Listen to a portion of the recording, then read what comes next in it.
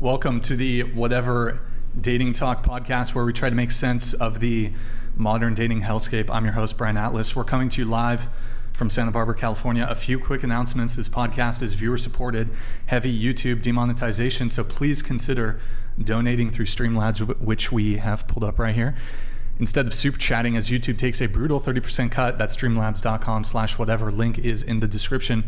We do prioritize the messages that are made via Streamlabs. To read a message is $100 and up. We will read those in batches, typically every 30 to 60 minutes. But if you want to interact nearly instantly with us and weigh in on the conversation at hand, consider sending a TTS, text-to-speech message. $200 and up triggers TTS. TTS is via Streamlabs only. We do have a slight stream and moderation delay with the TTS, and then the latency delay has changed on YouTube for us, so there's even a further delay. You can mute a microphone, pop a champagne bottle, and if you're a real G, for 1 Ethereum, we will pop a bottle of Cristal. Pull that up, Damien. There it is. One of the more expensive. They're like $400, $500. So, bottle of Cristal, like all the wrappers and whatnot. So, yeah. You can see the description for all details. Now, if you want to just tip. Just a tip. Just for a second, just to see how it feels. Just the tip. Have 100% of your contribution go towards us. No platform fees, no cut. You can via Venmo or Cash App. That's Whatever Pod on both. There's the Venmo. Here's the Cash App. Link is in the description. I'll give you guys a little shout out too at regular intervals. We have channel memberships. To become a member, hit the join button. Tier 1 is just $5 a month. We're also live on Twitch right now. Pull up another tab. Go to twitch.tv/whatever. Drop us a follow in the Prime sub if you have one. Rip9. Thank you so much for the Prime, man. Really appreciate it. We got merch, shop.whatever.com. I'm going to be switching to a different platform for the merch pretty soon, so stay tuned for that. That's going to entail a couple new designs. Follow us on Instagram at whatever. Any girls who want to be on the show, DM at whatever. Follow me on Instagram, BD_Atlas. Check out my nonprofit movement, Big Labia Matter, or BLM for short, because all labia can't matter until big labia matter. 10,000 labia placed a year in the United States. Working on a total ban, complete ban, perhaps even like the death penalty for plastic surgeons who do this. So the panel looks like they're on board with this. If you can't catch the full shows, we have Clips channel links in the description. We have a Discord, discord.gg/whatever. We post our stream schedule, behind the scenes, hate mail, a bunch of other stuff. There's the BTS, the behind the scenes tab in our Whatever Discord. You'll note this is from about 2 weeks ago. We had a feral strumpet that had to be removed because she got a little too liquored up. We tried to stop her, but you know how they do with the alcoholism. It just can't be stopped. So then she started crying in my hallway, and then what was she saying in the hallway, Damien? Do you remember? She told me to she called me the N-word multiple times, and then she told me to S-D twice. Yeah, that was fun. And then we have the Shoegate situation, so be sure to check it out. Discord.gg/whatever. Disclaimer: the views expressed by the guests do not necessarily reflect the views of the Whatever channel, and I do believe Andrew will be joining us a little bit later on in the show. With that said, without further ado, we're going to have the guests introduce themselves, so please tell us your name, age, location, so where you're from, occupation, and education. Go ahead. My name is Brenda. I am 24. I am from Los Angeles, and I am a digital artist in the electronic music dance scene, and I create content. All right. Any like school, college, anything like that? No. Associate's degree? Or? Yeah, associates, yeah. But okay. Yeah, What did you get? Bachelor's, I'm sorry. Or like what was the major? So I went in pre-med, and then okay. I changed to nutrition, and then just general education. Got it. Okay. Yeah. And you said you do rave content. Yeah, well, You're EDM a raver. content. I am a raver. Yeah. We should have had you come in rave gear. You should have told me. I would have brought some. I would have brought some stuff. I would have. Yeah. Right over my head. Didn't even. All right, it's okay. Next time. That's cool. And how often do you go to raves and stuff? So I work in the scene, so it's pretty often. But recently I took a break, and now I just go like once a month, or whenever I have to work, then I go for work. Got it. Okay. Cool. What about you? My name is Patrice. I just turned 26 years old. I'm from New Jersey. For a while, for the last year, I was a stay-at-home fiance, but currently I'm going back to right after this trip, I'm going back home to my job as a waitress bartender. I have a little bit of schooling. I've changed my life path so many times, but I started as pre-law and political science. That didn't work out, so then I spent like a year and a half studying health and nutrition, doing bodybuilding competitions. I did some macro fitness work, personal training as a side job for a while, and currently I have like a lot of things that I'm thinking of doing, but I was thinking of going back to school to work in air traffic control, especially with all the planes crashing and everything happening. It's a consideration. So we need it. We need those ATC people. And so you're from Jersey, you said? Yes. Okay. And any education, any school? I don't have any official degree, no. I have some qualifications. But did you go to college or university? I did, yes. Which I did. University? I went to Coastal Carolina for a year, and then I did community college for a year. Gotcha. As well. Damien, did we recently have someone on who also went to that? I could have somebody went to that school recently. Who was it? Was it last show? Someone who went? Yeah. Okay. Well, cool. Welcome. What about you? Hi, I'm Kelly, like a California, and I'm from South Korea. Okay. And I moved out here about this October, gonna be 7 years.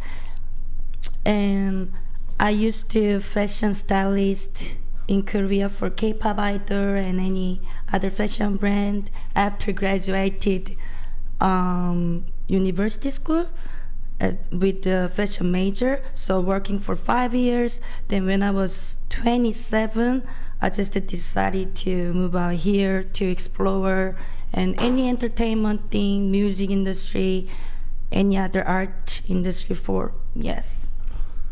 So right now, I just turned 33. You're 33. Yes. Okay. Got it. And I see you have some gems in your teeth.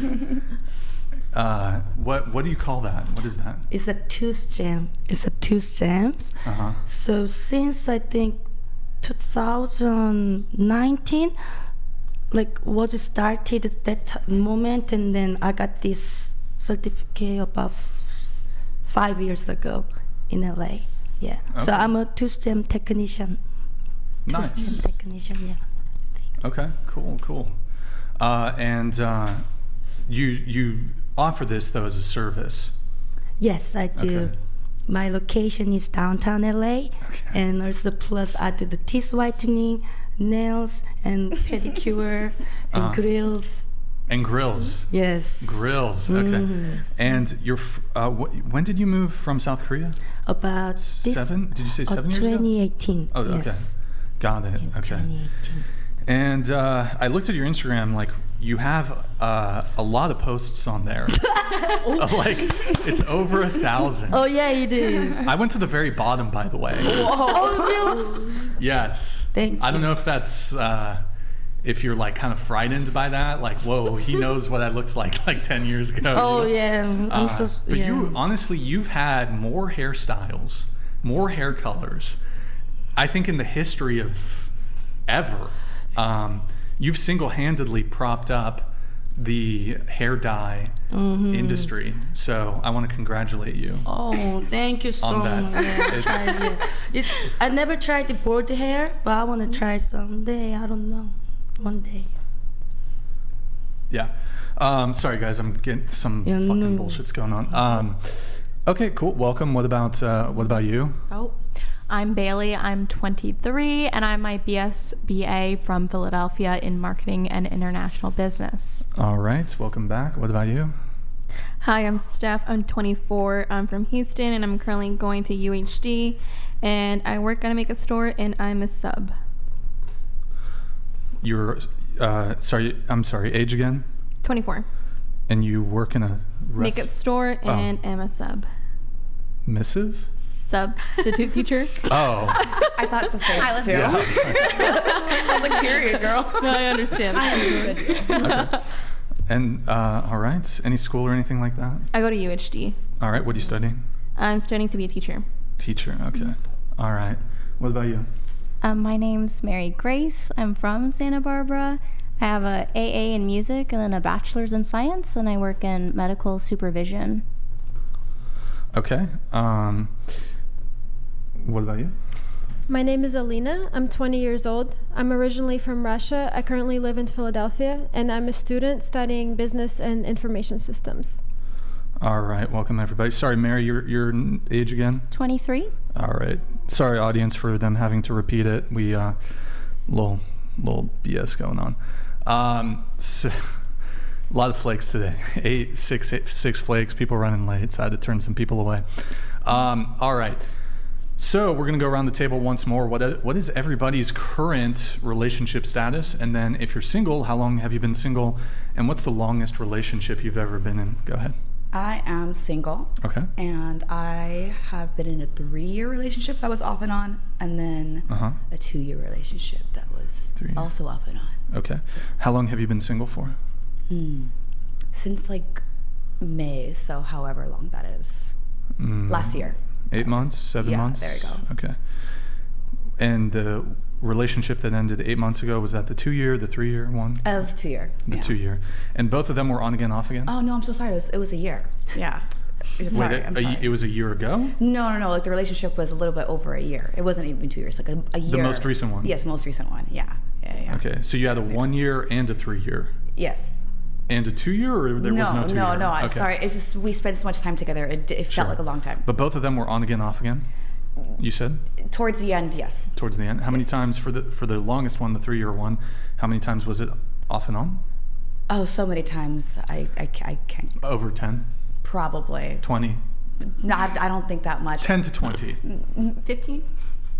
I don't know. This is 10. This is 10. Okay. Sure. Yeah. Who would be ending it, putting it in the off? Oh, I was so bad. I would end it, but deep down I wanted it, so that's why I would always end up going back. And he's for it because he wanted me. He's for it. No, he was for it. He would apologize, and then I would be like, no, I don't want your apology, and then. Wait, so he would end things with you? No. I would end things with him. Okay. And then he would apologize, and then I would ghost, and then I would come back. Okay. Yeah. Does that not make sense? Yeah, no, I'm sorry. Fucking. So, and then what about the other one? That was also on again, off again? Yeah. Okay. And that one was twice on again, off again. So for both these relationships, I guess the final breakup, who ended things in each of them? Was it you for both? It was mutual. Mutual, okay. Yeah. All right, what about you? So my longest relationship I ever had was 4.5 years. We had a great 4 years and a terrible half a year. And I'm recently single for the last 2 weeks, not from that relationship, from another relationship. I was engaged, and we were together about 1.5 years. Okay. So you've been single, for how long? Like 2 weeks. Oh, 2 weeks. Yeah, I landed in California single, so. 8 months. Is that your longest relationship? My longest relationship was 4.5 years. No, the fiance was not my longest relationship. Okay. 4.5 years. Yes. Who broke up with you in the longest one? Ooh, so he broke up with me at the end. So we were together consistently, living together for almost 4 years, and then the last 6 months we had one breakup at the 2-year mark, but it wasn't serious. It was 3 days. I went and stayed at my mom's house, and then we were back together. I moved in after date 1, night 1, and we spent 4 years. 4 years were great, and then we spent 6 months together where it was on again, off again, on again, off again. So I broke up with him, he broke up with me, I broke up with him, he broke up with me, he cheated on me. Okay. That was kind of the final straw. Is that the 4.5 year one? That's the 4.5 year one, yes. Okay, and then this most recent one, you were dating a red pill guy, as you called it. Yes, we were engaged. Okay, but my understanding, you don't want to share a name. Is that no, okay? I'm not sure. And where were you, I guess, when this all went down? Australia. Okay. So you moved to Australia. So we spent a year pretty consistently traveling, where we were in Europe, we were in the United States, we were all around the United States, back in Europe, Australia, Europe. So it ultimately ended in Australia 12 hours after I got there, yes. After this was the final push. I was gonna have to go back home and get my pets and move them over. But besides that, we shipped stuff to Australia. This was supposed to be we were picking a place to rent while we built a home, and as soon, like 12 hours after landing, jet lagged, tired. Yeah, we ended up. Yeah, he left. I spent 2 weeks in Australia alone. What was there a reason given? I think there's always a straw that breaks the camel's back, and the communication in the relationship really lacked, and it was really bad. And then I would do like this push-pull thing where I would just like beg for like the communication, and any red pill guy is going to find that annoying. But if you lack the ability to communicate, there's no relationship. So I think, you know, there was just a straw that broke a camel's back. There was an argument that escalated one day, and that was it. Like, there was no communication, so it was things piling on top of things, on top of things, on top of things.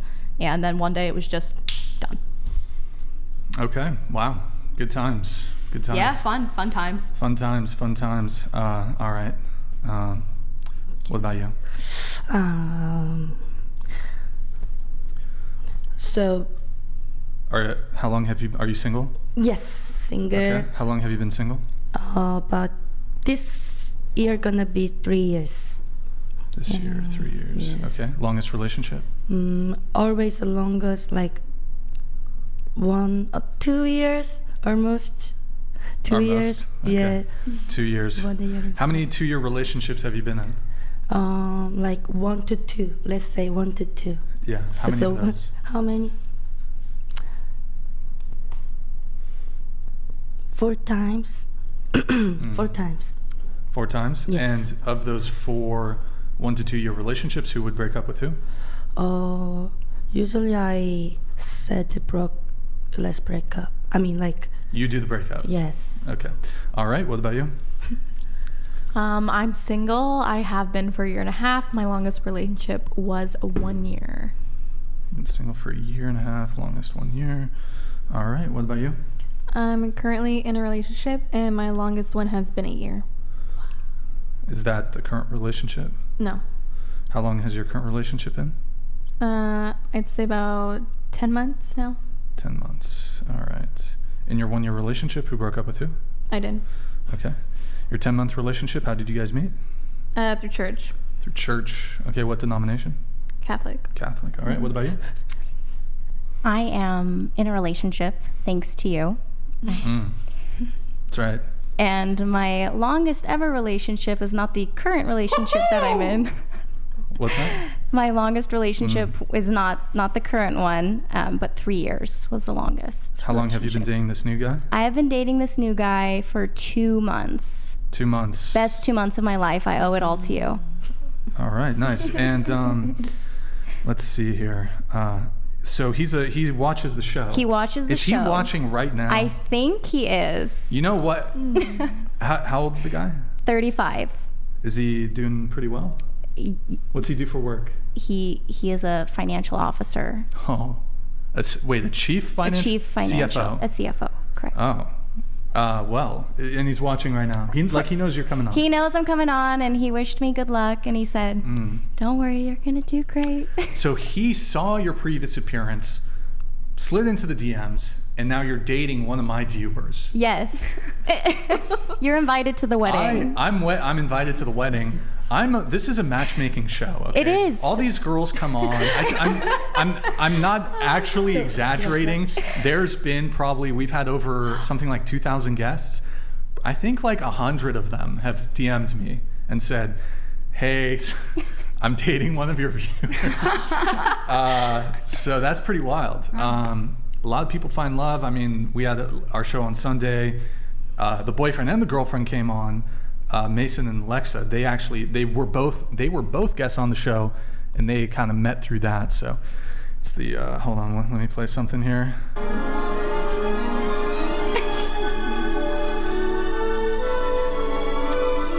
You're welcome. Thank you. You know what though? Because of my assistance, because I helped my viewer find love, I think a champagne pop is in order. And you know what? I think it should be the Cristal. Pull up the Cristal, Damien. Does he do crypto? He does. He's a crypto guy. Look, my Ethereum wallet is in the description. You have to send in a super chat too if you want to indicate that you're going to do the Cristal Ethereum pop. 1 Ethereum, it's low right now. Fucking crypto's in the trash. Who lost money on the Trump fucking coin, by the way? That was rough. Yeah. everything else. The Pepe fucked. But I think a little Ethereum pop. I mean, you know what I mean? You're making me sweat. We need a little champagne pop. So let's see here. That's cool though. And what about you? I'm in a relationship for 4 years. It is my longest and only. Longest and only. Period. Sweet. And how often do you nag him? Never. You never nag him? Never. Have you ever slashed his tires? No. Have you ever burned any of his clothes? No. Have you ever beat him with a belt? No. Have you ever? Why did you pause? Why did you have to pause to think about that? It's been 4 years. It's a long time, so I had to think about Have it. you ever hit him with a frying pan? No. Have you ever fucked up his dinner? I've only made him the best dinners of his life. You know, you didn't fuck it up once. You know, No. you I could never do burnt the turkey or chicken or something. No. Have you ever yelled at him in Russian? No comment. Does he speak Russian? No. White guy? Yes. Okay. All right. All right, guys, that's everybody's relationship status. We have a chat coming through here in just a sec. Thank you guys. Sim, thank you for the tier 1. Rebel, thank you for the prime. Appreciate it. Let's see here. We have, here we go. Okay, here's an interesting one coming in. Peter Griffin donated $200. Chat, would you rather get a massage from a gay man or surgery from a female doctor? Serious surgery. So basically, would you rather get a massage or die? Ladies, what decade was World War I? It's 1914 to 1918. Yeah. Period. Yeah. We did this on Sunday. Oh. Ooh. A little bit. All right, I'll fix it. My bad. Here, put it on a different angle. Okay. Yeah, not too bad. Okay, that's fine. Did you guys answer the question? No. Yeah. What was the question? As for the risk question, I think I'd rather get a massage instead of dying. Yeah. Right? Why? The question Yeah. is, would you rather get a massage Right. from a gay man or serious surgery from a female doctor? Also, what decade was World War I? Well, that one's not to you guys. It's to the chat. Right, But, that's what I'm talking about. what decade was World War I? It was 1914. Yeah. She said it. Oh, who said it? Mary. Totally ruined it. Yeah. Sorry. Good job, Mary. Failed. All right, let's see. How about, you know what? What was the primary decade Oh, fuck. of World War II? I wouldn't be able to answer that. Guess. 50s. 50s, okay. 1940s. Okay.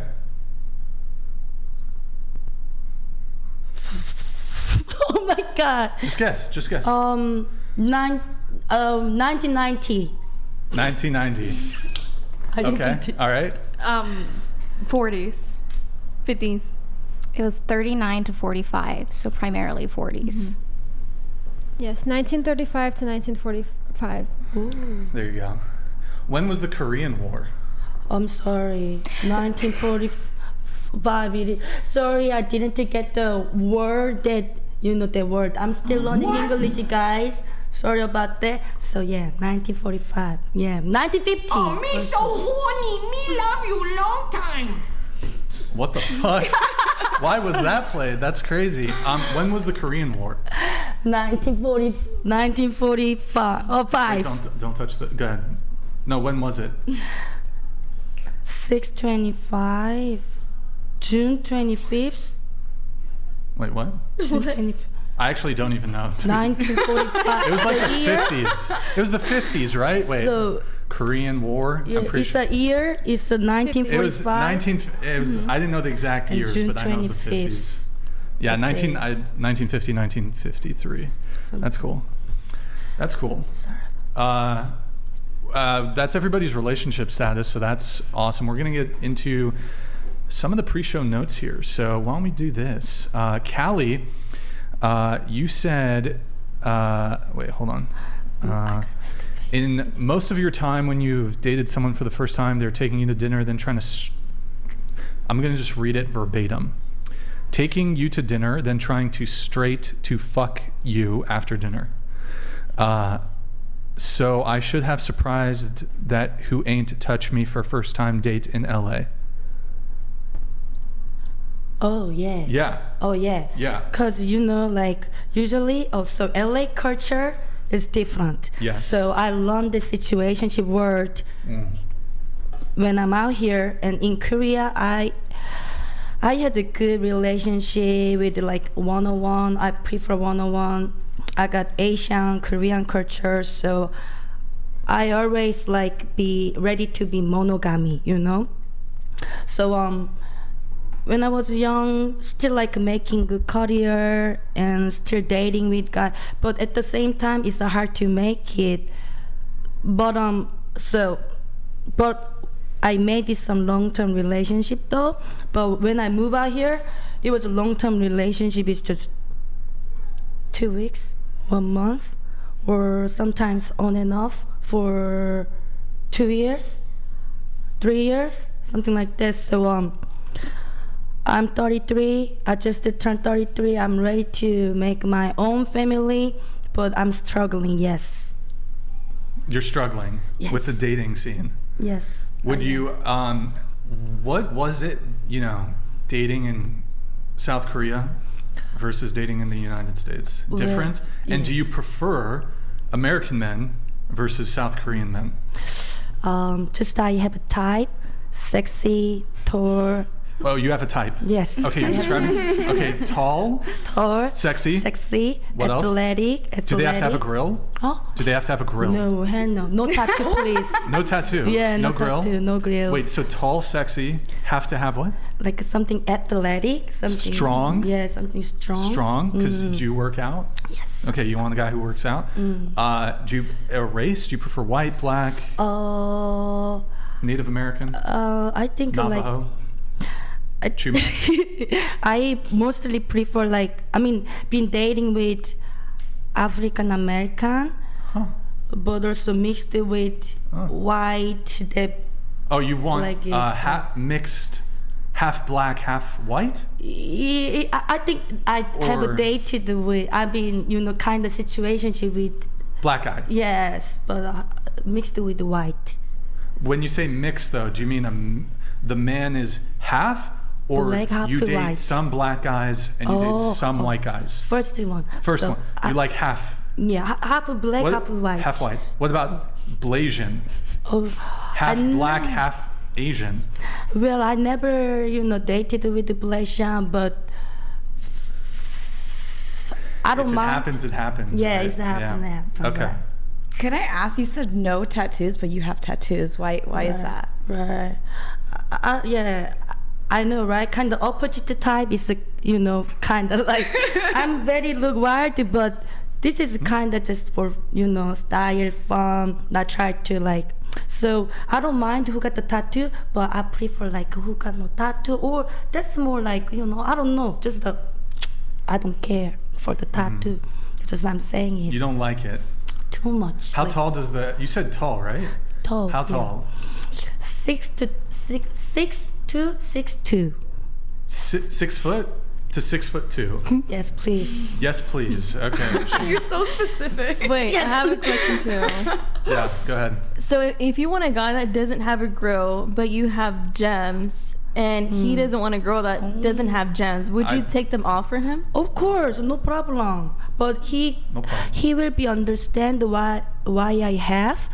Actually, some guys doesn't like me have this tooth gem, so I tried to remove her, but they also respect my style for business making. So to be honest, they understand, so I don't have to do. But when they mention, I can consider to remove her. It's easy to go. So okay. Sweet. That is cool. So black, 6 foot to 6'2". Tall, sexy. Strong. Do you care about money or not really? Money, we can grind together. Good money? Yeah, we can grind together. So. Right. Wait, so you moved? How old were you when you moved here? So that you would have been 26. 27. 27. Yeah. And so, but you had pretty much lived in South Korea your whole life up until that point, right? Right. Were you? Did you date South Korean men when you were in South Korea, or were you dating foreigners? Oh, yeah, of course I dated with the South Korean man. Yes. And also I'm Korean American.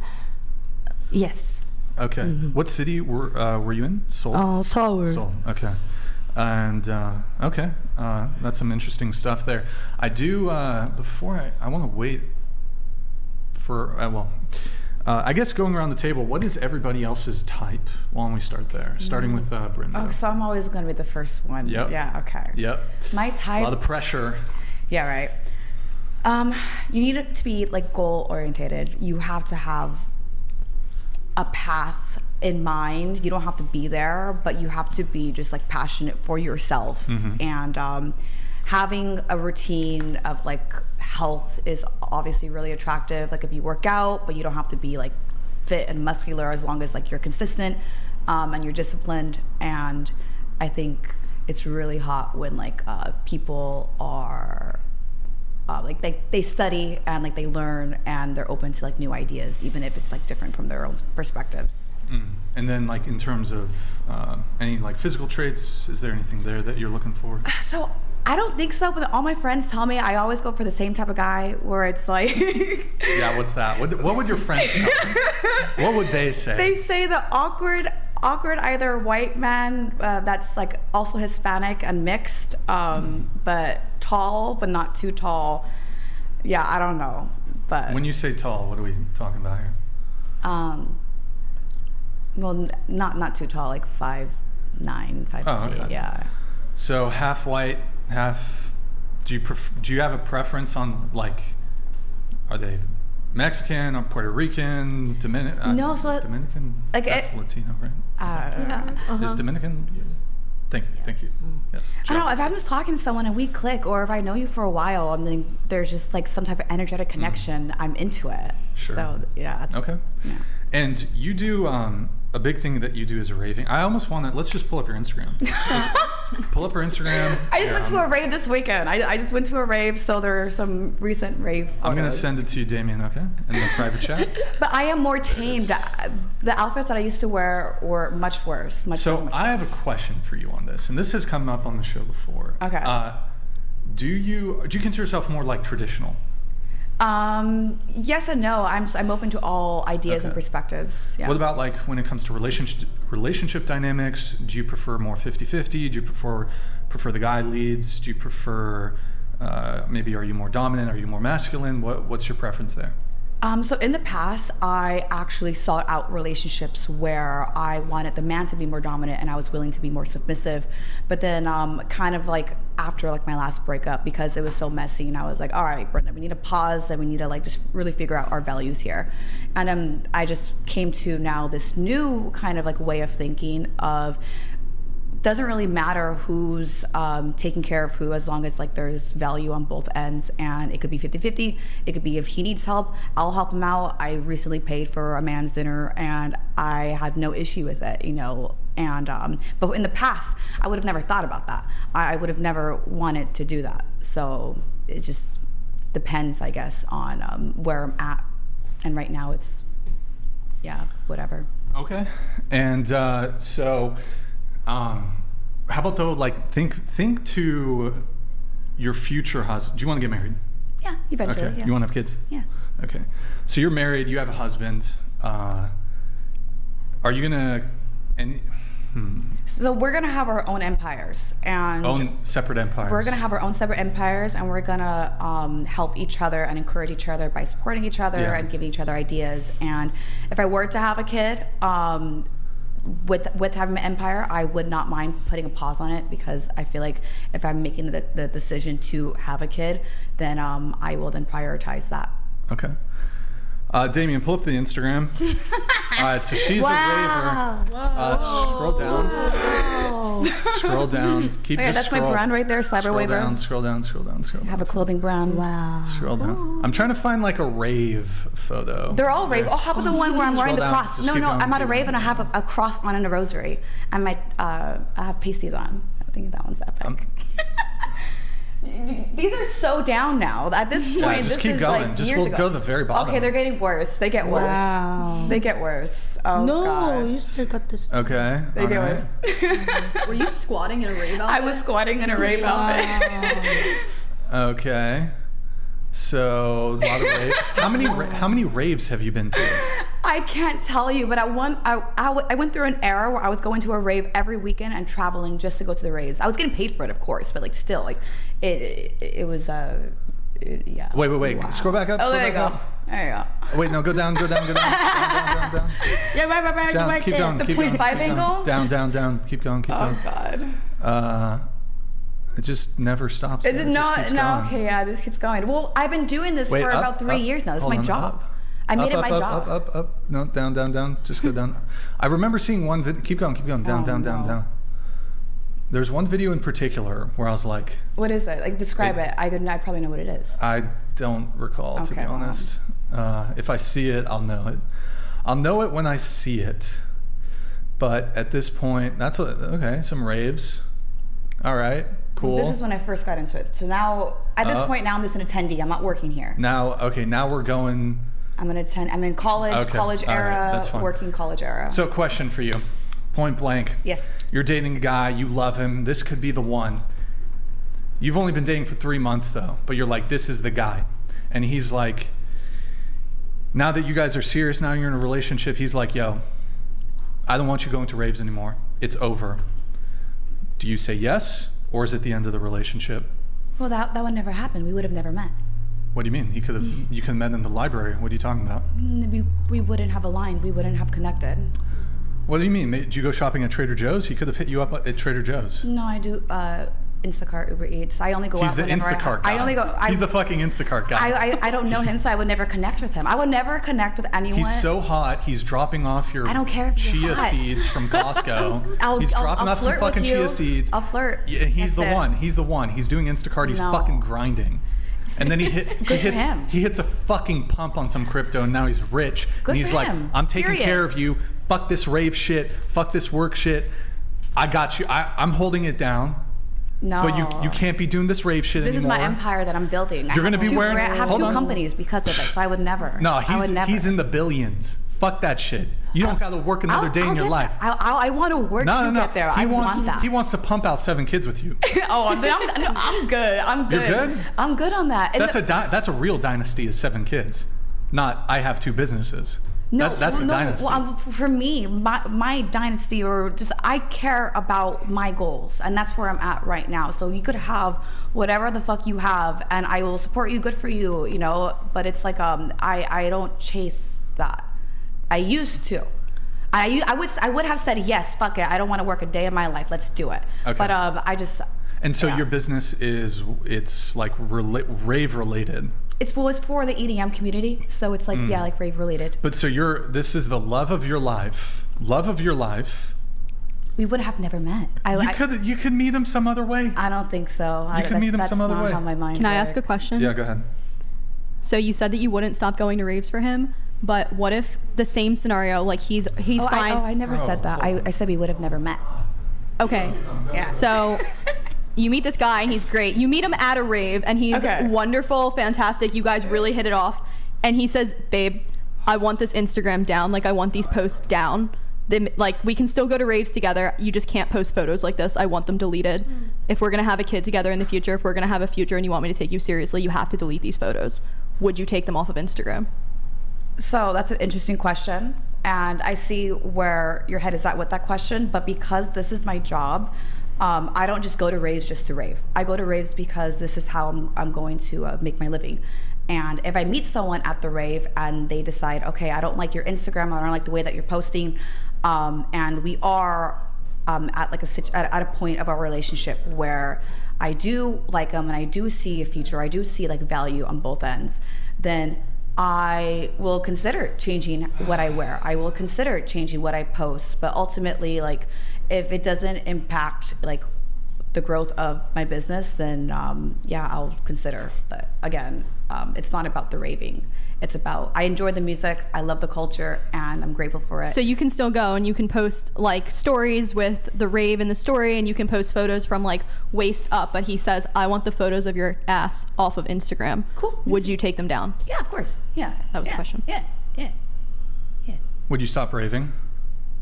Well, no. Well, no, because so she had asked if we had met at a rave, and then he was like, we could still go to raves together, but you have to take your photos down. But if in that hypothetical, if we met at a rave, why would he want to stop raving?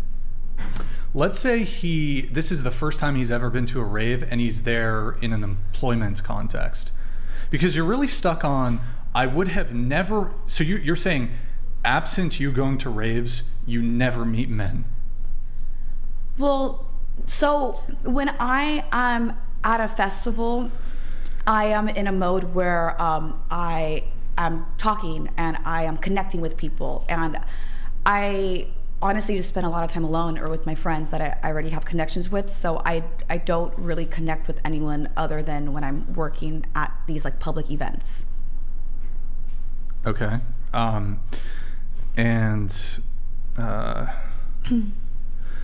So I'm gonna go ahead and chime in. So on your Instagram, you have gym posts. You're saying that you don't really go out besides raving, but you have gym posts. Let's say a guy comes up to you at the gym, hits on you, and y'all hit it off. Would you like still keep going to the gym? Keep going raving? I mean, maybe I'll just keep it like of us working out at the gym if he doesn't like raving, and I wouldn't further like the relationship with him. So I'm not familiar with raves. I've never been to one. I just know people, like I know people who have been to raves. Yeah. They're notorious for being very druggy, alcohol-y kind of events. So when you meet a guy, he's great, and you guys hit it off, and he wants to have a baby with you, are you like leaving the baby at home with a babysitter to go to a rave and get messed up on, like, I'm not saying that you do ecstasy, I'm just saying it comes with the territory, or any kind of drug. Yeah, of course. Are you leaving this baby home with a babysitter to like go raving when you're 30, 35? So I'm currently 24, and I do not plan to, I mean, if it happens, it happens, but I'm setting it for when I'm like in 10 years from now. And at that time, I have a kid. There is one thing to say, actually, that not all ravers take substances. Oh, wait, you have a kid? No. She gave me a hypothetical that I have a kid. Oh, okay. Yeah. And I was just like giving some context. So not all ravers take substances. A lot of people are there for the music, but the culture is big and it does exist. And when you do get into raving, that is the first thing that you hit, because that's just like what raving is known for. And I feel like a lot of people do fall into a cycle, and a lot of people do end up coming out of it because they genuinely love the music.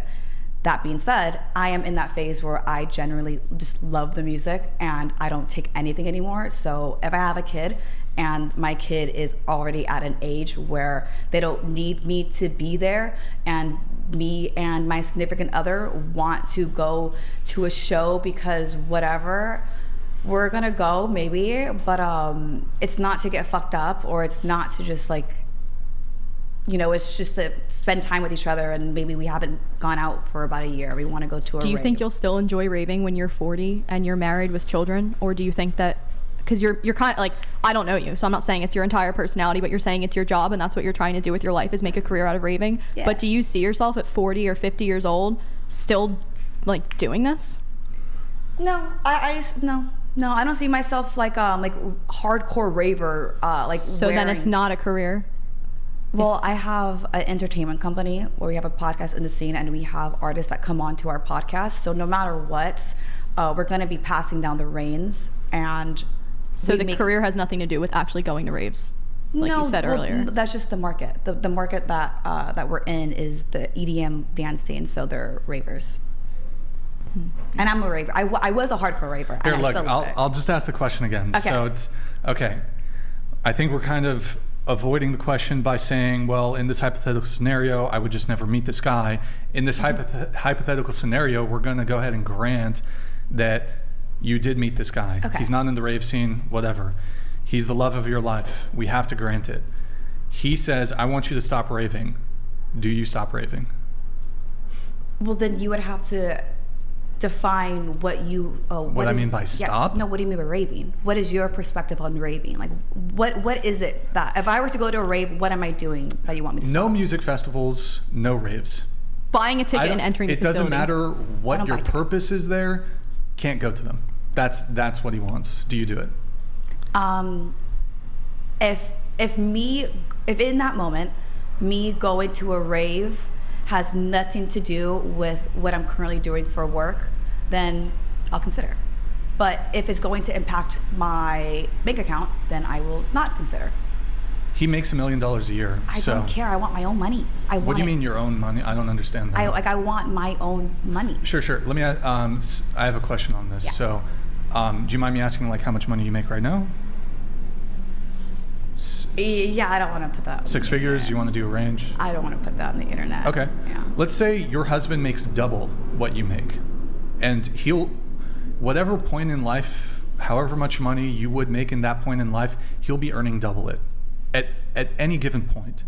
So he makes what you make, and then he basically makes what you're making anyways. He says, I want you to stop working. You guys are married. You're still generating the exact same amount of money that you would generate. Do you stop working? Well, legally, I can't do that because one company that I have it with 3 other. I have Legally? Because I have a company with 3 other people. So if I just stop, then it would be a whole shit show. So I can't just completely stop. What do you mean? What are you talking about? So me and 3 other people. I want buy out my shares. Problem solved. Well, then that's just a me problem of not wanting to do that. I Wait, wouldn't what do you want- mean? Like I wouldn't do that. Like that's my baby. And What's your baby? What is it? What's the business? an entertainment company. What is it? So it's a podcast. What do you guys do? It's a podcast. EDM Okay. podcast. And it's Okay, yeah. in this moment I love it, and it's my baby. So it's hard for me to like think about letting it go. Okay. It might change. It might change. So just to be clear, like, let me ask you this: between having your podcast and your business and making your own money, if like here's the 2 trade-offs: husband, children, or rave podcast and your business and being a boss babe and making your own money, which do you pick? If you have to pick one. In this moment, You have to pick in one. this moment, if it was today and I had to pick one, it would pick the but business. for life. It's all situational. I feel like my mind. I just explained the situation. No, like my mindset will change. I can't put. This is what I No. can't do. I can't put Here's myself in that mindset. the situation is right now, right? Oh yeah, right now I would keep what I'm doing. I wouldn't have a kid right now. No, but so the entailment is if you pick right now, your podcast is going to be insanely successful. You're going to have the most popular raving podcast ever. You're going to be making $1 million a year doing it. But that's it. That's your business for life, and you're going to be single for the rest of it. And I have a clothing brand too. Okay, your clothing brand does good too. Or, and you have to select. You have a crossroads, and you can't. There's no going back. Or husband, children. Which do you pick? In this moment, I am picking what I'm currently doing. Okay, but the entailment of that is that you die single and alone. Oh, okay. I see what you mean. Die single and alone. Well, I love myself, so that I will be okay with that. You'd be okay dying single and alone? But I will have friends. Yeah. I still have friends, right? Sure. That's all I need. Yes, those you are can relationships you too. can have friends. That's all I need. But they're going to get married and have kids, and they're probably by the time they're in their mid-30s, they're probably not your. Well, I mean. Yeah, Can I still like flirt with people and like? Yeah, you can fuck. You can fuck. But like, you know what? I'm gonna limit you. I'm cool with that. I'm limiting you to one person. 3-month situationship. That's it. I'm cool with you that. get 3-month situationship. I'm cool. New experiences. And then let's do it. And then they're gone. Cool. Okay. New experiences. Okay. So all right. I come from a place of detachment with love. So I feel like with that in mind, I will be okay with that. Okay. Yeah. Huh. And so I guess my question is though. Do you like working? Like, do you enjoy it? Now I do. If you weren't making any money though, would you do it? Yeah, I don't. You would still do it? Okay. I was fucking eating shit. Because I was thinking about this the other day. It's like women, when it comes to like, if you meet a guy who's capable of saying, hey, I want you to stay at home, he's a high earner, and he's like Just stay at home. You don't have to work. Take care of the kids, take care of me, take care of the family. And I was thinking, like, a lot of women would say no to that. But then I was thinking, what if an employer came and said, I'm going to pay you $100,000 to do exactly what your husband wants you to do in the home? Obviously mine, like, not sex or anything, but like an employer comes and says, okay, we want you to take care of this household, and you're going to be a nanny, and you're going to raise these kids, and we're going to pay you $100,000 a year. And I was thinking, like, it's interesting to me that women would take the $100,000 a year job. I wouldn't. Well, because that's not what I want to do. That's not what fulfills me. So I'm not going to go do that. I'm not going to go clean a house. If someone that fulfills you, then hell yeah, go off. But like that's not me. So I would want to make the money in the field that makes me happy. Or let me ask you this then. Let's say you already have kids, and then there's some circumstance where you need to stop working. It's either your kids or your job. Kids. If I made the decisions on the kids, we have a new guest who just joined us. Welcome. Oh, hello. Here's what I'm going to have you do. I'm going to have you scoot into the table, and if you can, scoot your microphone that way, okay? This way? Scoot it, push it. Nope. That way. Which one? Forward. Can somebody help her, please? Forward. Yeah. Yeah. So tell us your name, age, occupation, location. Hi, my name is Ivy. I'm 24. I'm 24, and I used to be a public school teacher in Oakland, and now I'm currently transitioning to marketing and social media. So yeah, that's my name, age, occupation. All right, and where are you from? I'm from the 626, or like San Gabriel Valley. Yeah. SGV. Yeah, SGV. SGV. Okay. And any education, college, university? Oh yeah, I graduated from UCSD. Oh, it's San Diego. Okay, nice. And what was your major? I majored in literature and political science. Double major? Sorry. Literature, international literature, and then minor in political science. Yeah. Political science. Okay. And let's see, UC San Diego, were you in a sorority? No, I had no social life. No social life. UCSD is pretty good party school, I think. I've never been to any parties at UCSD. You never went to any, what's that? Not really. Oh, it's not? Yeah, it's like called UC Socially Dead. Or is it San Diego State? I think it's SDSU. San Diego State. I mean, but they're, well, whatever. Okay, cool. And what's your relationship status? Right now, I'm single. Okay, single. How long have you been single for? Right now, it feels like it's a long time, but I think it's just been 2023, so 2 years. Yeah. 2 years? All right. So it is a long time. And then what's the longest relationship that you've been in? 2 years. 2 years. And is that the one that ended 2 years ago? No, that wasn't. Yeah. Okay. When was the 2-year relationship? I've been in I think 2-year relationships. Okay. And so that was a long time ago, like right before COVID. So like high school? No, high school 1, and then college when I was at UCSD 1. So those were both 2 years, and then the other ones after that were just 1 year. Okay. The one that ended 2 years ago, how long was that one?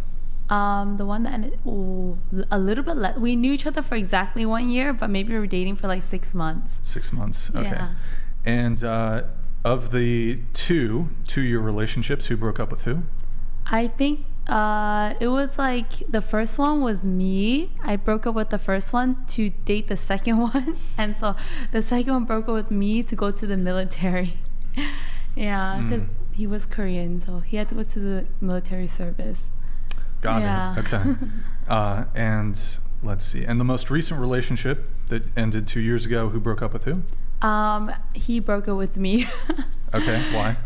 It was a tough decision, but maybe it was about, I think I'm like a little bit high maintenance when it comes to relationships. And at first he was like really gung-ho about it, but over time I think I probably exhausted him. Yeah. Okay. All right. Rock and roll. And so everybody here is single except for Alina and Mary. And Steph. Yeah. Huh? Oh, and Steph. Sorry. Wait. Oh, that's right. My R looks like an S somehow. Not sure. Okay. So single. What does that actually mean, though, to be single? So 8 months, 2 weeks, 3, what was it, 3 years you've been single? 3 months? I don't know. 3 years. 3 years. You've been single for 2 years, 1.5. Is there currently a guy in the picture? As of recently, yeah, but like, he's not like a guy in the picture. He's just someone who I had the first interest in a long time, and I was like, fuck it, so I asked him out. Okay. Before I have you answer, I'm going to let the chat come through. Old Man Marine donated $200. Thank you, Brian, for helping me get my balls back after a horrible marriage. I have a new girlfriend now, and she's expecting. Congrats, the man. old man daddy soon. Oh, shit. Have a great show. Keep fighting against feminism. Thank you, Marine. Appreciate it. Congratulations on the kid, man. That's awesome. That's awesome, man. Congrats. Al777 donated $199. This chick is a gingerly and the most delusional I have ever seen on your show. Also, that Asian chick from Sunday about the Serbian guy was totally lying and crying fake tears. These chicks crazy. Any responses from any of the panelists on this one? Ginger hair? That's... I don't... Do Asian you girl know me? with Asian... She has reddish hair. I don't know who... Because that makes I'm sense. so very confused. I think you need to donate again and specify who. Yeah. Huh. Okay. Well, 777, I do appreciate it, man. And then we have here, and why not? Meet the Kaiser. Thank you, man. Brian, how are you, man? Very happy to hear. C6, Chair 6, found love here. As much fun as it is to watch Andrew square up with feminists, people sometimes forget this is first and foremost a dating podcast. Congratulations to you. You want to say anything? Where's the champagne pop? I'm so happy. Your boyfriend. You know what? I don't know if he might. Call him right Give me now. my phone. I will. Yeah. Okay. Well, we can't have it on. You got to call him behind the scenes. We can't. Okay. It's technically a felony to record somebody's conversation, but. Text him. Text him. Yo, Okay, I'll text him. Get her phone. Do you have her phone? What's your phone look like? It's pink. All right. Yeah. No, that one. All right. Here, just pass it to me over here. All right. We're gonna peer pressure him. We're gonna bully him. So what should I text him? Yeah, text him. Be like, Brian is demanding. Okay. Brian is demanding a champagne pop. Oh no, I don't like him spending money on me. To be quite honest, He's not spending money on you. On Brian on a cause. Okay. Yeah, he owes me a favor, you know. He owes me a solve. Oh my gosh. I got you guys linked up. I'm a matchmaker over here. That's actually my fee. I forgot to tell him my fee. It's what? one Ethereum. So here's the story, though. Any men watching who want to date any of these women, it's one Ethereum. We I have think that rather makes have me flowers. a pimp technically, but what? Wouldn't you rather have flowers? Huh? Flowers? Not roses that are orange. What's his favorite flower? Dandelions. Dandelions. Yeah.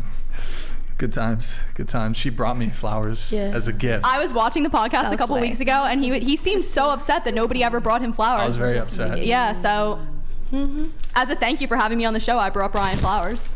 Look at that. She actually brought me. But are you gonna give them to another girl tomorrow? You said that on the podcast a couple weeks ago. I'm giving them to Damien, my producer. That's so sweet. And then he's gonna give them to whatever his girlfriend. Okay, cool. Yeah. Just put it back there. Thank you, though. Thank you, though. Appreciate it. That's very nice. Very nice. Thank you. Thank you very much. Okay.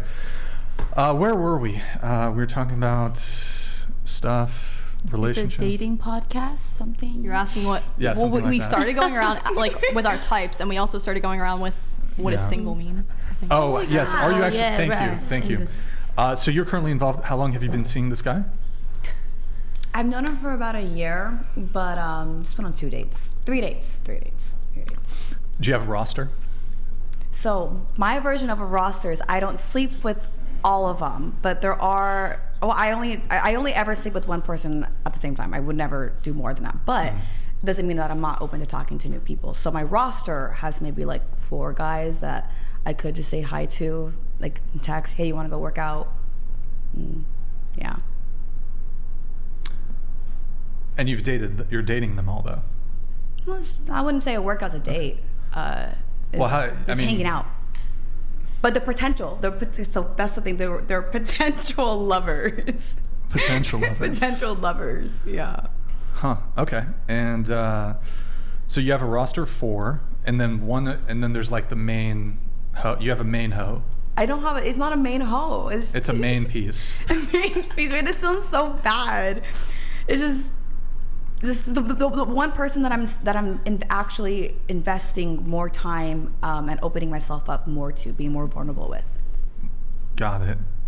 And have you guys had carnal knowledge? I asked him out, and yeah. You asked him out? Yeah. Wait, what do you mean you asked him? Like you? Like yes. Asked, wait, what? That question is too much on the internet.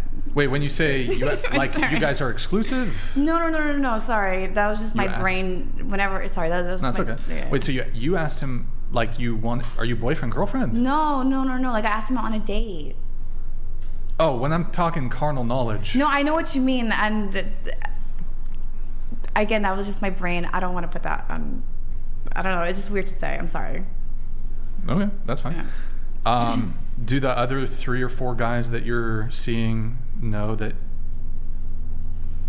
you're fucking another dude? I don't know how else to say it. Yeah, well, like it's not really like their place to judge. Like we're not. But do they know? Regardless of judgment, do they know? It's just not their need to know. So it's not their place to know. It's not their place to know. I would want to know. But if I'm not fucking you, then why do you care? Well, I don't date women who are fucking other men. Well, then there you go. But that's why I want to know, so I don't take a girl out on a date who fucked a guy the night before. Well, okay, but I would never let a guy take me out. So these guys. But you said you'd go on gym dates or whatever with the guys. Because I just text them, hey, you want to go work out? Or they text, hey, you want to go work out? And it's just hanging out with a guy who that could be a potential lover. Like potential lover. So, but then in addition to the guys who you're going on these like dates with, but you're not hooking up with them, what about the guy who you are hooking up with and he's like, oh, what the fuck? She's going on dates with other dudes. But I'm not fucking them. No, you said you were fucking. No, I'm not fucking them. I'm not fucking. No, you're fucking guys. A singular man. Yeah. One guy. Yeah. Sure. But he might feel a type of way like, oh, she's dating other dudes and I was inside of her yesterday. I don't know how I feel about this. Then bye. Really? Damn, Yeah. Nicole. Heartless. Well, yeah, like we're not exclusive. Because once I'm exclusive, like we're exclusive. So if we're not, then it's like. Do you think most guys would not care about that? I don't know. If you were sleeping with somebody else and also going out with them, do you think most of them would not care, or most of them would care? I'm not sure. Keep it. Damien. Yeah, I honestly haven't really like I guess quote unquote dated to like really know that. I've always just been in relationships. So this is like my first time ever single and just on my own. Do you think that a guy would want to take you seriously if you're not taking him seriously? Because if you're not, like, even if you guys aren't exclusive, if you're dating other guys, like, how serious could you be about him? Well, yeah. So like the energy that I put out is the energy that I receive. So if I'm putting out the energy and intention that I don't want anything serious, then I of course expect the same energy back. I'm not looking for a boyfriend. So you're just having fun. I'm just enjoying life. Like Okay. So this energy that you give out, don't you think it should be like vice versa? Yeah. So I'm not saying it's wrong what you're doing, well, yeah, but don't you think it's like, I know it's not their need to know, but let's say one of those 4 guys wants to take you serious. I know you don't want anything with them, but don't you think they should know as a form of like respect as just a person? Because if I was in your situation and I was a girl and a guy that I was fucking but I wanted to be serious with, I found out that he's talking to 4 other girls, I would be hurt and I would want to know because I wouldn't want to waste my time. Especially if it's just like, even if it's just going to the gym, I wouldn't want to waste my time when I could be getting to know someone that I could actually have a future with. Yeah, 100%. That's a beautiful question because I totally hear that, and that's the beauty of communication. You know, like once someone actually communicates that, okay, we're starting to like see each other more, and I'm having a bigger interest in you or whatever. And then we would talk and we would communicate, and that's between us. And then, yeah. But of course, I would never lie. If someone, like, I'm an open book. If you want to ask me a question, I'll answer. And then, yeah. Oh, so they don't know until they ask you. Yeah, and that's like vice versa. Like, I'm not gonna, if I don't want to know something or I don't feel the need to know, I'm not gonna ask. And if I want to know, then I'm gonna ask. And that's the beauty of communication. What is the threshold where you view a situation reaching something serious where you do need to have that discussion of what's the expectation between your dynamic? I honestly don't know, because I've this is, again, like, dating is like new for me, or like this is the way that I'm dating is the way that dating was able to like make sense with my lifestyle, and it's new for me, so I don't know. Okay. Well, I guess moving on, you've been single for 2 weeks. Have you had a rebound yet? No, I'm a serial, like, long-term relationship type person. I have options, but I'm not. I think I always believe in taking time to heal yourself and figure your. I don't think it ever turns out well when you immediately jump into another relationship without working on yourself and healing yourself first. I think that you just take. Listen, am I sad on some level? Of course I am. Am I on some level also relieved? Yes, I am. But that being said, anybody that gets into a relationship right after they've left somebody else, I don't care what they say. They're still, like, a week after that person, you're still thinking about that person. 2 weeks after that person, you're still thinking about that person. And a month after that person, you're still thinking about that person. So I don't think it's right to enter into another relationship and start trying to learn somebody else when you're still thinking about ex whoever. So options, yes. Rebounds, no. Boyfriends, no. I usually try to give it like at least 3 to 6 months. And I don't enter a sexual relationship until like it's exclusive. If there's no exclusivity, it's not happening. So you, how long do you typically wait? Like, what if the guy's like, I'm not dating anybody else. This is the first date. Let's be exclusive. Like, will you smash right away? No. Second date? Maybe. I mean, maybe. I was with the ex-fiance on the night one, and it was like, but he was just. Oh wait, hold on. Wait, hold on. The first night. Yeah, but I thought you need exclusivity. So I had seen his content, and he was basically like, if you want a girl to take you seriously, like, she has to be just after the first date, my Instagram was down, and this was just like fun and giggles to him. But after date 1, my Instagram was down. Like, I was borderline getting ready to quit my job. I was like, anything he wanted, I would have given him. So I mean, he was just like an extraordinary circumstance, but I wanted him to take me seriously, and I knew that like my time with him in the United States before he bounced to wherever he was going next was like this. So we spent a whole week together after, like, it was night 1, and then we spent like 5 days together. It was our first encounter, but I wouldn't, that's not like my norm. Got it. Okay. And wait, so how about before that though? So before that, the first boyfriend I ever had in my life, going back to types, like, my friends have this joke that I strictly only date balding men in their mid-30s. They all look pretty. Yes. That's awesome. So the first boyfriend that I ever had, we were together, like, the first person I'd ever been with, we were together probably like 3 months before there was any type of like sex. And then the next boyfriend, the long-term, the 4.5-year one, we were together. It must have been 2-3 dates. Was your fiance, was he loyal to you? Like, did he tell me he was loyal, or what do I think?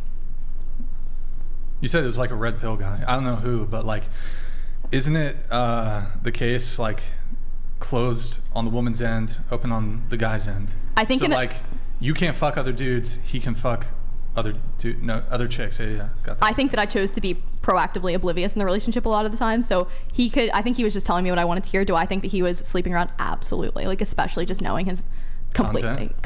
Okay. But there is something that's like, if I'm not going to leave the relationship, so I can have these insecurities, but if I'm going to sit there and harp on it over and over and over again, he's just going to lie anyway. So I'd either exit the relationship. Like, if you're still following girls on Instagram every day, and I see like these Insta-hoes that you're following, I assume like you're not following them because you want to see what they're up to this weekend. There's intent. So. Okay. What about you? Is there a guy in the picture, a half white, half black, tall, sexy African man? Who's tall? Oh, actually, he's my crush. You have a crush? Yeah, I have a crush. Have you guys met in person? Yeah. Yeah. So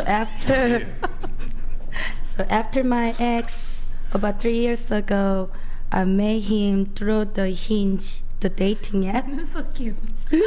So cute. Yeah. So he's 4 years older than me, and in Korea we have the culture who. Do you bow?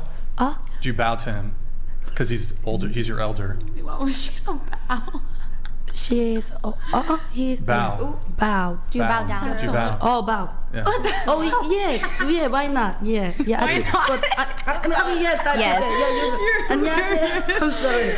I was a little nervous to talk about this later. That's okay. So is he a half white, half black guy? Right. So he's Yeah, right, actually. yeah. Yes. Yes. No more information. So anyway. So you're dating him?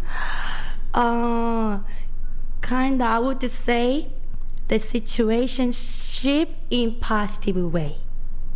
Wait, with what? him. Say that again. So actually, situationship is negative word, kind of like people don't want to say I'm in situationship, you know, like So you're in a situationship in positive way. with him. Yes. So how long have you been seeing him? 3 years. What? Wait, hold on. You said you've been you said you've been single for what did you say? 3 years. But you've been when's the hold on. Situationship. Hold on. When is the last time you saw him? Oh, it's about 1 week ago. A week ago. Did you guys have sex? Oh yeah, of course. And you've been seeing him for 3 years, but you've been single for 3 years? Yes. Sounds like you're dating the guy. Yeah. No, kind of like. So he's actually not American. He's sexually not He's American? not American. Oh, not He's not American. American. Okay. Yeah, actually He's American. American. Where's he yeah. from? So, too much information, Canada? Maya. Yeah, too much. No, it's okay. too little. Too little. Yeah. Okay. UK, He's Canadian? Jamaican. UK, Jamaican. Mixed with UK, Jamaican. Yes. I know. Say it one more time. One more time. In case I think everybody missed it. UK Jamaican? Yes. Okay. Jamaican. Jamaican. I like that. Okay. So he's Jamaican. All right, that's cool. Yeah. And so you've been in a 3-year situationship with a Jamaican for 3 years. I love that. Yeah. And so during that 3-year period, were you dating other guys the past 3 years? Oh, I mean, so it's a situation like. Do you want a relationship with him? I would, but not ready for. You're not ready, or he's not ready? We both. Both. Why aren't you ready? Oh, we were talking a lot, so when I started some relationship with him, so actually, it was Mr. Timing. Oh wait, sorry. I meant the girl in chair number 1 is a unicorn and is the delusional one, not gingerly autocorrect. Oh, that autocorrected a word. Unicorn, it was not unicorn. 777, he dropped the redacted word. Okay, go ahead. Sorry, keep going. Go ahead. So what is that? So after I broke up with my ex, I tried to start another serious relationship, but kinda also I tried to look it up on other men's also, not only him. So I missed to focus on him, and I tried to date with the multiple guys, so to be honest. But after doing this after a year, we were talking more like how we are serious, but we cannot build up for now the serious relationship. So we've been just try to make some happen, like to see more, share some moment, but not like seriously so far. But who knows for the future? Do you want kids? Of course, 2 or 3. 2 or 3? Do you want it with him?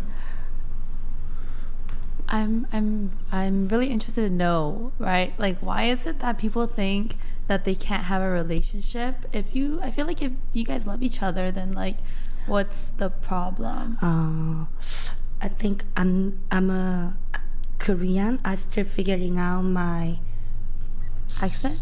Yeah, something like, still learning, still need I don't know, something like, so kind of like he also figuring out his status, like, I don't want to say immigration status. Yeah, something like a more more serious. Something paperwork thing first should do it as a non-American. So we both are doing it, and so that's why like so many reasons. It's complicated, but anyway. But you guys can just do those problems together. Like you can just like do life together. Like 3 years is quite a while. Like actually, I was also not a woman for him. I like to party with the girls. I like to go out, and You're not a good woman for him. So did you really like him? Wait, but hold on. When you say you're not a good woman for him, in what ways were you not a good woman? Like so partying. What else? I think he's a UK guy, so I heard the UK don't want to say don't do it. Just so he want to see it how I'm moving. Okay, I understand. How I'm acting. So he doesn't want to have to tell you what you should do. You should just do it. But like you can have fun. I don't get it. Did you want him to tell you like you can't do this? Like did you want that don't do this, don't go here? Like did you want to be told what to do, or because it seems like you knew what you were doing like was not good for the relationship. I think I used to date with who is insecure, who is trying to release on me, but this guy is older enough. I think 38. This year gonna be 38, and I'm 33, 37. Oh, you look young. Thank you, baby. Wow. Anyway, 33, 37. So that's why like. We try to like I don't want to talk about what I don't like about some point of his life, but I cannot say also like don't do it, you know what I'm saying? So we try to be patient to each other, but try to be honest. Okay, well, hold on. We got to do a couple things here, guys. If you want, Reed is 100, TTS is 200. Like the video, guys, if you're enjoying the stream. Also, some quick shout outs. If you want to have 100% of your contribution go towards the show, we have Venmo, Cash App, it's whatever pod. Chris, thank you for the 69 cents. Curtis, thank you for the 50, big 50 from Curtis. Guys, W's in the chat for Curtis via Venmo. He was saying Candace was Coastal Carolina grad, so. And then we have Cash App, Thomas, thank you for the 7. Jaden, thank you for the 5. Colin, thank you for the big 20. Guys, W's in the chat for Colin for the 20. Thank you so much, man, really appreciate it. And then go to twitch.tv/whatever. Drop us a quick follow and a Prime sub if you have one. Twitch.tv/whatever. Drop us a follow and a Prime sub if you have one. All right, there it is. Thank you guys so much for all the support over there on Twitch. Appreciate it, guys. Okay, cool. All right, let's see here. We're gonna get that back up. Not too late, guys. I got it. So going to you, Ivy. Oh wait, can I ask one more question? Go ahead. There? I'm curious. Like your dating history sounds really cool. Have you ever tried dating a Korean guy? Oh, I tried it, but kinda attractive with more sexist one. Wait, what's sexist? I don't know. Sexy? I don't know. Korean guys, I love not it, sexy. but kind of look too pretty for me. Pretty boys, They look you too know. Korean men They are look too feminine. pretty. Yeah, too pretty for me. I like wild. You like I the love it. Savage. So. So it's just a look thing? How about personality and like mannerisms? First thing is a visual, and the second thing mind.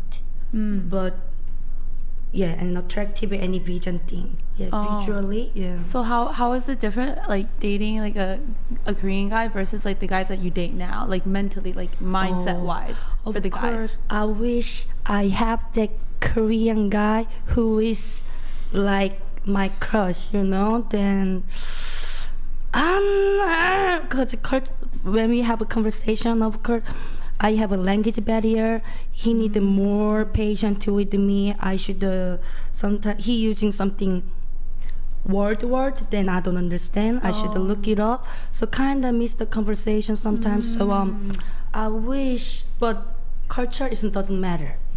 Yes.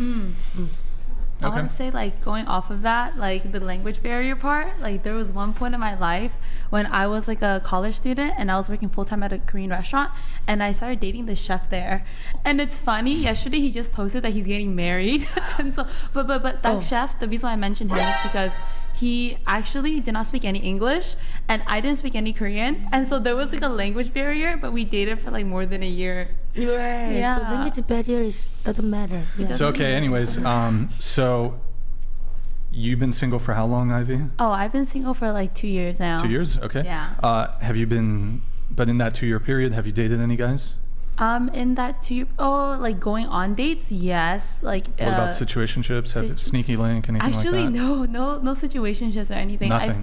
I've been traveling the past 2 years, so I've been like traveling around, bouncing around different countries. 100% like single, no dudes, 2 years. Like it's like sometimes if I meet some guy, it's then, you know, if we like each other, then like, yeah, we'll go on a date, but it never really goes beyond like 2 dates. Yeah. Wait, so have you been celibate for 2 years? I was celibate for 1 year, and I just broke it last October. Yeah. Okay. And it's so funny. It was, can I say this? Oh, Yeah, God. you can say it. No, you're good. No, it's the whatever podcast. You can say it. You can say whatever. Oh shoot. But I like broke my celibacy with this like guy that I met through my ex. And so it was pretty bad. Yeah, it was like And that was October. But It was back in have you October. been celibate since then? I mean, Or are you still seeing that guy? I mean, I wasn't seeing him. Like, yeah. Spending time with him? No, because he lives in New York and I live in LA, and then I've been traveling around. Yeah. But we actually ended up in Korea together. Like, he was there at the same time as me, and so we hung out one more time, and then that was the last time I saw him. When was that? That was in December. So you've been celibate since December? Yes. Okay, got it. Sad. Oh, it's not that long actually. Okay. Oh, okay. Bailey, what about you? You've been single for 1.5 years, but Yes. no, there's been no guys in the picture. Tilt your mic down, please. Situationship, sort of. Uh-huh. For just a little, but celibate since September. Okay, celibate since September. Yes. September. Okay. All right. What about you? You're dating a guy? Mm-hmm. Well, you three are dating guys, so there you go. I did want to. Who here lives in LA? Well, this is in LA. You mean like just sorry? Yeah, Because you said here that in wasn't LA. the question. Sorry. Wait, did I say here in LA? Yes. Yeah. Did I say here? You said who lives in LA. I said who lives in LA. Oh, sorry. It's all right. Who lives in LA? Okay, you live in LA. You live in LA. Anybody else? Oh wow, girlfriend. They're gonna be girlfriends.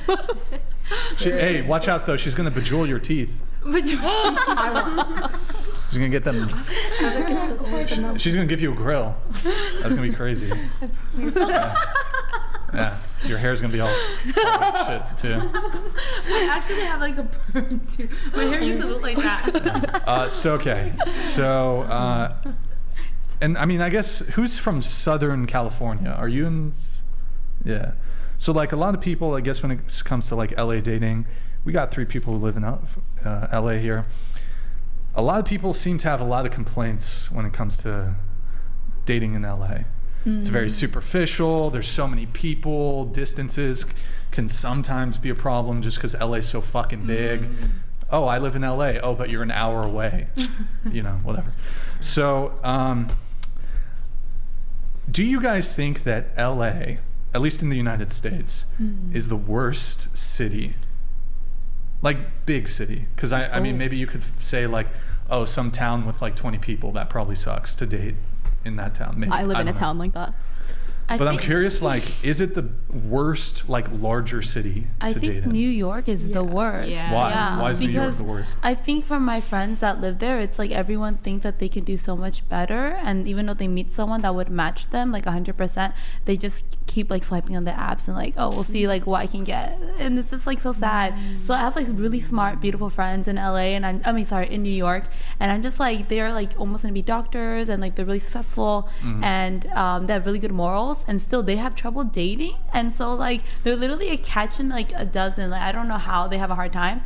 And then I just look at the guys there, and then they're just like, they'll love bomb. Like I was only there for like what, I was there for 3 days, and I did meet a guy there. Oh, yeah, I did meet someone there. And so, yeah, I forgot about that guy.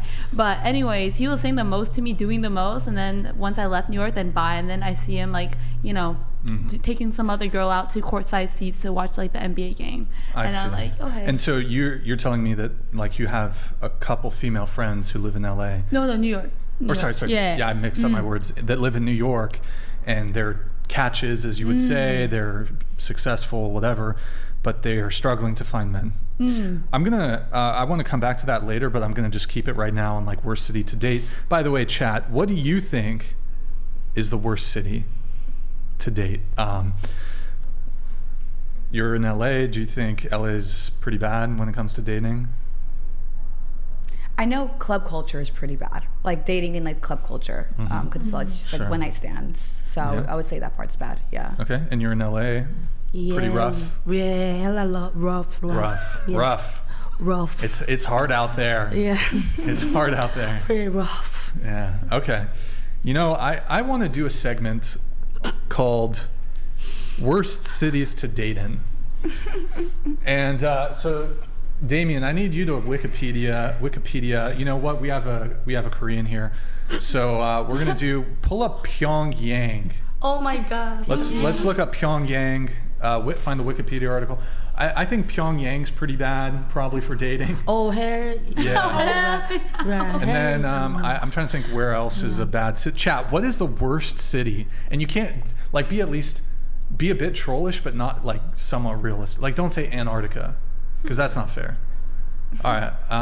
Chat, what's the, somebody said in the chat, somebody's saying Phoenix, St. Louis, North Korea is pretty bad. Korea for sure. Somebody's saying Mobile, Alabama. Did I say Mobile? I don't know how to say it. Cleveland is bad. Ohio. They're saying Bellevue. That's pretty bad. Phoenix. I get another Phoenix. Miami. Ooh, Miami's bad. Miami's probably, that could be the worst. Atlanta. Oof. Fresno. Yep. Vegas is probably pretty bad. Yeah. I'm wondering, what about Wuhan? That could be pretty bad. Why would it be bad? Because viruses. Hey, what the heck? That's where it started. It's okay now. I would imagine like India would be tough. Like anywhere in India, I would imagine. Yeah, that'd probably be tough. Be a little rough. What about Africa? What about There's arranged marriages in where's India. like a bad place to date, chat? They don't need to date. Damn right. Where's can you also Wikipedia I think it's the North Sentinelese Island. Look that up. So we're gonna look that up. That's probably a pretty bad place to date. Bakersfield, oof. Dallas. They're saying Dallas is bad. Bangladesh, Iraq. You know what? Let's do also Baghdad. I want you to pull up Baghdad. And what's the capital of Afghanistan? Is it Kabul? Wait, Kabul? Kabul? Yeah. Let's just pull up the Wikipedias. So these are the top 5 worst places to date. Where's also Chernobyl? Let's get Chernobyl too. That's a bad place also. People are saying Kiev, Russia, Detroit, Missouri, Chernobyl, the Congo, not so great. Yo, did anybody see that video? It was a guy, I don't know which African country, and it's the creepiest video I saw. I saw it a couple days ago. It's a guy who's a black guy with like blonde hair who's leaning out the back of like a Jeep, and he's like driving down a path, and then there's this like African tribesmen with like white body paint like chasing him down. Do you guys know what I'm talking about? Did you guys see that?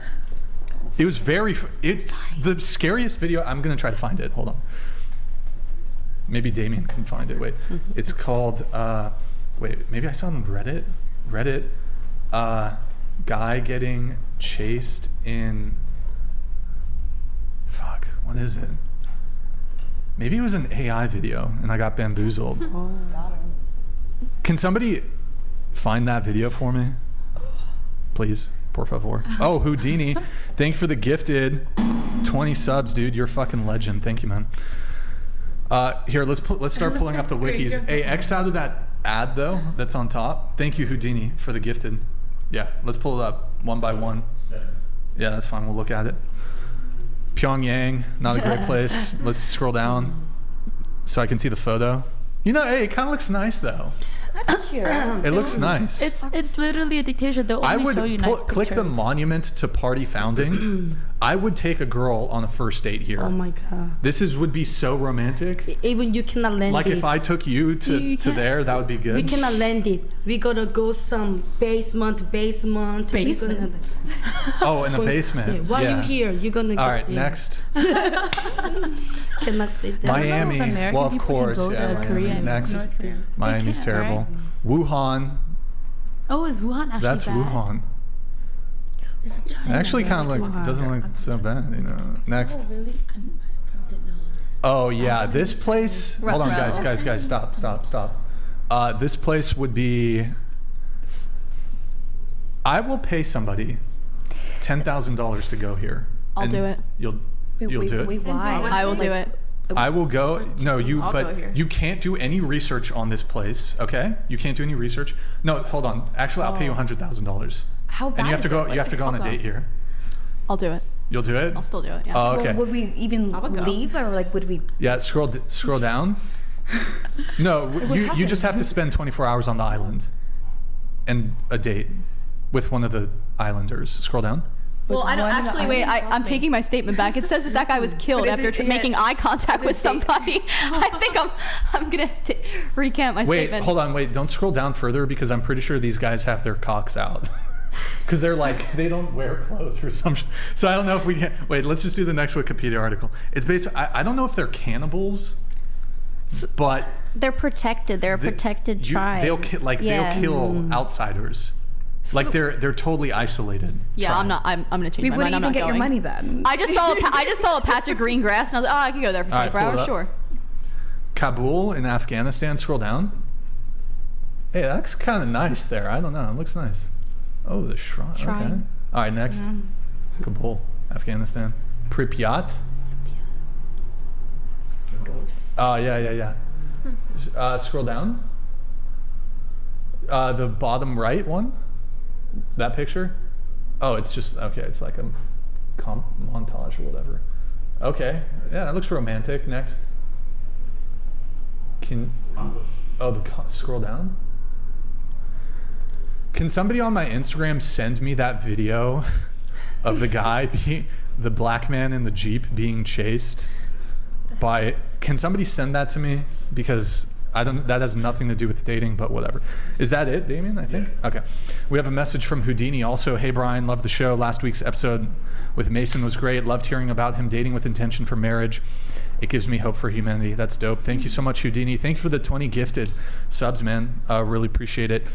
And there's some interesting feedback when it came to that. But anyways, we were going around the table.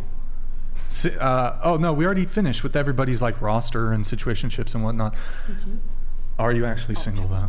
Yeah, we already did it. So I wanted to go back to something you were saying, Ivy. If you can like scoot into the yes. table, just scoot into the table. You're too far back. I like to sit weird. Okay. So you said that you have a bunch of girlfriends in New York who you said they're a catch. They're attractive. You said successful. Yeah. Some of them are doctors or going to be doctors. Is that right? In their medical school, but they can't find a guy. But so, are you saying what makes them a catch is that they're really successful and some of them are doctors? No. I'm saying they're also like really pretty and think that they have a like very high EQ and they're very caring.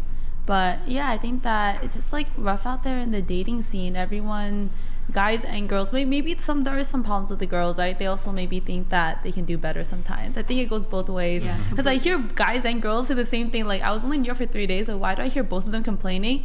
And they're just saying that like it's impossible to date in the city. No one wants to commit. And I hear guys and girls saying that. So I'm like, someone's messed up.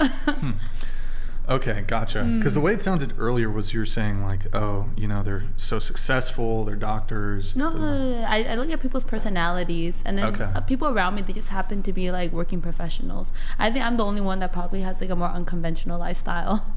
What is that? Like I just wasn't someone that like I was at one point where I was like a school teacher, and then I decided like, oh, I did it for 2 years, you know, I did TFA for 2 years, and so like it's time for me to like, while I'm young and I can still do this, like just like go around and travel and explore and see what else is out there. Yeah.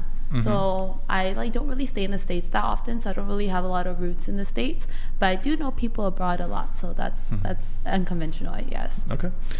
We have a chat here from Yarmouth. One last thing before I go. Gavin McInnes once said that New York was an elephant's graveyard for ovaries. From Yarmouth. Thank you for the super chat. Does anybody want to respond? He's saying it's a graveyard. What's the difference between a regular graveyard and an elephant graveyard?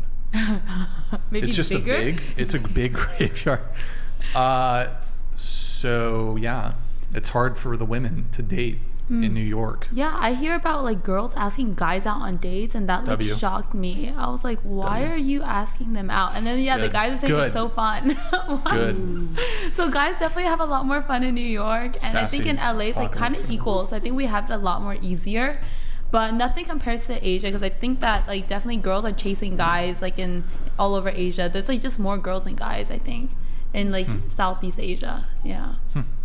Oh, let's do this also can you guys grab one of the questionnaires and get a pen, and we're gonna have Ivy fill it out.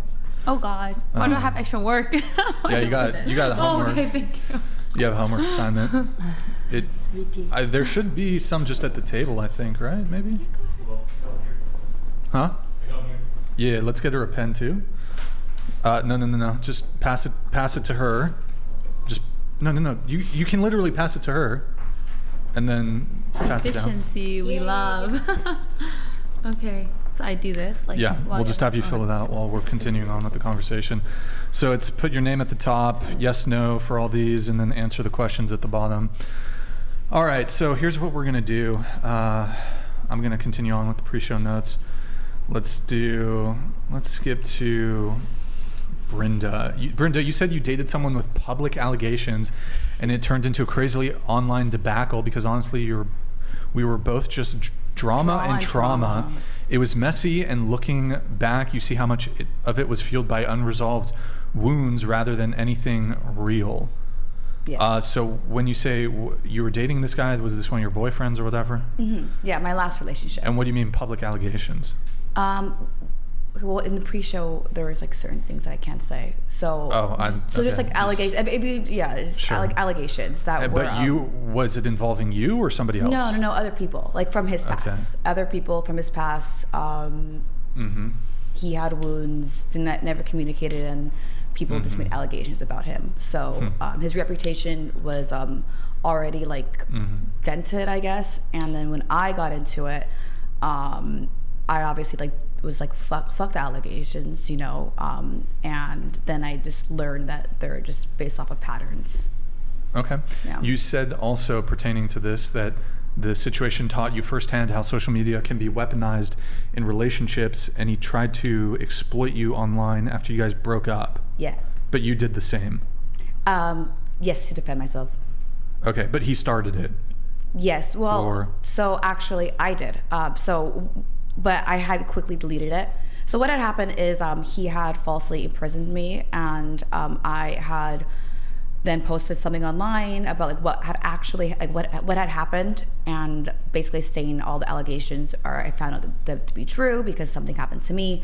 And then I quickly deleted it after 10 minutes. But then by that time, because our circles are so close, he was already getting calls and DMs. And then a couple hours later, he makes a post and falsely exploits me, says I did XYZ.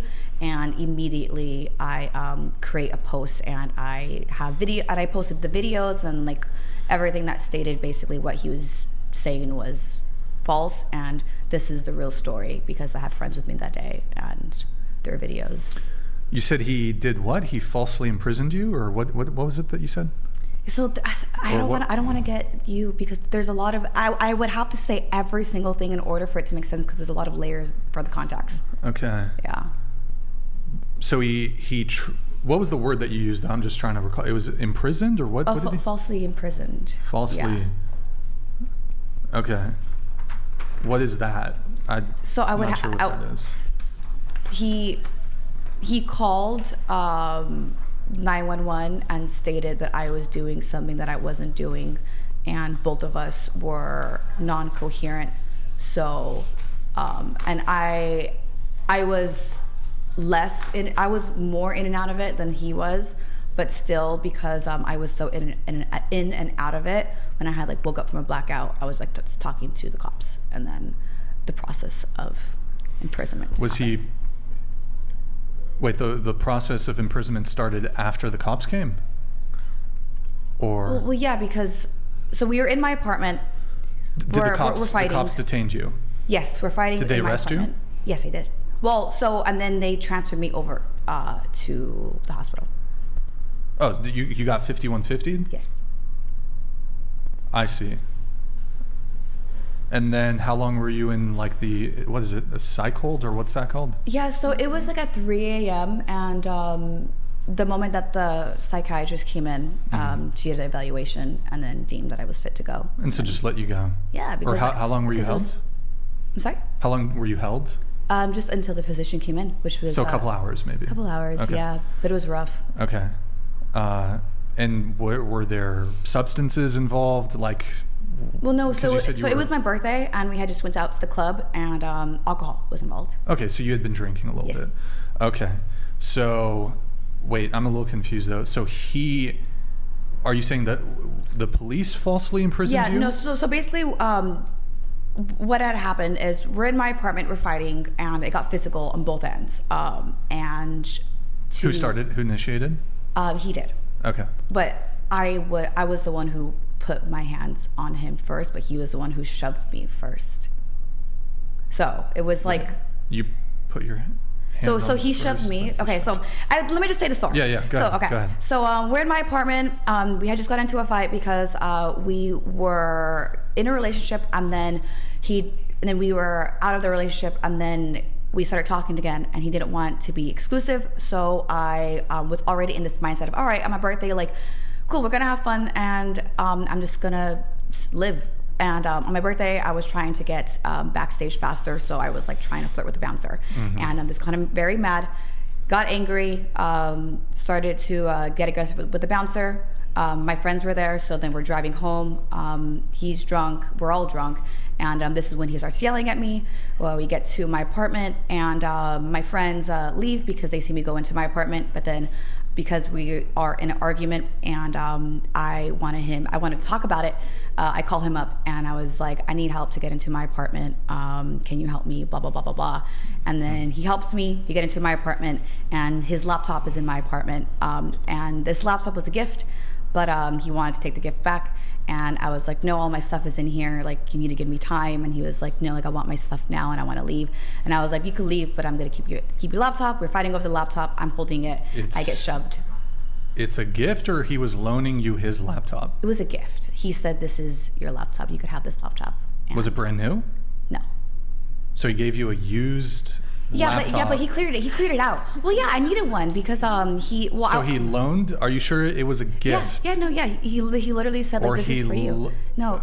For you as a loaned laptop. No, he said, like, this is for you. But he wanted it back. He wanted it back. And you wanted to keep it. I wanted to keep it. Okay, so you guys started fighting. Okay. And I'm holding the laptop. So what I mean by I put my hands on him first is when he shoved me, I was holding the laptop and I fell to the ground.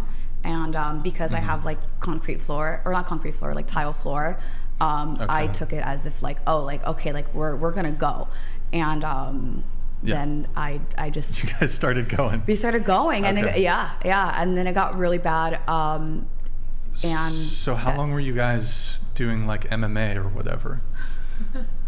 I wish I could tell you how long like it was. Couple, but well, so he called the cops. So I have an audio recording, and it was 10 minutes long. So for 10 minutes, that's how long it took the cops to get here, to get to my place. And then was he arrested also? No, just me. Just you? Yeah, because I was crazy girl. I was the girl who was trying to hurt him when it was back and forth. We were fighting over a laptop. Was he fucked up? Yeah. No, I mean, like, was his face like? Were you guys throwing punches at each other? So because he was like choking me, I started to bite him. Like that's how I had nothing else to do. Like there's an arm on my throat. You know, bit like him. what do I do? So I what bit else you him. did? So because there was because was of it like that, a Mike Tyson situation? Like you took off his ear? Like you bit his ear off? There were pieces of his arm, like skin out. I don't think I ate it. But there's, like, Wait. I have nothing to do besides like no matter what, he's stronger than me, you know. And So it's like, you bit him multiple times on the arm? yeah, Okay. yeah, I was getting choked. And like took his flesh off, basically. Yeah, I did. Whoa, you seem kind of happy about that. No, I'm just. I don't know. You're like, yeah. Oh no. Yeah. That's just my energy. I'm sorry. No, you're good. You're good.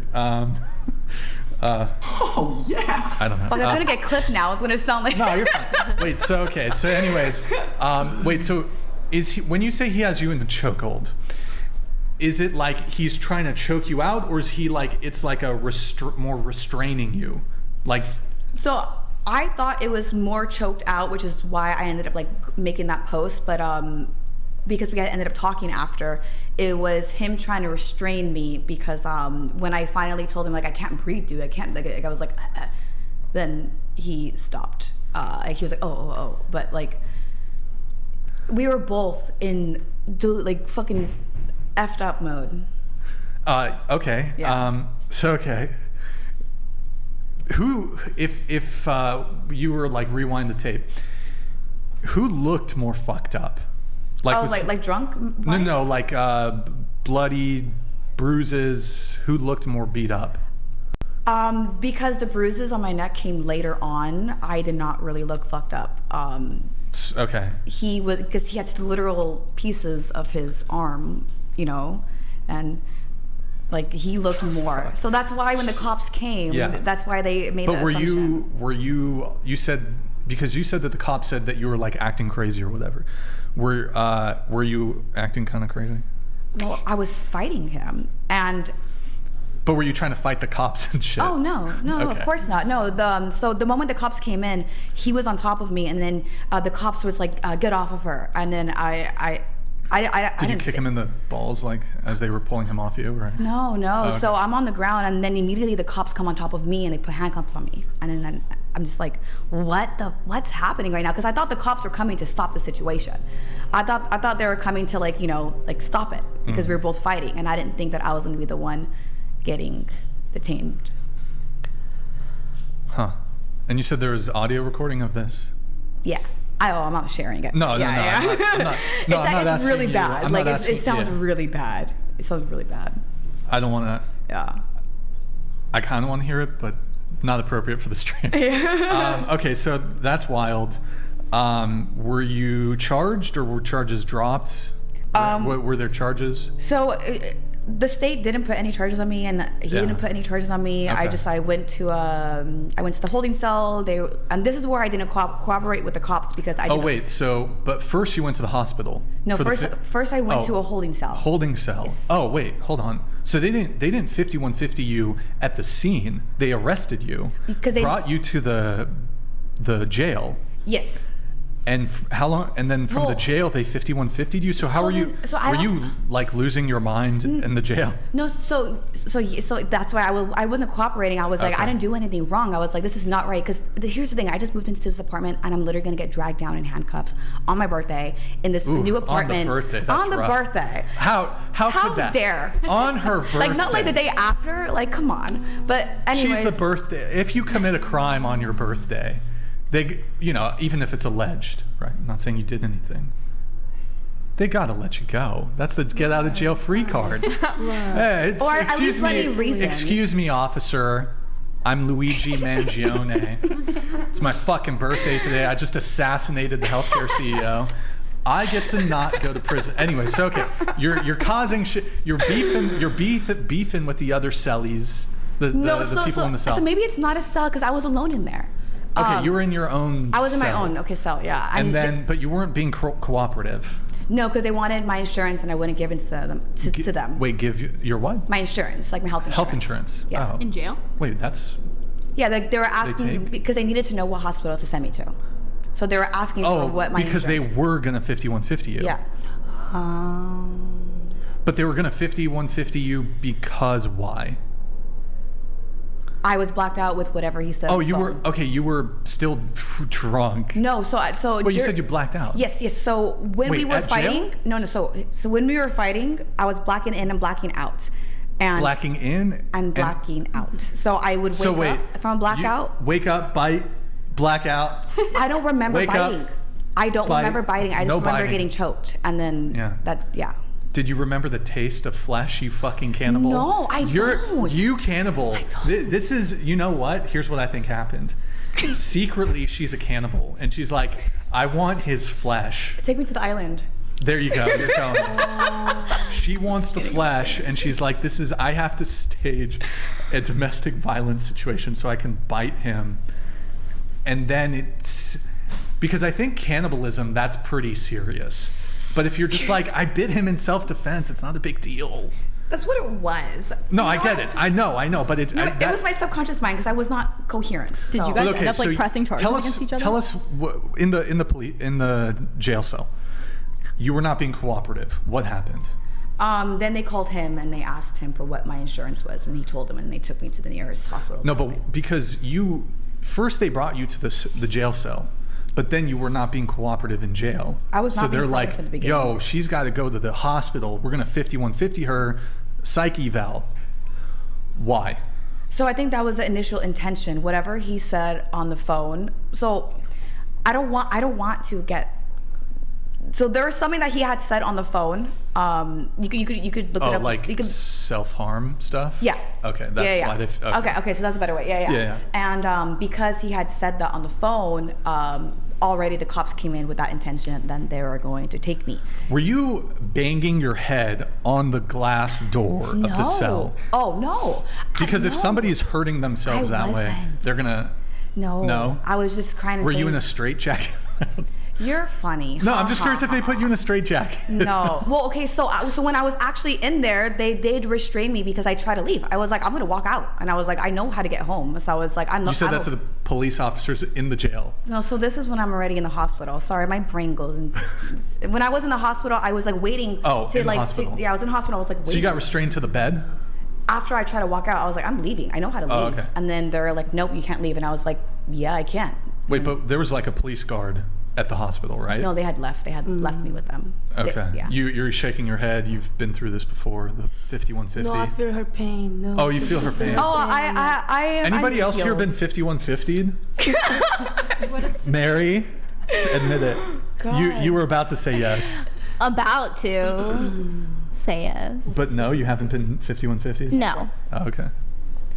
But I am so grateful for that experience because I wouldn't have what I have right now, and I wouldn't have learned to not make stupid decisions and get myself into situations. I see. Wow, that is complicated. That is a complicated. That's cool. Or, no, you know what? Not cool. It is cool because again, a lot of growth came from that, and I'm like forever grateful that it sucks that it had to be like that to that degree to where I had to like learn something, but like that's just it fucking happened and. Wow. Cool. So it sounds like that didn't work out. No. Sorry. Well, we tried after. We went back to each other for a couple months. I made a public statement to like protect him because obviously like the stuff that I said was like. What? So I'm sorry, if a girl takes a flesh out of my body. Well, hold on. If she takes outer flesh out of me, I think I have to break up with it. I think that's a breakup. I'm actually not crazy. That's the thing. No, I'm just. I know maybe stuff happens, whatever. Just like casual cannibalism in a relationship. But I feel like once she takes, once a girl bites your flesh off, it has to be that's a breakup. Well, then they'll choke the girl, and then she won't bite you. Sometimes girls ask for that though. Okay, in bed it's different and totally different in bed. By the way, who here wants to be choked? Not now. Like in bed? I won't do, no. Why having sex, right? Why yes, having in bed. sex? In bed. Yes. In bed, yes. Yes. But then you have to Bailey, tuck me in after. I'm good. Bailey's the freak. She's the freaky one. Okay. Yes. I don't know. Alina. What if they tuck you in after and then they cuddle you? Alina is more like You're Russian, right, Alina? I just want to hug. No, in Alina. bed. What's the? She does combat sambo in bed. That's like the Russian MMA shit. She like, whoa, hey, do that again. Do it again. Then he left again. Yeah. Oh, it's just imagine. No, fucking Alina here. She she spars before she gets down because she's a combat sambo, right? You did sambo? Sure. Okay, good talk.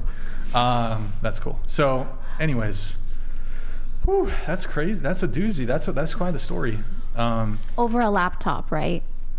Well, yeah, it goes deeper than that. Like, just our relationship entirely. You know. Damn, what's up with all y'all wanting to be choked? I don't know. Something happened in 2017. It went from wholesome to choke me, daddy. Oh my god. What happened to y'all? Y'all got something. I think you guys got a virus or something. The internet exploded. No, but it reduces. It's like a euphoria feeling because it does. It reduces. It's you can look into it. It reduces oxygen, so it's like a euphoric, lightheaded. There's a reason behind it. It's not just because I want to say that I like to be choked because it makes me more fun. Do you feel like it comes from trauma? Like you like to get choked in bed because there's a deep part of you that's wounded? No.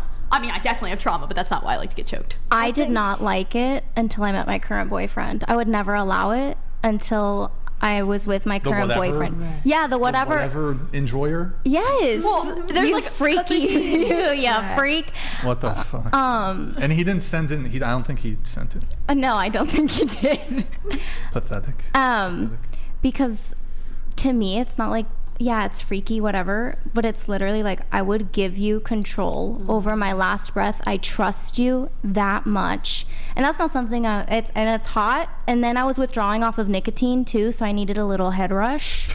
That's everything. I was like, I'm about to go to work. Daddy, may you please make me feel alive. That's dynamic, honestly. And he doesn't. Y'all crazy. He's Y'all fine. crazy. And I'm like, amen, hallelujah. But I feel also there's a right and a wrong way to do it. Some guys just don't know how to do it. So if you're not doing it, 100 p. There's a difference between trying to meet a man, okay? And they know. There's a difference between trying to make it an enjoyable experience and trying to off you. It's just different. There's a right and a wrong way to do it. It's a fine line. Grabbing somebody with both hands and that's not how you do it. Okay. Wow. You don't like that? What? About choking for you and your. Here's the thing, right? Is it depend? If it's just the hand on the neck, and I can put a little weight on it, a little, I think I'm okay with that. But when it's it goes into breath play, then I'm a little nervous. Yeah. If a girl just wants a hand on, and it's a lip, right. That's okay. But then you got to be careful. Some of these girls, man, if you're doing that, at least for advice for men, if you're doing that with a chick, you got to get her to text you that shit.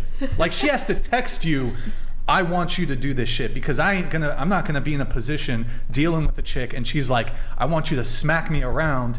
You gotta say that shit on camera. And first off, I don't want to smack. I wouldn't smack a girl around. That's a boundary. Even if she wants it, fuck you. I ain't doing that shit. But a choke or something, hair pulling, whatever, spanking, I'll do it. Yeah, but there's a fine line of. But you want fucking bruises on your body? You got to be on fucking camera telling me that shit. But I'm not doing it anyways. I'm not putting bruises on a girl. Valid. But some more more tame stuff I'm okay with. But any guys out there who are into that stuff, and the chick's maybe you're a little naive and she's like, oh, I want you to put bruises on me, hit me, whatever. Bro, you got to get her to say that shit on camera. You got to protect yourself in that kind of situation, because you know what I mean. Chat, you know what I mean. She knows what I mean. You know what I mean. They know what I mean. I don't know. Look, if it turns my partner on, right, there are things that don't do anything for me, but if it helps them out, I'll do it. And so, if it turns them on, it'll turn me on. But there are just certain things I'm not going to do. So, yeah. What if you just try everything once, and if you don't like it, you don't have to try it again? There's some things I just will not do. 100% boundary. If she wants me to, I don't know. I wouldn't like smack a girl across the face. I wouldn't do that. No way. How about spit in her mouth? Sure. Why not? That was guttural. Why not? Not my thing, but whatever. If, look, sometimes you care about your partner. You care about your partner's pleasure. They got something a little quirky or interesting. If it's not anything that's a boundary, whatever, you can kind of, I think it's fine. Yeah, good talk. Okay. Sick. All right. Sick. Yeah, exactly. So, okay, we have Jay Nico here. We have a couple chats. There aren't, you know what? Patrice, excuse me. Can you read it? Can you be the reader? There aren't enough red flags for chair 1. This is why no decent man will date a raver thought. Chair 8. Can we clone you? You must be protected at all costs. Oh. No, you're chair 8. You're chair 8. Thank you. Here, look into that camera and wink. Oh. Hey, clip it and ship it, boys. Clip it and ship it. Let's see here. We have and I think, is Andrew? Oh, shit, sorry. I haven't been checking my phone. I think Andrew's ready. We're going to try to get him on. Yo-ho, can Alina read Mike Davis for us? What's up, y'all? It's Mike Davis. I hope y'all been in the lab working on your craft instead of sitting behind the screen busting nuts and dropping your welfare checks on these degenerate 304s. Stop making excuses and feeling sorry for yourselves. Time to level up. First off, Mike Davis, Mike Davis is the OG. Hold on, let me. That's what I'm talking about! That's why he's the MVP! That's why he's the GOAT! He is the GOAT. He's a brave and a decent man. He's a pioneer. Mike Davis, I don't know, here, I'm gonna pull it back up. I don't know the last time you've sent in a super chat, but it's really good to see you, man. I hope your 2025 is off to a great start. I hope you've opened up a bunch more Burger King franchises. Maybe you can get Quiznos up and running again too. Thank you so much, man. Really appreciate the super chat. This guy is the OG. He's been here since, I don't know the exact number of the episode when you first started, but I think it was the first 10, first 20. You're an OG. It was for sure back in 2022. You've been with us for a while. I know you don't stop by as often as you used to, but it's really good to see you. You single-handedly kept the show going early on because you were you, Davon Jackson, were our kind of really initial patrons. But primarily you, Mike, so I want to do a big shout out to you. It's good to see you. We haven't seen you in a bit, but thank you so much, man. I hope you're doing well, man. Let's see. Do we have Andrew? Do we have him? Oh, look who it is. Hey, Andrew, good to see you, man. Oh, do we have audio? Sorry I'm late. No, you're good. Yeah, I was on a trip all weekend, and I just didn't get much sleep. So. No, it's all good. How was DebateCon, man? It was great. We hijacked the entire thing. It was fantastic. We basically took it over. Strong arm James. Pretty proud of that. So yeah, it was good. Did you? I didn't get to see much just because I had my own show going. But did you debate with Brianna Wu, or was that somebody else? That was Whitsitt, Austin Whitsitt. Okay. Got it. I have debated with Wu before. Yeah. Good stuff. Well, welcome to the panel. This is Andrew Wilson. Welcome. All right. We're going to get into, I don't know if you were listening, but we're just going to get into some of the rest of the show here. So let's see. Last thing for this guy. You said to make it a bit more juicier. Oh, yeah. This same man had an OnlyFans subscription to your best friend and would use it anytime you had an argument. Huh? What? Yeah. That's right. What? Yeah. Oh, get it here. Yeah. To be fair, so I want to just put it on the table so he doesn't look like some or my ex doesn't look like some weird man. But I also had an OF and I wouldn't utilize it. Yeah, I wouldn't use it, but it was just there to collect the money that was from the subscribers that were already there, and I got it before we got. Wait, hang on before you continue. What do you mean it was just there to collect money from subscribers who were already there? Oh, like I don't post on it. I don't send out anything. I just I've had subscribers because when I posted about it, a lot of people ended up subscribing and ended up staying, and they just pay per month, waiting for me to post. Oh, Yeah. but you don't post anything? At that time, no, because we got into a relationship and he felt uncomfortable with it, so I stopped. I see. Yeah. Okay. Yeah. Thanks. Yeah.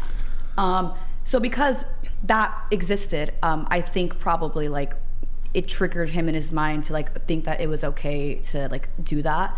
And yeah, he did that. She was a good friend of mine, and anytime we had an argument, he would go and look at it, and he admitted to it. And yeah.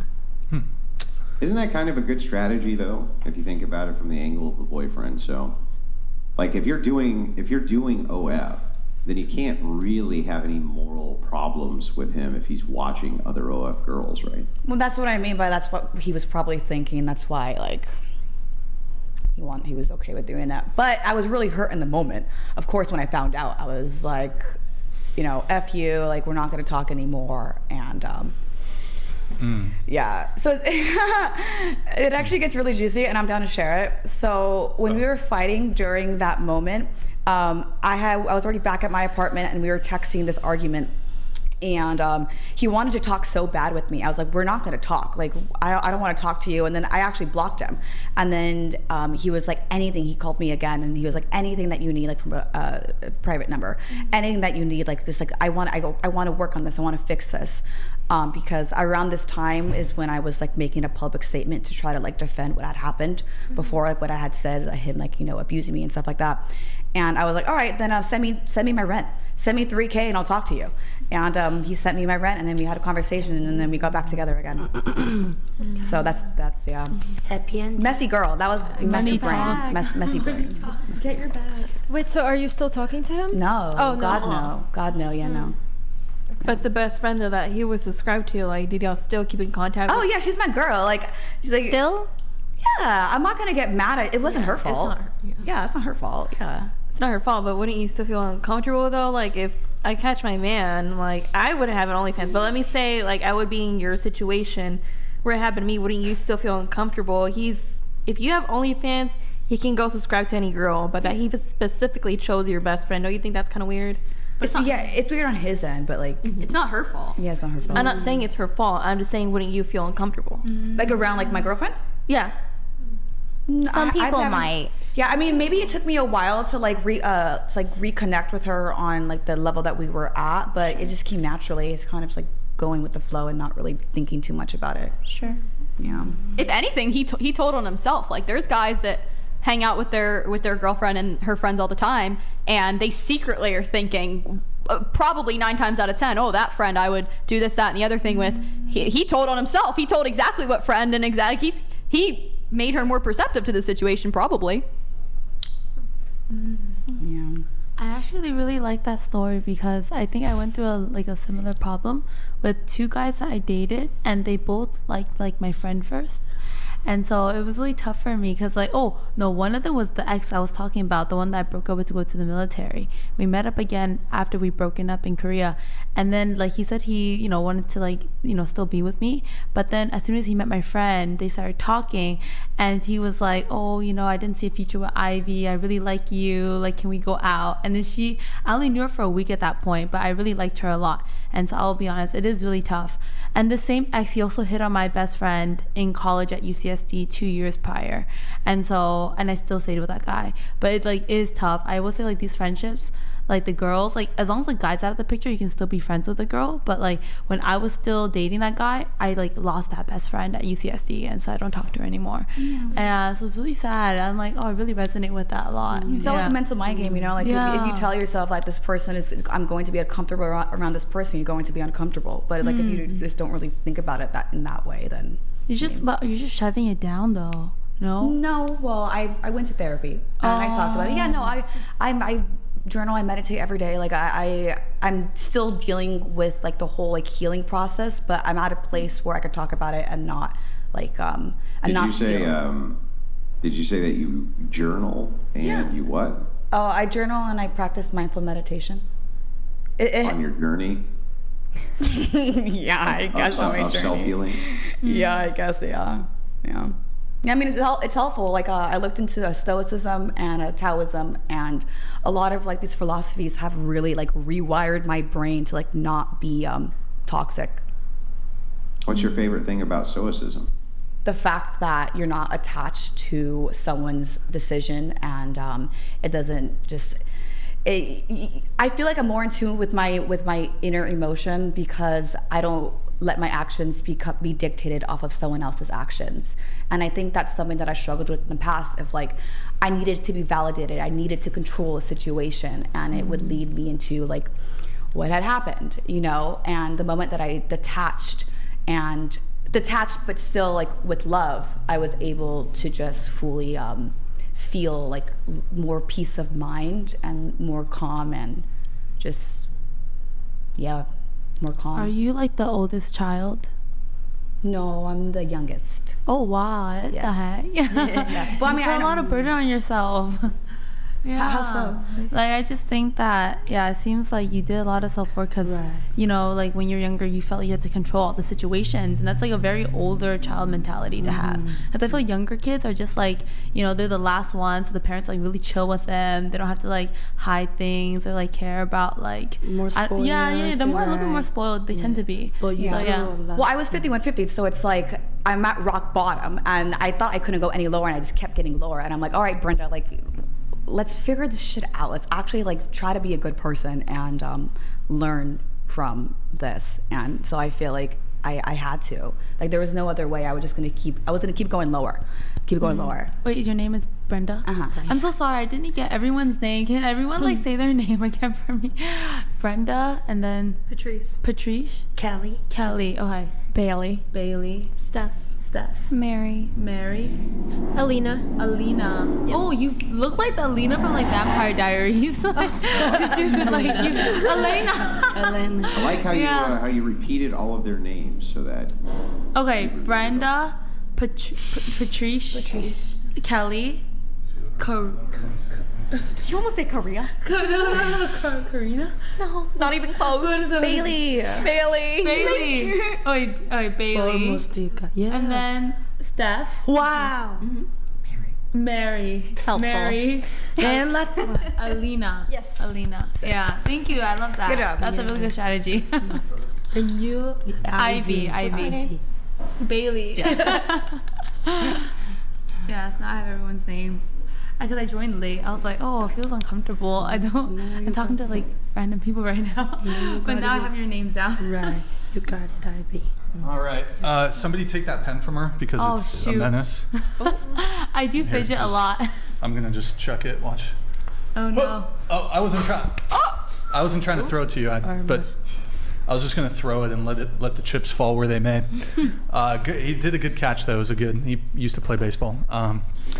All right, so let's get into the notes. Sorry, guys, I had to step away there for a sec. Let's see. Here, I'm going to do... I almost want to just jump into the questionnaire because it's kind of more interesting, and then we'll do some of your guys' notes. Ivy, you said you dated a guy for a month, and then he broke up and stole your dog and $3,000. Oh my God! Yeah, I told you that. Yeah. Yeah. What's the story? The story is it's really traumatizing actually. But yeah, so this guy also I was telling you about another guy that liked my friend first as well, and so we had met on the streets in Hongdae. I don't know if you guys have been to Korea, but there's like a street. It's really popular for like clubs, people shop, walking. Okay, you met there. What happened? And then we didn't meet there. He just like he asked my friends out on the street. So he went up to my friend, thought she was pretty, asked her out, and then she was scared to go on a date with him because he was a random guy on the street. And so then you went on a date with him. So she asked me, Ivy, can you and Manami, which is her Japanese roommate, can you two girls come with me on the date? So it's one guy, and we only met him the day before, and it was 3 girls. And then during that day, or it wasn't a day, it was like a hangout then, he like picked us up from our school. We were studying at Yonsei, and then he took us to this really beautiful pasta restaurant in Yongnam-dong. And then, yeah, it was really nice. And then we actually hit off really well because he studied at UIUC. So it's like, you know, a college in the States. He studied abroad most of his life. So he spoke fluent English. And so I think that's why we hit it off, because he's like, oh, I haven't used this much English in so long. And then at the time, I was actually dating a guy in LA. It was like this Korean chef that didn't speak English. And so, yeah, it was pretty bad. But then I started to like him. And then I broke up with the boyfriend I was dating in LA to date that guy. And yeah, from the minute we met to us dating, it took us like a week, and we went on a trip with all our friends to Busan, and then yeah, it was a pretty good time for a while, but we fought a lot. And then the breakup story, I'm ADHD, I'm so sorry. I always give so much details. Okay, the end of the story. Yeah, sorry, I just kind of checked out there after like 20 irrelevant details. So what? I get so many okay, so you details. met him in the street in Korea, and then so wait a second, Brian. I was very interested in what type of street lights were there, and what curve was there, what the color. You're a good girl. I do the same shit. You have ADHD. Yeah, I think so. Yeah. That's why I was a school teacher. It fit me. So I tell like very vivid details. Wait, you were a school teacher? I used to work in a school in Oakland. Yeah. You taught children things? I taught like 120 kids. I was a 7th grade teacher. Yeah. English teacher. And I worked in San Francisco too. So I lived in the Bay before I moved back to LA. Okay. Yeah, so Continue this is your story.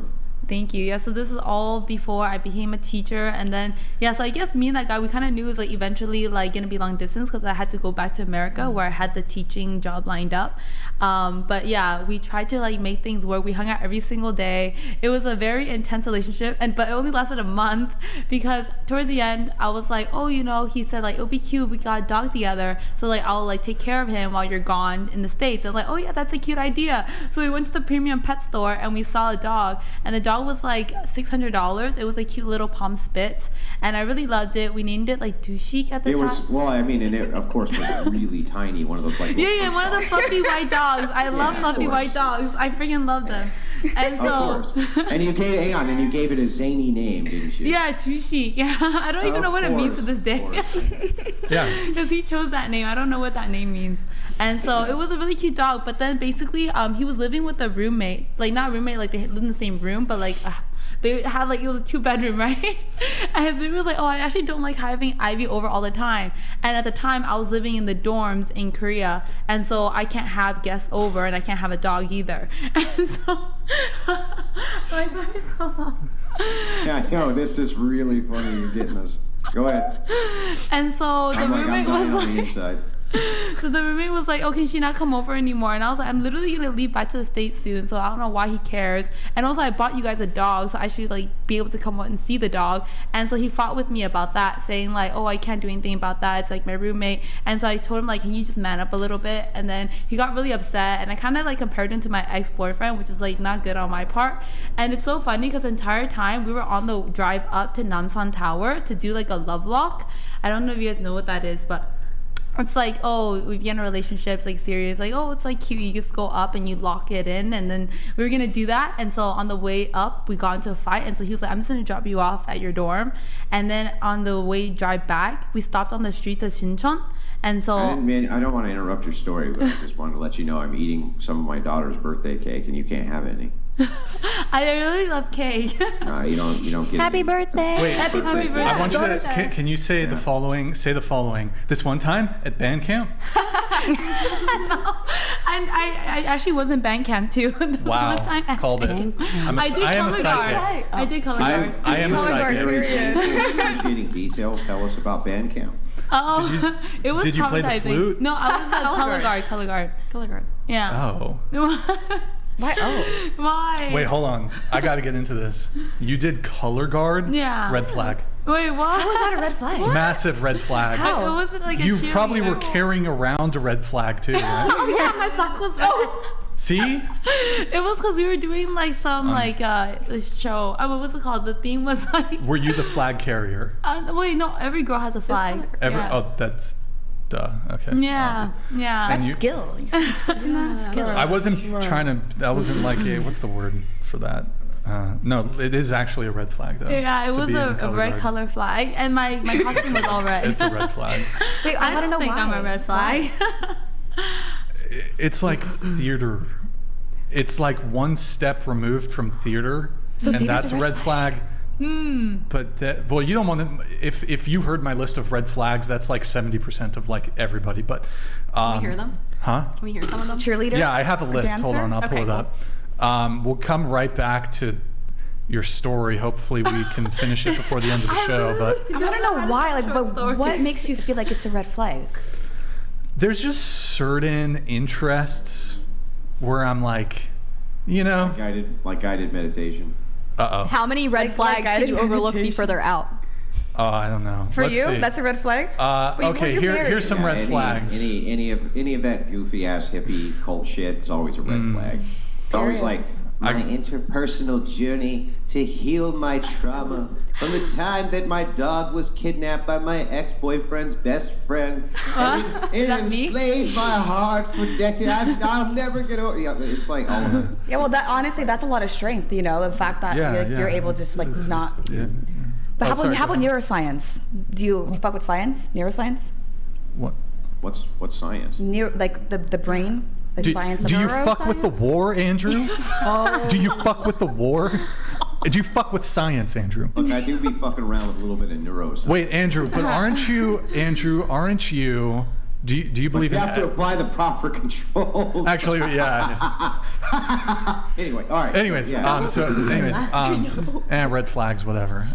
You want to hear my red? Yeah, my I want list to hear of some red of them. Okay, pit bull owner. Okay. Pit bull, maybe a pit bull apologist.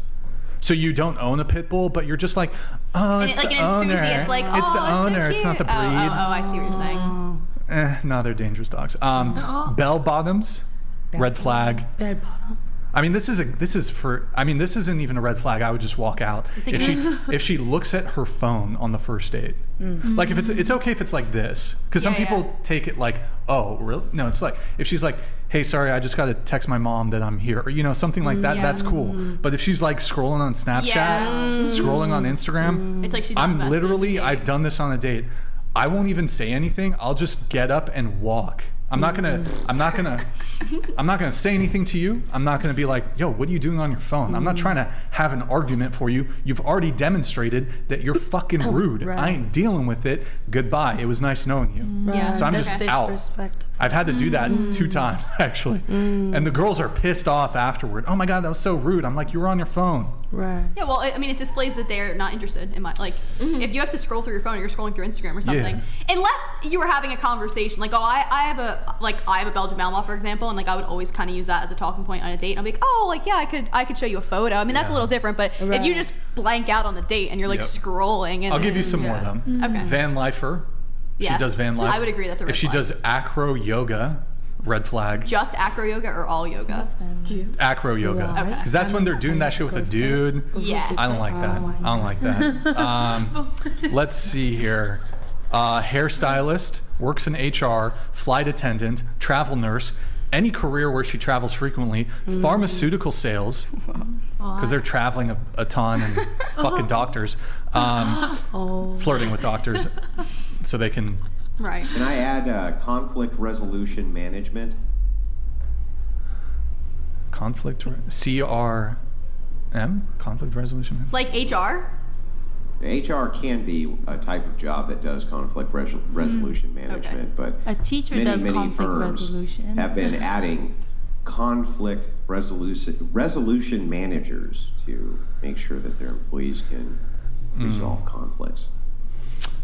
Got it. Yeah, that's a good one. What else? Let's see. Then some tattoos don't mind, but no offense, Brenda, sternum tattoo. Red flag. Wait, what tattoo? Sternum tattoo. Sternum. You have a sternum. Oh, I do. You have a sternum piece. That's my first one too. Me too. Oh. He lifted her shirt. Red flag. Red flag. Let's see. Any spiderweb tattoos, especially on the. You have? No. If they have spiderweb tattoo on the elbow, that'd be careful there. Or a spider tattoo, or a snake tattoo. Those are usually a little. And any snake tattoo enjoyers here? Havers. And I think. That's pretty much it. Is having a cat a red flag? I feel like that's a red flag. I like cats. Oh, okay. Oh, good. I like dogs and cats. Yeah. Anyways, so okay, I don't know, whatever. So, your guy stole $3,000 and stole your dog. What happened? What happened? Did she already finish the story? I just kind of tuned out. I know it takes me a long time to tell stories. Wait, you gotta into the mic. It takes me a long time to tell stories. That's why I don't usually. But did you get to the part about the $3,000 in the dog? I was getting to it. It was Bailey's almost like, there. No. I have to get backstory. Like, you know, you gotta understand like who they are and like how you met them. Like for you to like be involved in the a story. little bit more. Where we emphasize the last thing we say. You're a hater. Oh, come on, it was funny. It was funny. Do I talk weird? No. Why are you laughing? Wait, Damien, play the Because clip. you're a Play the YouTube thing. hater. Play the YouTube thing. Wait, you know what? I think this is the appropriate time. We're not gonna pull up the video. Okay, just you know what? Pull up the video. Fuck it. Pull up the video. The video. The not the TikTok. Okay. You know the YouTube video. Yeah, we're gonna. This is not dating related. Actually, you know what? It is dating related. It is dating related. Go ahead. Nail salon. No, but I like to hang out with my family a lot. Hang out with my sister. We go get our nails done. Any ladies in here get your nails done? Nice. On this crowd, how about any guys? Any guys down for mani-pedi? Don't lie. Sir, don't lie. Don't lie. I can see your nail polish gleaming in the lights right now. Don't lie. It's all sparkly. You take him with you, huh? Yeah, see? She ratted you out, dude. I'm just kidding. I'm just kidding. No, me and my sister, we go over, it's a place called Beautiful Nail. I was kind of confused when I first read the sign, though. Beautiful Nail. Just one. Just one nail. Do I get to pick which one? Or now with these ladies, they're so nice. You know, they make you feel like it's all about you and customer service. You know, whatever you lie, we do for you. I am Vietnamese too. What the heck? Really nice, yeah. As soon as I walk in, they greet me right away. Hi, honey, what you need today?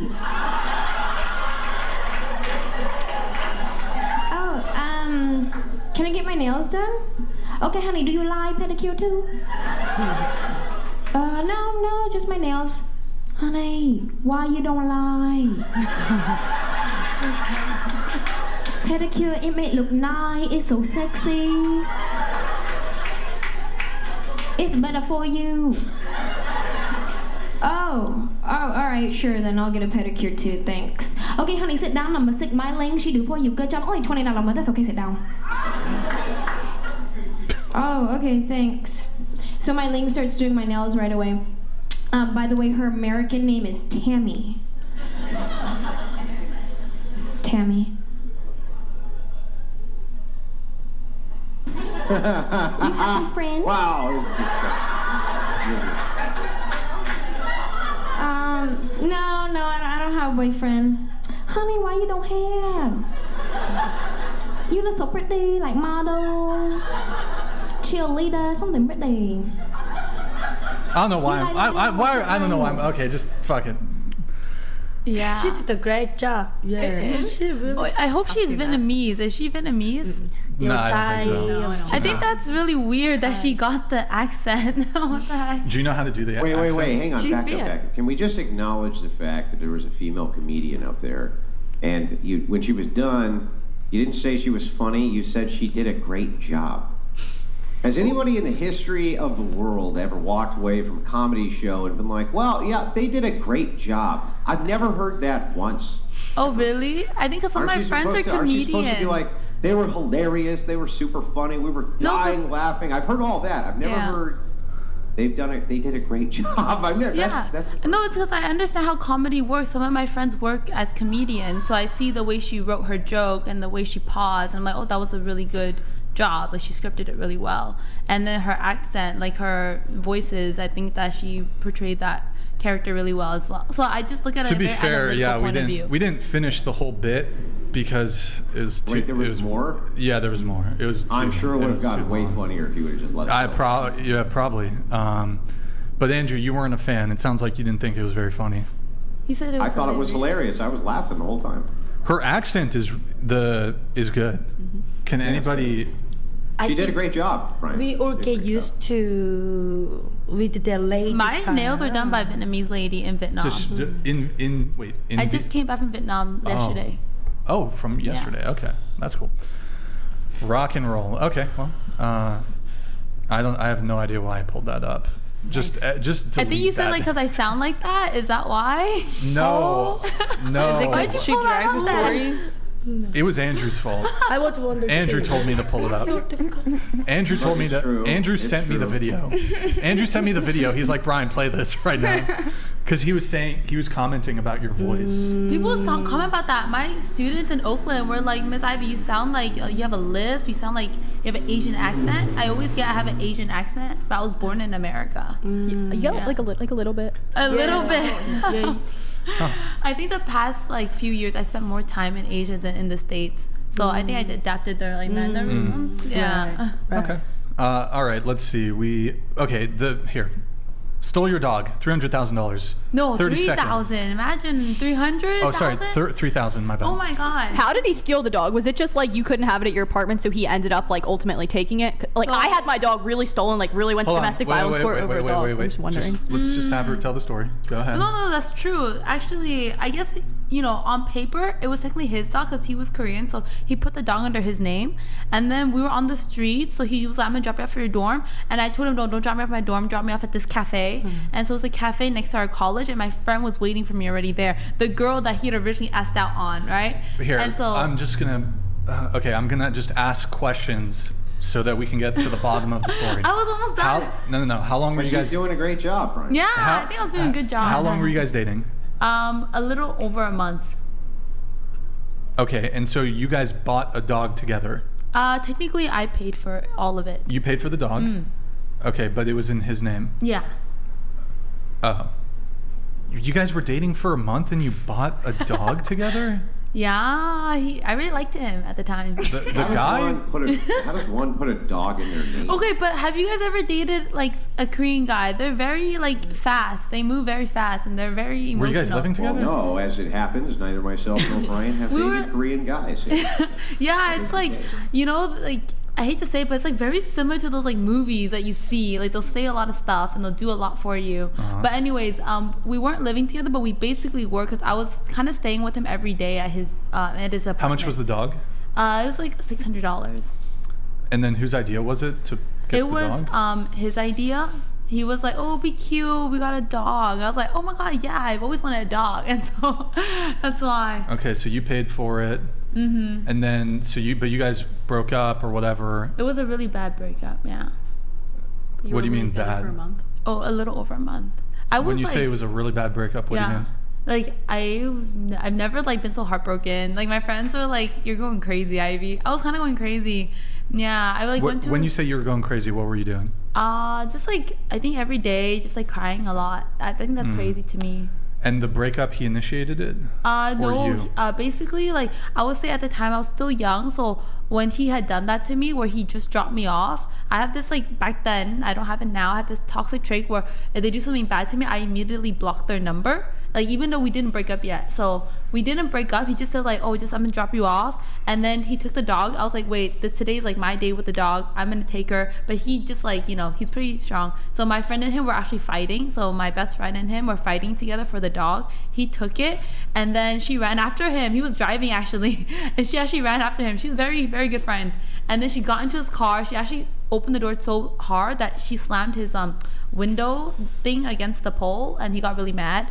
And then but then she told me like, "Oh, he'll be back later, he'll talk to you." And I said, "Oh, I don't want to talk to him ever again after what he did." So I blocked him.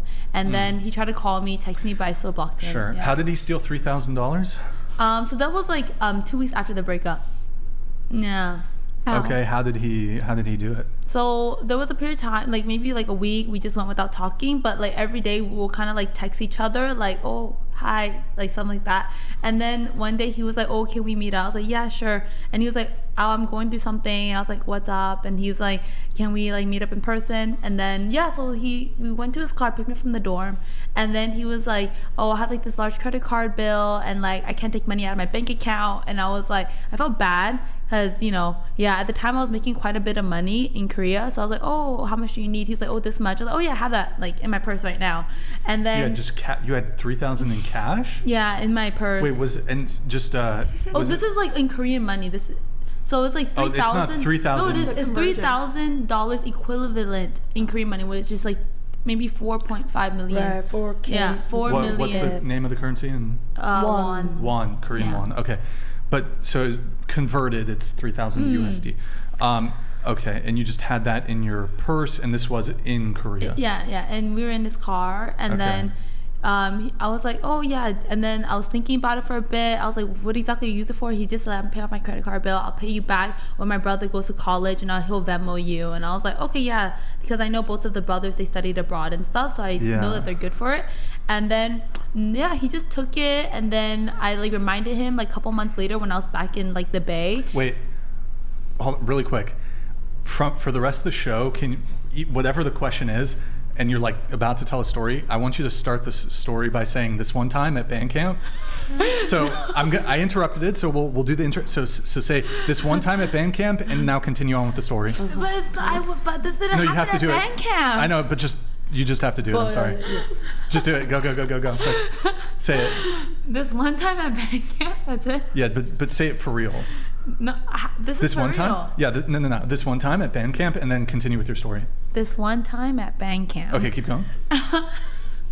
And then to keep going with the story, I left Korea, and then I never saw him again since then, and I never saw the money. And I hear to this day that he uses the dog to pick up other girls on the streets. Yeah. So a couple things here. So from the day that you gave him the money, and then how soon after did you leave? I left maybe a month after. And did he tell you he was going to pay you back? Yeah, of course. He said, I'm going to pay you back. Okay. I wouldn't have given it to him if he didn't say And that. did you ask him? I asked him many times to pay me back. Even after you came back to the USA? Yeah. And I called him. No, we got into a call. It was really cute. I was in San Mateo. I was like in San Mateo. Why does it matter? You could have been in fucking Antarctica. It doesn't matter where you were. But okay. My friend tells me that. She's like, Ivy, like when you like do your videos, sometimes you start off with like the time and the place, and no one cares. What was it, autumn or fall? Wait, that's the same. Fall. This was fall. Oh, it was fall? Okay. It was September. What was the temperature It was that like day? 8 p.m. that day. What was the temperature? It was quite chilly. It was a chilly San Francisco weather. Fall day. Okay. What color were his socks beautiful. that day? Yeah. What did you have for lunch on that day? I had salmon with rice. But so okay. You called him? I don't know. What? I did. We got into a call. So basically, my friend had threatened him. She texted him saying that like, if you don't reply to Ivy or if you don't give her back her money, then I'm gonna tell like all your friends something what you did. And then he was like, okay. So he actually called me back. He messaged me in Kakao Talk and was like, oh Ivy, let's talk. And then we got into Kakao Talk and we called each other, and it was really fun. We talked for like 2 hours. We laughed. He said like, oh, I'm gonna pay you back and all that stuff. And I was like, okay, awesome. And then I followed up with him a year after that. He didn't. And actually, a year after that, I went back to Korea with the new guy I was dating. So I was dating this new guy, and they had the same last name. And then I told my ex, I was like, I'm back in Korea. I'm here. If you can give me the money, that would be great. And he was like, yeah, let me get it to you. And then he just ghosted me. Yeah. Yeah. That's what happened. That, damn. But my mom said that there's karma, and so she said that you shouldn't worry about that because I don't get him. Well, I mean, but hold on. When it comes to the dog, you were in Korea, but you knew with intention you were going back to the United States, right? Yeah. So it seems like it was... Well, hold on. I mean... I was going to take the dog with me to America. Yeah. It's so hard to import pets in and out of the country. Yeah, I just tried to do this in Australia, and it's literally insane. They have services. They have services. It costs like $10,000 per pet. They have to be quarantined. Same thing in America for like 30 days. It's so stressful, and it's really hard. I honestly... So, okay, here's my assessment. Yeah. The dog thing, yeah, you paid for it, but like you bought it in his country. It's his dog. And it was his idea. Were you gonna pay to have the dog flown? It's so they have like puppy carrier services. So a lot of families in America, like a lot of Korean families, they import the dog from Korea. It's Okay, really easy. regardless in of Asia. what. Okay, Could you fine. afford Hold that on, for like hold 10 on, grand? hold on, No, it's 1,000. It's different. It's 1,000. You could have just bought a new dog. Wait, Yeah, but moving them back from stop, Australia to US is like $10,000. Stop. You bought the dog for $600. Why would you ship? I mean, look, I know you get you had the dog for like a couple weeks. You could just buy a new dog. I know, but this dog was really cute. What? Yeah, it's a pump spitz, and it was really quiet. So like, out of all the dogs that in the pound, like this one didn't bark. Okay, cool. Yeah. So. Did you like bond with it though? You just said it was really cute. If I lost my dog, I would be distraught. She's like my best friend. Yeah, this was 2 years ago. That's why I said it was really bad for me. I lost a lot of weight. My friends were like, "Oh, Ivy, you seem like pretty." Like, yeah, I was like half the size I was now, basically. Yeah. So okay, the dog thing, whatever. The $3,000, I think you're in the right there. You loaned him the money. He said he would pay you back. He should pay you back. That's wrong. He didn't steal it from you though. No, he didn't. But you said he stole your dog and the $3K. I think it's a shorter way to say it. Yeah. I don't think he stole the dog. There's a dispute, a civil dispute. Hold on. I was just gonna ask. There's a civil dispute over the dog. There's a civil dispute over the $3,000. If he went into your purse and took the money out of your purse, that would be stealing $3,000. Civilly, I think he would, if you went in front of a court or something, he would owe you $3,000. You loaned him money. He either isn't able to or is unwilling to pay it back. I don't think that that's theft or stealing. I am a little confused though on the dog front, despite your feelings towards him and the love bombing or whatever it was, why you would purchase a dog with somebody with the intention of like wanting to keep it, knowing that you were leaving the country in 1 month time. That's a little bit confusing to me. You probably, I mean, this guy maybe does this to other women though. This could be like a Tinder swindler sort of thing. Like, do you know what's so funny is that you mentioned that because the day after he asked my friend out, she swiped on Tinder and she saw him on Tinder. Wow. Yeah. Do you consider yourself a bit naive? I think I take good care of myself. I don't think so. Okay. I don't consider myself naive. But people might say so. People might say I don't have common sense. I wouldn't, like if I was in a foreign country. It wasn't that foreign to me because I went there so many times. You're Vietnamese, right? I'm American. Vietnamese, Chinese American. Right, but you don't have citizenship in Korea. No, I don't. Do you have citizenship in Vietnam or no? No, I don't. Okay. And I was living there too. Okay. I think citizenship doesn't matter. There's people that have American citizenships and they wouldn't say they're American. But I mean, you had a plan. You were coming back to the United States. I don't think like if you're about to leave a country, I don't think you give somebody $3,000. About to leave, yeah. He said he was gonna Venmo me back. I have a question about the dog. Would you still have been upset about it if he gave you back the $3,000 and said, "Listen, I really want to keep the dog. Like I was the one that wanted the dog. The dog, I don't know, boy or girl. He, I don't know, lives with me. I will give you $3,600 to let the dog go." Would you have said okay? Yeah, I just told him if you can keep the dog if you want, just like give me the $600, and he couldn't. Okay. Yeah. All right. I'm very reasonable. Be honest though, how often were you harassing him? Oh, I was not a good girlfriend. Yeah. Oh, sorry. I wasn't like a good girlfriend back then. Cause like I think that he promised me a lot of stuff, so I was like, oh, since you promised this, I can demand it. I was kind of like that. So I was a little bit high maintenance in that. But were you like with the whole dog thing, the $3,000, even like I imagine you were blowing up his phone. Oh. Sending him messages, fuck you, like. Oh no! I don't do that. No. I don't say mean messages because I think those things can be like, I don't like people that blow up. All right, we have a chat here from Jason. Oh my God, who the hell cares chair for? Okay, thank you, Jason Cassell. Thank you for the 100 men. I do really appreciate the message. Thank you so much. We have Stifler. That's fine. Ask everyone. Oh no, I have to wait until she's back. One moment there. Oh, hold on. Oh, damn, this guy sent it in 3. Wait, hold on. Sorry for the delays on Phoenix this. donated $200. What is bro yapping about right now? Is that me yapping? I'm not sure. I think you're the bro. Yeah. I do like yapping. Penith. Guys, W's in the chat for peanut. Oh, no. Penith. Oh my God. Oh, he got me. Penith? Oh. Yeah, that's me, right? Penny, Dude. right? Bro. Phoenix donated $200. He sent it in 3 times. What is bro yapping about? What is peanut? Penis. Penis. Penis. Penis. You- Penis. Oh my God. Unbelievable. I was so confused. Oh my God. Freaking, Wait. what a trickster, Penith. He got me. Okay, let me shout out people on Venmo and Cash App really quick. Yo, Anna, thank you so much for the $10 on Venmo. Thank you so much. Jeffrey Chong, thank you for the Phoenix 25. donated $200. What is bro yapping about? How do they have this much money? Thank you, They just Peanut. send it like that? I know, right? They got crypto pumps and stuff. Joffrey Chong, thank you for the 25. W's in the chat for Joffrey Lannister. And then Cash App. MC Rocker, thank you for the 10, man. Colin, thank you for the 20. Appreciate it, guys. All right, Venmo, Cash App. If you want 100% of your patronage and contribution to go to the Whatever Podcast, Whatever Pod on there. Links in the description. Read 100, TTS 200. Guys, like the video if you can. All right.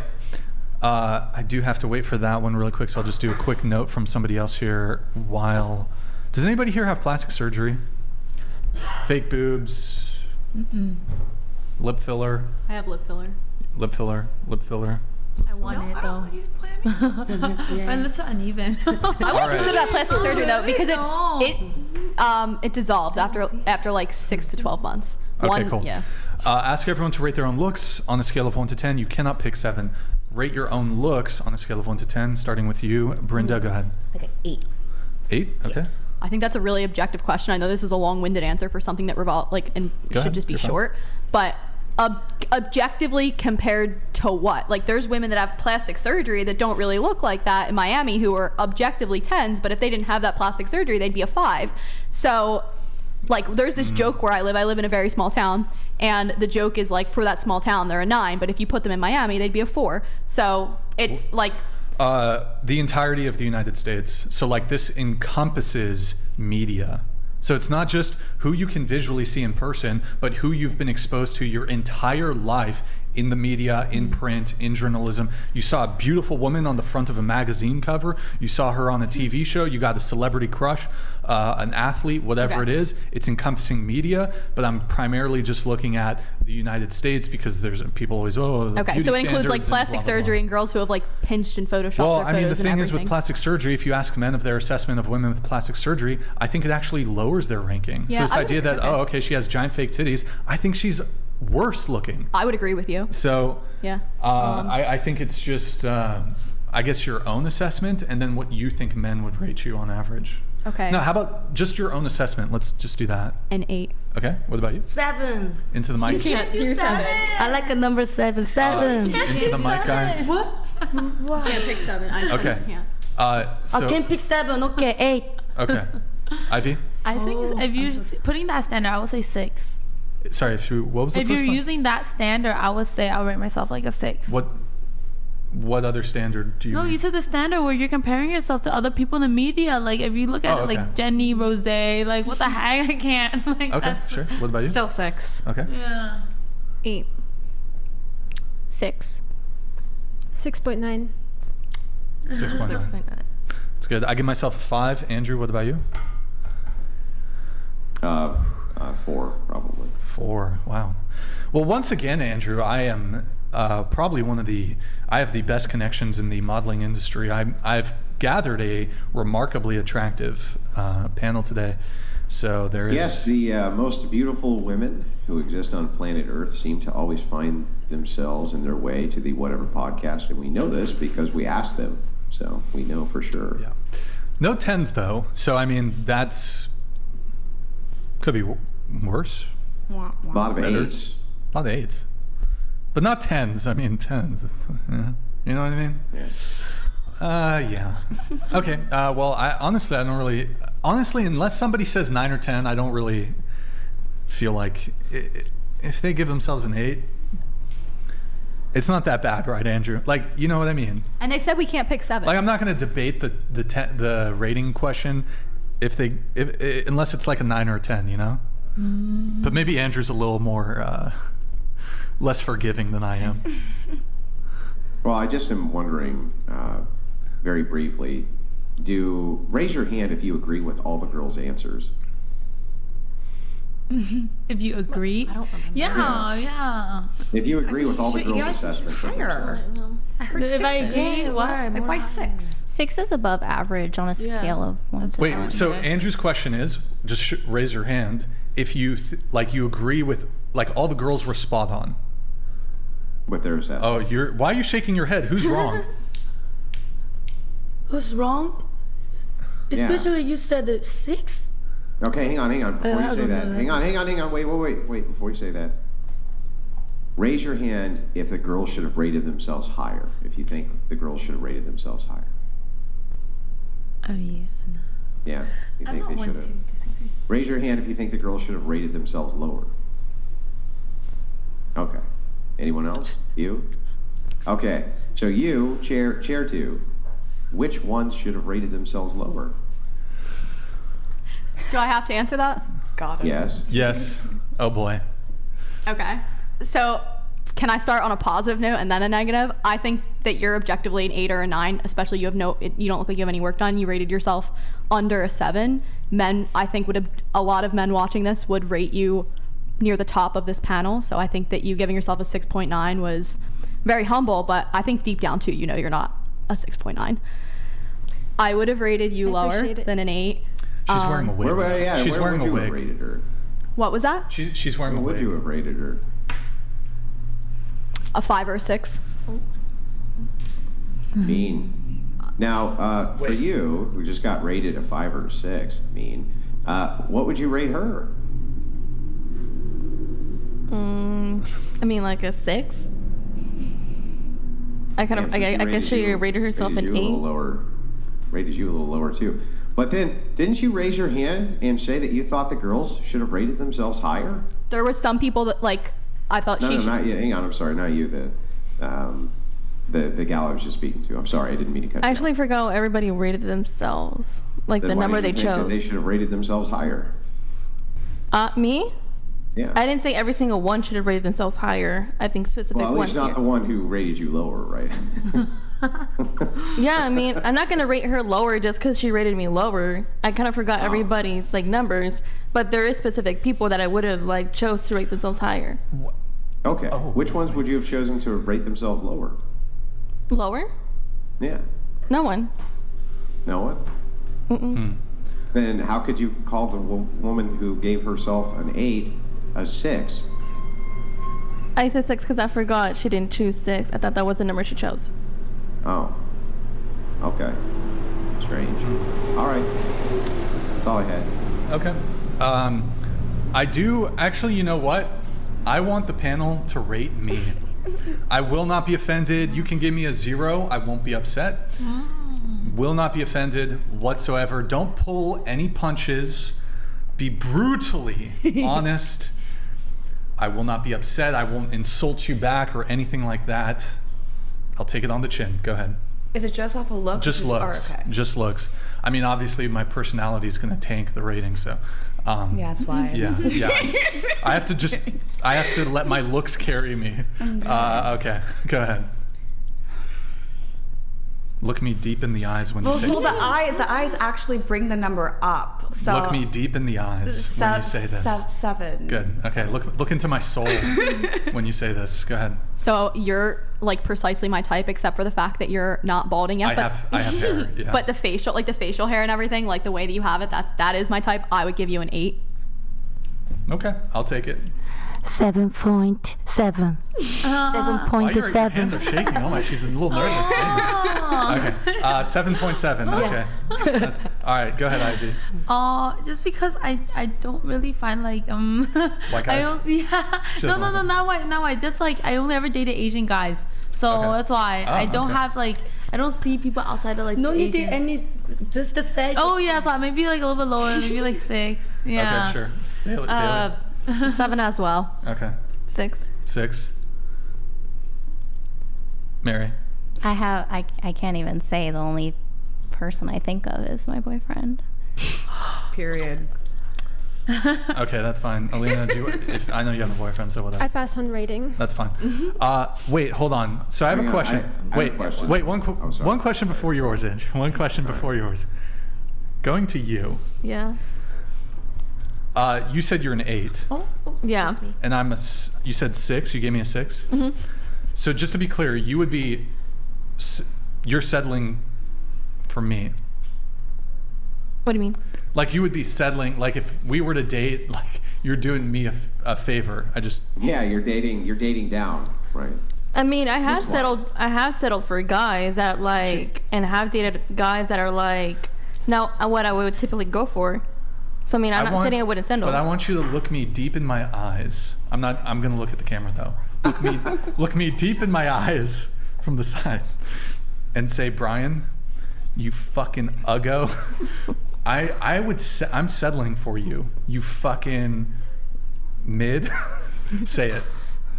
That's so mean. That is mean. That is so But you mean. can say it seductively and Don't then do it'll be that. listening. I have very thick skin. That's so having self-depreciating. done content for a while. You have to have thick skin. You should see my DMs. Like they're really mean? Oh yeah, people tell me that they want to murder me. That's so mean. Is it men or women? No, I literally get death threats. So a girl telling me I'm mid is like the least of my worries. You get death threats? Oh yeah. Oh my What God. messages? I get death threats like every day. Okay. Men so or anyways. women? Who do you get worse from? Mostly do you know dudes. they're men Mostly or women? dudes, but like a lot of girls too. And it's your me too. Oh. Okay, go ahead. I'm ready. Call me. I'd fucking settle for you.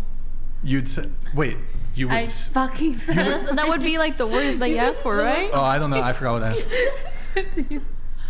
asked. Wow. So would I have to wait? One last thing. Okay, go ahead, yeah. So, because you would be settling for me when it comes to our looks, like I'm way too mid for you.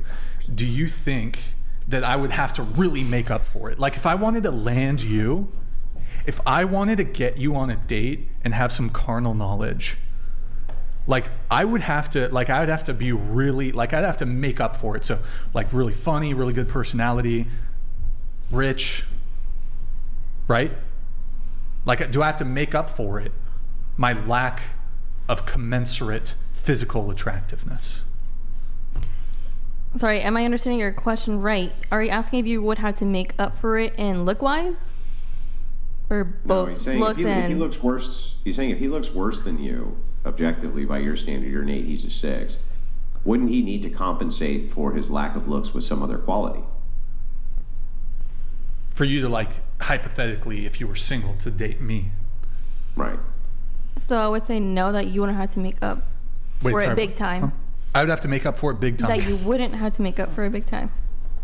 Not big time, but a little bit. A little time. Not big time. Yeah. Big time. Big time. Little time. What would you rate Tom Brady?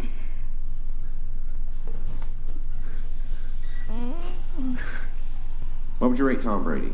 5, just because he's not my type. Wait, what do you prefer? So you would be settling for Tom Brady? Yeah. Yeah, makes sense. Would you? Is your type white, Latino, black? Do you have a Latino. Okay.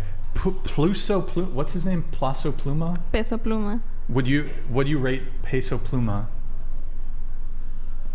Is he your type? Or? Yeah, he's my type because he's light complected. He's wait, what? What? Like light complected. Light skinned Latino. Yeah, and that's my type. But I'd give him, I guess, like an 8. Okay, so he's like you league, like same league. Like that's a fair matchup. Okay. Yeah. You're just as good looking as for a woman as he is for a man. Yeah. Oh. I'm trying to think of a hot. What about who's that guy who Joe Rogan beefed with? Carlos Mencia. Would you? Who is that? That's like beyond their time. What? Carlos Mencia. Do you know who that is? He's an ugly fucker, though. I don't know. I'm just trying to think of famous Latino men. Okay, how about this? Who's in his prime? Antonio Banderas. Do you know who that is? A bit. I forgot how he looked like in his prime. Wait, who's like is Johnny Depp Bad Bunny. Latino? Maluma. I think he's white. Johnny Depp is white? Okay, how about this? How about an easier one? Yeah. Give us a famous actor who you think who you're really attracted to, who you think is about equal in attractiveness to you. That's a good question, Andrew. Give us an actor.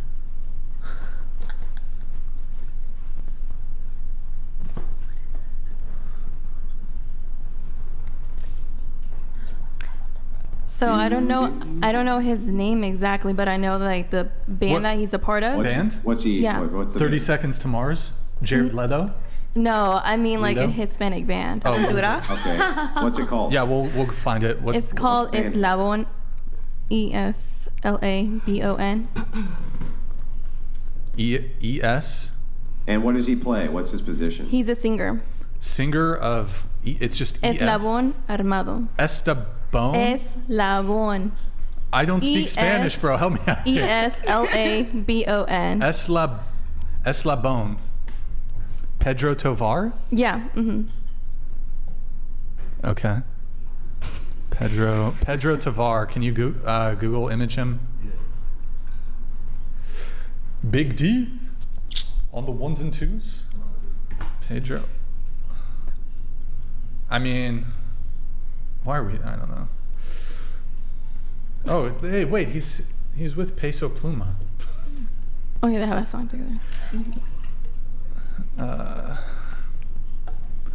Do you have it, Damien? Yeah. All right, you got it.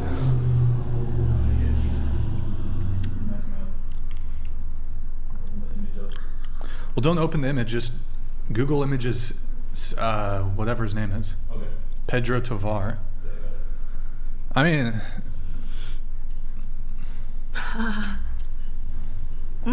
That's him? I mean, he's not exactly a male model. I mean, those aren't really pictures of his. What I would specifically go for, because those are old pictures. But yeah, that's him. You just really have a type. I do have a type. Yeah. And I mean, y'all can look at him and be like, okay, well, he's overweight. But I mean, I've dated guys that like have some stomach to him. I mean, he cannot be all y'all's type. And be like, I'd rate that guy a 5. Y'all can rate me all y'all's numbers that y'all want, but it's the level of type of confidence that I am.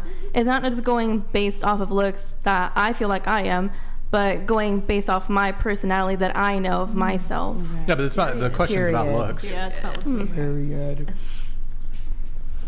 It's about looks. I know, and I still stand at 8 because, I mean, I know what I had to work on, and I mean, think I'm beautiful, like naturally. Wait, how about this? What do you have to work on? Losing weight. What? And then, so I would guess then that when you lose the weight, I guess, from your perspective, you would then be a 10? Yeah. I don't know if it's like a weight issue, right? Because I feel like I didn't think it was about weight. I don't think you don't look overweight at all. Oh, thank you. Wait, but actually, no, I would like. I think that's the why I would rate myself an 8. Because if it's a weight problem, you can get it like literally zapped out, and you can just like look like a 10 tomorrow. But when you lose weight, you lose weight in your face. So like your face does Sorry, change. I got fucking. He's dying. Yeah. So I was overweight. I was like almost 200 pounds, and my face was like completely different. Wait, you used to be 200 pounds? Yeah. Do you have a photo? When I was like 190, yeah. But I don't have a lot of photos when I was like bigger. High school. But like, Can you I have ask a very question? good features. You have a nice nose. Yes, ask a question. Who is a woman, anybody, celebrity, influencer, or whoever that you would consider a 10 right now? Like anyone? Anyone that you would what woman do you consider a 10? It could be anybody. Megan Fox, bro. Yeah, like her too. So you're saying if you lost weight that you think you would be on the same level as Megan Fox? I'm not saying I'd be at the same level, but What you're saying if you lost weight you'd be a 10? Because I'd be confident to be a 10 once I lose the weight. So I don't have to look the same as her. I don't have to. Well, you wouldn't look the same as her, but your appraisal of attractiveness, despite differences in look, obviously, you would be as attractive as her. Yeah, because I mean, it's about how I feel. Like nobody else can feel that same way, but I mean, it's the type of level of confidence that I'll have when I'm a 10 to be like, okay, I'm just as pretty as her. She can have blue eyes, I can have brown eyes, and I can view myself in a different type of way. Do you think you would be able to attract the same kinds of men that Megan Fox can?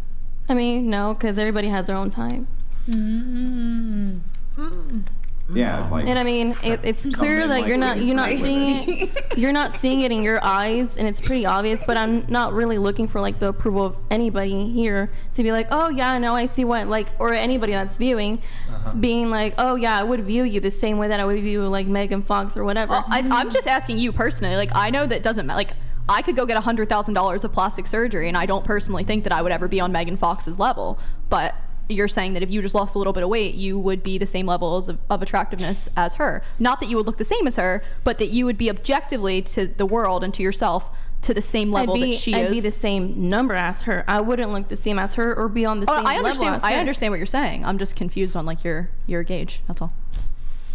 Whoa, this is a real debate. I think it's just a number on like how I'm not saying that you're not like dateable or you're not attractive. I just don't think I don't think anybody on this panel, including myself, is on Megan Fox's level, and I don't think anything that they could really do would get them there. Really? No, that's fine, but we're just you can do anything. You can do anything with money. Do you see Lindsay Lohan? Right. Lindsay Lohan? Yeah. She changed a lot. Like plastic surgery, regenerative therapy is very, very good now. And then it's also it's an argument if it's fake and it's a lie. And Megan Fox, I'm sure she's had a little bit of work done, but I don't think that she's changed her entire look or anything. I mean, we could also just say like young Megan Fox when she was like 20 or something. Yeah, she was a 10 then too. Yeah, we don't even have to say like current Megan Fox. Yeah, like how do you compare to like prime Megan Fox? Not you. I'm just saying. Doesn't she still look like almost the same? No. I don't see any difference. It's crazy. You don't see any difference. Well, like obviously she's aged, but I still see her as like a hot chick. Oh, I think a lot of people would say she's still very attractive, but I mean, I don't think. If you put them together, I don't know. Is it because of her age? No, it's I mean, the age. There's a physical manifestation of her age that, like, she doesn't look as good as she did when she was younger. Before less makeup, but lately so chair two. So then, chair two. What are the like? If you were to say to the guy we were just talking to about the objective beauty standard, what are the things that you would say she would need to change to fit your criteria of a 10? Is that a question for me? Yeah, that's for you. Oh, okay. What, for her to be a 10? Yeah. She can't be a 10. No, he asking what can she change? Like, you think that if she changed something about her face, she can't physically possibly be a 10. I think you can do anything with plastic surgery. You can literally do anything. Yeah. No. I think that everybody here could do something to enhance their appearance. I don't really think that anybody here is going to be a 10. Okay. 9 maybe. A 10 is, keep in mind, a 10 is like basically unattainable. The top 0.5% of the world, maybe lower than that, is a 10. So I don't think that there's anything anybody on this panel is going to do to be a 10. There you go. Okay, we have Sharon, chair 2 and 7. Thank you for being honest. So tired of girls trying to protect girls that they just met. Feelings. This is why men are way more trustworthy than women. Sharon with the 100. That's chair 2 and then chair 7, I believe. And then we have a message coming from Michael Jones. Thank you, man. Michael Jones donated $200. Chair 6 is delusional. Megan Fox is a 10. This chick is an adjustable 5, 6 after losing weight. Based chair 2. Brian, you need to reel in these 304s. Also, hey, chair 8. What's up, Michael? You need a wink. Hey, Michael. Boom. Oh, wow. Okay. All right, there it is. Thank you, Michael, for the TTS. Guys, W's in the chat for Michael Jones. Mike Jones. Are you going to drop some more lyrics from, I don't know, the song? All right, final thing on the rating thing. Do you think you'll be better looking in 10 years' time? You're 24, better looking at 34? Yes. Okay, better looking in 20 years' time at 44? No. Okay, you're 26. Do you think you'll be better looking in 10 years' time at 36? I think I'll be just taking my dip from my peak like down. Yeah, I don't think I'll be better looking at 36. I think I'll be on on the downtrend. Okay. So not better looking at 46. No. Okay. But you think you'll be a bit more attractive than you are now, or At 30, probably. okay. You're 33, better looking in 10 years time at 43. 43. Ooh. I'm gonna enjoy my, age, the moment. I believe that I'm fine. So better looking at 43. A better looking? A better looking? To be honest, cannot guarantee, but I will try to, keep this looking. Yeah. So just a yes or no. Yes. Yes. Okay. 20 years time, 53. 53. Yeah. 5'3". I'm not gonna, but I'm not. No, better looking, no.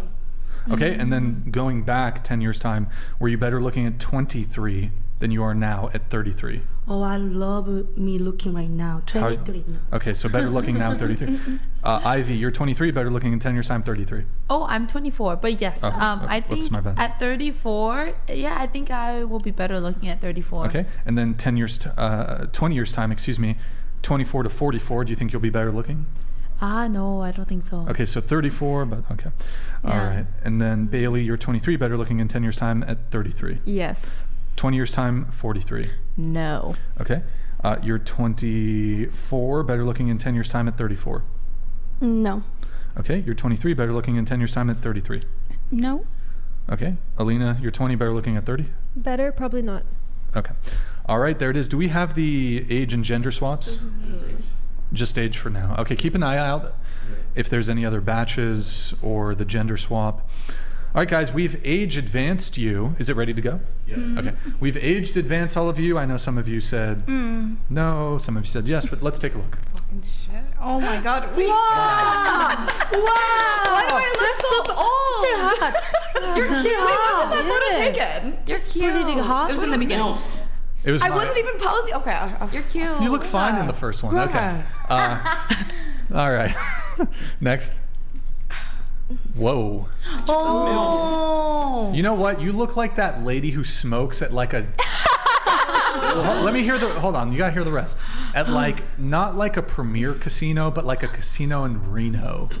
That's hilarious. Like that's where I would see you. My mom is in her. Like a trailer park grandma. Trailer park. I know I do, but I think I look just like my mother. My mother's had like no work done or anything, But- and she's objectively incredibly attractive for her But- age. So I think if I age like her, I'll be all right. Fine, yeah. To your credit, the tits still look great. Oh yeah, right. No aging there. Do you know my fiance wanted me to get fake ones? It was like a sticking point in our relationship. He wanted me to get a He BBL. wanted? He wanted me to get a BBL. He told me I didn't have any boobs. He wanted me to get a BBL and giant fake tits. I Wow. thought that this is a fake. No, they're real. Wow. Period. Cool. Oh, Go wow. on. Thanks to your All right, mom. next. I can't. Oh my God, I'm still rock star. I'm still rock star.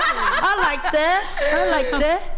I'm still rock star. Next. That's quite cute, actually. I like oh, that. Oh, I can't. I don't think I can age well. No, I think who screenshot this? You don't look like you aged much in the middle one though. You look like No, just a little bit, my but face is so that- bad. you know. There's no this way that's is 30, what, 34? There's no way. MILF. That AI was the shit AI. Next. Oh, That's cute. Oh, what's this doll? Oh my god. Next. Oh, okay, there's okay. Abuelita. Okay. What is it? Abuela. Oh, no. Abuela. Next. They love you. They love you. You look cute. They love. Next. Screenshot us. Whoa. Oh, yeah, that's crazy. Wow, it's for fun. Enjoy it while it lasts. Yeah, I oh love wait. this. I love this. Is there face is there cream. more? What the fuck? Oh, That's funny. How about you? Where's yours? yeah, where's yours? Thank you. That's a funny one. Let's. Oh, that's pretty not bad. That's really nice. I think it's quality Andrew better. fucking Gandalf over here. At the next. Hang on. That looks exactly like my father. Wow. Whoa. Oh shit. oh, really? What the heck? Looks like his dad. Okay. What about Yeah, you? exactly. I mean, like spitting image of my old man. Next. Oh my god. Looks like a godfather. W. Bro. Yeah. Yo, you guys fucking. At Hello? least your eyes are so blue. So. Do we have gender swap? Holy fuck, bro. I gotta lose some weight. Okay. We got this. Okay. Well, keep an eye out on it though, Damien, in case we get gender swap or another batch. We have. Oh no. Penis donated $200. That's funny. I like that. Share too. Does your fiance happen Wait, don't to be blind? do that. Don't do that. Oh no. Not to my knowledge, no. Does Thank you, happen Peanut. to be blind? I think he was referencing the. Oh, the. Yeah. Yeah. Sweet. Let's see here. Okay, that's it for the rating thing. We're just going to get into the... actually, no, we have a react. I've been wanting to react to this since December. We're finally going to do it. I think we have enough time to do it. So, Damien, pull up the TikTok. Yeah. You might have to adjust the volume a little bit. Okay. We're going to be reacting to this video. Some of you might have seen it. It was this viral video. A woman was broken up with. Go ahead and pull it up. We're going to get started from the beginning. We have audio too. Imagine Lower the volume. you live in LA with your boyfriend and everything's going amazing till he says, babe, I want to move back to Texas to be closer to my dad. So you give up half of your career, quit your improv troupe and have a goodbye party. Take off months of work, deplete your savings to pay for movers and drive to Texas. So worth it for the love of your life that wants a future with you because he said so. So you spend a month waiting for your shit to arrive and then another month of moving in and building furniture and stuff, and you're so happy till he comes back from a family vacation, sits on your couch, which just turned in the mail and hands you a note that says we have nothing in common and we're incompatible. Oh no. How did I not know this whole time? 3.5 years of happiness. We've been incompatible this whole time, and that we have nothing in common for 3.5 years. How did I not know this? Wow, what a surprise. Thank you for informing me that this whole time we have nothing in common. So you back up your car wherever you can fit it, just getting your grind to us, we get to back it for you, and then you drive to Florida to live with your mom. All right. So this went viral. And so basically, she was dating this guy for what, 3.5 years. They move. He breaks up with her. We don't know the exact timeline. Shortly thereafter, maybe a couple months after the move. Your reaction. Starting with you. Oh, well, sorry that she went through that. If you end up watching this, I'm sorry. But like, it was like there's no communication, you know? Because I feel like if you're communicating constantly with your partner, you'd be able to know whether or not like they're into the relationship or they're like taking a step back. So I just feel like, Okay. Yeah. Your take? I just lived that. I was moving to another country halfway across, like all the way across the world. So I think that was a little bit over dramatic. Like, it doesn't even seem like she gave up her job or anything. It sucks. Like, that's always gonna suck. But I would never want to be with somebody who didn't want me or didn't see. So it completely sucks. But you pick yourself up, make a little joke out of it, and you move on. It's traumatic, but that makes us who we are. So well, yeah, I don't know. What about you? Yeah, it is what it is. Just, God saved her from, somebody else. I think it's a good chance for her moving another chapter, start another chapter. What about you? Oh, I feel like that was really traumatizing. I think I went through a similar experience, and so I think I can understand that. It's traumatizing? Yeah, it's traumatizing. Yeah. Okay. What happened to her? Like, oh my God. Traumatizing. I think that she gave up her whole life for this guy that said that he loved her, and then I think that it still happens when it's. I think they were communicating. I think honestly, he just probably found someone better and was like, oh, there's options out there for me. He didn't realize there was options. Well, we don't know that. She didn't say anything about that. And he went on a family vacation. Like, he left her for a bit, comes back, like, I want to break up. Like, what? Yeah, maybe he talked to his parents, and the parents were like, "Yeah, this is not the girl." But okay, what about you, Bailey? What do you think? Is he a bad guy? What do you think? I think everything happens for a reason, and I think that there's someone better out there. For which? For one? her. For her. Okay, but like, is he a dick? Breaking up with her after the move? Like, what? I mean, you ultimately can't control what your partner does. So I think that she just needs to move on. Like, yes, it's going to hurt, but she's going to be able to find someone who values her and everything. So. I say that sucks because I moved all the way to New Jersey for a guy, and he broke up with me, and we had to move back to Texas while we were broken up in the plane. So I kind of get what she's feeling. Oh my Lord. So she just had to pick herself up, do some therapy, and she'll get better. Okay, what about you? I mean, they were incompatible, so it's unfortunate. Alina, your thoughts? I mean, there's definitely more to the story than we're seeing. My question is, why are you posting on social media about a 3-year relationship breakup? That seems like too much private information out there. That might reflect some things that she did in the relationship that made him break up with her. It's pretty base take. She did, I mean, she like blocked his face, but like total strangers won't know who it is, but like they obviously probably had like shared friend, shared social circle, kind of putting them on blast like that kind of it. Really quick before I give my take though, pull up the comments. I think this is like what I thought, you know, you can criticize the video or whatever, but like some of these comments are crazy. So make it a little bigger for me. Sending him generational curses from Africa, scroll down. You gave him wife privileges without being the wife, okay, whatever that means. Sending him stress from the engineering world. So they're literally cursing the guy. Sending him sleepless nights of regret from Germany. He tried to, so they want the guy to suffer. It's kind of weird. He tried to dump you politely when he said he wanted to move, whatever. Do not do anything for a man until he puts a ring on your finger. Oh, that's a whole nother conversation we could get into, but scroll down a bit. He gave you, okay, whatever. If you're so hurt, why do you film yourself and upload it on the internet? Michael Jones, I'll get your TTS in just a sec here. This whole production makes you a queen. He owes you financial compensation. Wrong. Scroll down. Imagine Duolingo. Hold on. From Kolkata, India. Sending him black magic from Kolkata, India. Sending him an eternity of chapped lips. Scroll down. I'll do a couple more. I see balding in his future. Wow. Hit the plus. Hit the plus. Scroll down. Sending him generational curses from Africa. Wait, guys, please don't talk while somebody else is talking. Scroll down. Or he owes you financial compensation. Oh, did it just duplicate it?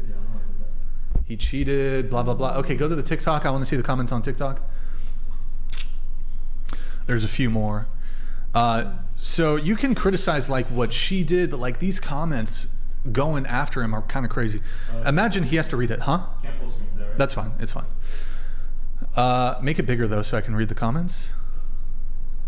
Also, the internet's gnarly. They probably maybe found his stuff. Scroll up. Let me start it from up. Okay.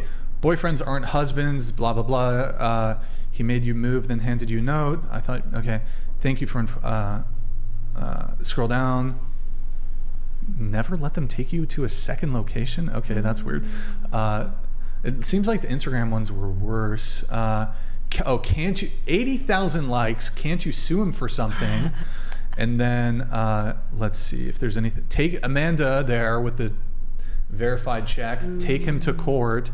Send him the moving costs and furniture to pay. If he doesn't, sue him and claim he used you. So I don't know if these women are joking or they genuinely think that there's actually some sort of like legal avenue that she can take here, which I think is completely ridiculous. Isn't there palimony? No, that's not. I mean, in Canada, it's fucking cucked. Oh, it's Canada. Canada has some weird cuck shit like that, but scroll down. Hire an attorney. I did, and my ex had to pay. That's fucking totally bogus. Maybe in a marriage, whatever. So multiple people saying, sue him, get money, ask for money. Scroll down. Let me see if there's any more that are interesting. Scroll down. Deserves to go viral. Let that man, okay. Anyways, so there's like different comments. There's some comments about money. There's some comments like, fuck this guy, we hope he gets cursed and shit. That's kind of weird. Hoping. But Brian, he was on a journey. and all he was doing was finding himself for self-discovery, and then he came home and he told her that he didn't want her anymore because they weren't compatible, and she freaked out. I don't really understand, because all he really needs is therapy, and then he'll find himself. Okay, can we make that go viral too? That's not... Yeah. A little auto-tune, maybe? A little auto-tune in there? The interesting thing for me here is, at least with the comments, right? Before I get into like my reaction to her video, the people that are calling for her to sue him, first off, I'm not an attorney, but there's no...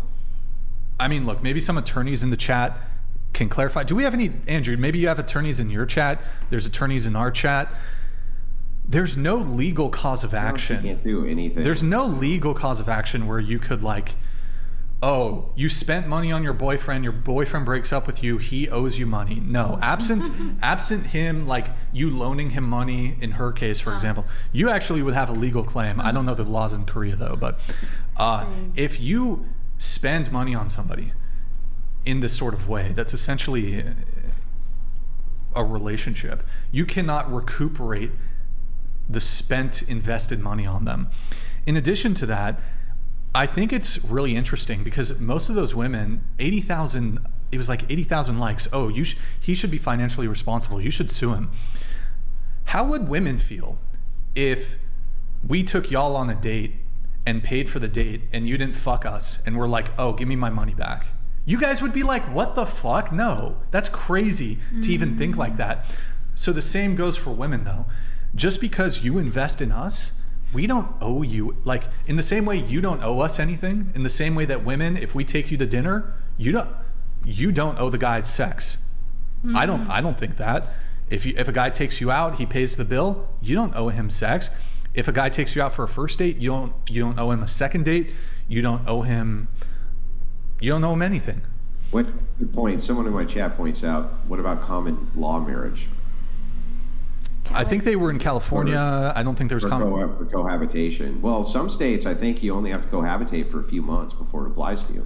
Well, so I don't know the specifics of that, but you are right that there is a common law marriage where even though you're not actually married, if you've been holding yourself. I think it's if you. Well, there's like live cohabitation, but you also there's other prongs to falling in the snare of common law marriage. It's not necessarily just cohabitation. I think you also have to be holding, I could be wrong. Again, I'm not a lawyer. It's not in Cali either. It's state specific too. And I believe they were in California, right? I don't know. I think you have to also be holding yourself out as if you were married too. I think that is one component of it. But nevertheless, if you're cohabitating in a common law state, you might get ensnared. Neither state has it though. California does not recognize common law marriage. Yeah, so and Texas also, there has to be certain declarations. So even then though, when it comes to her out-of-pocket expenses moving, that wouldn't even be a claim to like recoup her actual expenses. She could attempt to make a claim for under the state's law, if there is common law marriage, for alimony. But they were together for only 3.5 years. The alimony would, if it was even granted, would be for a very short period of time. Most states, I think you have to be married for a certain length. 7 years. Well, it depends on the state, but you have to be married for a certain period of time before you can get alimony, and the length of the marriage would determine how long the alimony payment is being made. In any case, she can't recuperate the money for the cost of the move, this sort of thing. But it's really interesting that all these women saying this would like fucking laugh in a dude's face if, as a guy, you take a girl out on a date and she's not interested, and you're like, oh, can you just Venmo me the $20 that I spent on you for the burgers or whatever? So like, I think that's really interesting, that component. And then I think the other component is what is it? Oh, I don't think it's interesting. Like, y'all women, you'll if you're not into a guy, like, it's done. Yeah.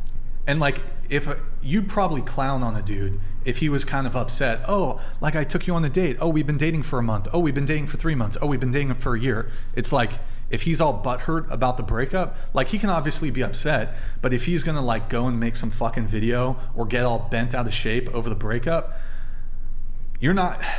most women are not going to be pleased with that sort of situation. But it's weird to me, like, why do you, and look, I know it's not all women, but why do y'all feel so entitled to a relationship? And I'll paint it like this. In the same way that women are not vending machines that you put niceness tokens into or date tokens into, and it pops out sex. Women are not sex vending machines. Men are not relationship vending machines. So regardless of the investment that you've put into us, we don't owe you any sort of continuity. I don't care if we've been dating 4 years. If I've made a determination that I don't want to date you, you're gone. And I don't owe you anything. In the same way that if you wanted to dump me for any reason or no reason at all, you would do it, and you don't owe me anything. So I don't think just because you've been in a relationship for three years and that she made this move, and she totally exaggerated, like, okay, she took off months of work to move. It doesn't take. But that's Brian, what about her improv troupe? Her improv troupe, and she only gave up, Andrew, half of her music career. She said she gave up half of it. Whatever the fuck that means. I don't know. What about her improv troupe, though, Brian? You seem to be forgetting the strong bonds that happen inside of improv troupes. Very strong, life-altering, life-changing bonds that last forever and ever from your improv troupe. Yeah. But I think, I don't know, it's, to me, because, and I actually I know I could never leave my improv troupe, Brian. It's How hard. about you? I actually used to do improv when I was like 19. I thought theater was a red flag. I am a red flag. So anyways, no, it's... well, used to, yeah. I gave it up. No longer have the red flag. Could you imagine if that video was to the flip side and it was her, like, with a little tune, like, and then I packed up and then I left him because whatever, I didn't like what color socks he was wearing on Tuesday. The internet and the comments would be like, hell yeah, you go girl, boss babe. Like, the comments would be so different if the video was her leaving him instead of him breaking up with her when she got there. Yeah. And also if he would have made that video, the whole internet, this is so wrong, and the view to make this video of her, like, how dare you put her on the internet even though you blurred her face. Like, if the shoe was on the other foot, it would be so different. Yeah, it would be like, oh, he's kind of like, whoa, he's really intense. Like, yeah, look, tough buddy. She wanted to break up with you.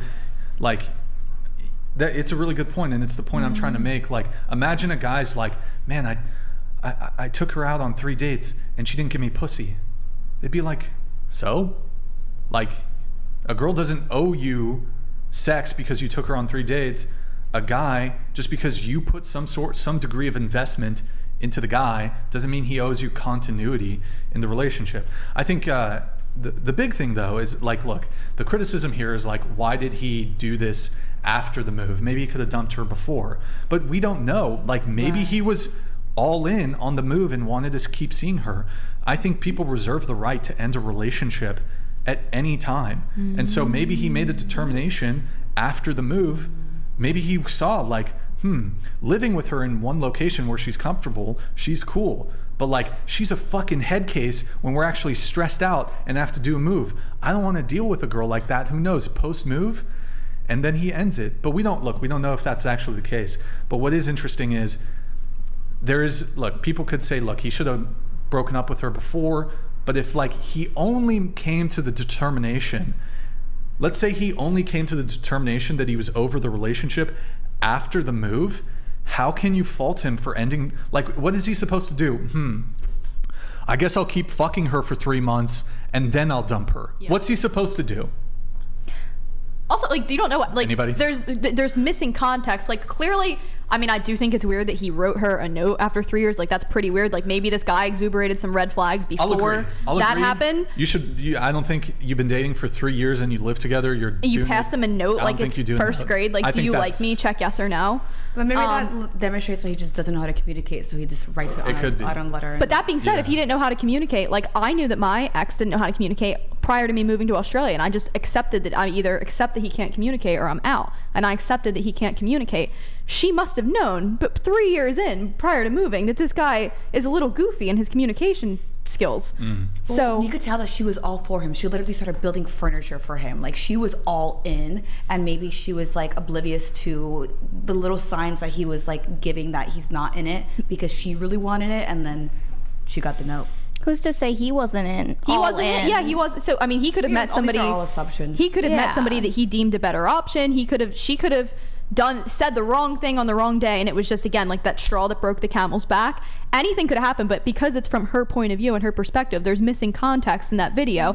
That video and little tune was made just to like shame him for breaking up with her. Yeah. Also, if that guy, if anybody knows who he is, I want him on the show. I'll fly you out. little vacation from Texas to Santa Barbara. I will fly you out because the internet dragged this guy. I want his side of the story.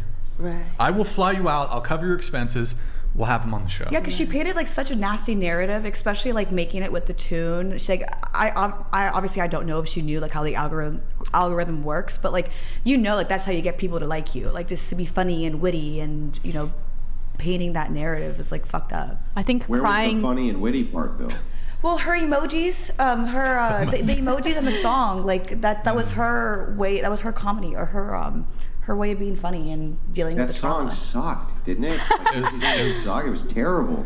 It was some like artsy hipster, you know, thrown together kind of thing. I also think that women that cry on the internet, I think that women's tears are only truly like true, honest to God tears when they're by themselves. If you can cry into a camera, I don't find it to be like very legit. Well, yeah, it's like, oh my God. It's like, it's like, and then they put the phone down and they're like, all right, where are we going for dinner? It's so like, women's tears are only real when they're by themselves, like into their pillow, having like a real actual meltdown. You don't call anyone, you don't call your best friend, you don't call your mom, you have your little emotional meltdown and cry in your bed alone. If you're posting it on the internet, they're fake tears, or it's just, I don't know. Can you, Damien, can you Google, wait, I'm gonna send it to you. There's a beautiful Socrates quote. Go ahead, pull that up. There's a Socrates quote. I wonder if there's an image search for it. Go to the image search. Show me the image search for this. Oh my God, wait, that's funny. Tab over, just go ahead, tab over. That's funny. There's actually a fucking clip from, look at the TikTok clip, the fourth one over. That's from that's a Ryan Taraban. That's funny. That's from my podcast. Click on the first one. Wait, what? Oh, next one over, my bad. Trust not a woman when she weeps, for it is her nature to weep when she wants her will. Whoa, that's really a little bit of toxic masculinity from Socrates going around the table. Do you agree with this? You disagree? Honestly, I need to read the quote again. Pull it up. I'll get the TTSs in just a sec, guys. I apologize for the delay. Trust not a woman when she weeps, for it is her nature to weep. When she wants her will. Yeah, I mean, I do see a lot of like philosophy, ideas, and I do believe in a lot of them. So like when I see this, I see it as like a possibility to be true, especially just like knowing, like me being a woman, I could definitely find myself like, doing something for like attention. And then just go around the table on this. Brian didn't even give you the good one. You see, one of the students of Socrates, Plato, and then from Plato to Aristotle. Aristotle said, "Wherefore women are more compassionate and more ready to weep, more jealous and quarrelsome, more fond of railing and more contentious. The female is also more subject to depression of spirits and despair than the male. She's also shameless and false, more readily deceived, and more mindful of injury, more watchful, more idle, and on the whole less excitable than the male. On the contrary, the male is more ready to help, and as it has been said, more brave than the female, and even in the Malatia, if the sepia is struck with the trident, the male comes to help the female, but the female makes her escape if the male is struck." So, just saying, the philosophers of old did not seem to have, well, I mean, they had a high opinion of women, I guess, but they seem to understand the nature pretty well, didn't they? I just think that overall, like, obviously these philosophers, like, they're all male, but the one that you referenced, I like that he mentioned that women are more compassionate, because generally women are more compassionate than men, so we tend to feel a lot more. Thing. Yeah. You understand? He's not saying that. He's saying that you're a slave to passion. Like, he's saying that we're a slave to passion. Like, we have like a no emotional agility. Like, we can't control our emotions. Like, compassion in and of itself. He's making a reference here. Wherefore, women are more compassionate and more ready to weep, more jealous, more quarrelsome. Right? He's saying actually that they're a slave to their passion. In this case, that their compassion is often misplaced because it's a part of their nature. Right? I think that's what he's saying. You do see that comment a lot towards girls, like, oh, you're being too emotional right now, or like, oh, you can't control your emotions, and that's not usually towards guys. I do see that a lot more. I literally said it to my sister last night because she was crying, but it's like she cried because she didn't know how to express herself. So I don't know, some women, they feel helpless, that they actually can't do anything, and so their only other alternative is to cry. And I guess it kind of does play into Socrates, where he's like, oh, women cry to like get their way, and I can see that as well. I think that it's like they don't see any other action that they could take in that moment than to just cry, and it's just like a way for them to relieve like stress or built up tension within. And also women, I think that, you know, we feel like it's a lot easier to cry. I have not seen that many guys cry in my life, and it's like an Asian saying, like, guys only cry 3 times in their life. It's like when they're born, when their dad dies, and when, I don't know, their grandma, mom, I forgot. You know the saying, right? Yeah. It's Can I ask, like, would you guys feel as if like you that know, is most definitely not the saying. Isn't that the saying? I'll let you know, that is most definitely not the saying. Yeah, it's a saying. No, she knows it. It's in Korean. Yeah, Korean thing, it's a right? Korean thing. But that's not the 3 times they cry, though. Oh, sorry. Yeah. I think I did it wrong. I did it wrong. It was like when they're born, when someone dies, and then for the last one, when they went to the military. I think it was that one. I think guys mostly view crying as a sort of manipulative thing, or I guess most guys, because I can't say all guys, as a manipulative thing of girls to do to just get their way. But I think most girls are emotional, don't really know how to control their emotions, or they're just super emotional and just end up crying because they're hurt, not necessarily for wanting to like get their way or wanting to like manipulate their way in their situation. Because it's I have to kind of give you a firm disagreement here. So I think women don't have much in the way of recourse except 2 ways: vicious slander or through manipulation. And here's why I think this. So men always have an option women don't, which is force. Women don't even really have a force option against other women, right? It's not really something they do. Now, it has become more prominent now that women fight or are willing to go fisticuffs with each other, but it's still not nearly as common as it is with men. And on top of that, they can't do that with men. So what they do instead is their kind of ways of fighting back are either through emotional machinations or through the idea of slander, right? Those are kind of the 2 pathways that they have, because what else do they have? So if Bob is giving me a bunch of trouble, I can punch Bob in the mouth, and that's totally socially acceptable. I can't punch Linda in the mouth. That's totally not socially acceptable. On the other hand, if Linda punches me in the mouth, that's laughable, right? It's just like, okay, well, what did you accomplish here? Perhaps you hurt your hand, right?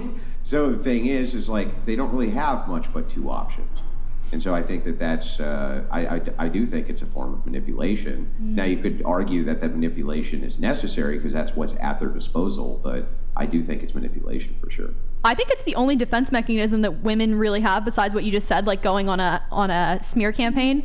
Just like a skunk gets scared and sprays, or a porcupine gets scared and puts their spikes up, women's only real defense mechanism is crying. Like, that's all they can do. I wouldn't agree with that, because I would say we could, as you know, women, kind of put in the work and control our emotions and maybe come from a place with logic and conversation, you know, and not just cry. And I get it, like, but a man who's decided to break up with you, that guy that like that video, that's how this conversation all started, that video of that girl crying, there, besides her smear campaign and her tears, there's nothing that she can do to that guy. She could leave, and then he left her. That's why she made the video, and she was upset. He gave her to Tierra one's point, I don't think she's wrong. I think that women are capable of logical discourse and reason and everything else. I don't think they're incapable of this at all.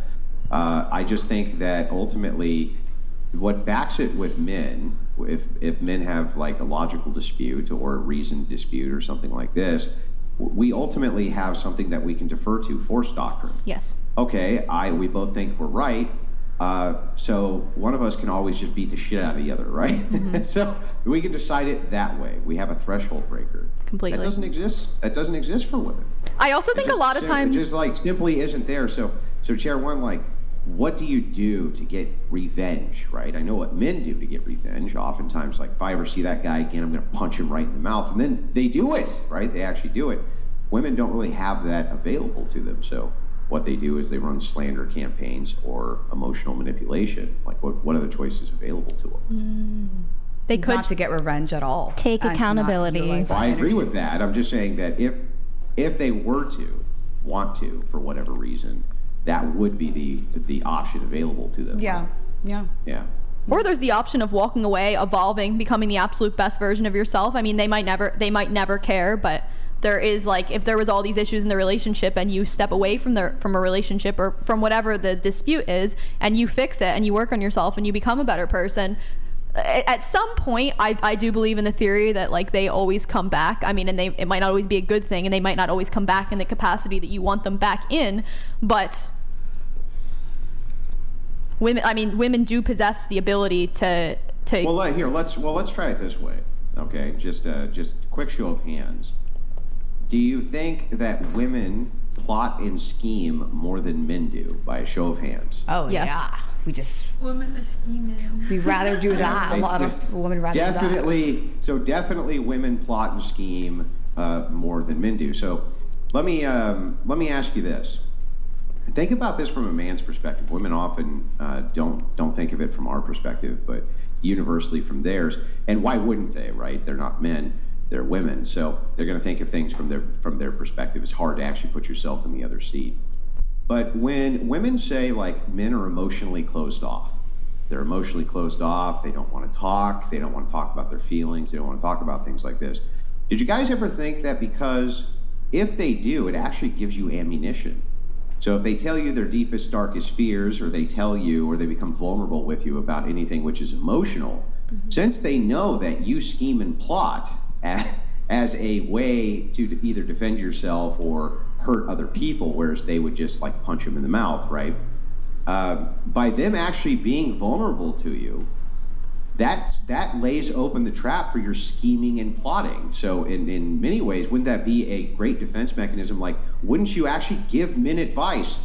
Don't tell women very much, because they scheme and plot and will do bad things to you with the information if they get upset, right? Like, that makes sense from a man's perspective. Well, yeah, because, like, society makes it to where if a man cries, immediately he's weak. Immediately he, is, like, less of a man because he can't control his emotions. And then naturally, like, because I have done this, like, years ago to my first relationship where he was vulnerable with me. And I do remember mentioning to him, like, when I was crying, I was like, well, when you cried, I was there for you, So that's, like, that I was kind of, like, using his vulnerability as a way for him to, like, be there for me. And Right. like, so it was a bit of plotting and scheming and manipulation, right? Yeah, 100%. So this is the case, right? It's like, so in many ways, probably the best advice to give men is to not open up to women. Right? Just open up to the right one. The right one. Like, if you do, and so, but wait, it gets worse. It gets worse. What if it's the case that the reason women are always complaining that men don't open up and aren't vulnerable to them is because what they really mean is, this fucking guy isn't giving me ammunition to hurt him with. In some cases, I would agree that probably, maybe most cases, I have no idea actually. But I feel like when you think about it, from the man's mind, he's like, wait a second, now that we know they scheme and plot more, and they're going to use what I say as emotional ammunition, and they get upset if I don't emotionally become vulnerable for them. If you put that together in the man's logical brain, doesn't he think to himself, wait a second, this chick just wants me to be emotionally vulnerable and give her my darkest secrets so that she can hurt me with them if she wants to? Because what other recourse does she have? Yeah, I would say that means you just got to get to know the person that, you're investing yourself with, to, like, understand their mindset and where they would come from or how they would treat you, and trust that they wouldn't do that to you. Michael Jones donated $200. I used to get dissed by the chicks in the club. Now they wanna rub my belly, wanna show your boy some love. Who? Mike Jones. Shout out to the Passport Brothers also. Hi, Chair 8. Hi. Yo, Michael Jones, I apologize for I had to step away from the table for a moment. I apologize for the delay. I'm so sorry, in fact, that I don't know how to make it up to you. Pick something, because I apologize for the delay. Also, we have a few more coming in. OJ Simpson donated $200. Chair 8, I missed you. So great to see you again. Wink for Uncle OJ. Oh, kiss. Chair 4, why are you talking like that? shoot. Weren't you born and raised in the US? Chair 1, we all know that sweaty rave slits stank. Wait, what? Wait, what's Oh. You need to donate more and let me know, what does sweaty rave slit stink mean? Oh, okay, yeah. What? What happened? Were you born in the United States? Yeah, I have an American passport. What the heck? Yeah, I was born in Monterey Park. What was your first language? My first language was Cantonese. Okay. Oh, that's why it's like a little twangy. All right, we have this. You can. Yeah. Penith donated $200. I am a god. Enjoy Andrew's beautiful song. I think it's fine. Play it. Don't show it. Just play it.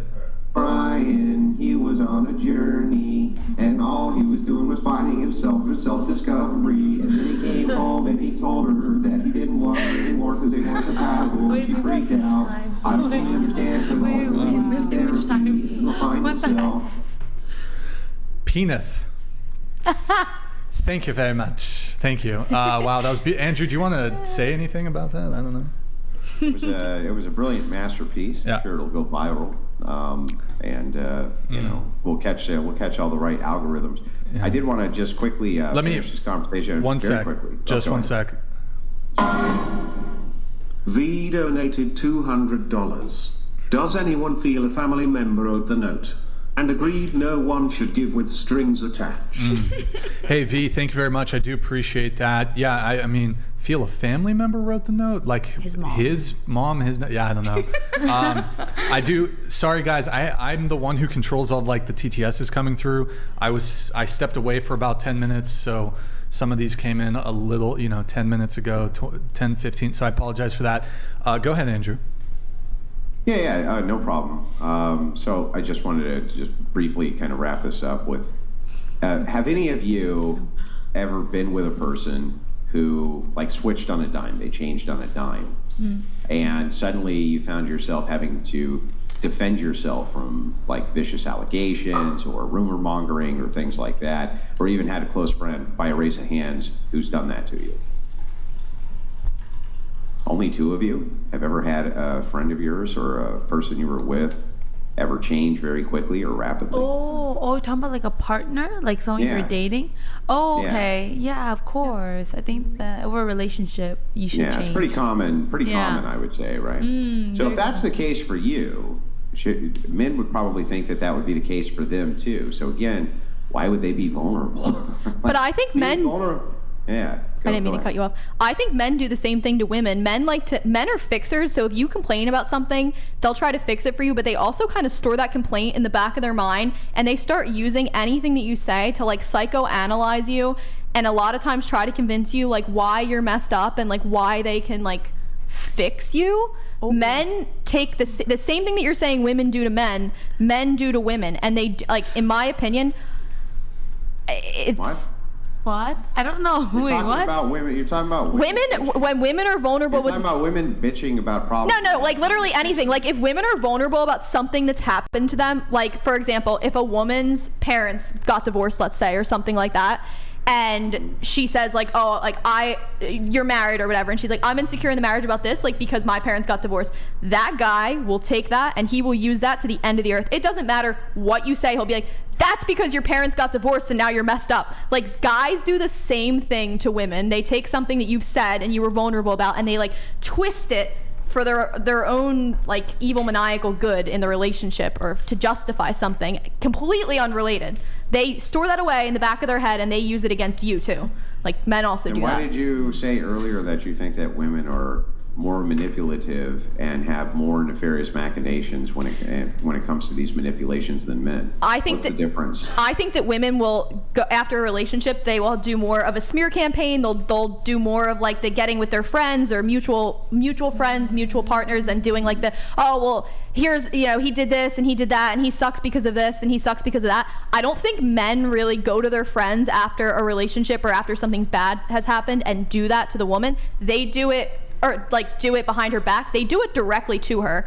So I think that men are more like kind of calculating in the relationship to make vulnerable things a woman has said fit the narrative. Women don't usually use it against him, like to his face. They take it and they do a smear campaign with it after, like, behind their back, which is worse. So men are talking to them about the actual problem and saying, here's why the problem may exist, which makes sense. And women will go behind the back of the man in order to smear them. Isn't that way worse? Yes. Yeah, so then when you're talking about this, I would put this in the category of bitching, right? So it works like this. Men do bitch to each other. They gripe to each other occasionally. But if there's too much griping, we look over at the other guy and we say, hey, shut the fuck up. I don't want to hear your bitching anymore. Shut up. I don't want to hear it. Be quiet. Go away, right? This kind of thing. And then we make fun of them and clown on them. And then what that does is it prevents them in the future from bitching anymore, right? Because they know that there's going to be a bunch of negative feedback from men. Yeah. But we can't do that with our women, right? We can't just be like, why don't you shut the fuck up because I'm tired of hearing your bitching, because that's not socially acceptable, but that's how we do it with other men, right? That's how we do it with my ex-fiance literally would do that. He would literally be like... From us, imagine, hang on, almost done. Okay. So from our perspective, imagine you're dealing with a woman and she's in this category of bitching all the time. Of course, it's going to be categorized, and when you're trying to fix the problem, which is making her bitch, right? You're going to try to analyze what's causing the problem so you can fix it, right? That makes sense to me. That does make sense, but I've had it before, like where, like I was just saying, my ex-fiance would literally look at me and he would be like, shut the fuck up, I had a long day at work, like I don't care, like I don't want to hear about your problems. But I've also had it where he sounds awesome. But. Yeah, you would like him actually, I think. I would rather that though than a guy taking something that I told him, like that I was confiding in him and being vulnerable with, and take it and use it against me and be like, well, you have trust issues because X, Y, and Z. I don't have a specific example like off the top of my head, but I would rather just be like, shut the fuck up, your bitching is annoying me, than having something like that I told them. What about the fact that women are always psychoanalyzing themselves to the men that they're with, constantly to them, and telling them why they think they're fucked up? So women are notorious for doing this. The reason that I talk so much about blah, blah, blah, blah, blah is because this awful thing that happened to me 4 years ago when I was walking over through a park and I was jump scared by, random, like they do that shit all the time. So they're constantly giving descriptive explanations and psychoanalyzing themselves and why they do certain behaviors. And then when a man turns around and says, wait a second, aren't you doing that because by your own descriptive statement, you said you're all fucked up because A, B, and C, and then a woman's like, you shouldn't say that, that's mean, that's messed up, you're using it against me, but it's like, you said that shit, right? Oh, that's so true. That's a good point. That. I really like what you just said. That's a fair point. Yeah, I mean, they're always psychoanalyzing themselves. That is true. Yeah. I think so. I think we tried to like help each other out. Be like, oh, maybe you did this, and it's like something that happened like 10 years ago because this happened, and then we don't really want to take like full responsibility for what we did. Yeah, they like narrate their behavior. Yeah. Right? They narrate their behavior all the time. Like, don't you guys narrate your behavior? Show of hands if you narrate your own behavior. Like, you've been narrating your behavior most of the night, right? Yeah, you guys just kind of like narrate your behavior. And so we catalog the narration, and then we're like, okay, well, it sounds like she needs A, B, C, and D fixed. And don't use that against me. It's like, well, I mean, I wouldn't even know it except you just decided to catalog your entire life's work of events to me. You know what I mean? I remember when I was working as a teacher, I had one student that tried to beat me up, and then all the other kids were like, oh, don't get mad at him, like I heard that his mom is in the hospital. I was like, what does his mom being in the hospital have to do with him like threatening me? And the kids are just like, don't take it personally. I was like, oh, what the heck? You forgot to start with one time at band camp. Yeah, every time you talk, you're supposed to do that. Yeah. anything? Did you have more on that, Andrew, or good to move things on? Okay. All right. AKA the closer. Andrew, on the back of what you said about men being able to use force with other men as a means of conflict resolution, what recourse do men have against malignant women, if any? They don't have anything. The only thing that they have is counter reputational damage, which makes them look mean and makes women look like victims. So the problem, especially in modernity, is that when women begin slander campaigns and men defend themselves, usually the only way that they can do so is to be vicious back. This is unfortunately the side effect of slander campaigns, is in order to defend yourself, like let's say for instance, a woman is abusive to you and she's hitting you, things like this, and one night you physically grab her and move her, or move her out of your way so you can leave, or something like this. She files a police report, and now you're being slandered as being abusive, this type of thing.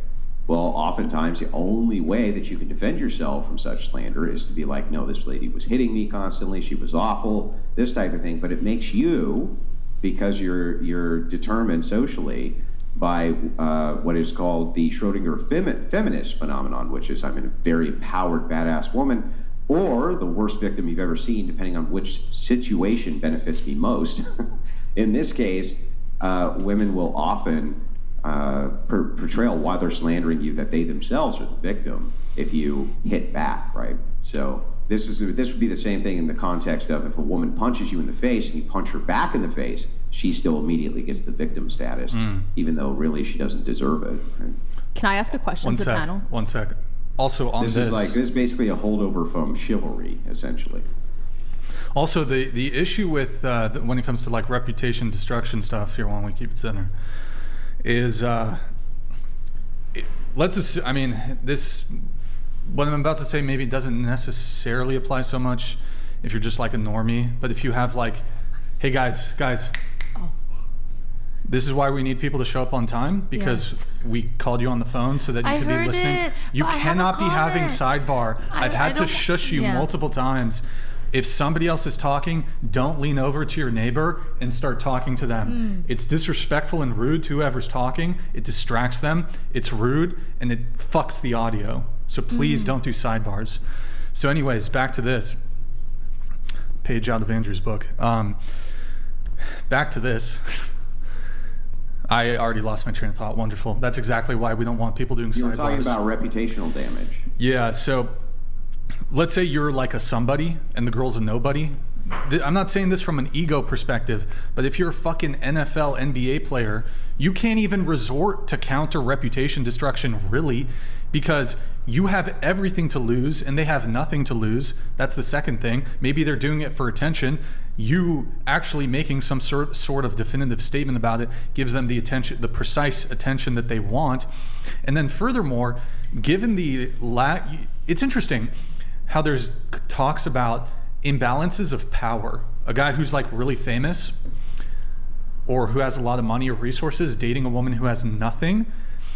I actually think in some ways, a woman who has nothing, who is involved with a man with immense amount of power, is actually severely disadvantaged in some ways, because the woman has nothing to lose if she opts to slander or destroy his reputation. He has everything to lose. So this idea that there's some power dynamic, I find kind of almost laughable, when actually women in many instances have substantial power in the sort of in the way that they can wield it when it comes to any sort of false accusations or slander.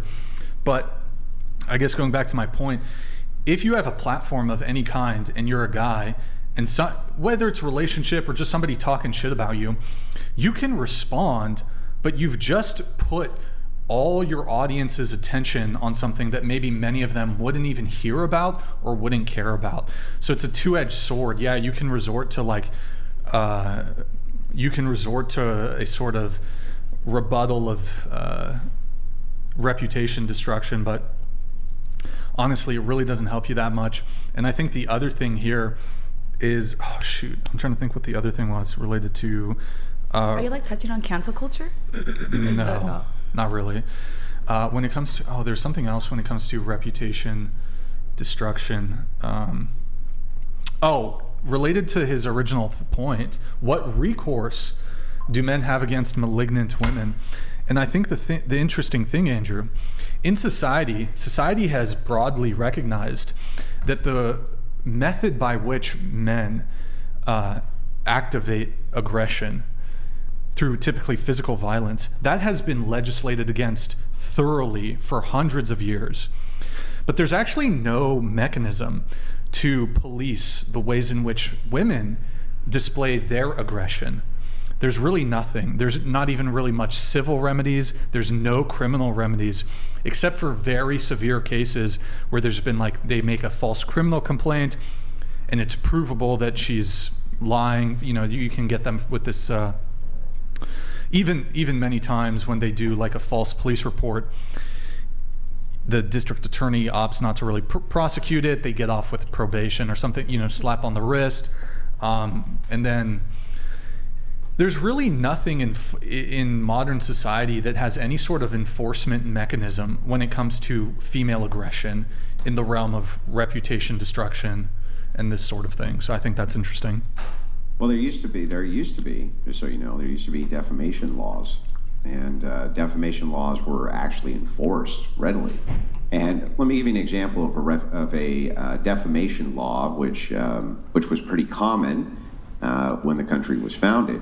If you talk shit about a man, you would end up sword fighting with him in the morning, and one of you could die, or you would go out with a duel with a pistol and blow each other's brains out, perhaps, as part of a legal remedy for having your honor in some way besmirched, or your wife's honor in some way besmirched. There's many famous cases of this happening.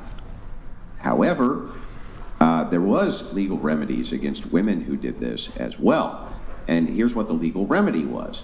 You could challenge her husband to a duel, right? And so that was a great remedy because that would take care of her security. So she had to be very cautious about who she was running her mouth about, because then if the other guy decided to besmirch her honor, her husband was obligated then to duel with him or become honorless. So that was a great way to keep that in check, right? Oh, well, you're gonna be homeless and penniless without your husband's fortune because I shot him because he dishonored me, right? That was a significantly good way to keep some of that in check, but unfortunately that's gone. Like if you brought dueling back in modernity, 90% of society would correct itself in weeks. Bring dueling back. Bring it back. I agree. There we go. Bring dueling back. Bring dueling. Hashtag. What does it, but somebody can like turn down a duel, I'm pretty sure. But Yes, then you look but like a bitch. Then they're labeled a coward. Yeah. Right? The whole point of honor was that the reason people didn't run their mouth is because either you showed up to the duel or you're labeled a coward who turned down a duel. Right? So every time the other person saw you, regardless of what you said, you'd just be like, well, you're a coward, so who cares? And that's the end of that, right? But if a person's woman wouldn't, this is actually so common, the honor culture came back over to the turn of the 20th century. That's why when you watch black and white movies where men will look over and say, hey, quiet that woman down if she's like running her mouth, sometimes the husband would turn and smack her. Right? And the point of that was it was part of the honor culture of saying, look, you're about to get me in hot water here. Right? So there was a corrective lens or a corrective action which used to be able to be taken. So. Can I ask the panel a question? Sure. Okay, so like going around, I guess starting here, if you hit a man, like you full on as hard as you can, closed fist, punch a man in the jaw or the eye or whatever you might do you think that he should be allowed to hit you back? Or are you expecting to get hit back? You've chosen to hit like a man. Can he hit you back? Or should he hit you back? Depends on who hit Hunted first. P. You hit first. You hit Oh, first. I hit first. Yeah, just don't like beat me up. No, you hit him as hard as you can. Now he gets to hit you as hard as you can. Oh, as hard as he can? Yeah, you hit him with full force, closed fist. Can he use that same degree of force on you? That's a good question. This is why you don't hit a man. I agree. As a woman. I Hold on, agree let's with get the answers though. Let's get the answers first. Can we come back to me? Okay, what do you, well, before we get you, what do you think? Of course, should be expected, but before even I hit, I try to also like my anxiety, whatever they the gauge is really the gauge the gauge is too much, so so anyway, I should expectation and yeah. So yes. Okay. Yo, Elder, thank you for the membership. What do you think? I think that men should not hit women. Yeah, even if a girl hits you as hard as they can. So even in the situation she presented, the woman hits him first. Do you think, but if the guy did, would you think that was wrong? If a guy hit the girl after she had hit him the hardest that she could, yes, I think it's wrong. For him? For the guy to hit her. What about, is it wrong for the girl? Is it wrong for the girl to hit the guy? Okay. Is it that? Yeah, is it wrong? Is that wrong? Is it? No, I don't think so. You don't think it's wrong for a woman to hit a man? Depends. It's just like one time, like she was mad, she hit him, and it's like the hardest she could, right? So. That's quite the concession. Yeah. A concession? Yeah, I think you said it right. Concession? Yeah, I think so. I think I conceded there. Is that a yeah, I don't know if that was the right So word. he's expected to No, go ahead. He's expected to control his rage and his emotions and his but the woman, she just got mad and hit him. Okay, if you think about it, right? Like I think that's one of the questions on the questionnaire. Like, are men physically stronger than women? And sometimes I'm like, yeah, men are like built physically to be stronger than girls. That's why we have different Olympics. Men and women cannot compete in the same Olympic team. Wait, have you ever hit somebody? Have I hit somebody? Yeah, I have. Like a guy? Yeah. And did he hit you first? No. Have you hit a guy multiple times? No. So you hit a guy, tell us the story. What happened? We just fought about something, and I was just like so frustrated. Like I think she said it, I was like, ugh, and I was just like slapped him, and then. How hard did you slap him? I slapped him I think the hardest I could. Yeah. And that was the only time you put hands on a guy, or have you done it before? No, that was the first time and last time in my life. Did he smack you back? Did he hit me back? No, he just left. He just left the apartment, and I didn't see him the whole night. What did he do? I honestly don't remember what he fought about. What we fought about. We talked about it again. Was it cheating or no? No, never. What, nothing. he just didn't take out the trash or something? It was like something I forgot. She's like a 1950s wife beater. You overcooked my fucking roast beef. Wait, what was like a common? What? My eye roast. Pot roast. You overcooked the pot roast. No, yeah, I was like very petty. No, the fight was very serious. It was about something, but I don't remember. I think it was about weed. I told him to stop smoking. Yes, I'll tell you. It was about weed. Yeah. Did you guys stay together? Yeah, we lived together at the time. Yeah. Oh, domestic violence. It was domestic. My favorite. We were in college. Oh, wow. So that's a position of privilege. Right. So the same thing with when Chair One has to think about this. Right. She goes, this is a tough question. There's actually a position of privilege that women have that I don't really understand why they have it. Because if you want equality and egalitarianism, sorry. Yeah, if you want equality and egalitarianism, the idea here is going to be based around the fact that chivalry is gone. We are now equals. Chivalry would always put women in a position where they needed to be a protected class, and in exchange for that, men got virtues, right? Like chaste virgins and things like this. They don't get that anymore, so they don't really need to give out chivalry. If a man hits you in the face and you can punch them back, why is it if a woman punches you in the face, you can't punch her back? That actually doesn't make any sense. Wait, can I add something? Can I say something? Yeah, go ahead. Because that's exactly why you just missed my whole point then. If you're saying that you don't understand it, what I'm saying is that men are physically stronger than women. Like for example, but men are physically stronger than other men.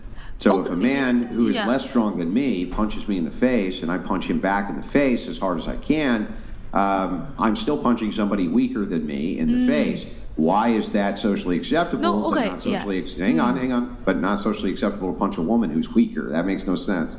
No, because then like that guy who's weaker than you that you mentioned is because like maybe he chose to be weak. He could like bulk up and get stronger, right? But the strongest that a woman he's not can stronger then. He's not stronger when I punched him, and that's still socially acceptable. Like for instance, if a man who's only as strong as you punches me in the face, it is completely socially acceptable, even by you, for me to punch him back. Why is it not socially acceptable to punch you back, though? Because that makes no sense. if you think about it, in the Olympics, like I said, like why don't women and men compete together? Like we just don't. It's like there's different standards and levels. Like even when you play golf, there's like a lady team. Yeah, there's well, a where are the men female team. boxers trying to punch the male boxers then? What if it's a male boxer, female boxer? Yeah, you they're saw not trying to punch male boxers. And if they do punch a male boxer, then male boxer has a right to punch him back, right? Why don't they have MMA between women and men? They don't showcase that. Because they don't want to get hit by men. Therefore, they don't want to hit men. Men Because are in a different weight class. If you go, let's go to an MMA fight. The woman's conceivably going to be punching you in the face, right? And you're going to be punching her in the face. So the way that they avoid the man punching her in the face is to not have that fight. Just like a way for women to avoid getting punched in the face is by not punching men in the face, right? Pretty simple. If you walked Seems outside easy. right now and there was a tiger outside and you threw like a rock at it, what would you expect would happen? If there was a tiger outside, Right outside I threw right a now and you rock, threw a rock right at the tiger, what do you think would I happen? think it would probably like chase me. No. So why would you throw the rock? I don't know, to aggravate. I don't know. I didn't throw this rock. You're telling me. Wait, did you say to aggravate the tiger? I got a better one for you. You teach 7th grade, right? I taught 7th grade. Yes. Taught 7th grade. Okay, isn't it the case that between about 5th, 6th, and 7th grade, often the girls are much stronger than the boys because they go through puberty first?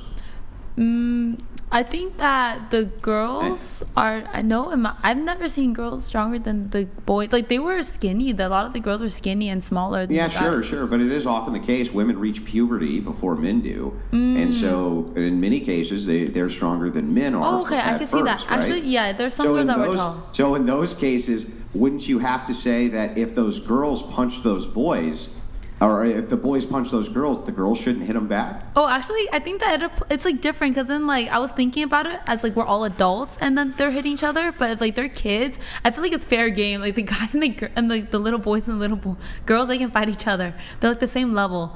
Yeah, I think that it's like I've seen girls beat up guys. I've seen guys beat up girls. Like not guys, sorry, like little boys, like in 7th grade. Let's get the answers from the rest of the panel for your question. What about you?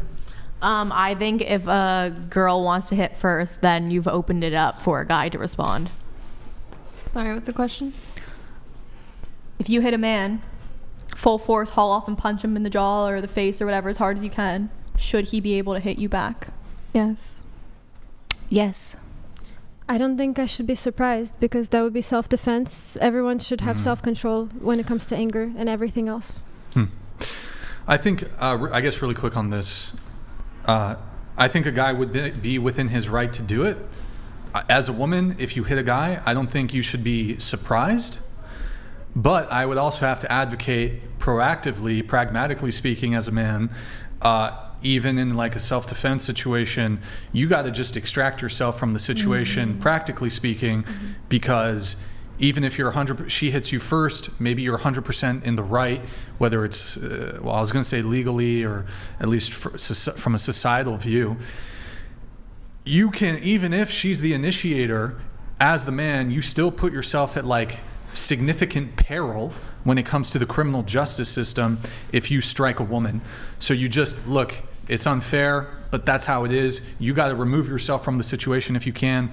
That's why when I say I don't think men should hit women, even they shouldn't hit women in that situation, you got to remove yourself from that situation, and it has to be done with that girl. Once a girl ever puts hands on you, it's over. It has to be done. Right. So, but as a woman, you should not be like, if you hit a man, don't be surprised. Nobody should hit anybody, but don't be surprised if you get a smack back. Also, gentlemen, if it's in public, you definitely should not smack back, because a bunch of white knight simps will intervene on her behalf, even if they see her smack you first. You gotta be cautious about the surrounding environments, and you're gonna put yourself not just in legal peril, in legal jeopardy, but also they're gonna fuck you up. The other men are gonna fuck you up if they see you smack a girl, even if if it's in return, even if it's in return. And the city will come after you and they'll press charges on you. Yeah, so did you have something else on this? I do want to try to get things moving on though. I mean, I don't think they should, but I think if you're going to hit like a man, I think that you should be expecting to get hit back. And I was just going to tell a funny story. It's like quick.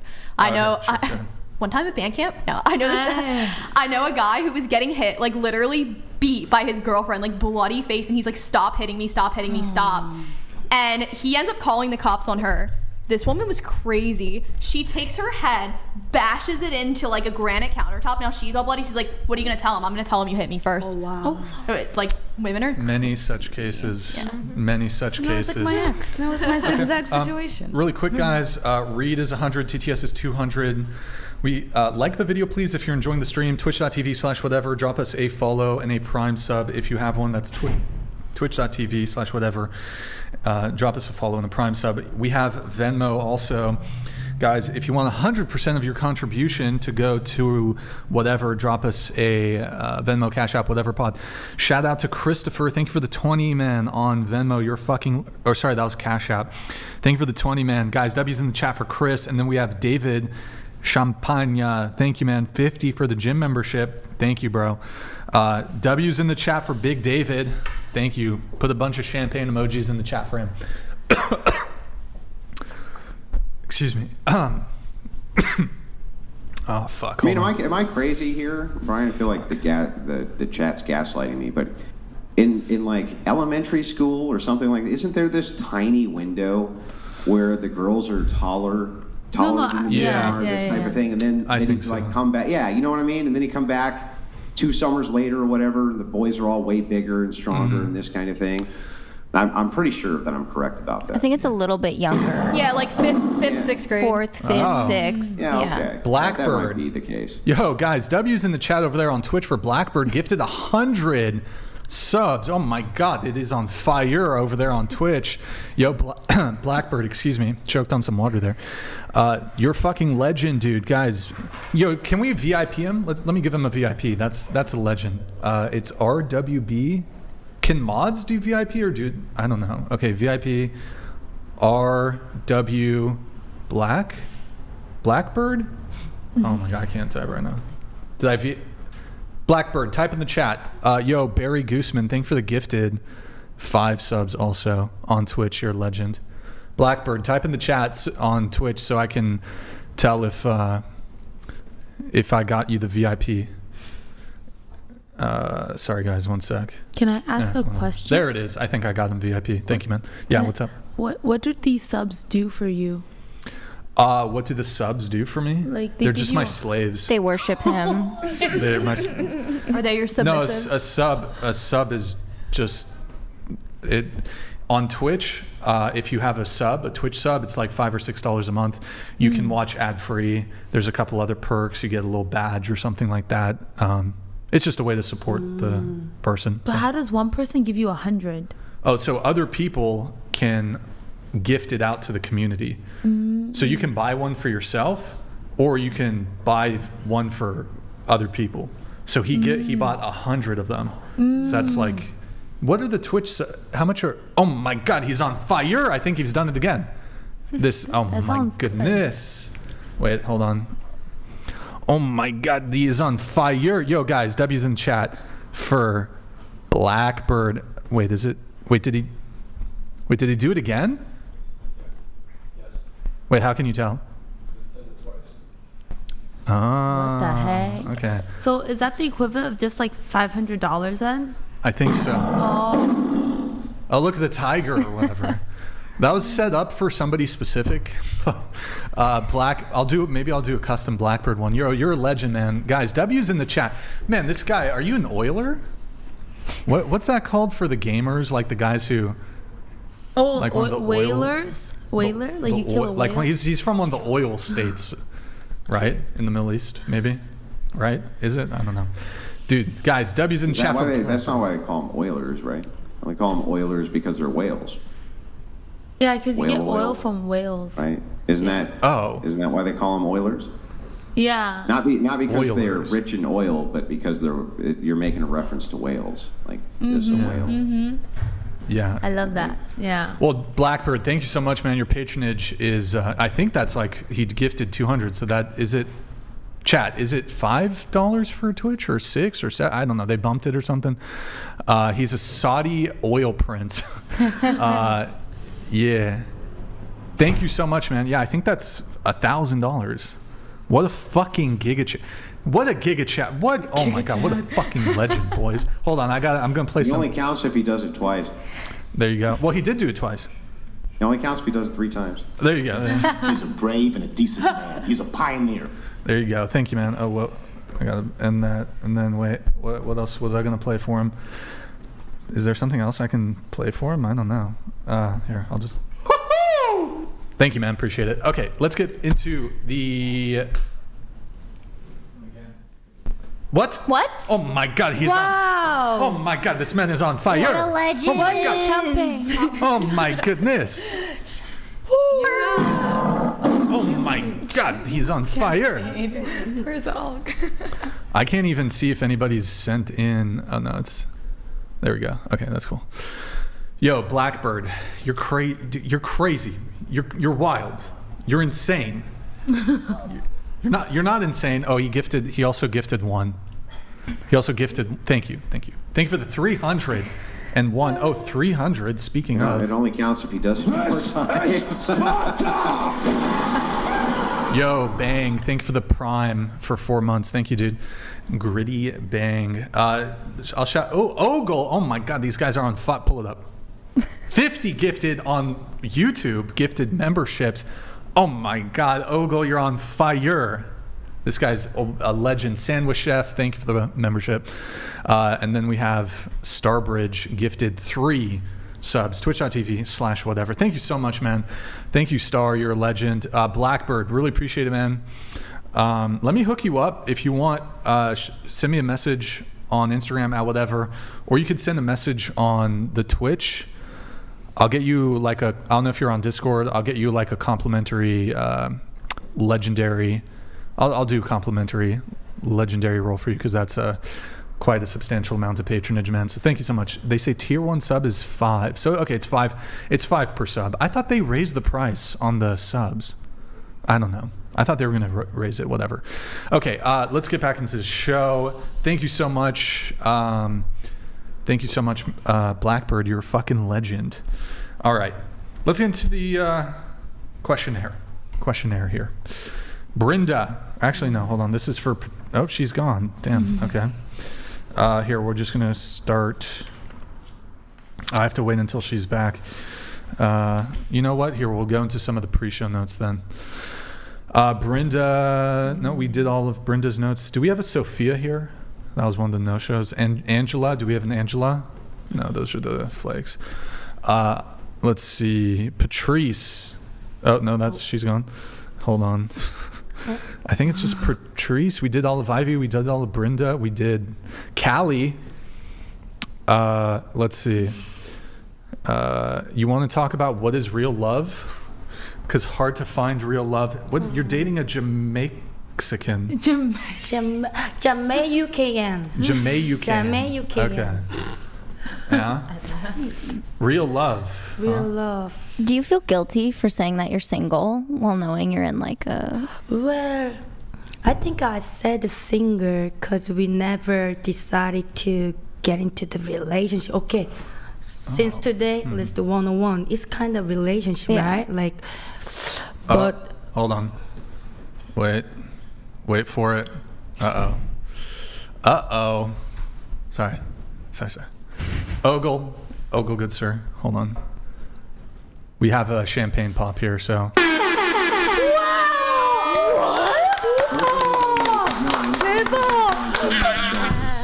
Pop champagne. Whoever... Enjoyed the champagne you Also, I don't know why it's not triggering. Yo, Ogle. Guys, W's in the chat for Ogle. He's a legend. And then I don't know why these aren't... Oh, get me the... Yeah, that's fine. Period. Wow. Yeah, So happy right now. my YouTube memberships were disabled. Wow. Yo, Kat, thank you for the gifted 50 memberships. Guys, W's in the chat for Kat. She's a homie. And then Ogle, thank you again for the gifted 50. Kat is a legendary member over there in the Discord. Yeah, we'll get cups going. I feel like hold on. Somebody want to like ask a dating question while I'm dealing with the champagne situ? I mean, you can just finish your question. What is love? What is real love? Right? Oh God, Yeah. no. I need a translator. What is love? Yeah, I mean, like, I said the singer, but like, I like him more than friends. So That looks dangerous. But let's hear this pop. I can open it. Oh, what the fuck? I can open it. Oh really? Yeah, I took a got wine it. class. Oh, but this is champagne. There we go. I feel like it's gonna spill. 3, 2, 1. Oh, really? Oh. It wasn't quite a pop, but It's okay. I got at least I got it off, right, chat? All right. Here, just pass him. Wait, everybody, hold on. Alina, you already failed. You're not of age. Everybody's over 21 besides Alina, right? You are not 21? She's 20. Yes. She's a vampire. Why are you I'm guys? 500. Why would? Hold on. I'm. No. And I have. The alcohol. Why are you? The bottle is here. Why are you passing empty cups down? I'm sorry. Give it to him. Or the cups. But we're passing the bottle. Why would you? Okay, sorry. I'm OCD. Oh. Here, pass the alcohol. Brian, you're perfect. Pass. The champagne. Here, pass it. Alina, pass it Alina. down. Pass it down. Yeah, down. Pass it. You cannot pass an empty Brenda. cup down. Oh my god. I'm sorry. I'm losing my mind. Who does anybody not want champagne? Patrice. Me want. Does anybody not want champagne? Who don't want? Thank Callie. you. Ivy, you want champagne? Can you teach them how to pass cups like they're 7th graders real quick? I don't think 7th graders could pass cups that well either. I need to What? It's pretty rough after COVID. They lost 2 years of learning. Yeah, so they didn't have a lot of good skills, like motor skills. Some of them didn't have motor skills. Wait, are you saying we don't have motor skills? I mean, All right. Right. There it is. So,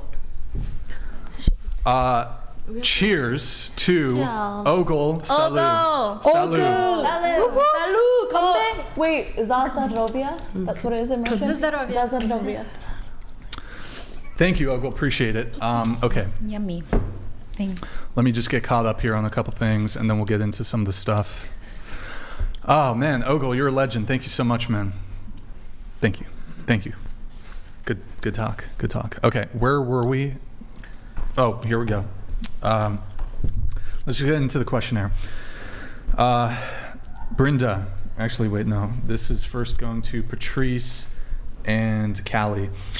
The statement is, are men insecure for caring about a woman's body count?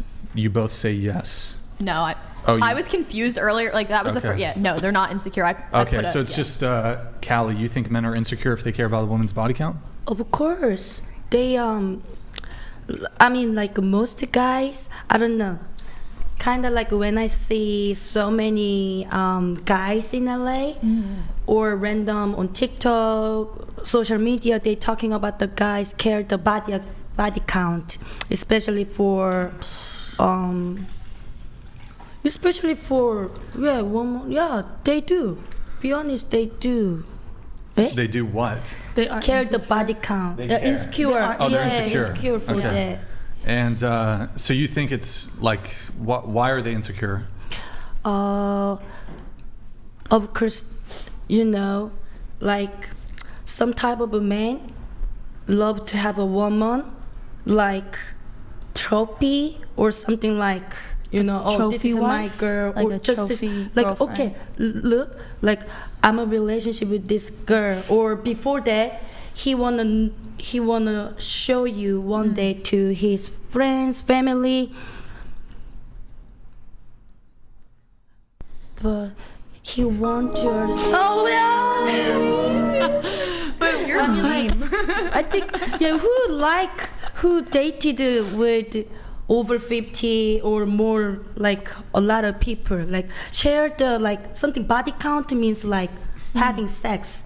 So even we don't like no body count is not. I mean, like even like in relationships. So how many relationship you have, and then if more count, and then you feel possible to insecure. Possibilities are lower. So how does it make him insecure? You still talk with the ex, and then like kind of like when I have that highest body count, like they assume like they try to judge, to definitely judge. But is it wrong to judge somebody that you're looking to be in a relationship with? Wouldn't it be the correct thing to do to judge their past? I'm saying is like just not generally, just some type of insecure man, and even I have that experience or so. So yes, I said yes. So you think that men shouldn't care how many bodies a woman has? I hope not. But they insecure for their body count. Who here cares about body count? You know what? No, yeah. Like You- on a you care girl about it? or a guy? Wait, like on a guy. Like, On a guy, what is I body? guess, Yeah. On a guy? Okay. Yeah. All right. you care? What is what's your body count? My body count. Let's see. I'm 33, Yeah. and I would say I got a lot of body count since I moved to LA. Since I moved to LA, I would not say a lot. I'm not good at mess. But let's say, We get a range. yeah, let's say 30. Okay. Let's say an average. I'm not good at mess. Yeah. I'm not good at mess, baby. So anyway, 30. sorry. What if you're what's the number in Korean? Oh, 2. Oh, Korean is in my life two. Wait, what? 2 for my having sex. What? No, they want you to say the number in Korean, like the real number. What is Like Oh, in the before I Korean move out here? language. Yeah. In the Korean language. Korea. 30명. 30명. Something She just said 30. She just said 30 in Korean. Oh. That was Yeah, it. Something wrong? No, 30. Oh, sounds like something wrong, right? Something wrong. Something. Something wrong. Right. All right. Okay. I guess going around the table, we'll go around. Brenzo, what's your body count? So it's in the high single digits. So 9. And maybe like 7, 8, 9. Maybe. 7, 8, 9. Liar. What about you? Can you guess? Nope. All long-term relationships, but 4. Okay. Ivy? That's a tough question. Yeah. I remember I was a teacher. There are kids that might watch this. I will pass on this. I don't think they watch. I don't know. They're but not just up in at case. 11 o'clock. David understands. Yeah, they're not watching. Up until 4 nobody a.m. watches the show. Nobody watches the show. Ah. It gets pretty bad views. Ah. It does. I mean, it's really we're on the, and we're only going down. You're good. Okay. 7. Okay. 2. 1. 7. Oh. Elena. 2. Hey, come back here. Didn't you say you said it last show, right? Yeah, you can find it. What did you say last show? I think I gave a range under 30. Under 30. Multiply it by 3, and that's the real number. All right, there he is. Okay. For everybody. I don't want to single out Mary. I'm honest. At least. 4. Okay. I feel like a whore. I'm Okay. So the next statement: wrong for a man to refuse to date a woman because she is overweight. Patrice, you said yes, that is wrong. No, I was so confused by your yes, no. But at what point did you get this figured out, or is this all just fucked? I don't know, honestly. All right. That's probably why you got dumped in. Oh gosh. Yes, that was why. Your poor reading comprehension. He actually made me take an IQ test like before I was allowed to date him, and a DNA test. I like that. I'm gonna make all my future prospect girls take IQ tests. He made me get an ancestry genealogy test and also take an IQ test, a paid one and a free one. Well, that's impressive. Okay. Who is this guy? I'm doing that shit from. I'm stealing what? that. What was the point of the ancestry test? He only wants like, I mean, he's not wrong for this. He wants children that look like him. So he was looking for somebody who's kind of the same mix as he is. So English, Irish. So that was the point of that. And then kids inherit. IQ is inherited through genes, and he was objectively high IQ, so he would only have children with somebody who was also high IQ. Otherwise, you're dulling down your gene pool. Like, it's the same thing if you're 6'5" and you date a girl who's 5'1", your kids probably aren't going to be 6'5". Anyways, I got to move this on, but the statement is wrong for a man to refuse to date a woman because she is overweight. Stephanie, can you clarify what's... It's not wrong. Oh, no, okay, because both remarks, okay. Let's see here. Brenda, do men put in more effort? Oh, it depends. More effort when it comes... Oh, should men pay on the first date? You say no. Patrice, you say yes. Callie, you say yes. Yes, Ivy. Equal. Bailey. Stephanie, you say yes. Mary didn't respond to that one. Alina says yes. Should men pay on the first date? Yeah. Just show of hands who's yes on that one. Okay. It depends on who asks who out, you know? Like, if a girl's asking a guy out, like, you're the one taking him out. And if he offers to pay, then sure, like... Yeah, except women don't ask men out. I just did. I wanted a guy, and I wanted to ask him out, so I asked him out, and I took him out. Yeah, so I don't dispute that women occasionally, perhaps even rarely, ask men out. But if I were to ask you, of all the dates you've been on, did you ask them out, or did they ask you out? I'd probably wager that they asked you out more frequently, and I think this would be the case for almost all women. So the whole whoever asks should pay thing is kind of... that would be a fair statement if women asked men out. It was 50-50. Okay, I get it. It's. I mean, look, it is what it is, but women just don't be asking men out like that. But I do have one question on the who should pay thing.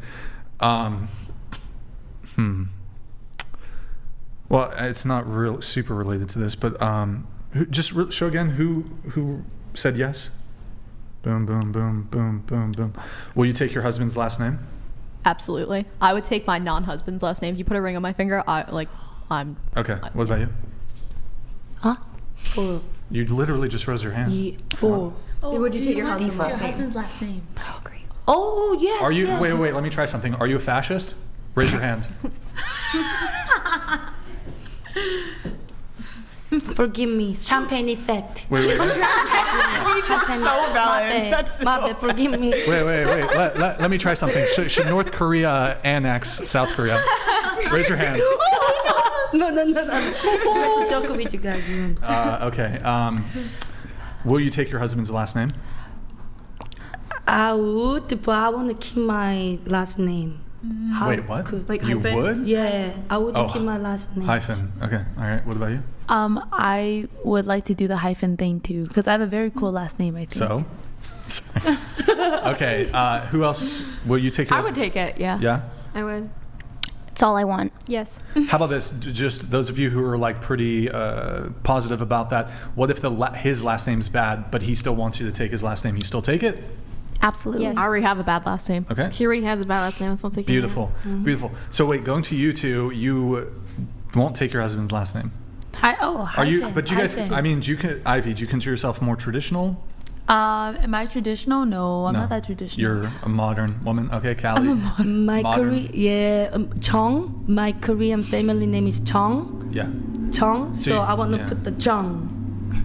정정? I want to keep the Chong. Oh, 정. Chong? Chong. Yes, Chong. Okay. That's cool. Don't you think it's fair? I mean, like, so how would, if a guy you were on a date with and he takes you to dinner, I don't know, it's $100 dinner, and then the waiter comes, anything else? He's like, no, that's it. 2 checks, please. Oh. Would there be a second date? No. Nope. Yeah. No. Well, here's the funny thing about what you guys just said. If I was dating a girl and I was wanting to marry her, well, hold on. Just okay, for the sake of it. If I wanted to marry her and she was like, well, I want to hyphenate our last names, I'd be like, goodbye. Can I ask, do you guys ever at least offer to pay for half the bill? Like, Always. Yeah, okay. First date, I always offer to pay. But then if he was like, okay, cool, and then you guys just wouldn't talk. We got in a fight of who could pay. I cute. wanted to pay on our first date so badly, and he refused. But going back to my point here, why do y'all want to keep all the traditions that benefit you guys? Man takes initiative, man takes the lead, man has to ask you out, man has to move things forward physically, et cetera, et cetera, et cetera. Man pays for the date, man protects you, man provides. But you won't take his last name? What? I didn't say that. We said we want hyphen. We would take it. Yeah, that's not taking his last name. But then, like, see, for example, like sometimes if you combine my name with someone else's name, it sounds cute. Don't care. Wait, what? I don't care if his name is the worst. I don't care if his last name is Hitler. You're taking his. Hold on. Wait, hold on. I don't know about that. Oh, yeah, that was. Never mind. Okay. Let me just get out of the fucking. Oh, no. Okay, let me walk that one back. But anyways, look, if his name is really bad, I don't know, it's like corn buggy, corn dongle. You take his last name. Yep. But so what about your kids though? Do they get his last name, or do you hyphenate the kids' names too? Hyphenate everyone. Hyphenate the kids? Or You know what? That's fine, but you got to deal with the guy who's going to go 50-50. Right. You gotta take initiative. You gotta lean in for the first kiss. I don't know. Is it an Asian thing? But most Asian moms don't take the husband's last name. I mean, most. L for Asian guys, I guess. I don't. What? No, yeah, like my parents What? never fought. They My don't? mom has like a separate last name from my dad, my grandma as well, my aunts and uncles. Like it's not common in my culture. Wait. So in you're Vietnamese, right? Vietnamese, Chinese. Yeah. Yeah, but you're American, so who cares? Oh, okay. I guess. Right? I don't know. Am I American? I don't know. Well, I mean, you have, I mean, people on this chat say I'm not American. but I mean, you Yeah. have American citizenship. I have right? American citizenship, yes. But I would say, like, if worse comes to shove, like, maybe people in Asia would accept me a lot more than American people. So it's like, is home where, like, you know, you were born, or is it where you make it, right? Is my country where I was born, or is it where I can make it to? Yeah. I don't specifically know the culture in China or In Vietnam. I think it's, I don't know if it's a Vietnamese thing or Chinese thing, but I don't know. In my, like, a lot of my friends in Asia, like, yeah, I think it's some East Asian, like, it's like you don't always have to take the guy's last name, and it's like totally fine. So it's so funny when, like, my friends are like, oh my god, happy birthday to, like, Miss Chi, and I was like, oh, it's Miss Chung, because, like, her last name is Chung. Wait, so I mean, look, I Googled this when it comes to Chinese names. It says traditionally patrilineal, so children usually take their father's last name. Oh, okay, but hold on. However, women do not legally change their names after marriage, but the children take the father's last name. Okay, and then do they take the last name in Vietnam? In most cases, fathers pass their last names to their children, and when couples marry, women typically don't take their husband's last name. Okay. Yeah. But the children take the father's Yeah, last I name. have my dad's last name. Yeah. So are you fine with your kids having the father's last name? I guess so. I didn't know that was actually, that's like the first time. I never actually researched it, but I mean, if it's like yeah, the typical, I'm like, okay, I don't want to make it difficult, so I guess they can just take their dad's last name. Okay. Yeah. Brian, I have a question for you. So I know that you're not on the premise of like legal marriage and legally doing all of that. I've seen some of your other stuff. Would the woman that you chose to be with long term and the mother of your children, would you still want her to take your last name? Obviously, you'd want the kids too, but would you want her to? It is sort of a convention of marriage. The children would take my last name. Correct. As far as the woman, if we weren't married, Like, would you want her to change her Facebook name and her Instagram name and all of that and her credit cards? Would you want her to go by whatever and your last name, but you're not marrying her? that's a good question. I'm not sure. The kids 100% Yeah. take the last name. I don't know if I would honestly it would be better if she did take it. I don't know how much I would care. Would you still put a ring on her finger and like never marry her, like long term, No, I forever wouldn't. She engagement doesn't type know. thing? Like, does she still get the ring even if you're not getting What? legally No. married? No ring.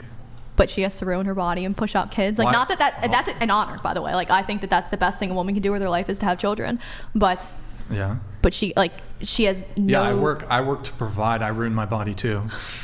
But she doesn't even get the ring or anything that says Just to be clear, I know you're laughing over there, but like for the vast majority of human history, men were laborers and literally ruined their bodies much worse than women going through pregnancy.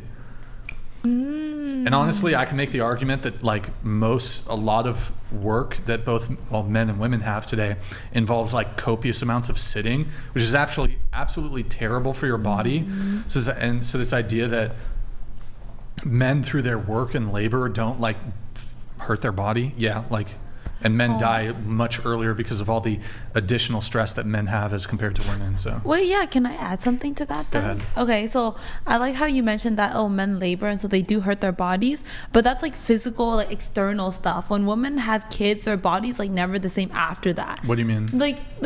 If I don't, I'm not a gynecologist, but I just know that one of my doctor friends told me that, he wanted to have kids with his wife, and his wife was like, how many kids do you want? And the wife was like, oh, I can't have more than 2. It will like physically ruin me. What does that mean? I don't know what that means. It just means that like the more kids you have, the more risk you are at like your health declining, and then also death at birth. It's like, I know like obviously technology is like more advanced now, but there's still mothers that will die in childbirth. I mean, but my understanding though is like the greatest risk of like death or like some sort of complication is going to come in the first or second. But once a woman's been pregnant once, I'm pretty sure if she went through the first 1 or 2 pregnancies fine, the outlook for her subsequent pregnancies, I don't think it's worse the more kids you have. In fact, I think it would be an indicator, you've been through this before. Like, I actually think you're probably better suited to continue having more kids. Oh, I think you should do some research about this, because like actually that's why they cap at women, like surrogate women that make money off of getting pregnant. They kept them at like 8 or something. Like if you have any more than 8 kids like through surrogacy or like giving birth to 8 or more kids, you might die. Well, you could look this up. I'm not denying that there are health consequences to pregnancy.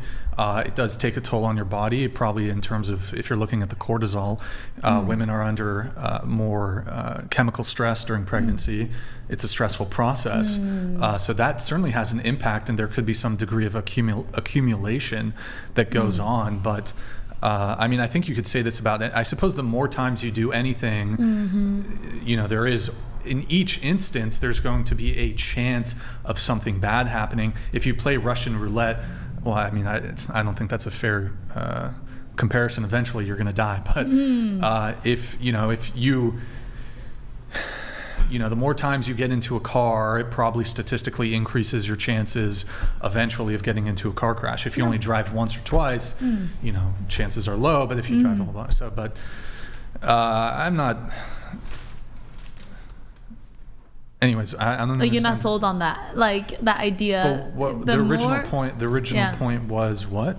I think the original point you were saying. Oh, you were asking me. No, you were saying. Oh, okay. Well, women ruin their bodies. I don't. Not only ruin them, but she's. Okay. So you enter into this agreement, and okay, I'm gonna let's just hypothetical scenario. You and I are dating. I'm gonna submit to you. I'm gonna listen to you. I'm not gonna talk back to you. I'm gonna cook. I'm gonna clean. I'm gonna take care of the kids. I'm gonna do everything. I'm gonna make you very happy. And you're not gonna marry me. I'm not taking your last name. So I get provided the providing and protecting, and I get the privilege of having your children or whatever agreement. Well, you don't get that much protection because you get to take the bullet. So. My question was I don't even get the ring, the symbol, nope. I'm his, he claimed me, put a ring. I just put a ring point on at it. you. She's put a ring mine. on it. That's it. Boom.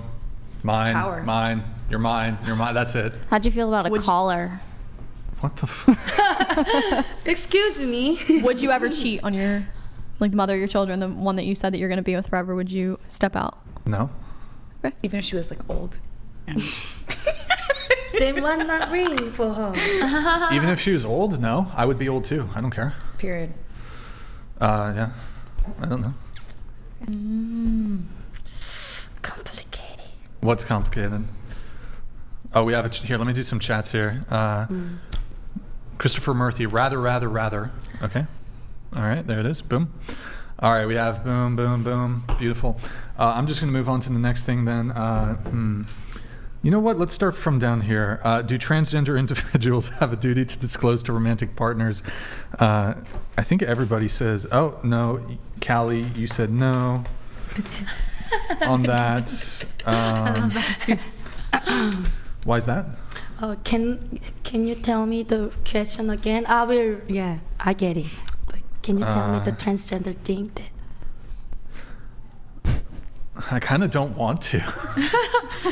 I kind of don't want to. Let me read. Okay. Do transgender individuals have a duty to disclose? So does a transgender person, should they tell the other person that they're transgender? You think no?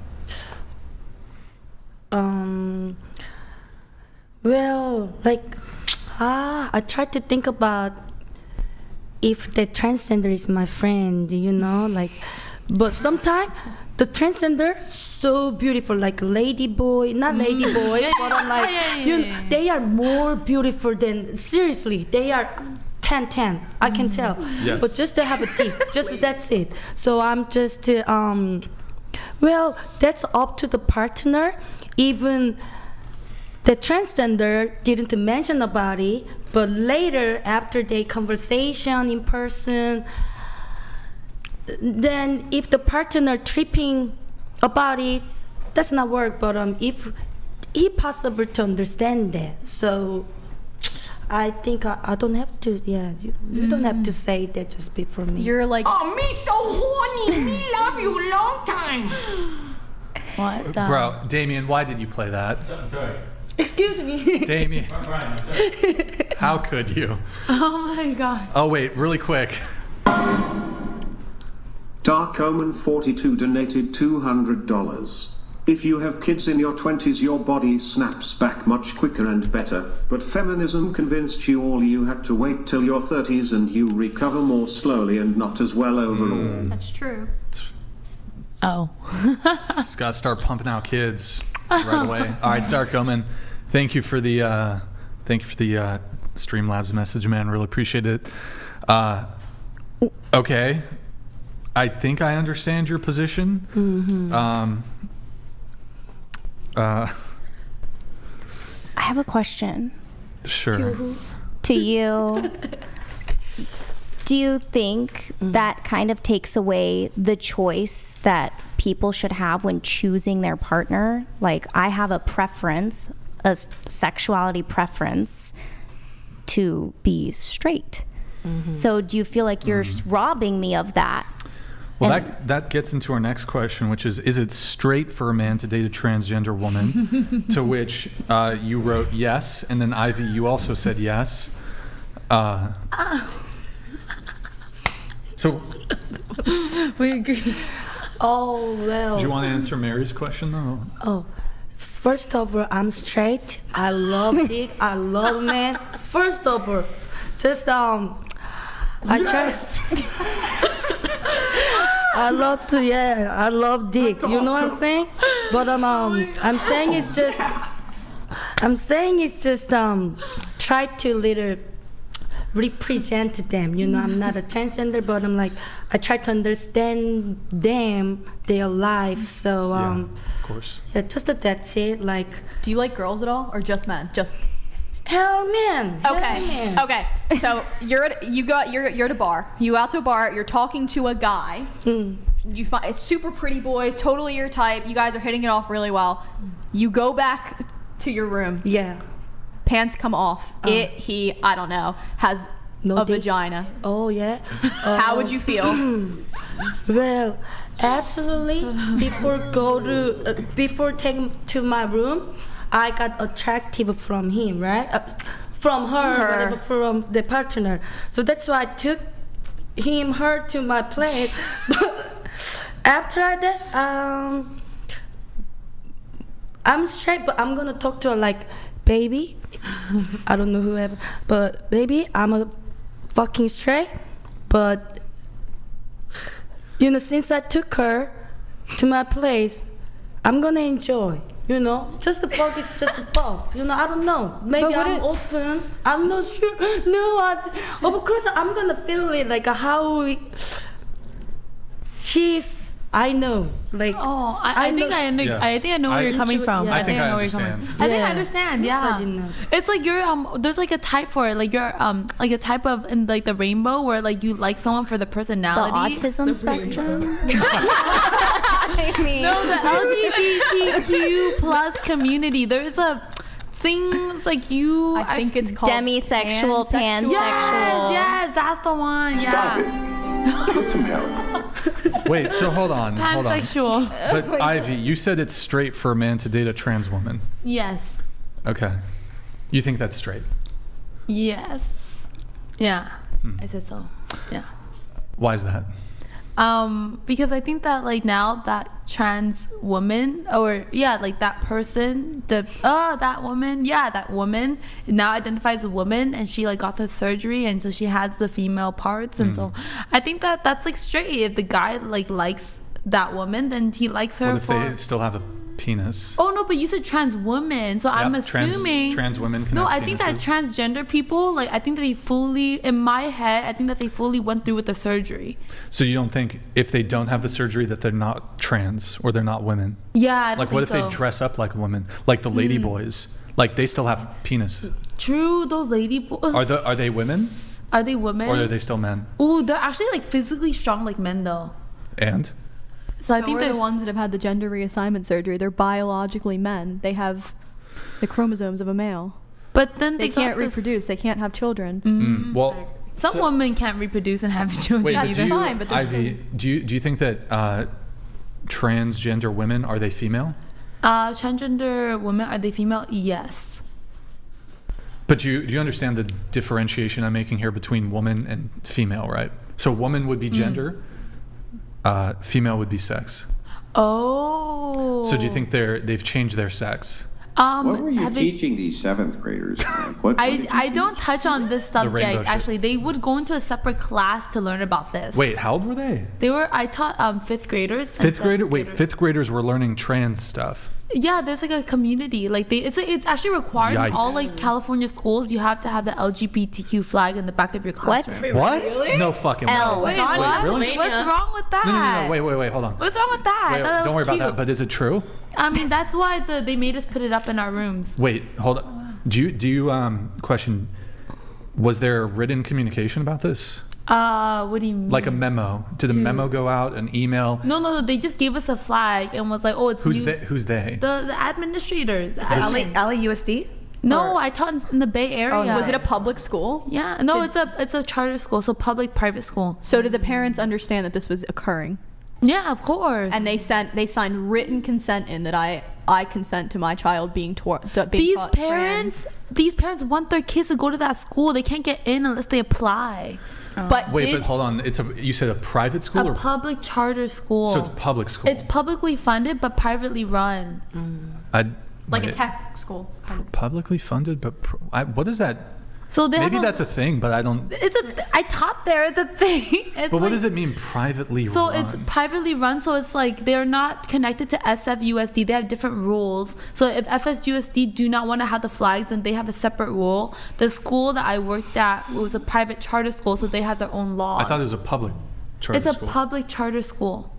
So it's publicly funded, so they use taxpayers' money, and they also take funds from like other companies and stuff. So they can, it's like very weird. Interesting. And then they can like, so teachers usually like they have a contract. So if you're at a public school, it's really hard to fire a teacher no matter what they did. But if you're at a charter school, it's like you're at will. You're like a tech employee. It's like Sure. the minute they don't like you, they're like, we're going to fire you. So they said you had to put up a gay pride flag. It's not like they said it. They just gave it to us and then they just put it up for us. Did she not just say that they like had to put up the flags and all that? Yeah, oh yeah, we have to put up the flags. And like they went to a separate room to learn They- about like trans. Yeah, they no, go to a the separate kids, room. some kids opted in to like during their lunch time, which is like their own time, then they can take this class and it's 30 minutes every Wednesday and then they just go and they learn give them a pass. About what? And then it's like a space for them to talk about stuff. I wasn't a part of it, so I don't know. Yeah. But And the parents you know? brought that up in the context of the conversation about trans stuff. Oh, I brought it up because I think someone asked me about 7th graders. Yeah. He asked you what you taught the 7th Wait, grade. but And I said that I didn't teach any of this stuff to 7th grade because I don't like touching on this. Yeah, because I actually was really bad. I got like their pronouns mixed up sometimes, and so I was like not someone that they would listen about. Like, you know, sometimes these students, like, they change their names like every other month. They're What like, the fuck? yeah, one minute they're like Christian, the next is like I'm Milo. Okay, I'm gonna interrupt you. That really catches me by surprise because in the classes that I'm in right now, to be a teacher in Texas, nowhere whatsoever. If anything, the contrary. I mean, you said Texas, right? I taught in California. I know that. I know that. I'm just saying it catches me by surprise. Yeah, she was teaching in SF, which SF is the most liberal. Yeah. San Francisco's like totally ideologically captured. So, damn, that's okay. Anyways, we can't linger too long on that. But I guess really quick on the whole straight thing. So, can people change their sex? No. Yes. How? I think you just said it, they get surgery. Yeah, okay, I'm just going to go ahead and say, yeah, you can change your gender, but I don't think you can change your sex. I mean, you can change your gender And by anytime think, you I mean want. I know. Like right now, I can say I'm a boy, I'm a he. But then sex-wise, it's a part of your body. So then you're actually physically changing a part of your body, and so you change your sex. That part is dictated by genetics. You cannot. It's a part of your You biology. can get plastic. Your It's biology. how it is. You can't change your chromosomes. You can't change that. You can chop off whatever you want. I can chop off one arm and I can become a one-armed person. Doesn't mean I was born a one-armed person. You know what I mean? I can go tomorrow and go get a bunch of plastic surgery and morph myself into a different person, but it's not who I am and it's not what I look like. Just like you can't be a man and go get some surgery and then the next day you wake up and you're a woman. It's But just they not also the way it do like works. hormone therapy as well. It doesn't matter. You're still a man. You still have the wrong chromosomes. You still can't reproduce. You're still a man. But there's some women that can't reproduce, some men that can't reproduce That's either. not pertinent. That's They a were fault. born It's not what they with were their biology. Yeah. I'm confused. If Well, how about this? Like, oh, go ahead. If a man, put a bag over his head, and you throw him into a room, and another guy penetrated him, and they just, you just called John Jill, but it's really a guy, and it's friction based. Is that guy straight? Is that guy straight? Screwed another man. Is that guy straight? Is that but then does he know that's a man? No, I can do. I think I'll do this really simply. Okay. Yeah. So I'm dating a trans. Well, hold on. Wait. I don't want to say it in a way it will get fucking clipped. A man, a cis. I hate this term. Cis man is dating a trans woman. They proceed to. He has anal sex with her. Is that straight? Yeah, that's still straight. I mean, you have anal sex with a woman. What the Yeah, heck? but that would be straight to have sex What with if you an actual suck your woman. girlfriend's dick? Is that straight? What if he what? Well, Suck your girlfriend's dick. Is that straight? But Andrew, I'm saying her that they position cut it off. that we have to contend with is that she only acknowledges that it's a transgender woman if they've had the post-operative, like they're post-op. So there Yeah, would but not the be a argument- penis. So, but she keeps saying, but wait, these are non-reproductive, right? And you say, well, wait a second. There's some women who can't reproduce. That's fair. What makes those women women? I don't know. Like they were You born. don't know what makes women who can't reproduce still women? Wait, you said they were born women? Their That's what- chromosomes. Yeah. Okay. Yeah, they were born female. They were Yeah, born- so when you say there's some women who can't reproduce, you're just affirming her position that they're still women, even though they can't reproduce, right? Yeah, So what like makes they them were women? born. So- Yeah. So what makes them women? I guess like they're. If a man can't reproduce, is he still a man? Yeah, he's still a man. Okay. Yeah, right. So then what makes them a woman? If it's not about reproduction, there must be something I think it's also that makes them a about woman. your experience, right? Like if you identify as a woman, then you get all the experiences that a woman would get. Same if you're a transgender woman, then you're. Can I identify as being black? I mean, you can't because you aren't black. You don't get all Yeah, the but same. what if I You had don't get all the experience- same. Hang on. What if I had all the experiences of a black man? Could I then identify as being black? Do you have like that skin color? Well, wait. Why would I need the skin color? I thought it was about experience. Yeah, but you're saying that why would you get those same experiences if you didn't have the same skin color? How are you going to get the same experience when you look like a dude with a wig on? How are you going to get the same experience as a woman? I mean, a dude with a wig on doesn't have but depending on their race, they're gonna have the same experience as opposed to like with different races and ethnicities. Yeah, but why do you think that, like, okay, so what you're saying then, by this logic, is that really, really, really ugly women, right, can't be women because they don't have the experience of women. Wait, what do you mean? They have an experience of being I never said anything about An looks. experience that I like. something that women literally bond over and every woman goes through, an experience that a trans woman would never in their life experience, surgery or not. They would never have a monthly cycle ever. So all of these experiences, I'm confused what you're referring to, because that's a pertinent experience to being a woman. I think like there's some questions on there about like how, you know, do women have equal rights to men? Like, are they treated equally? Or like about gender pay gap. So I'm thinking about those type of experiences as opposed to like genetic experiences. Bear with me. Yeah.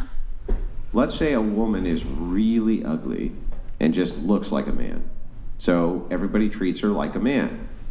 Okay, that's what she experiences. Hang on, that's what she experiences. Is she still a woman? I mean, but then even though she's treated like... Hang on. Can you answer my question? I thought you Is she still a woman? I think you're asking me a question. I'm trying to answer it. Yes, I'm answering right now. I feel like you're going to answer a question I didn't ask you, but go ahead. No. Okay, I'm going to say the answer. If it's not, then say it's not. Okay. But I think that you're saying that, I'm going to reiterate. So this woman looks like a man, and so she's treated like a man, right? Right. And is that what she wants? Some women want to be more masculine, and then she wants to be a woman. So okay. So in that case, even though she looks like a man, but she is a woman, but then that means like biologically she's a woman, so she'll have these monthly cycles, so she have a similar experience. So what makes as her a woman is her biology? I mean, in that instance, yes. I'm super confused, so help me out here. Yeah, it's not like super black and white. Wait, it can't just be about it can't just be about the experience. Because if it's just about the experience, then if you experienced only being treated like a man, you would be categorized as a man by your logic. But if you say, wait a second, no, they're still a woman because you default to biology, then the default is the biology, right? No, I'm saying that her experience is going through monthly cycles of having a period. So that's why I would say... Yeah, and I think that because she's had that experience... So then what makes them a woman is their biology? No, again, I didn't say that either. I'm just saying that it's like all these combined experiences of how people interact with you and how, I guess, like your body works. Then I think those combined, create the experiences of women in general, I guess. Yeah. Do you not think that's like supporting delusional people? We should just give them what they want? Because they feel like it? Wait, what do you mean? Because it's operating out of reality. Like the mindset is not aligned with. Should we support delusional people? Okay, so I think if someone were like, I was born as a male in this lifetime, but I believe I was meant to be female, then I don't think that's delusional. It's like they really believe this. And there's like movies about it too, right? Where like some people go crazy, they want to die because they want to become a woman, right? And it has that really famous actor in it. I forgot what it was. What if I want to be a cat? Because I feel like you may know this. There is actually, I think, a study where they took the brain scans of transgender women and males, and like basically like the parts of the brain lit up of the people who like wanted to be the opposite gender in the way that they wanted it, of the gender they wanted it to be. Do you know anything about that? Mm-hmm. Yeah, a lot of them were gay men. So here's the question, right? It's like, if you had done that same study with the same sample, right, and they weren't gay men, would you get the same result? And we don't know, right? Because many of these studies are biased. And then the second is brain scan technology really doesn't tell us very much because the sample sizes are so small, right? You're talking about different areas which are affected in the brain, especially. They're talking about things like gray matter or various chemicals, this type of thing. What you would need is a sample size large enough where, I scanned your brain, you feel like a man, and your brain supports that. We just don't have that kind of evidence. Well, there's just not enough studies. There's not enough data. But the reason why I brought that up... There's not ever going to be enough data. There's not enough data because when you donate to shit like that, they don't use the money for unbiased, scientific, relevant data. What makes it unbiased, though? Or they follow a scientific method. Well, because they're all funded, many of them are funded by LGBTQ groups.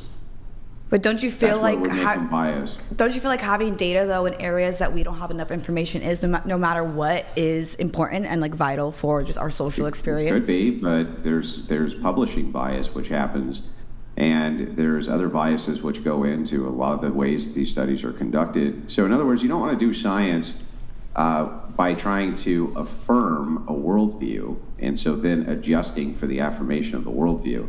Supposed to run an experiment, the results are what the results are, and that's it. But that's not the way that many times in sociology these things are conducted. And what you're talking about is a mixture of sociology and then a little bit of neuroscience when it comes to the scanning. So the results are, so let's just put it this way. I'll be the most charitable I can be. Those results for all brain scan studies right now are inconclusive. And since they're inconclusive, they're not really showing us anything. We're not going to bank on them because they're not science, right? It's not, we can't get something conclusive out of them yet. Well, there's just not enough data. But again, if there were more studies, then we can conclude, something that's factual. But right now, it's all like, it's Yeah, he but says, since there aren't and we can't conclude, then we're not going to defer to it, right?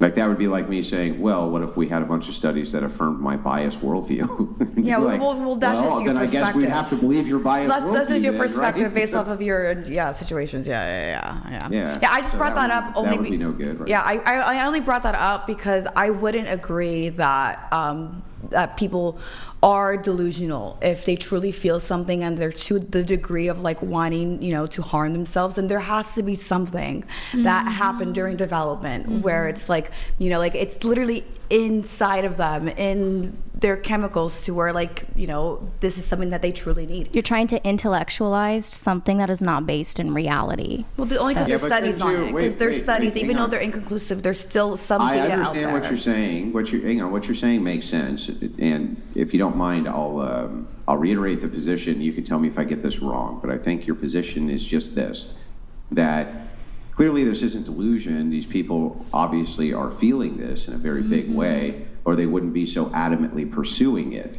right? So this probably is not delusional, right? Yeah, and I do feel like some people do take advantage of, those who deal with this, and that definitely, creates situations where people feel like, oh yeah, they are delusional because they take a situation and define an entire group. But I don't think it's like fair to like do that. You can feel however you want to feel, but don't make it my problem. Don't let it negatively impact my choices. Wait a second. So schizophrenics are not delusional, right? Yeah, they're not. I don't know the answer to that question. What? Wait. A schizophrenic, by your logic, would not be delusional. I mean, they really, really feel that way. They really, really hear the voices. They really, really want to do what the voices say. So therefore, they're not delusional. I don't know the case studies on schizophrenia, so I wouldn't be able to answer. Medical assessments, and delusions are actually one of the symptoms that we use as a marker to dictate and help us assess the scale of a medical emergency or the probability of one. And a schizophrenic episode is actually one of the markers, like scientifically in medicine, is delusions. So, I mean, just so you know, like that is an aspect of. The way that we would measure if something was delusional or not would be the only way I could think of is if we were looking towards behavior which was abnormal. Otherwise, how would you know it was delusional or not? Like if somebody came over to you and said that gremlins were visiting them at night and, stealing their socks, my assumption is you would think that this was such abnormal belief or abnormal behavior that they were suffering from some kind of delusion, right? Mm-hmm. So why wouldn't we map that on also to other groups like this? And, well, we do. And that's why we have things like gender dysmorphia and other kind of clinical psychoses for this, is because we're trying to describe this delusional behavior, right? So, I mean, there's a reason that it's actually categorized as a mental illness, gender dysphoria. I think that, Graffito tagged donated $200. Yo, Graffito, thank you. Sorry for the delay, man. Do you really Sorry. think a surgically created Vahajay is identical to a real one? Come on. If a man lays pipe and goes to town on that thing, it's tearing apart into a bloody, disgusting mess. Like, what the heck? That's so graphic. Yes, just very brief. Oh, sorry. Okay. Do I have to answer that? Do you really think? sure, why not? Oh, I mean, because I have a lot of friends that are transgender, and then I think so. Yeah, like I've seen them, and I'm like, You've oh, seen okay. the pussy? No, I'm like, yeah, I mean, not like seen it like in my front of my face. You've seen the vagina. Yeah, it's like we change in front of each other, and like, yeah, I have a lot But of. have they been like spread? No, I don't even see my real female, like not real, but like my other. Oops. Freudian slip. Oops. You said real. But so just real quick, back to this chair one. I just have one more question for you.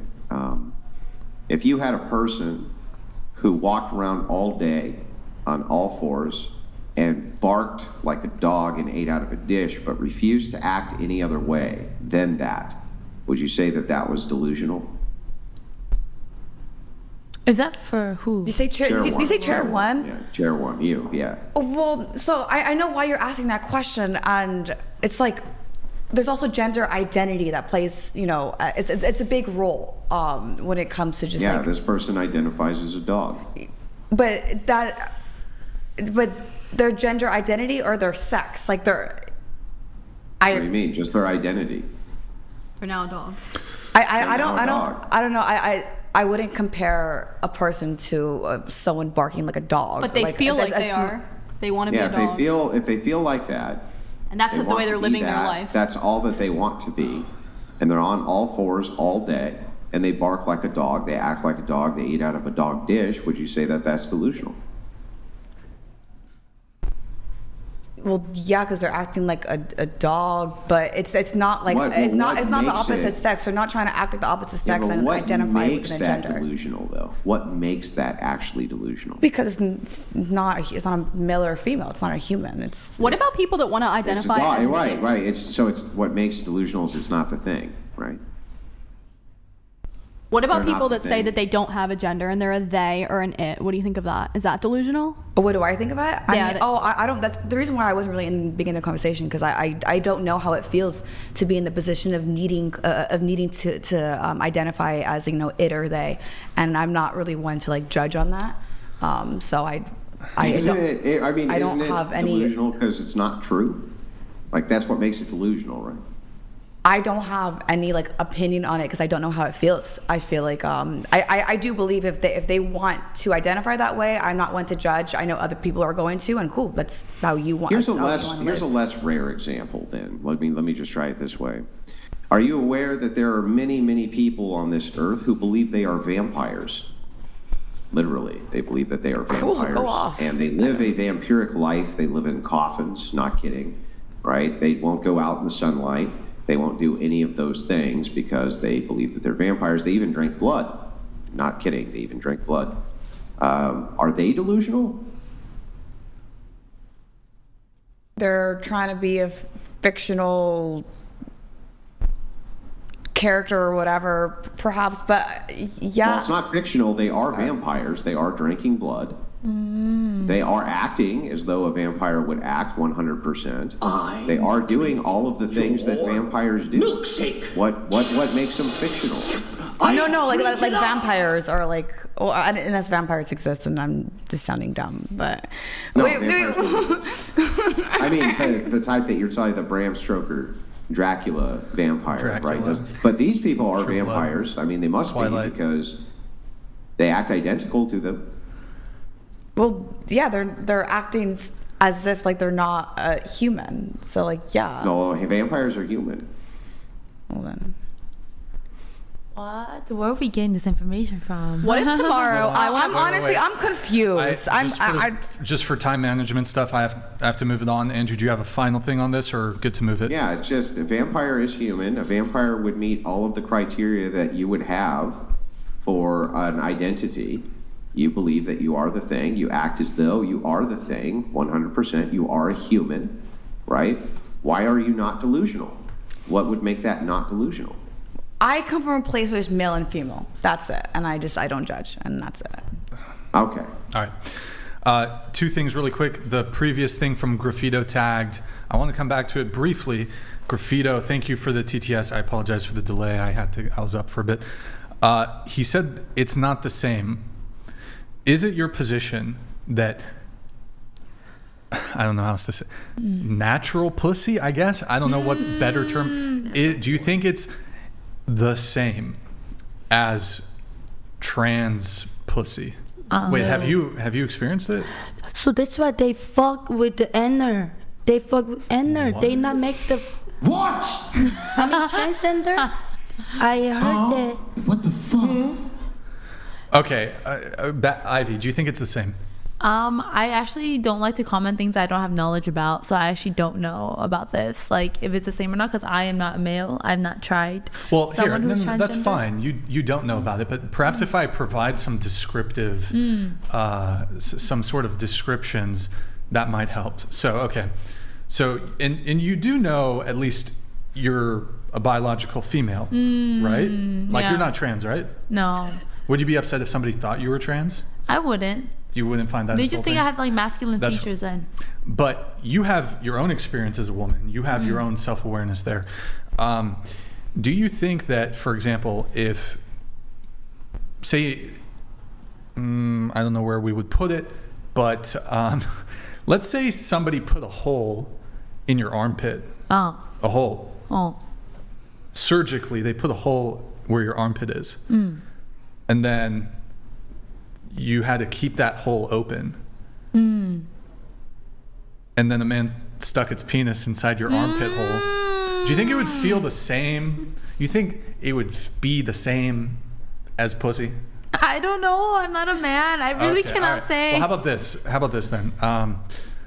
So I believe the procedure that they do is they surgically put a hole in that area where the penis once was, and they use tissue from the penis and the testicles and the scrotum. They like fold it. They like cut and like fold and like, and then they. I only So- know, growing up, I watched this screwed up show called I Am Jazz. Jazz. I Am Jazz. And she went to get this like plasty and they explained it all in great detail on a kid's family show on TLC. And I remember, like, I just remember it. And then you have to do this thing called dilating where you put these like giant things in every day to like create. Yeah. So. But so let me ask you this. Let's say that somebody had, they didn't identify as trans, but they maybe they got, I don't know how this would ever happen. They landed on a pole. Oh. And it forced their balls and penis inside of them. Oh. And like, would you think that that's a vagina? I mean, I don't know. I have not experienced that myself. Okay. Yeah, I Okay. cannot say. Look, I've not encountered trans pussy. Pussy. Yeah. That's not pussy. It's not the same. I mean, you It can't say move. it unless you tried it. Okay, well, let's put it this way. No, but so forget the I have a hold on. Forget the impale thing. Sure, they go to the best trans doctor, the best trans surgeon, and they get this surgery, and there's no complications whatsoever aside from the dilation that they constantly have to keep up with, but no out of the norm complications. Still not pussy. That's not pussy. Let me ask you, do you feel like it would feel like pussy? No, it would not feel like pussy. So you it thought wouldn't about it. smell like it wouldn't. Is that supposed to be a gotcha? Oh yeah. What? No, it's not supposed to be a gotcha. We're just talking. Yeah, it would not feel the same. It wouldn't look the same. It wouldn't smell the same. It's not pussy. That's not pussy. So what makes pussy for you or for like most men? Somebody who was born with a vagina. With the correct chromosomes. Go ahead. What? I was gonna say, but let's say they like you don't know that they're not, you don't, and So they essayed me. Yeah. I don't know what that. Anyways, whatever. Yeah. Go ahead. And like, how would you be able to tell? Like just genuine like questions. How would I be able to tell? Yeah, like would you be able to tell Sure. if they didn't tell you? Would you be able to tell? Well, I've not encountered trans pussy, but I'm pretty confident I'd be able to tell. So in then fact, what would I could make make that difference? Hold on. I'm pretty confident if I was face to face with a man who's dressed up as a woman, I don't need to undress. They don't need to be undressed. I can tell before it even gets to anything sexual. But what if there's a hypothetical where you didn't, unfortunately, and you're in a Okay, so they situation that tricked makes me. They tricked me into having sex. Well, yeah, that's his hypothetical. And so what's the situation? Oh, like you're about to do the deed and the pussy's in front of you. Like, Yeah. I'm genuinely curious. You like, want me to articulate like the visual differences, the smell? Yeah, I'm just wondering the feeling. Yeah, I'm just wondering like if like, you could like I'm actually, teach me on the difference. Yeah, of, so I think actually both men and women can actually make determinations on this. So I'm a man. I have tools of my own, and then I've been with a woman. surprise, been with a woman sexually. I know what vagina is. I know what my own tools look like, feel like, whatever. If you were to invert that, it would not feel the same. It wouldn't. Visually, it wouldn't look the same. Physically, the lubrication would be different. I don't know what the fucking smell is like.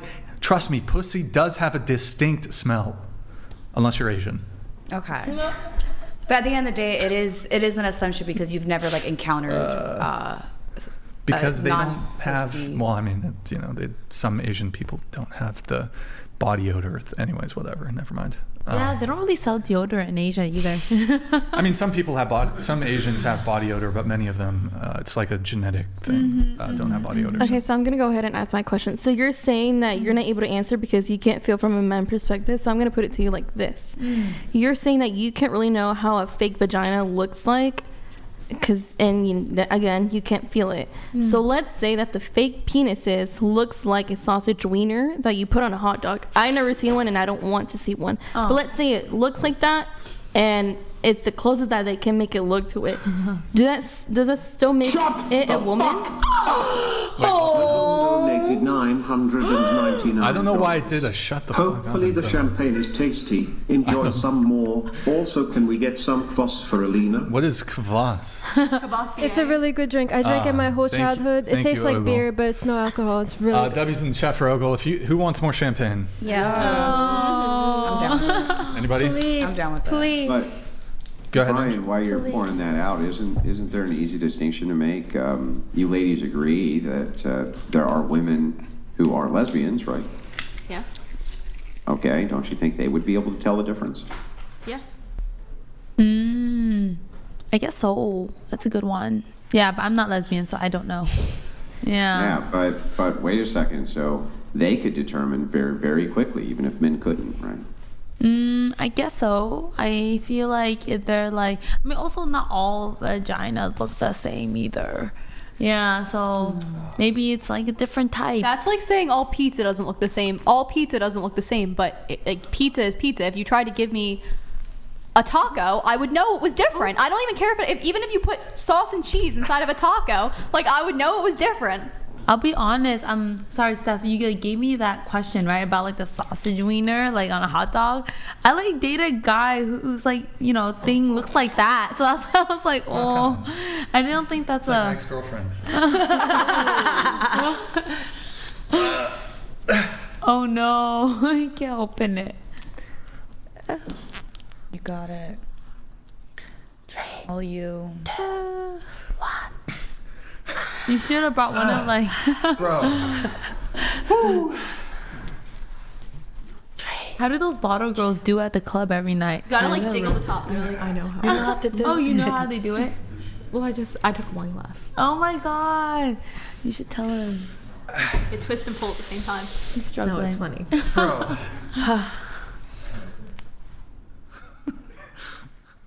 Bro, who super glued this shit, bro? Yeah, that was just some.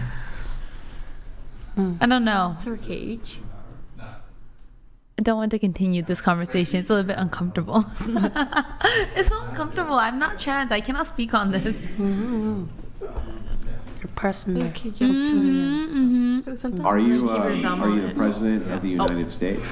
Am I what? The president of the United States. Am I the president of the United States? I'm not. Then can you speak about the president of the United States? I honestly don't even speak about him. I don't even. Yeah, but can you? Can I? Yes, I can. Yeah, and But I choose not to. Can That's what- can people Pass 'em down, pass 'em down. Can people competently talk about the president of the United States, even if they themselves are not the president of the United States? Yeah, I mean, people can do what they want. Like I said, they have their own experience and they want to talk about things that they want to talk about. But I think that it's a personal choice. I'm like, oh, if I don't really know that experience, I don't think I should facilitate or pass around like false knowledge and news and like make people misconstrued. I think it's important to have like all the information and then you make an informed judgment or some informed argument, and I just don't have that in this case about this topic. Do you want it in this? Okay. Is there another? Okay, fuck it. Anybody? So then you should defer to those that do, in this case us, right? I guess I can defer. Yeah, I mean, like, I'm not gonna take on. Okay, great. Well, then if you're deferring to those who do have the information, you're willing to concede that trans women. Oh, it's not saying that I don't have the information. Women, right? No, it's not saying that I don't have the information. I just I've never touched a physical, I've never touched a trans woman's that part, like a vagina. So I cannot say what it feels like and doesn't. And I'm pretty sure everyone here hasn't as well. So I don't know if anyone here has better knowledge of what that would feel like. So in that case, I can't defer on that aspect because I'm saying that I'll only defer if someone else has actually personally experienced it. Wait, I have a question. Have you ever been to Antarctica? Does Brian I've need to never touch been Wait, to hold on. know what a penis looks Wait, like? hold on. Like, what are you talking about? Have you ever been to Antarctica? I've never been to Antarctica. Yeah. Would you have like an intuition that how it would feel in terms of the temperature? I think it would feel cold. Okay, how do you know that? You've never been to Antarctica. I think that people that have been told me it was cold. That's the only reason? Yeah, maybe. Well, or like, no, it's like on social media. Or is it common sense? Common knowledge. Tell us it doesn't Right. look the same. Really Common quick, knowledge. we need to do cheers to Ogle. Ogle! Cheers to Ogle. Salud.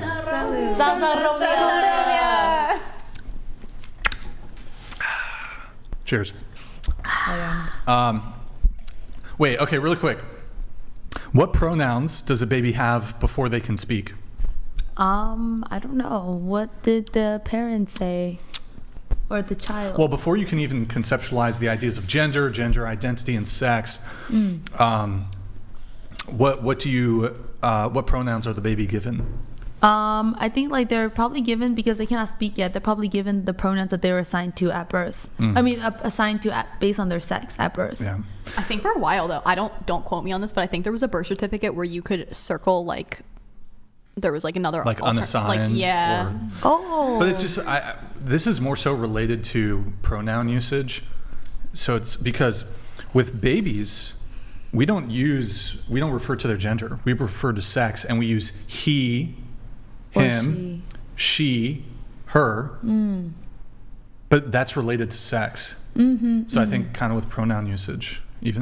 No, yeah, that's why I said, I was like, oh, before they can speak, and when the baby is born, I think everyone assumes that their pronouns are going to be what sex they were at birth. Yeah. I don't know.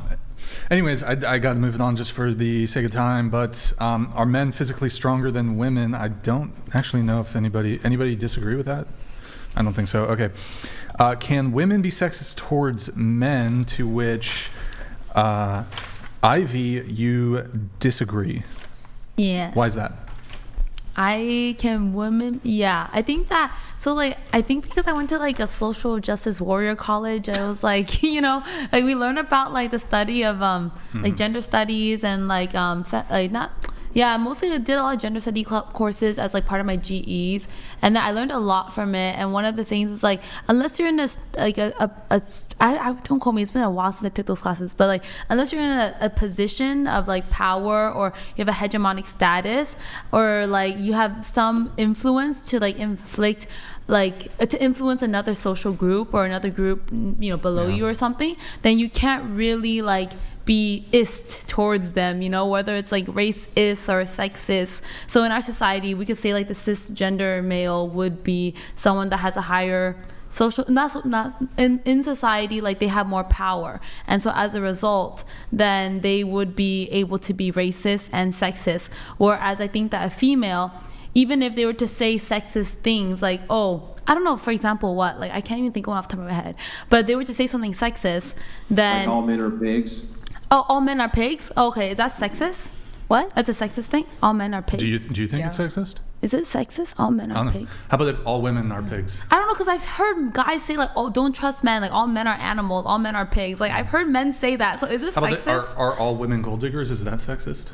I've heard. Oh, I actually you've not. heard it. Is I've it heard sexist? that. Is Is it it sexist? sexist? Yeah. No, I don't think that's sexist. I think say being sexist is saying that like because you are a female, you're only capable to do this. I think that is sexist. You know, and then you're saying that because of your gender, then we're not going to give you this raise, right? Then I think that's sexist. It's when your sex or your identity as a woman or as a man, or no, identity as a woman is going to influence the way people treat you in a life in a negative way. What's your definition of sexism? I think sexism is like, I don't know the I don't want to say like something that, okay, what I think it is like basically someone that is in a position of power is basically prejudiced towards somebody based on a specific, like based on their gender. Yeah, showing prejudice based on their gender. That is sexism in my definition. So if a woman, a female nurse has prejudice towards men, and she has access to certain medications in the hospital, and this is actually something that happens, and then she either overdoses these men on the medications they are taking, or gives them medication that they're not taking but would kill them for whatever reason. And she's specifically targeting them because they're men. She's not doing it to women. She has some sort of like gripe specifically against men. Would this be sexism? I think that because she is in a position of power, right, in that specific circumstance, I do believe so. But I think what if she's treating a really rich person? Oh, I don't think we were talking about wealth at all, right? It was just mainly about, male. Okay, what about a woman who, let's say a woman kills a bunch of men, but there's not some sort of nurse-patient dynamic. There's nothing like that. She just goes out into the street and just shoots 3 men because she hates men. Oh, so she's just like a serial killer or something, like a male serial killer. Sure. Okay. Is that sexist? Is she being? I mean, in my definition, it's like, in my head, it's like, did she do anything in her life to like basically make these men's life worser? Like she just ended it, right? Yeah, she just ended it. Worse. Right? Worse. Wait, Thank so you. does that make their life worse? I don't know. It just ended. Like, what is their? So is it not a big deal? I don't know. What do they think? Right? I don't know who They're dead. They're dead. They don't think anything. Exactly. So it didn't make their life worse. Some people believe that living is to suffer. So maybe she ended their suffering. It's the champagne. How about this? Let me ask you this a different way, maybe. My face is red. If I say the following phrase, is this sexist? All women are good for is childbearing. Is that sexist? Yeah, I believe so. Yes. Okay, is the following phrase sexist? All men are good for is working. I don't think so. What? Right. Okay. So now, why is phrase 1 sexist, but phrase 2 is not sexist, even though they meet the same criteria? Okay, Hang on. If I could, Wait a second. Oh. Both target a specific group. After they've targeted the entirety of that specific group, they give specific qualifiers to that group, expressing that they're only good for X thing and not other things, which meets your definition of prejudice. So why is the first one sexist, but the second one is not? I think for me, like prejudice is like, yes, it's like some sort of preconceived notion, but what I think is like the next step to make it like sexist is for that saying to actually impact their life. So like if a woman is thought to be only good at childbearing, then any job she applies for, she will not get it, because then the employer will be like, just go have a kid, like don't work, you know? But if a man is all he wants to do is to work, if society's saying that all a man can do is to work, and the man wants to be like, I don't know, what else could they, if they want to be like a singer, like they can still do that, right? Well, it's like they can work and so if the man wants to like, I don't know, like relax, I don't even know, like being a worker, everyone works. Perhaps do other things like, I don't know, be looked at as a sage or giving good advice or things like this, which are not in the category of work. There would become a social stigma against men in those positions, right? I feel like Is giving advice. And if there's a social stigma in those positions by you making the statement affirmatively that men are only good at working, that would definitionally be sexist, right? I believe that the saying of that all men are good at working, I don't think it's sexist, just because I don't think it's going to impact. No. Yeah. Men are only good for work. They're only good for work. If saying that, I don't think that will negatively impact their life. Like, I don't think it will change their quality of life that much. So if a woman or a collective of women think that my only use in life is to work, that would not negatively impact my life. And like, can you give me an example of how it would negatively impact your life? You're dating. Whatever. So any example that you would give for how the following phrase, all women are good for, is bearing children, however that would negatively affect women, is the exact same way the other statement would negatively affect men by the same criteria, whatever it is. I just think it wouldn't be the same, because like, if you use the first saying where like women are only good for childbearing, and then they try to apply for a job, then the employer's like, no, you can't. Then the woman's like screwed. Like, they have no money, they can't feed themselves, they don't have a home, like they don't have and if you roof only over say their that head. about men, and if you only say that about men, then they could be disqualified from other things like sagely advice, being looked at as beacons of honor, rather than just. And I don't think that's bad. I don't think that's not as bad. Stop. Yeah. Let me finish. Beacons of honor instead of workhorses. There's all sorts of negative impacts which could happen to them because they're only viewed as being work mules. How is that not the same thing? It's a negative impact, right? A social negative impact from the perspective of men, just like that's a social negative impact from the perspective of women. So I could make the counter argument to you and say, it's actually good that employers are discriminating against them, because then they don't have to work. Based, right? But that wouldn't make it, you would say, no, you would dispute that, because you'd say, well, women don't want that. Well, men don't want to be viewed as only being workhorses. So how is it that that's not sexist to men? Because I think about the base. I'll let you respond Michael right Jones after this. I have to let it come in. $200. Thank you, Michael. Sexism is prejudice or discrimination based on a person's sex or gender. The whole idea that sexism is prejudice plus power is only held by people with room temperature IQ. Chair 4 is Delulu. High chair 8.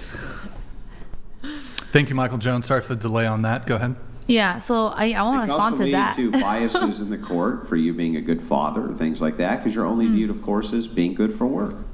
Okay, I can see that, like that impacting in like the court of law. Like usually maybe children are given to the mom because they think the mom you're can only take better. good for work. I can see that. Yeah.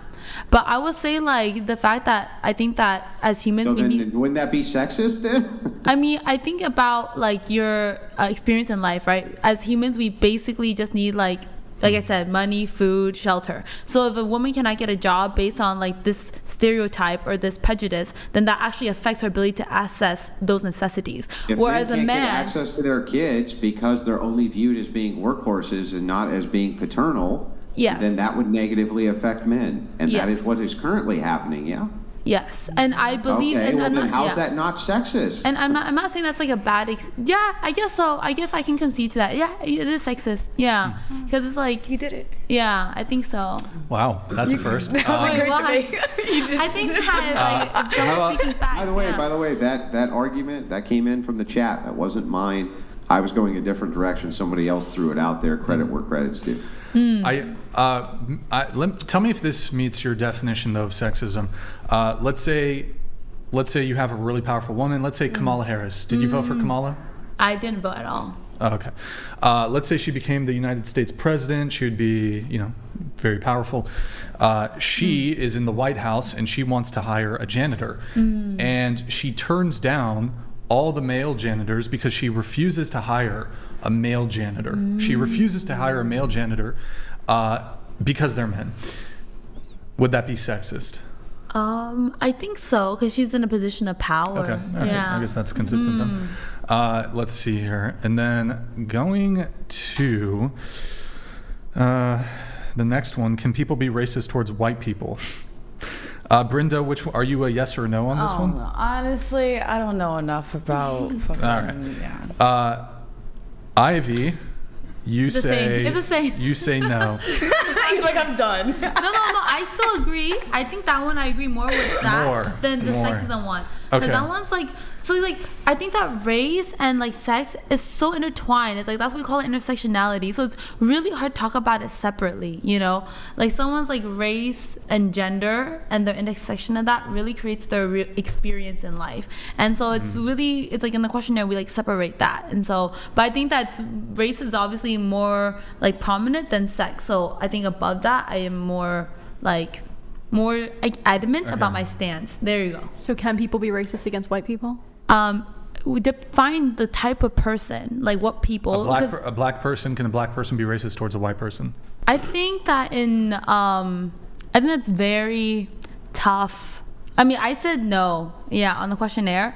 I think like as a society, like we cannot, but as like an individual, I think that this person can. Can Asian people be racist towards white people?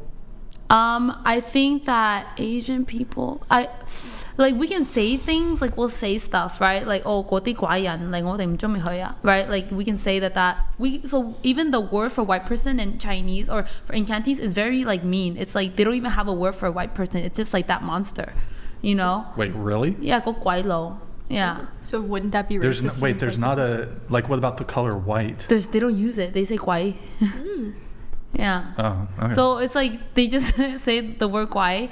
And I think that probably maybe when they first visited China, when the Asian people saw them, they're like, oh, that looks like a ghost, you know? So monster, I don't mean monster, I mean ghost. Sorry, I said it wrong. It's not monster, it's ghost. Okay. Guai means ghost. Yeah, but what about just in like the United States? Can Asian people be racist towards white people? I think that Asian people, like, they can say racist things. They can say racist things, but they cannot be racist. Can they be racist towards black people? I think that yes, they can. Why? Because we've seen like Asian people with like power, and they've like killed black people. Yeah. Like the LA riots. Weren't you in San Francisco? Yeah. Wait, the LA riots. Whoa. You mean the roof Koreans? No, the LA riots. They were defending their businesses. In Koreatown, they were completely justified. That was not they were in a position of self-defense, not authority. They were being attacked. Their businesses were being burned to the ground. They were defending their businesses. They were being shot at, and they defended themselves. That wasn't a position of power. I'm talking about the incident that sparked that. I'm not talking about them defending their business. Oh, she's talking about the police brutality. No, it's about... Yeah, she's talking about Rodney King? No, so I'm not sure if you know like what happened. It was like Latasha Harlins. Like she was the girl that got murdered by the store owner. She went in and the store owner was like thought that she was gonna do something dangerous, but she just stole a bag of chips. It was that story. I don't know, that's pretty dangerous. She was robbing the place and got shot? She stole a bag of chips or something. So she was robbing the place and got shot? Yes. Yeah, that's what happens when you rob places. You get shot. Oh gosh. But like, tell me why I was in Oakland, my phone got robbed. Why did no one shoot that guy? You know? Wait, I don't know I don't know why Californians absolutely demand that they have no right to defend themselves when they're getting robbed. But in the rest of the United States, I got mugged by who? Like a person in the convenience store. What race were they? They were wearing a ski mask. I can't tell. Really? I really don't know. They were wearing a ski mask. Like I was on the phone with my friend, and then all of a sudden. I don't know. Ski mask you can see a little bit. No, I and cannot see. By the way, hang on. She was shot by a woman. Yeah, she was shot by a woman. Yes. Yeah, so she was robbing a place where there was a woman who felt a justified. And again, we're not talking about gender right now. We're talking about race. That's why I said that I feel more strongly about race than I do about gender. They are so interconnected. Yeah. But wait a second. She got robbed in Oakland. Though, doesn't know the. Okay. At 10 a.m. in the morning. Yeah. She's robbing the place. She's robbing it. This woman feels like she needs to defend herself. Why does she need to defend herself? She's just robbing the place. Like she's not robbing. She just robbed. So I could rob your house. You don't feel like you need to defend yourself? It's like material items. You're not defending yourself. Like they're just robbing you. It's like you just give it up. Like take my stuff, but give me my life. It's like they're not physically harming you. They're just taking your things. And I think that maybe because I'm Buddhist, but I think that in this world we just have How about fuck that commie bullshit?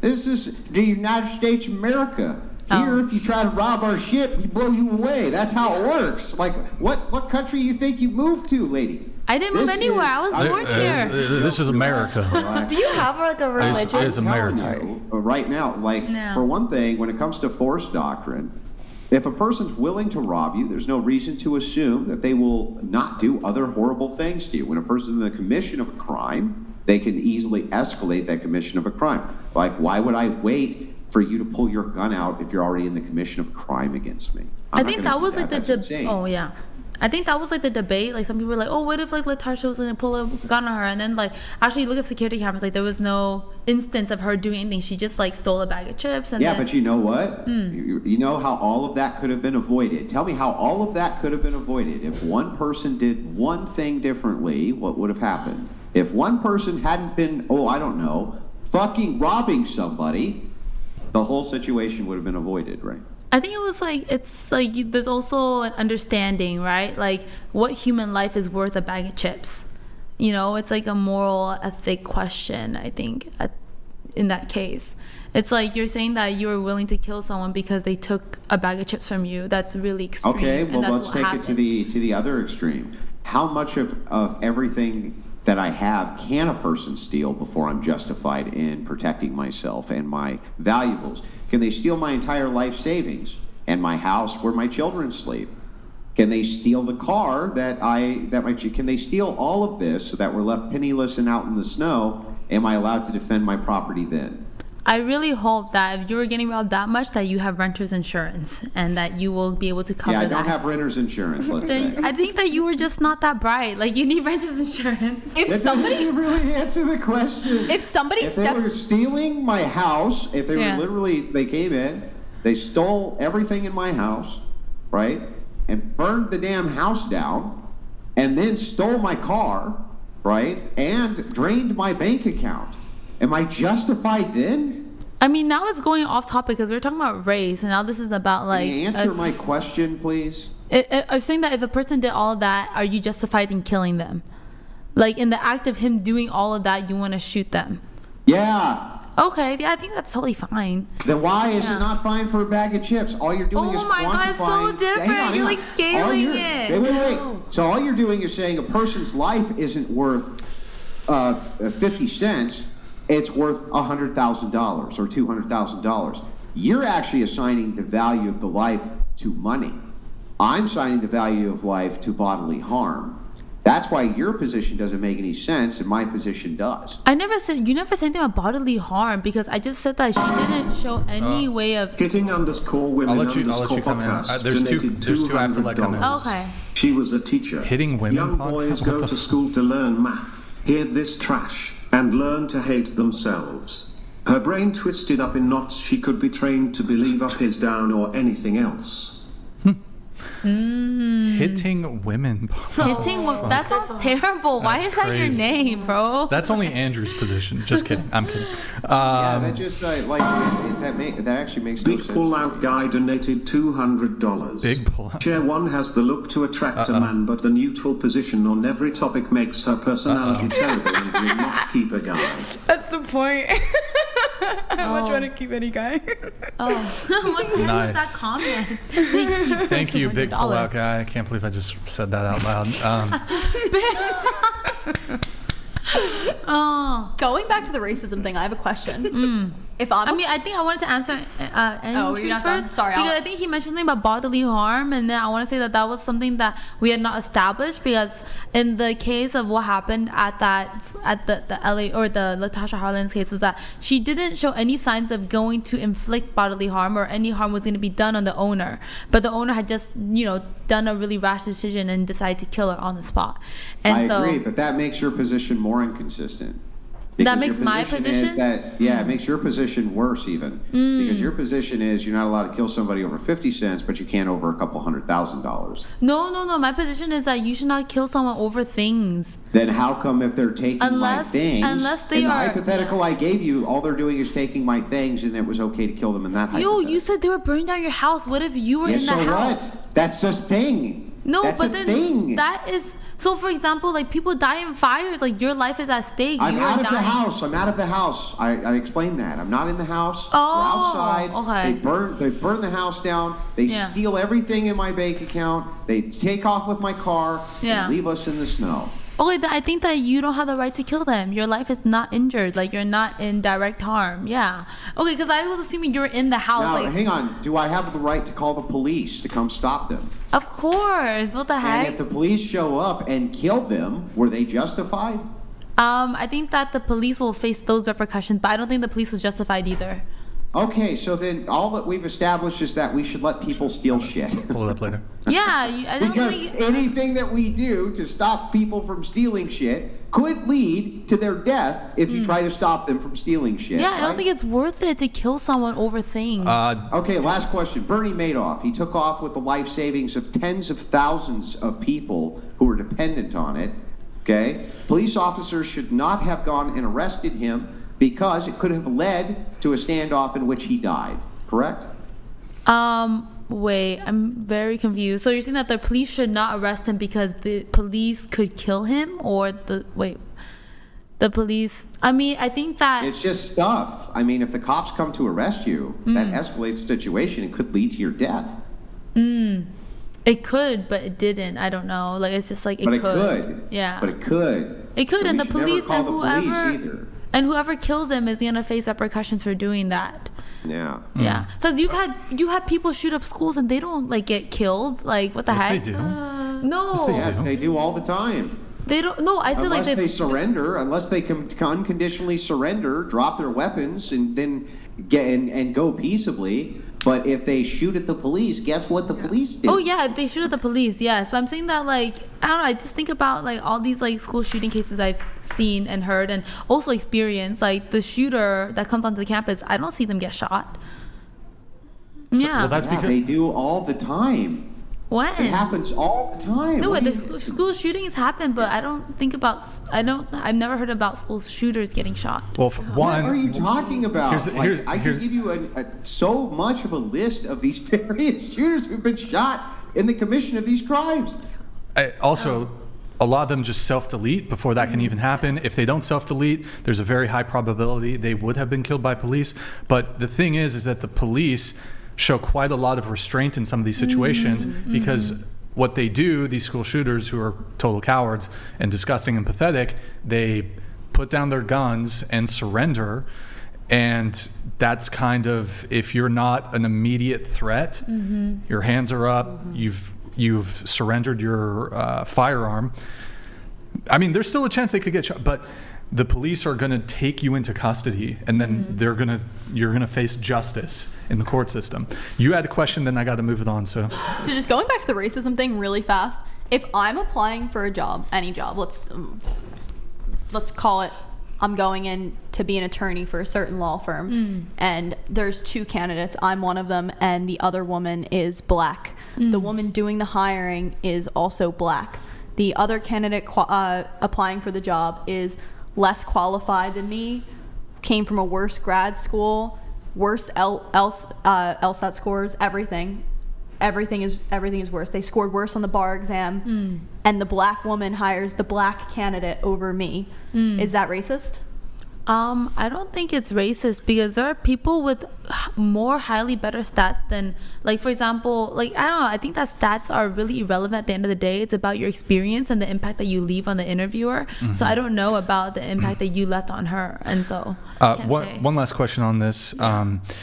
What do you think about, do you think it would be racist, for example, if in order for Harvard or another Ivy League school to allow more black minorities into university, they actually reduce the amount of Asian candidates that they accept into Harvard? Do you think that would be a racist policy? I actually had a debate with my friend about this. I ended up crying, but I don't think it's racist. Yeah, he was on the other side. It wouldn't be racist towards Asian people? I know. I don't So think Asian people, if they score really high in the SATs and they otherwise, would have gotten in, but the university is it's like we're capped, right? Is refusing to let them in, even though, via merit, they're more deserving of it, they're more intelligent, whatever it is, and they're letting in people who have scored worse in certain tests like the SATs. You don't think that this would be evidence of racism towards Asian people? I think that schools, and similar with companies, everyone wants diversity, and so it's not up to us on what their criteria for diversity is. Well, if it's publicly, like a lot of these universities receive public funds, so I mean, you would be discriminating on the basis of race in this situation, which is not allowed by the United States government. So I think in my experience, I also was like a college financial coach as well, but I do think that certain schools will reject students that seem too perfect, and because they want to make sure that their acceptance rate is like very competitive. So if a student has like these amazing stats, they might think that, oh, if we accept this kid, there's no way this kid's gonna accept our acceptance letter anyway, so they might reject them out of that. So that's actually like a research. Would you be okay if you were applying for a job and you were clearly more qualified, but the job was given to somebody else who was clearly less qualified than you, and the sole reason they were given the job was because they were like a different minority? You'd be fine with that? I think I definitely would be fine with it, just because like, yeah, that maybe they have a similar life experience, or like that candidate had something more aligned with what that employer was looking for. Like, even though, because I know friends that like get these senior roles and they have no experience, that much experience, but like they have like this one thing that they did at like 20 different things that they've done, and because of that one experience, and now they're able to lead teams where people are like, you know, double their age. Yeah, I just want to ask one final question. So you're in favor of racism against Asian people? Am I in favor of racism against Asian people? No, I'm not. What the I heck? have a question. It seems like you are. I have a question. Oh, Go ahead, you were first. So I'm Asian, but I have a white last name. Where would I fall? I think that you look Asian. But if you're looking at my resume, where would I fall? I think that I don't. If you were Wait, what do you tick on the box though? Yeah. I tick Asian, but if you're just looking at Bailey Slaughter, what would you say?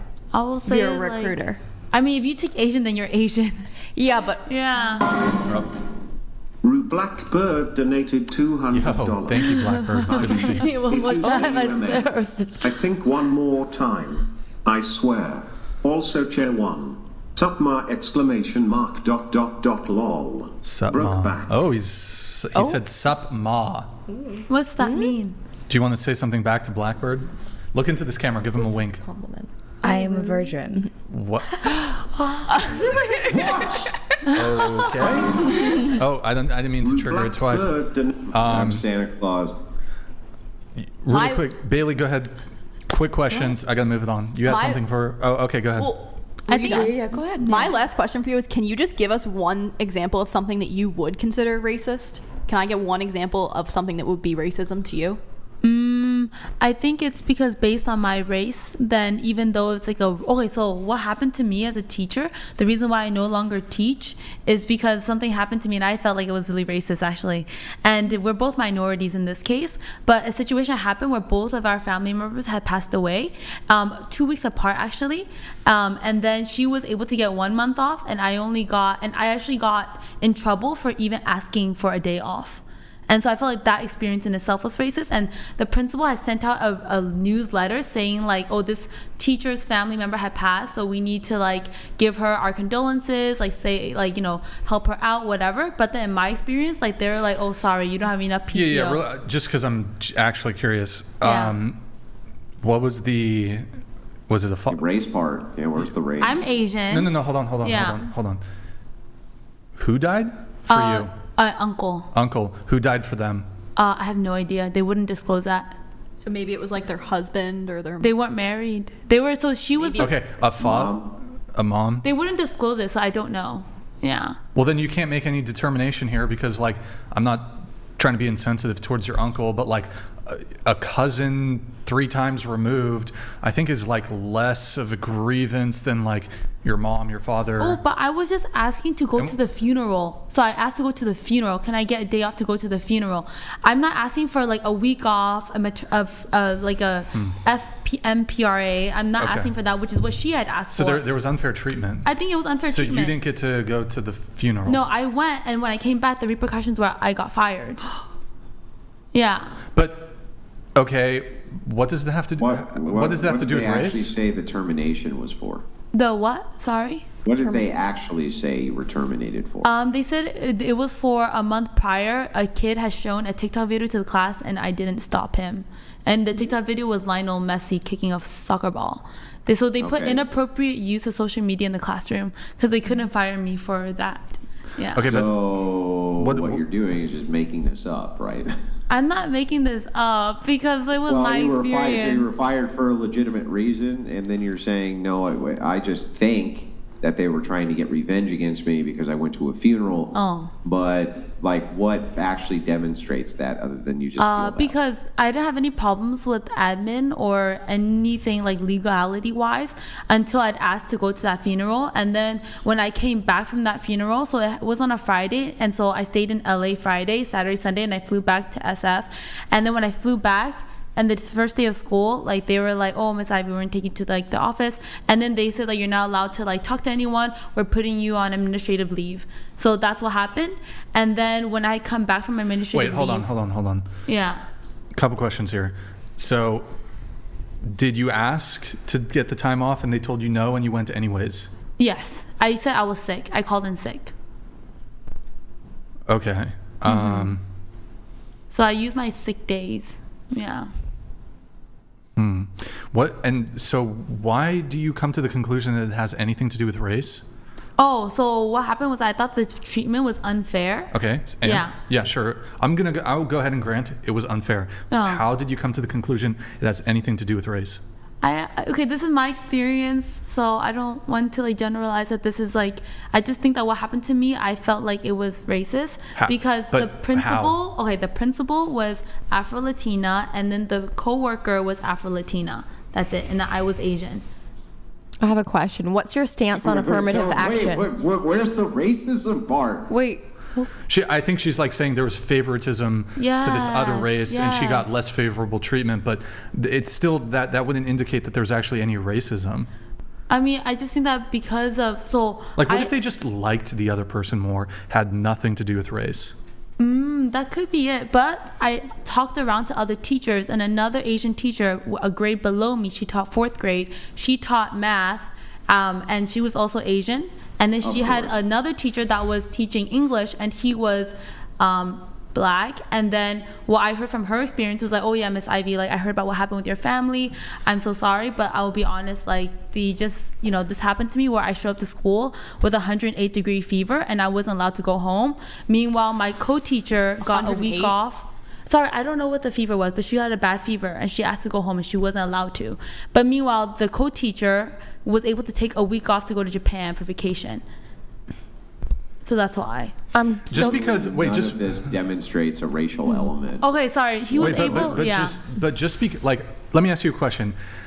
Bad thing happens to black person. Did that bad thing happen because the person was black? No. Okay. Because I don't know what that bad thing is. Like just because something bad happens to you and you happen to be, whether you're white, black, Asian, Latino, doesn't matter. You can't immediately jump to it happened because I'm of my race. It happened because of racism. I would say that. Yeah, I will agree. Yeah, I will agree. What was the TikTok video? She said messy. It was messy kicking a soccer ball. Yeah, kicking a soccer ball. So the kid did like an edit, and it was a month prior. And during that time, actually, an admin was in my class to watch because I had they were doing a walkthrough, and so they saw that I was showing that, and then so they didn't say anything to me after that. Like they didn't say that was wrong, nothing. And so it's so funny that a month later, they had said that's the reason why you're getting fired now, even though I didn't So an administrator was coming through your class and inspecting it. Yeah. Saw that something was inappropriate, which was happening, launched an investigation. After the investigation was done, right, when you came back from this trip, they coincidentally fired you for a legitimate reason. No, I think you're getting the timeline wrong. The fact that you're Asian. I think you're getting the timeline wrong. I'm saying that the month ago, this had happened, and then a month later, right, between the video being shown and between me getting fired was a month apart. they launched an investigation 2 days before they had fired me. 2 days before they had fired me. So then like it was like not related at all, right? But then they need a reason. All right, that's why. cool. I have to move on to the next thing. So, are men the primary victims of war? To which I think it's only you, or actually, Callie, you say no, and then Ivy, you say no. Why is that? I said, well, what was the question? I'm so sorry. It's okay. What I said. Ivy was listening. Go ahead. Yeah, go. I think she might have a good answer. I feel No, like it's I okay. talked a lot. No, she didn't hear it. Go After ahead. I listen. Okay, so I think that in war, I think women and children are the primary victims of war. Yeah. Question: let's remove children from it. Who's the primary victim of war, men or women? That's tough because I guess there'll be more casualties with men. So men in that case. Because I was thinking about women and children combined. Yeah. Okay. Well, let's just split it. Why do women immediately get the social status of children? I mean, just because like we think about people that were able to fight in wars back then, and then the ones that carried weapons and were able to fight were men because they were sexist. They're saying because you're. You think that's bad? I mean, no, I didn't say it's bad. No, sorry. So I'm using sexism as in a term where it doesn't include power now. So I'm using the. But wouldn't the sexism benefit women? Sexist feminism? No, you said it's sexist that women couldn't fight. I mean, it's like back then. Maybe there were some women that wanted to fight and they couldn't. Don't you think that's privilege?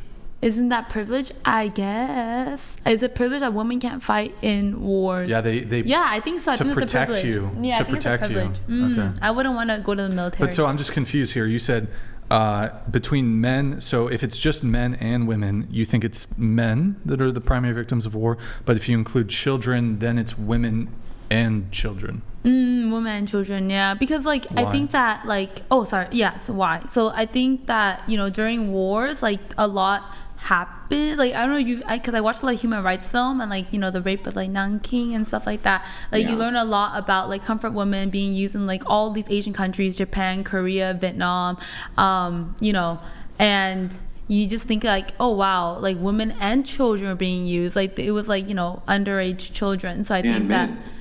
And men being used. Men were like fighting each other. Yes. Now, men, also the infirm and elderly and the ones who couldn't fight were used experimentally, just like women were in those particular instances that you're talking about, like Nanking. But let me ask you this question. Let me ask it in reverse. Who's the primary victim of war? Men and children or women? I think I already said men, so men and children then, right? Yeah, men and children. Right? Yeah. So I just didn't understand why children instantly get lumped in with women. I know, right? I think that always happens. Like when you're evacuating, it's like women and children first. So I think that. So female privilege. That's that whole chivalry thing. Yeah, I guess so. Yeah. Like a carryover. Yeah. Well, yeah, so I mean, definitely bad things absolutely do happen to women in war that are kind of more specifically gendered when it comes to their victimization. But even going ahead and granting that, and yes, of course, absolutely terrible, how can you, and also typically the war front is pretty far away. Women have time to like escape that. Sometimes like invading armies, if they're moving really quickly, they can go through areas of civilization where there's still like civilian population. But I mean, you see this especially like World War II when the Russians were going through Germany. But so what? Well, I mean, where do you like, would you, if you could put 100 men to death to prevent one woman from being SA'd, would you do it? Who am I? Am I a girl or a guy? I'm confused. Oh, am I like the person in power that's like doing this? Like, if you had to put 100 men to death to prevent one woman from getting SA'd, would you do it? I think that, what is that called? I forgot what it's called, but there's a word for it. But it's like you want to have the greatest amount of good for like the greatest amount of people. And I think in that case, it's like 100 men versus one woman. Yeah, so what's your answer? So the 100 men, I would not kill them. Brenda, it seemed like you actually had a position on this. Oh no, I'm sorry. Would you kill the 100 men? I was just fidgeting. I'm sorry. But would you kill the 100 men to save one woman from SA? Would I kill 100 men to save one woman? I wouldn't kill anyone. If you had to choose. I don't know. I can't kill. I wouldn't kill anyone. You have to choose, though. Who says a woman is getting killed? He just said SA. Who's saying the woman's getting killed? No. He's. Don't confuse it more. Which one do you pick? Yeah, well, you're. Wait. No. Hold on. It's just a button. Just push a button, 100 men die, or a woman gets SA'd. It's hard for me to push the button because one person eventually gets hurt, and one person eventually, 100 people versus one person. Well, they either or people end up getting hurt because I've been SA'd before, so it's hard for me to make that decision to like have that happen. I know it's a hypothetical. It's just, but like this is like digital footprint. You know what I mean? So it's like I can't make that decision. So you would let 100 men die then? No, I never said that. I said, well, if you had to pick one. I can't pick. I'm sorry. I'm not juicy right now for this. How about, let me make it simpler. Would you send 100 innocent men to prison to prevent one man from walking free who 100% essayed a woman? To prison?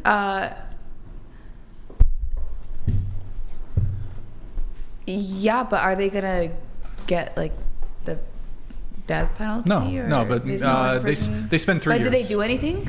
They spend 3 years in prison. But did they do anything to put themselves in prison, or they're innocent? No. Okay, let me repeat the question. Okay. I'll repeat the question. Would you send 100 innocent men to prison for 3 years to prevent one man from walking free who 100% provably essayed a woman? First off, I'm sorry for getting you frustrated. It's okay. It's all right.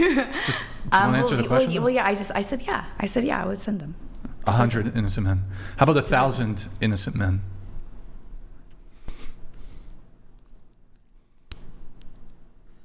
I'm not good with these. I don't. It's hard for me. What's the limit? It's hard. I don't know. It's hard for me to like. Yes, I know it's hard. Answer these but answer the hypotheticals. question. I don't understand what's hard about it. You answered it for 100. Well, it's hard because I think about my digital footprint and like Also, what is your definition of essay? What do you mean? Oh, I mean, I'm just using that as a filler for grape.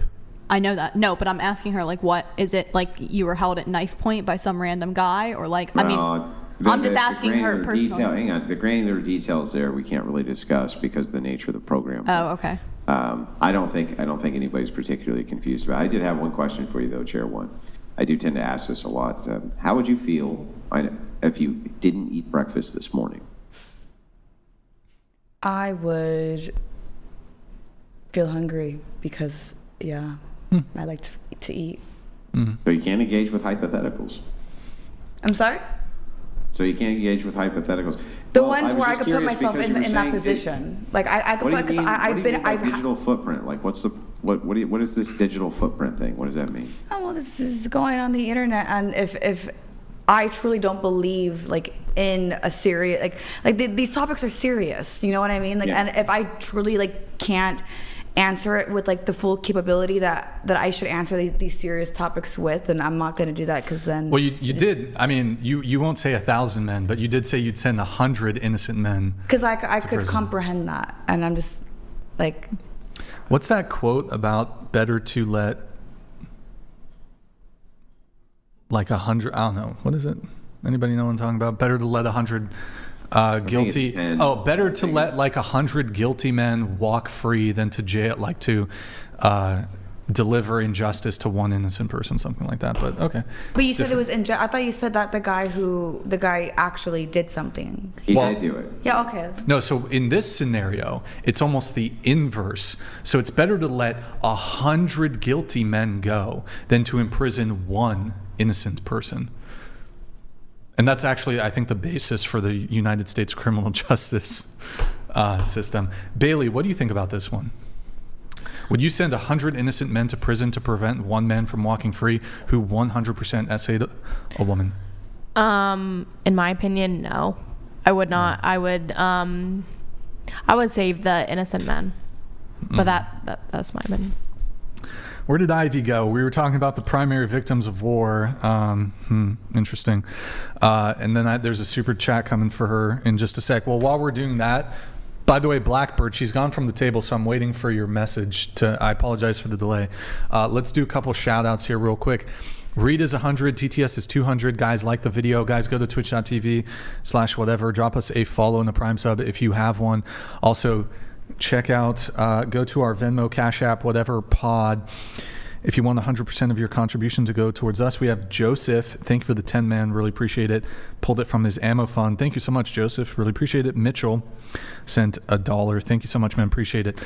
Okay, let's see here. Do we have anything? There's a few more, but I'll wait until Ivy's back. So we have, let's see, why don't we finish up the pre-show notes? We did everything for Brenda, everything for Callie. Patrice, we need to still do yours. Let's see. Worst breakup of your lives. You were a fine dining waitress. You also strip club bartender. Yeah, I walked the fine line. And your ex-fiance requested for you to stop doing that. Into the mic, closer to the mic. Yeah, all of it. Quit everything. Quit all my jobs. Move. Be with him. Travel with him for work. Everything. Just drop it. And I did. You know what? Really quick, going back to you, Brenda. Like, at least with the killing one, don't you almost think not answering, like, wouldn't that almost have a worse impact on your digital footprint? Because it seems so obvious that the answer ought to be like, I'm going to save 100 people from death. Look, essay's fucking terrible. It's a disgusting crime.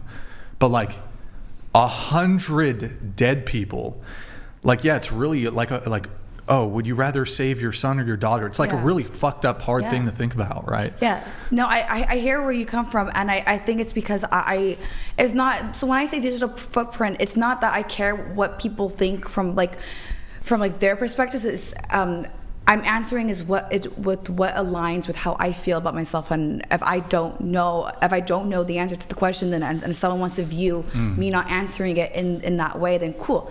Because like that I don't care. Mm-hmm. But I'm not going to answer it because that's what aligns with what's inside of here. Yeah, but I guess what I'm trying to say is, if you do have an answer, but you're like, I don't want to share the answer because I'm worried about the digital footprint. No, I just don't know. I think people can make an inference by like the refusal to answer the question. Like that could be almost worse. I don't know. Anyways, whatever. Not a big thing. Then it's worse. But it's because I just don't know. No, that's fine. I can't answer it. Patrice, can you read this for us? Actually, no, Alina, you need to talk. Go ahead, speak. I can't really see. Chair 1, you don't realize it, but you're fascist. It is better to let 10 guilty free than to imprison one innocent man. This is the foundation of Western justice. That is the foundation of Western justice. Your lack of education shows. Do you want to respond to Christopher? Thank you, Christopher, the 100. Yeah, I would say like thanks for like the information, and yeah, maybe I should go home and I should learn some more. Think about it. Ivy, we need you back. We have a chat for you. Somebody wants to say something to you, Ivy. Here it comes. All right. Rue Blackbird donated $200. Ivy just be talking. Like Fangirl. Let the girls next to you get a chance to speak too. You just keep talking and talking talking. I know I talk a lot, but that's why I was like, let her talk, let her answer the question. Wait, so just really quick on the primary victims of war thing, men or women? I think it was like men or women. I think I said you said women and children. Oh, then men. Yeah. Okay. Yeah. I guess I mean, you've changed your position on this, but like, would you say that, for example, if a woman is going through birth and there's a lot of physical pain, would you think she's the primary, I wouldn't call her a victim, but like she's the primary sufferer of physical pain? But as a man, watching your wife give birth, that could be difficult, and you would suffer too, to some degree, seeing her in physical pain. So do you think the man is the primary victim or primary sufferer of the pregnancy? No, what the heck? I don't know. She squeezed my hand really hard when she was giving birth.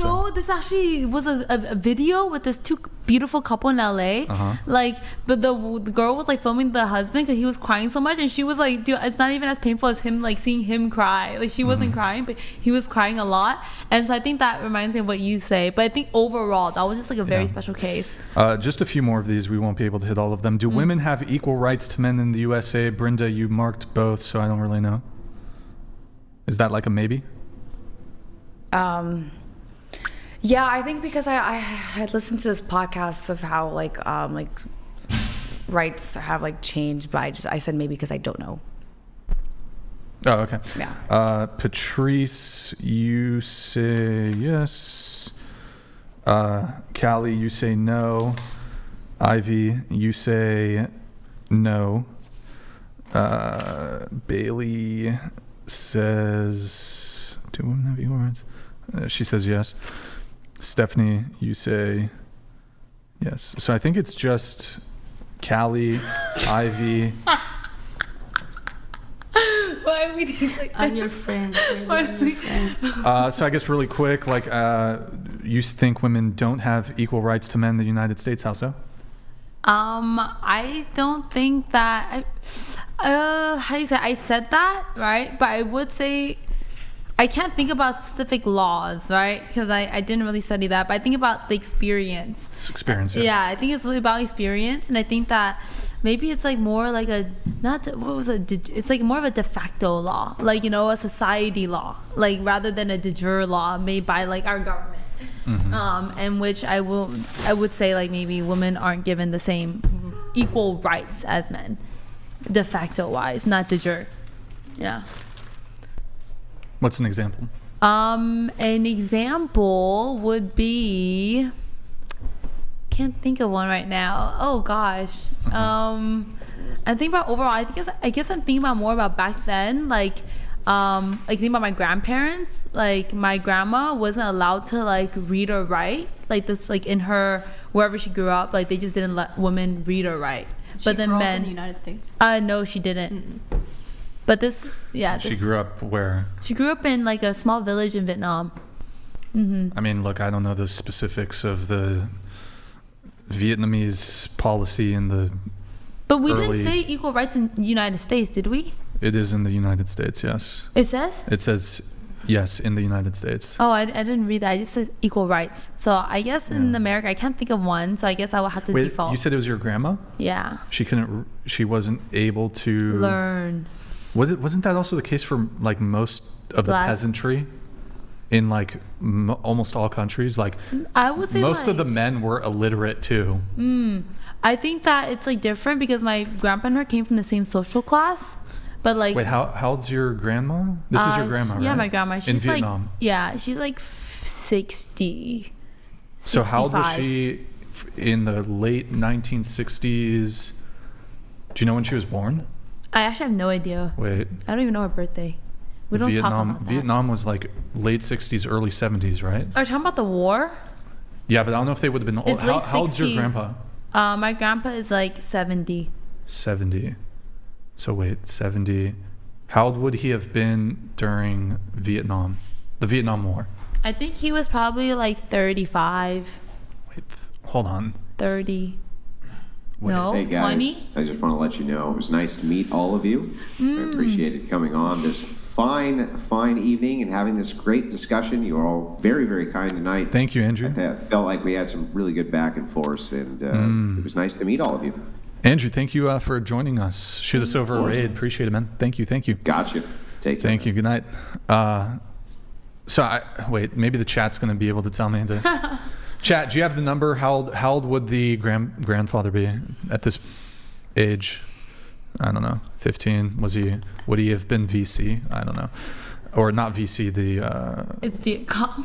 that's the it would have been, he would have been like the NVA? Or wait, hold on. I'm getting my shit mixed up. My family was not really involved in the war. Yeah, it's like there's people like neutral people. But they were in Vietnam. Yeah, right? They're in Vietnam. Yeah, you don't have to pick a side. You can just be but I don't know if it's like, okay, my mom, she couldn't read and write, but like my dad was getting education. No, he's getting like gunned down by VCs.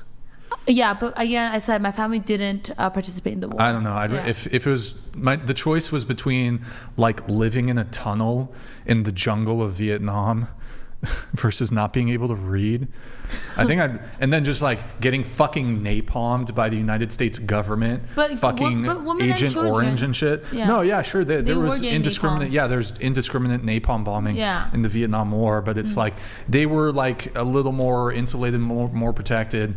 So I mean, I think it's kind of probably worse. Like, yeah, your grandma couldn't like read and write, or wasn't allowed to do that. I don't even know what the case is there.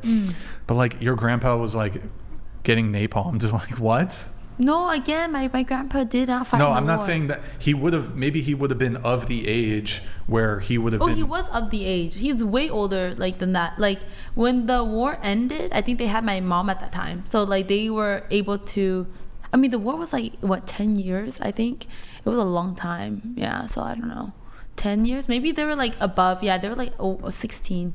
Yeah, they're probably 16. So they probably would have been able to fight, but he didn't. Well, wait. If you were 20 in 1970, that would make you 75? Yeah, so I guess he's 75. We don't really celebrate his birthday, so I don't know how old he is. He's like 70, 75. Yeah, we don't keep track So of you would have their been fighting age during the Vietnam War. Yeah, I said that he was supposed to Yeah, fight. I don't know. Look, your grandma couldn't. She wasn't allowed to learn how to read and write. Your grandpa was of the fighting age where he was getting. Well, I don't know what side of the fucking conflict. No. Again, they didn't pick a side. Like they were just like affected by the war. Like they were just trying to not get killed. Right, but there were Vietnamese fighting on both sides. There's like I think it's a majority of people like in any war-torn country. Like you can think about like in Germany. Like are they fighting, like actively fighting, or there's people that are just living and going about their daily lives? Yeah, but I feel like being forced to fight in a war is worse than not being allowed to learn how to read or write. No one was forcing my grandpa to fight in a war. You're saying there wasn't a military conscription in Vietnam? I mean, it depends on what side of Vietnam you lived in. I'm not an expert in the Vietnamese conflict. I'm pretty sure whether you're VC, I don't know if the other side is called the NVA. I'm pretty sure there's military conscription. For both they were sides. like taking boys and like sending them off to like fight. Oh, that's not. Oh, they're sending boys. Yes, were they sending kids. girls? It was Oh, like that's even child worse. labor. Thank you for bringing It that was up. like child Yeah, they're sending labor. child soldiers. That's Yeah. even, and they were just boys, right? Yeah, a lot of them that's were boys. What were the children girls doing? I don't know. They're probably forcing them to like become. They weren't getting comfort women. napalmed. They're Well, probably maybe so. I mean, forcing them to become civilians comfort were women. And yeah, the most famous picture of getting napalm was like of that girl running, you know. So she's here in the States now. Yeah. Good talk. All right. I got to move it on to, I think maybe this is the final one. Are women oppressed in the United States? To which I think it's just you guys again. Ivy, you said yes, women are oppressed in the United States. Why are they oppressed? Why are they oppressed? Yeah, why are women, how are women oppressed? I guess maybe it's about our experience. Like maybe because I grew up in a very Asian family where my mom was like, you have to do this because you're a woman. And so that's why I think I had that experience where I think women are getting oppressed. Yeah. But like, isn't there a massive amount of pressure on men in Asian families? I don't know. Like, they get treated like royalty. What are you talking succeed. about? Same with me. I had to succeed. Everyone has to succeed to be from an Asian family, regardless of gender. Okay. Yeah. Who's the main provider usually in an Asian family? In Vietnamese families, it was funny women, because the men are bad with money. Really? Vietnamese culture. Yeah, I think because of some trauma or whatever, but like usually it's like a common thing where like Vietnamese dads will like gamble and be very abusive, and the moms work at nail salons to provide for the whole family. Yeah. Well, here, maybe I can That's help like very this. racist. It's not racist. That's a stereotype. Yeah. Would you say, when it comes to the oppression, do you think the gender pay gap is evidence of female oppression? Yeah, I guess there are instances of. I mean, I in my experience, do I feel like there's gender gap? I said yes because like you believe in the gender. I did say I believe in it just because in my experience I haven't had that experience where like I get paid less because I'm female, but I just read about these other people's experiences, and I think that overall I cannot say I'm like, oh, I guess there is like a gender pay gap.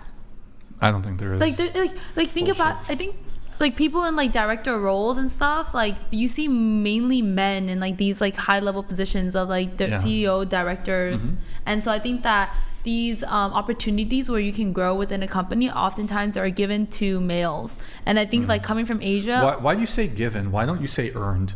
Ooh, I mean, it's like, earned. Earned by males, yeah. You know? Well, do you think that? Maybe you think it's just given to men on a silver No, platter. I don't think so. I think they definitely have to earn it. Like, not just like any guy can get this like level position. But I will say, yeah, they definitely earned it. But maybe there are some women that were like overlooked for that role because of their gender. Yeah. Could be. I would lean more towards they earned it. Okay, they earned it. I don't actually dispute that there's a greater proportion. I mean, the data reflects this. There is a greater proportion of men that earn more, right? In positions of power or who have these kind of more lucrative jobs in corporations, executives, so forth. But it's not clear to me if it was handed to, well, it isn't. It's not the case that it's handed to them simply because they're men. No, they definitely have the credentials. They're able to, but maybe if it's like a woman or a guy like up for the same role, maybe they might be leaning to give it to like a guy more. But there's a lot of ways to approach the gender wage gap discourse. But I think one of the most interesting novel ones that I don't really hear other people talking about this besides me, to be honest, is the social and mating pressure component here. So didn't you say you want a guy to pay for the first date? Okay, do you want a guy to provide for you like in a relationship? You want a guy that, like second, third date, you want a guy to pay for the date, those dates?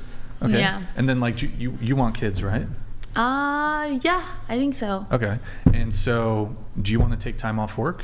When you have kids? I think it's like, yeah, like you said, goes back to the question, like who is providing then? Because like if the guy is like doing all this and like, so I guess like I think that's important to take off time. Dude, my friends like they get maternity leave for their little dogs. Like you should have it for kids too. But so in your own personal life, even though it seems like you're maybe a bit more, would you consider yourself more liberal, progressive? I don't know. I guess liberal. I guess progressive. Yeah. Okay. But you still want a man to kind of be traditional in some ways, like pay for dates, etc. I want just to bring in the entire panel here. I'm going to ask you like 10 different questions. I just want show of hands for each. Are you attracted to men with status? Show of hands. Status. Raise them high so we can see. Oh no. Raise your other hand just because we're on this camera. Subconsciously though, I do that. Okay. Are you attracted to men who are successful? Show of hands. Are you attracted to men who make a lot of money? Do you want a man who is a leader? No? Okay, do you want a man who takes charge? No? Okay. Do you want a man to take initiative? Is that yeah, initiative. Do you have you ever asked a guy out on a first date?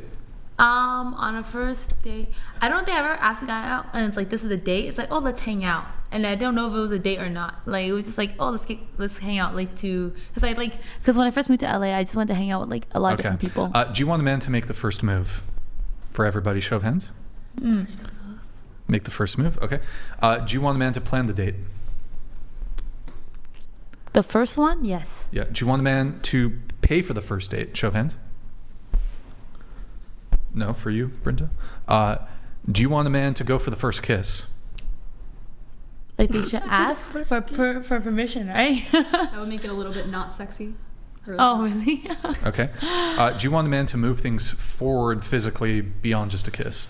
So, sex, yeah. Do you want a man to go 50-50? Do you want to go 50-50 with a man financially? Do you want a man to take care of all the bills? Wish. Do you want to take a few years off work when you have kids? Years is a long time. Years. Years is a long time. How about do you want to take months off work? Yeah, months. Take months. Yeah. Final one. Do you want to be a stay-at-home mom while your husband works? Okay. So you see all these show of hands, right? I'll relate this to one, the gender pay gap, and then two, why men hold these positions of these executive positions, leadership positions, more so in company. Couldn't it just be the case that because when it comes to romance and dating, we're just more experienced because of your own preferences. Like all the things I just listed, leader, take charge, initiative, plan for first dates, these would all translate to leadership positions. We're more practiced in making the first move, taking initiative, being leaders in our personal, private lives when it comes to romantic relationships. I think that this is going to translate itself to being more attractive to employers. So if you practice a certain like trait, like you're going to become good at it.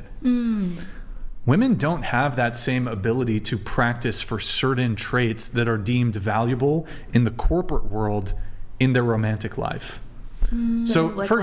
example, and I'll let you come in just a sec. Somebody who's a skateboarder, if they could become really good at skateboarding, that's going to translate to like snowboarding or surfing, other board sports. So I don't know, it just seems to me like, or maybe like you're a really good swimmer, that's going to translate in a couple different ways. You're going to be better at surfing because surfing requires paddling. So the skills that men develop in romantic pursuits lends themselves to the corporate world. Okay. And in addition to that, you all said you're attracted to men with status, successful, make money, leaders. You're attracted to all those traits. So you reward men who develop those traits that translate to the corporate world. Men don't really care about your status, your success, your money. It might be a nice little bonus, but I don't think it makes you actually more attractive to men.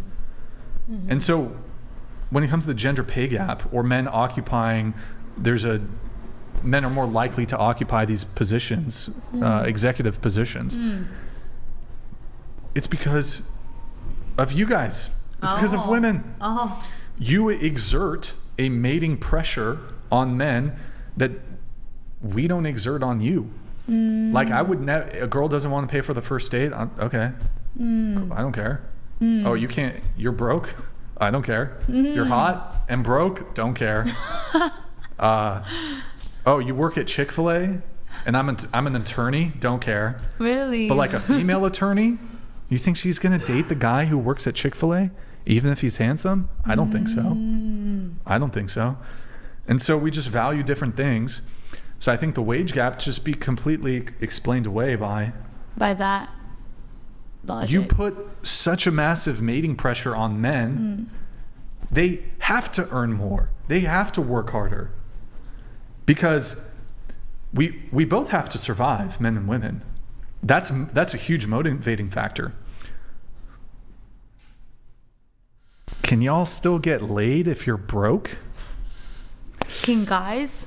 Yes, some broke guys, whatever, Yeah, they got game, right? whatever. I think I've heard but that. like if the guy's not gonna take, if 50% of the women are like the guy has to pay for the first date, that's a massive mating pressure. Like, oh, I have to, as a guy, we're not just thinking about our survival. We're thinking in order for me to attract a woman, I need status. I need money. I need success. I don't think that probably crosses your, like you probably don't think about like when it comes to attracting men, you don't think like the first step I got to do or one of the steps I got to do is like I got to get my money right before I can get a dude. Yeah. I don't think you guys think that. Yeah. Oh, you think that? Yeah, well, it's not to get a dude. It's because eventually, like, if I am on pursuit to my goals, eventually I will attract a man who is also on pursuit to his goals.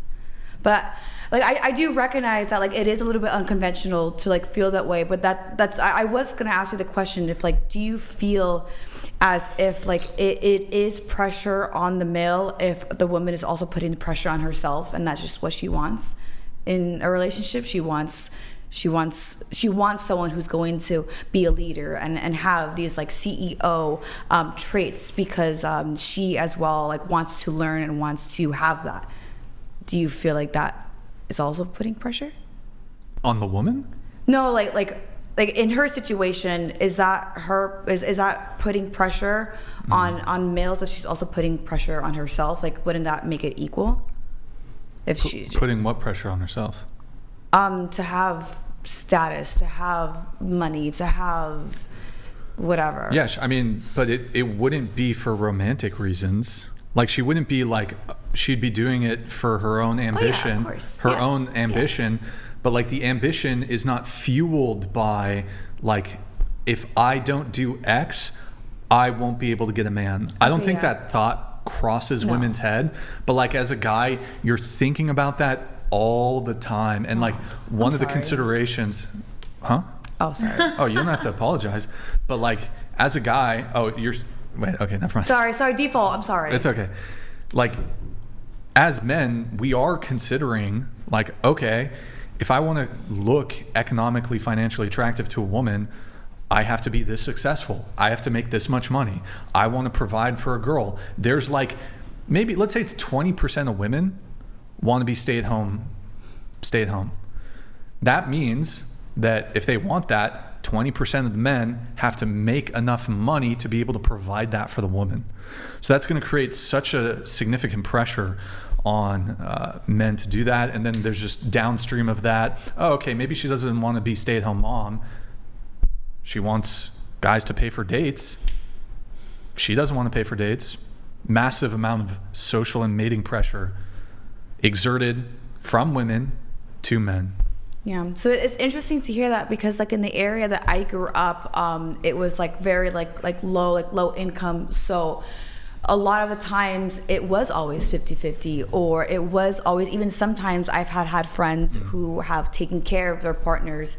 So like that's where I come from, of like seeing that. And then I also seen the most extreme, because I got into it, of just like having a male like fully take care of a woman. So it's just it's just interesting to hear that it's like the kind of like embedded in like society. It's like to feel the need to feel like you have to do that in order to gain or to have a relationship. Yeah. All right, we're gonna do a roast session here. We'll do $20. We're gonna do $20 roast session. Roast away. Let me get that all set up though. There's a few more notes that we need to get through, but any thoughts from any of the panelists, any topics you want to hit on? Maybe men are pissing you off in some way, you want to ask for advice? I don't know. Anybody? Any final? We're on air. I do want to ask for advice on something. Oh yeah, what is it? Huh? What? You want to ask for advice? Go ahead, do it. Okay, fuck it, I'm gonna do it. So there's this guy who we had seen each other twice, and he's a guy who I asked out, and I went into it with the intention that, you know, like, I'm not in a place today, and I'm not going to make the assumption that he is.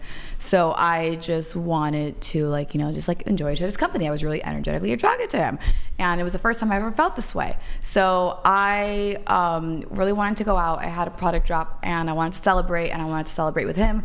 And I took him out to dinner, and I paid for his dinner. And then he sends me like this text about like trying to like cut it off, saying like, I think we'll be just better off friends, better off friends. And then I told him like what my stance was. I was like, okay, like I totally understand your boundaries. I thought we were just friends too, blah, blah, blah, blah, blah. And then he takes it back. He's like, oh, actually, I didn't know that you felt this way. Actually, like, okay, like we're good with where we're at.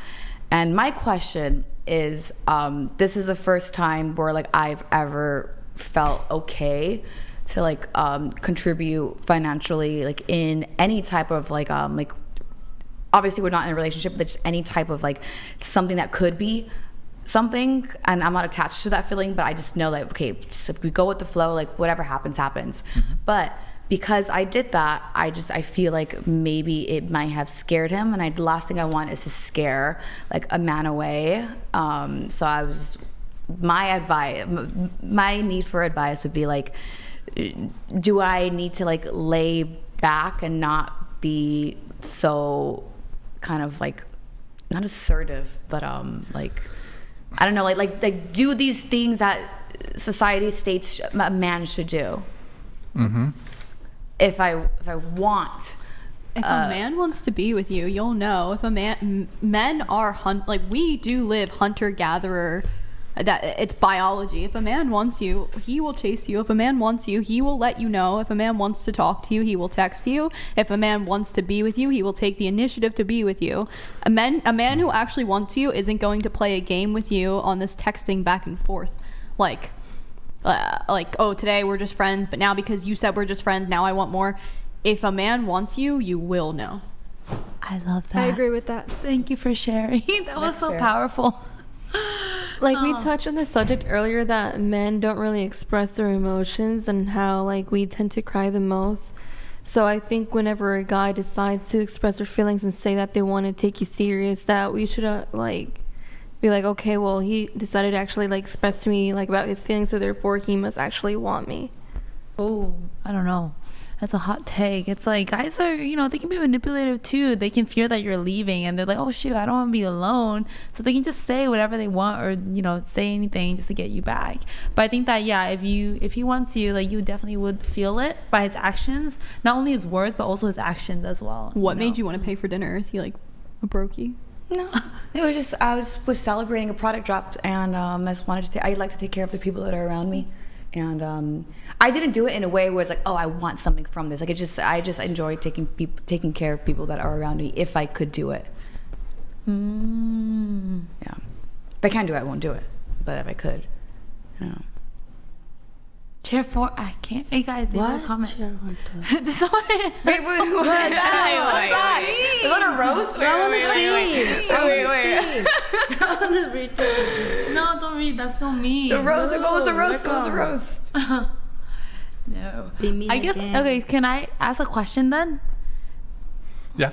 Do you want advice still, or she gave you good advice? But she gave you. Oh, good I'm open advice. to all advice. Is anyone- it's new. Yeah. Oh, I'll move it on though. Or did you have to ask something? Okay, go ahead. Okay, I know this is like really like touchy subject, but would girls these days be interested in going on getting paid to go on a date, but it's not sexual? So the guy's not allowed to touch you, kiss you, or do anything. He just wants someone to eat dinner with him and watch the movie or play golf, and he pays you for your time. Would you do it? That's a sugar daddy. It's not sugar daddy because I feel like you have to give sugar to get that money. The sugar is your presence. Have you done it? Have you done that? Have I done that? Yeah. No comment. That's a yes. You don't. That is a big fat yes. But I'm just wondering, is that like a bad thing if it's nothing sexual? Because I don't know if I should disclose that to like future partners. Is that sex work? Would that be considered sex work? It's like walking the fine line between like escorting and not escorting. Like I feel like it is, but it isn't. Like I don't know. But yeah, I would probably disclose that. Like I wouldn't be like, we have to talk about this. This is so serious. I used to be an escort. I would be like, haha, like men used to. I don't think it would be sex work. No, if you're not actually. But it's getting close. It's like they just pay you for like your companionship, like, oh, it's someone to talk to because they feel lonely and they just like talking to me. Like I'll be honest, I met this random guy on Craigslist in SF and I was like looking for furniture, and then Craigslist basically what happened was like he's like, oh my god, you're so cool, like do you want to get dinner? And I was like, oh yeah, we can get dinner. Like I'm broke, like I was working as a teacher on a 50K salary living in the Bay Area, of course I'll take a free dinner. And so we went to go get dinner. He paid and he was like, you know what, I really like your presence. I have a couple of events I have to go to. I wouldn't mind paying you just to come along with me. And so yeah, I just did that. And so I was like, is that like an escort thing? I don't know, because it was never anything sexual. Yeah, I think he's trying to smash. Yeah, really? Sure. No, he was so nice, and he would like send my kids stuff, buy us like Krispy Kreme donuts like every week, and like buy it for my coworkers too. And I never saw him. He dropped it off and he leaves. I never get to see him. But you literally just said that a strange man, I'll let you come in. A strange man drop stuff off at an elementary school. Like he knew I worked there because we talked. He was like, oh, so like what do you do? I was like, oh, I'm a teacher in Oakland. And so he would like give us like pencils, notebooks. He gave the kids gifts. I need to let a couple chats come through. Sons of Liberty donated I'll let you $20. come in on this though. Listening to the woke leftist teacher and chair 1 proves how the left doesn't think for themselves. They just regurgitate liberal ideology. Can a Confederate flag fly too, or just the gay flag? What? Oh God, I think like the Confederate flag, like it implies like so many other things besides like, you know, the ideology. I feel like it was like not just towards one group, it was like towards like different groups that they were really like prejudiced against and they tried to kill. So I think that's really Steph, bad. you had something? Yeah, so you mentioned, I said, we were saying that if a guy wants you, he will make it known. Earlier, we mentioned guys don't really express their feelings. So if they ever tell you and express their feelings, like, hey, I want you, we should take it serious, since they don't really express it. You said that they may just be saying things to manipulate you, yet you don't think it's manipulation, all the gift buying and things that he was doing to you? I don't think it was manipulation because he never said that these gifts are tied to something, and because I give you these gifts, I expect a behavior from you. It was literally like, oh, here, this is, enjoy it. Like, you know, have fun. As like a parent, I would feel some type of Randy way about a donated random man $20. buying donuts for my Chair child in 3, elementary can school. you please say how much signal I need to cut across 8 lane? I turn now. Good luck everybody else. What? How much signal I need to cut? That's chair 3. Oh, I know. I'm just reading for myself. Oh my God, dude. It's Can okay. you, It was can like. you say it? How much? Here, I'll How much play. signal you I'll need to play it again. Randy donated you owe me $20. one for this, bro. Chair 3, can you please say how much signal I need to cut across 8 lane? I turn now. Okay, just Good read luck it. Just read everybody it. else. Chair 3, can you please say how much is signal I need to cut across? All right, yeah. All right. Coastal operator donated $19.99. Holy shit, holy shit. Chair 4, you need to stop with them every time Brixan talks. The chat is absolutely cooked. Oh yeah, I didn't notice that, but Blackbird she probably does donated that shit. $20. Yeah, thank you, Ivy Blackbird. is the type that argues and midway defeats her own argument and then forgets she was ever even arguing and That's so winds up true. agreeing. Thank you, thank you, Blackbird. Yeah. Donated $20. That's it. Wait, here I'll play it. I'll play it again. That's funny. I think there's a thing where Donated $20. So I don't know why it came in that way. Maybe there were too many M's. Thank you. That's a lot of M's. You had a lot of time to write those M's. Hitting_women_podcast donated $20. Shouts to Brian for exposing the Delulu beliefs. Hope to hear more of women sharing their dating perspectives. Not high-minded detours like at what point can you shoot someone over a bag of chips? Coastal operator donated $19.99. Chair 1, you look like Sid from Toy Story. Boom, roasted. Chair 4, you should take a long walk off a short pier. What? Boom, roasted. Brian, get on that cardio, man. The burrito diet ain't working. Roasted. I gotta lose it, boys. I've been working on it. I've lost some like 10 pounds. Sons of Liberty donated $19.99. Can Chair 4, the liberal degenerate who indoctrinated children, please sing Deck the Halls with Boughs of Holly, fa la la la la, la la la la. Can I? I'm gonna say no. You didn't use the command. Lulu donated $20. Brian, would you rather take Chair 4 out on a date or have carnal knowledge with Chair 2? I'm a virgin. I'm scared of girls. I'm scared. Thank you, Lulu. Appreciate it. Ju donated $20. Hey, Brian. 15 years old and have been watching for a while. Thank you, Jude. You give great content and keep up the good work. Live in Arkansas, so 1 a.m. here. Stayed up late just so I could get the $20 TTS. Yo, Jude. Thank you, Much man. love. Are you named after Jude Law or the Beatles song? Thank you so much, man. Appreciate it. Thank you. Would Toast donated $20. Smash. It's flat out escorting. Oh, wow. He says it's escorting. I don't... Oh, what? He's flat out escorting? Like going on a date? Like, it's not a date. Like, there's nothing romantic involved. Like, he'll never ask stuff about, like, my dating history. He never asked me about stuff like body count or, like, morals or, like, what you want in a partner. Is there just, like, oh, what are some funny stories you have? Who the hell? Oh, shit. cares? Oh, no, I deleted one. Fuck. What? What are you going to say?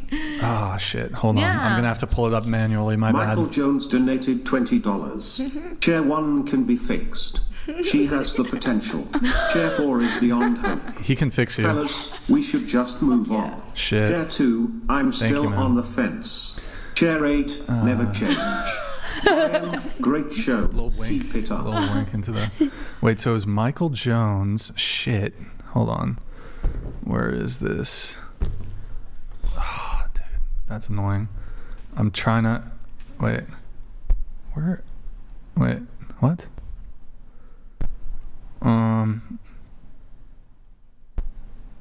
Wait, what? Chair 1 can be fixed. Oh my god. Is it mean? I don't know, that's never happened before. One of the TTSs was deleted. It won't even show it to me in the, cause, wait. Is there a way to see like deleted ones? Fuck. Oh man, I'm sorry to whoever that was. I can't find any. Is it these? No. Because it's showing, the one was deleted before Michael Jones, and then it was, but after and it won't even show me in the, okay, I don't know how to figure that out. I'm Worth sorry. 594 donated $20. Chair 1, those tattoos can't hide those chicken nuts. Chair 2, less makeup and less talky. Chair 3, did someone hit your face with a shovel? Wait, that's the one you already did. Why'd you do that again? I didn't. No, when he I didn't do that one. No, yeah, you weren't here. You Worth weren't here. 594 donated $20. Thank you, Seaman. Chair 4, I can't. I don't pick on those who have learning disabilities. Chair 5, stay the course. Chair 6, less injections. Chair 7, gone, good. Chair 8, stay the course. Brian, keep it up. Thank you, man. Appreciate What it. is stay the course? Spicy Ween 89 donated $20. So Chair 4, did your students always talk with an upward inflection ending every sentence as if it was a question? Ha ha ha ha ha ha ha ha. I think that's just me. Interesting. Okay. Thor donated Oh my gosh. $20. Chair 4, are you a smoke detector? Cause damn, you're annoying and won't shut the fuck up. Chair 1 is a perfect example of what happens when your dad doesn't love you. They turn to raves to feel loved. Wow. What the heck? My dad loves me and I love my dad. That's all I want to say. Damn, what the fuck? Bright_eyes donated $19.99. Chair 4, you are insufferable. That's so. Why am I getting so many hate comments? See, that one worked a little better. I think it was just too many M's before. It's a roast session. Wootef donated $20. Brian, if you could be a billionaire but never have any kind of physicality with a woman, ever, or you could sleep with 3 different women a week, forever, all 7s or 8s, what would you choose? Why? I want the chat to answer this one also, because that's an interesting question. So, I mean, this would entail, can I still have kids? Like IVF, artificial insemination or whatever. If I could still have kids, fuck, that's hard. Can't sleep with them. Can I still have kids? That's the big thing. Chat, what do you pick? Would billionaire, but you can never sleep with a woman? Or you can sleep with, how many women did he say? 3. It was 3 different women a week forever, all 7s and 8s. That's not bad though. Some people are saying take the billion. I think that when men have a lot of money, what do they go for? It's women. Like, they just want to be surrounded by beautiful women. That's a hard one. Everything in the world is tied to money and sex. Does anybody in the chat take the women? Does anybody in the chat take the women? To be fair, if you were a billionaire, you could Well, I guess he said you can't, right? Yeah, I said you can't sleep. Yeah, no, you can't. You would never be able to have sex again. Can you? What about like brain though? Can you get oral sex? Or does it? No, it's probably. I think it's always sex in general. Like you can't Bill feel Clinton said sexual that pleasure. oral isn't sex, so yeah, you can.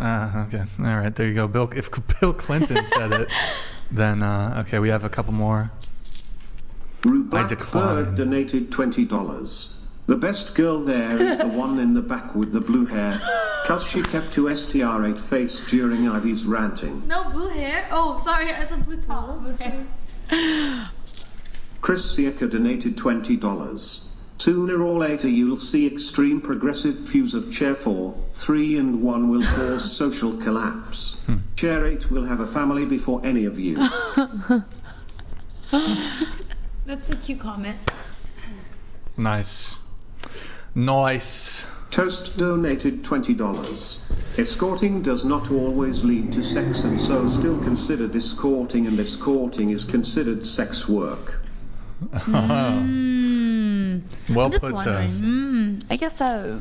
Randy donated $20. Fine Brixan, I'll give an extra 20 for the same thing, but share 3, better say it this time. I turn now. Good luck everybody else. Wait, say it again.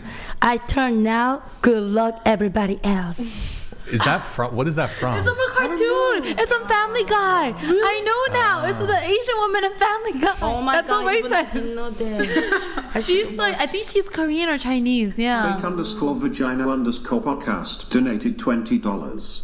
8 woman and the top one says literally nothing for 7 hours. Just sits and looks pretty. Is that about me? Yes, it's about you. Thank you. Fake Vagina podcast. There you go. All 7S donated $20. 7 duo decillion 777 and decillion 777 decillion 777 no million 777 octillion How did he have time? 777 septillion 777 sextillion 777 quintillion 777 quadrillion 777 trillion 777 billion 777 million 777,777. Kokomo donated $20. Thank We've you. all lost so many brain cells from today's Hey, show what due the to heck? Oh.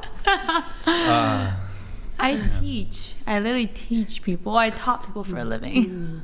Oh, is it not going to play? Coastal Operator donated $19.99. Brian, when you gonna go to Andrew's property and do some shooting? You could make an in-person appearance on his show for a change too. Yeah, that'd be cool. I'd like to do that sometime. Yeah. I'm just so tied up with everything here in California, but I'd like to do that. Maybe we'll get Andrew in California though. Who knows? We'll see. Let's see. We got. Kmer 594 donated $20. Chair 4, the Bay Area is fucked because of people like you. If these are the women I had to choose from, I'd take the money. What the? The Big Bonk donated $20. Hello? Brian? Answer the phone. Nay.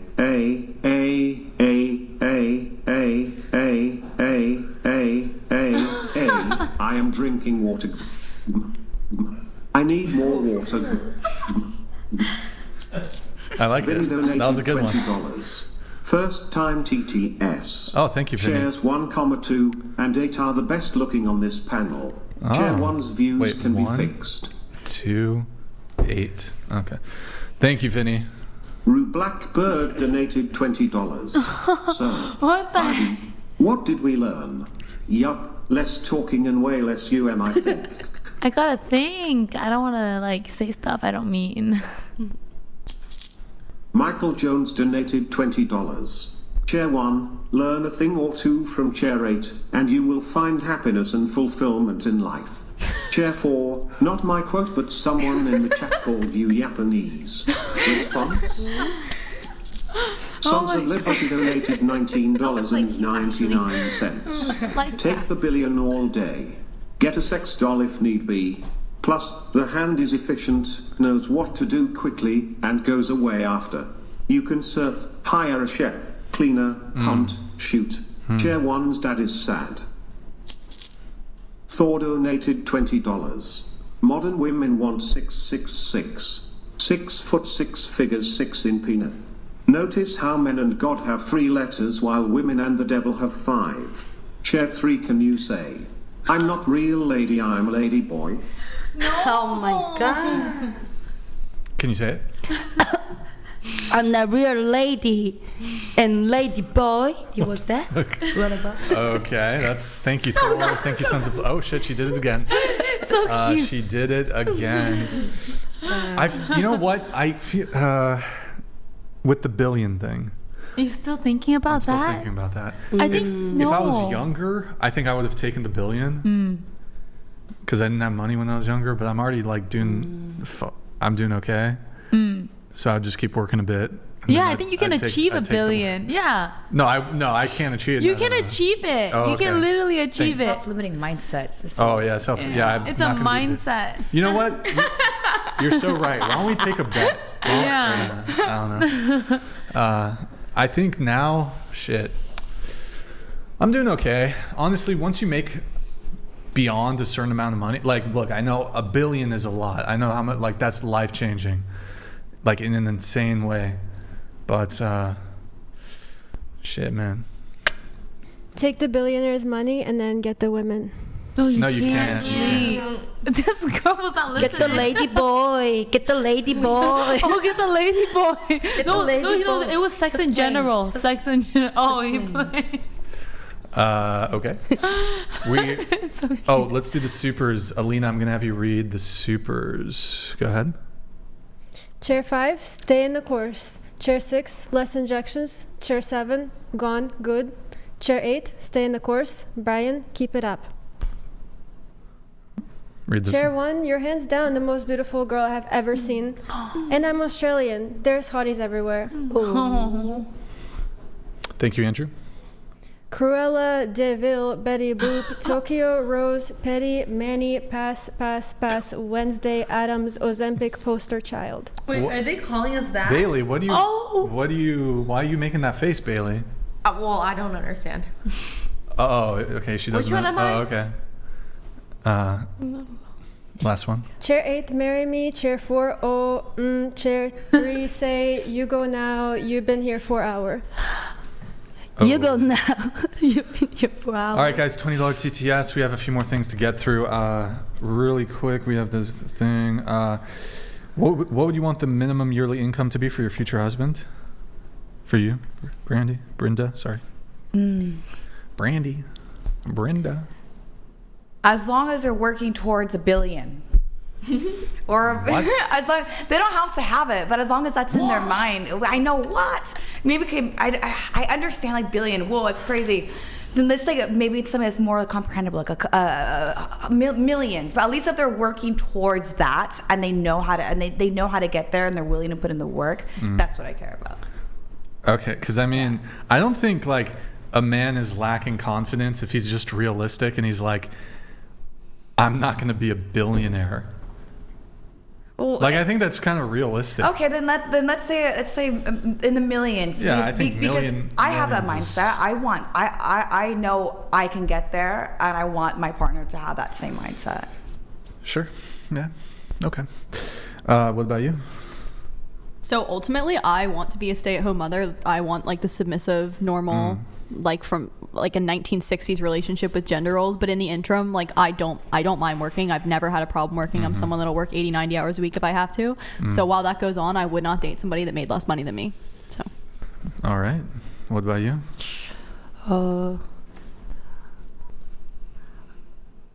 She wasn't my husband. My future husband. Yeah. You wrote 120K here. Oh yeah, I did. Is that the right? number? What about you, Ivy? I don't think I put down a number because I would think that he doesn't have like a definitive income. You know, it's like whatever you can achieve, and if it's enough, then you're happy. Yeah, but would you date a guy that makes 50K? Like he makes 50K from like A year. one job, Yeah, or just- like. that's it. He makes 50K. And then by the time he retires, he's making 60K. I mean, maybe it's like his family's taking care of him. I think as long as you have the Okay, necessities, you know, okay. so you do something you love. All right. How tall are you, and what's the minimum height of a man you would date?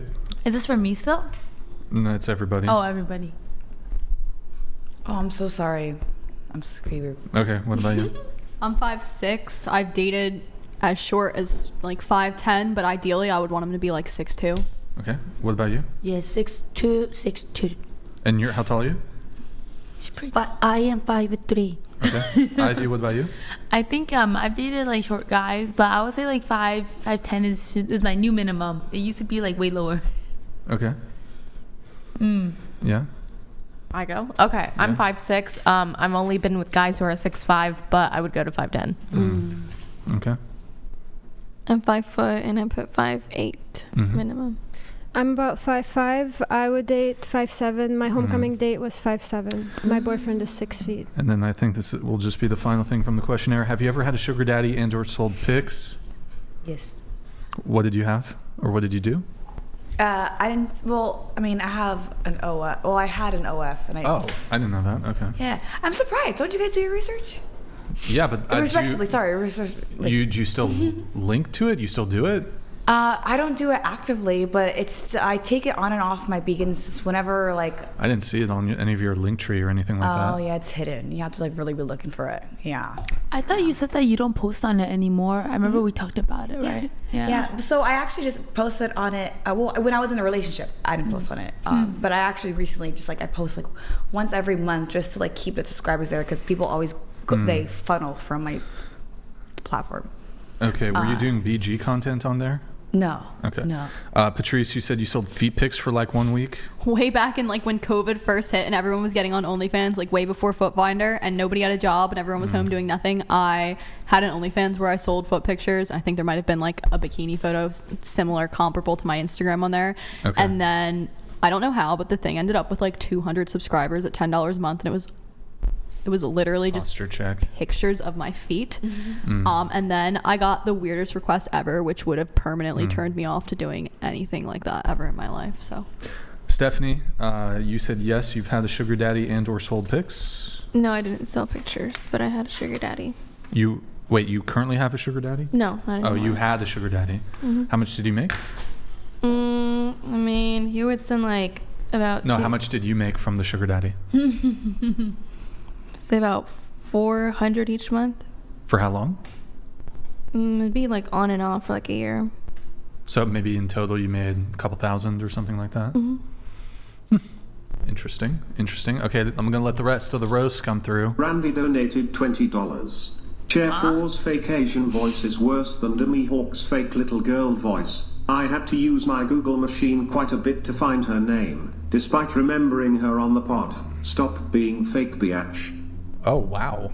Me? I'm being fake? Are you? I don't Wait, like they found my name, or what are they saying?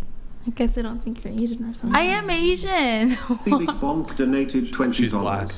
Some box. I do not. I'm Sure not. thing. That's good.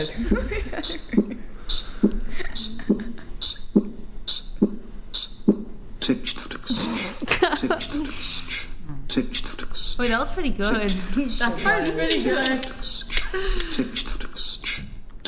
Kind of went downhill. Nice.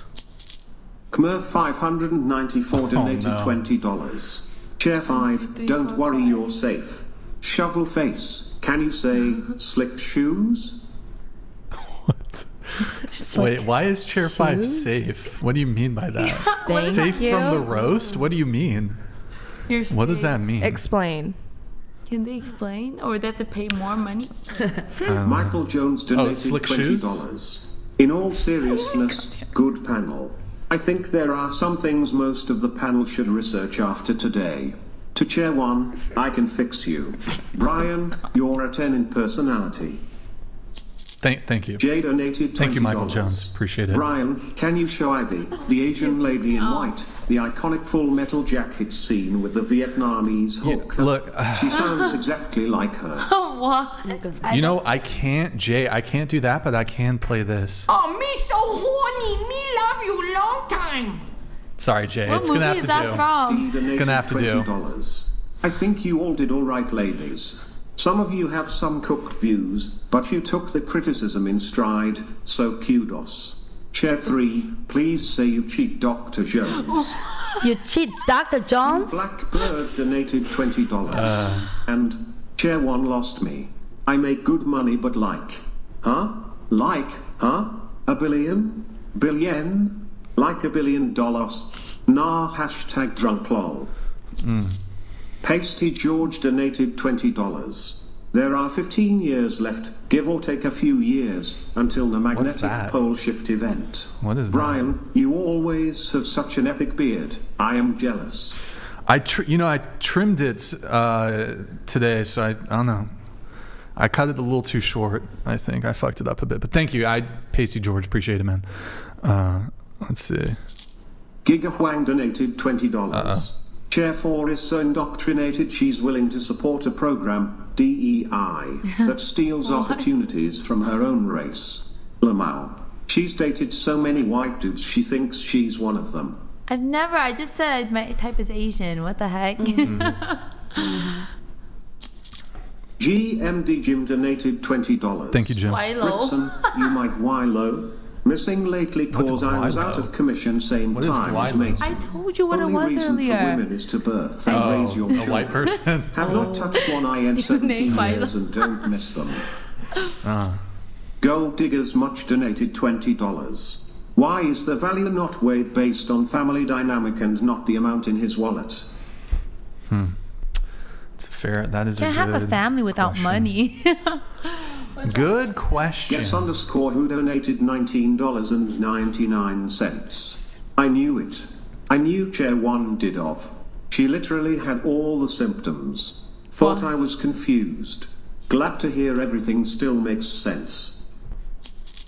Squeeps donated $20. Chair 4, get in touch with your Vietnamese roots. They I still literally only just went have to two Vietnam. genders there. Chair 3, now I understand why South Korea is going through a population replacement crisis. Holy fook. Because it's too expensive to have kids Kmer there. 594 donated $20. Goonies never die. So, how about them slick shoes? That guy's Vietnamese. You know, Ki Hui Quang is Vietnamese. He's I don't know making- what they're talking about. It's like- Slick shoes? It's like What is that? Coastal Operator donated $19.99. From the chat, Chair 3 must have been left in a hot car as a kid because she is absolutely cool. What the fuck? From me, Chair 2, I can fix you. What's your at? It's my name. It's spelled like Pat Rice 99 Instagram. How are you gonna fix Look, me? if she you speak Korean. Yes. It's you're You should curse him out in Korean. Curse him out. no. 개새끼. 야. Or him. 너, yeah. 너, It's like English is her second language, maybe. You Yeah. know? So it's like, maybe she's fucking like 300 IQ in Korean. Like, like she would be so eloquent, but like if a language is your second language, it's harder, Like French is my first language. Oh, wow. oh. So that's why I'm so dumb in English. You good? Yeah. Wait, can you speak some French? Voulez-vous coucher avec moi ce soir? Oh, you have an American accent though. This is a song. Huh? Oh, what? Oh, what's the song? But you have an American accent. There's a lot of French Vietnamese people, like Well, that's people. because the French invaded. I cannot speak Vietnam, French. basically. Bonjour. Bonjour. Ça va? Ça va bien? Chair Oh, underscore chair. one Ooh, underscore chair 1, you're getting a little donated love. $20. Oh. Chair 1, you are stunning. Your smile is I need to be contagious. fixed.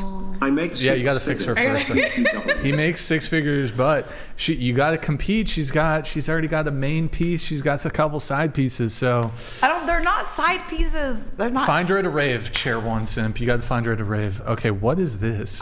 No. Uh-oh. The big bonk Oh, underscore boy. donated I don't know what. $20. Oh, boy.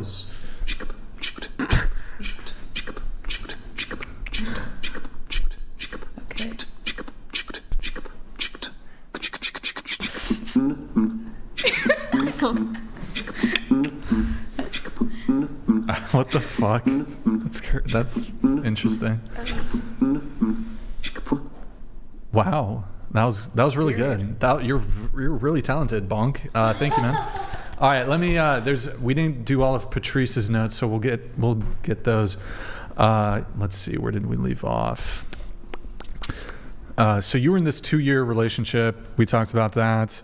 You wanted to speak a lot about the red pill space. You're incredibly red pilled, but a lot of the men in the space are so fake. You're very Republican and red pilled.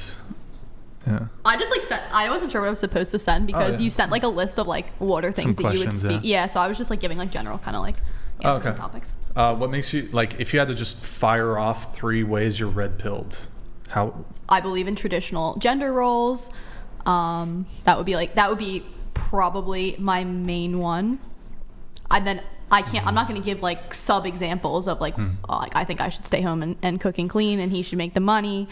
I think that would be my main one. Okay. I think that I do think that I would rather have a male doctor than a female doctor. I want a man to be, not that I would be upset if a woman was actually qualified. And if my options were Joe Biden or a qualified woman, I would pick the qualified woman, but I would prefer to have Donald Trump or somebody like him in office. Some examples. How did you slide into his DMs? I followed him and then he slid into my DMs. Donald Trump. How long ago was this that you met him? Donald Trump. A year and a half ago. Yeah. Did you follow me a year and a half ago? Yes.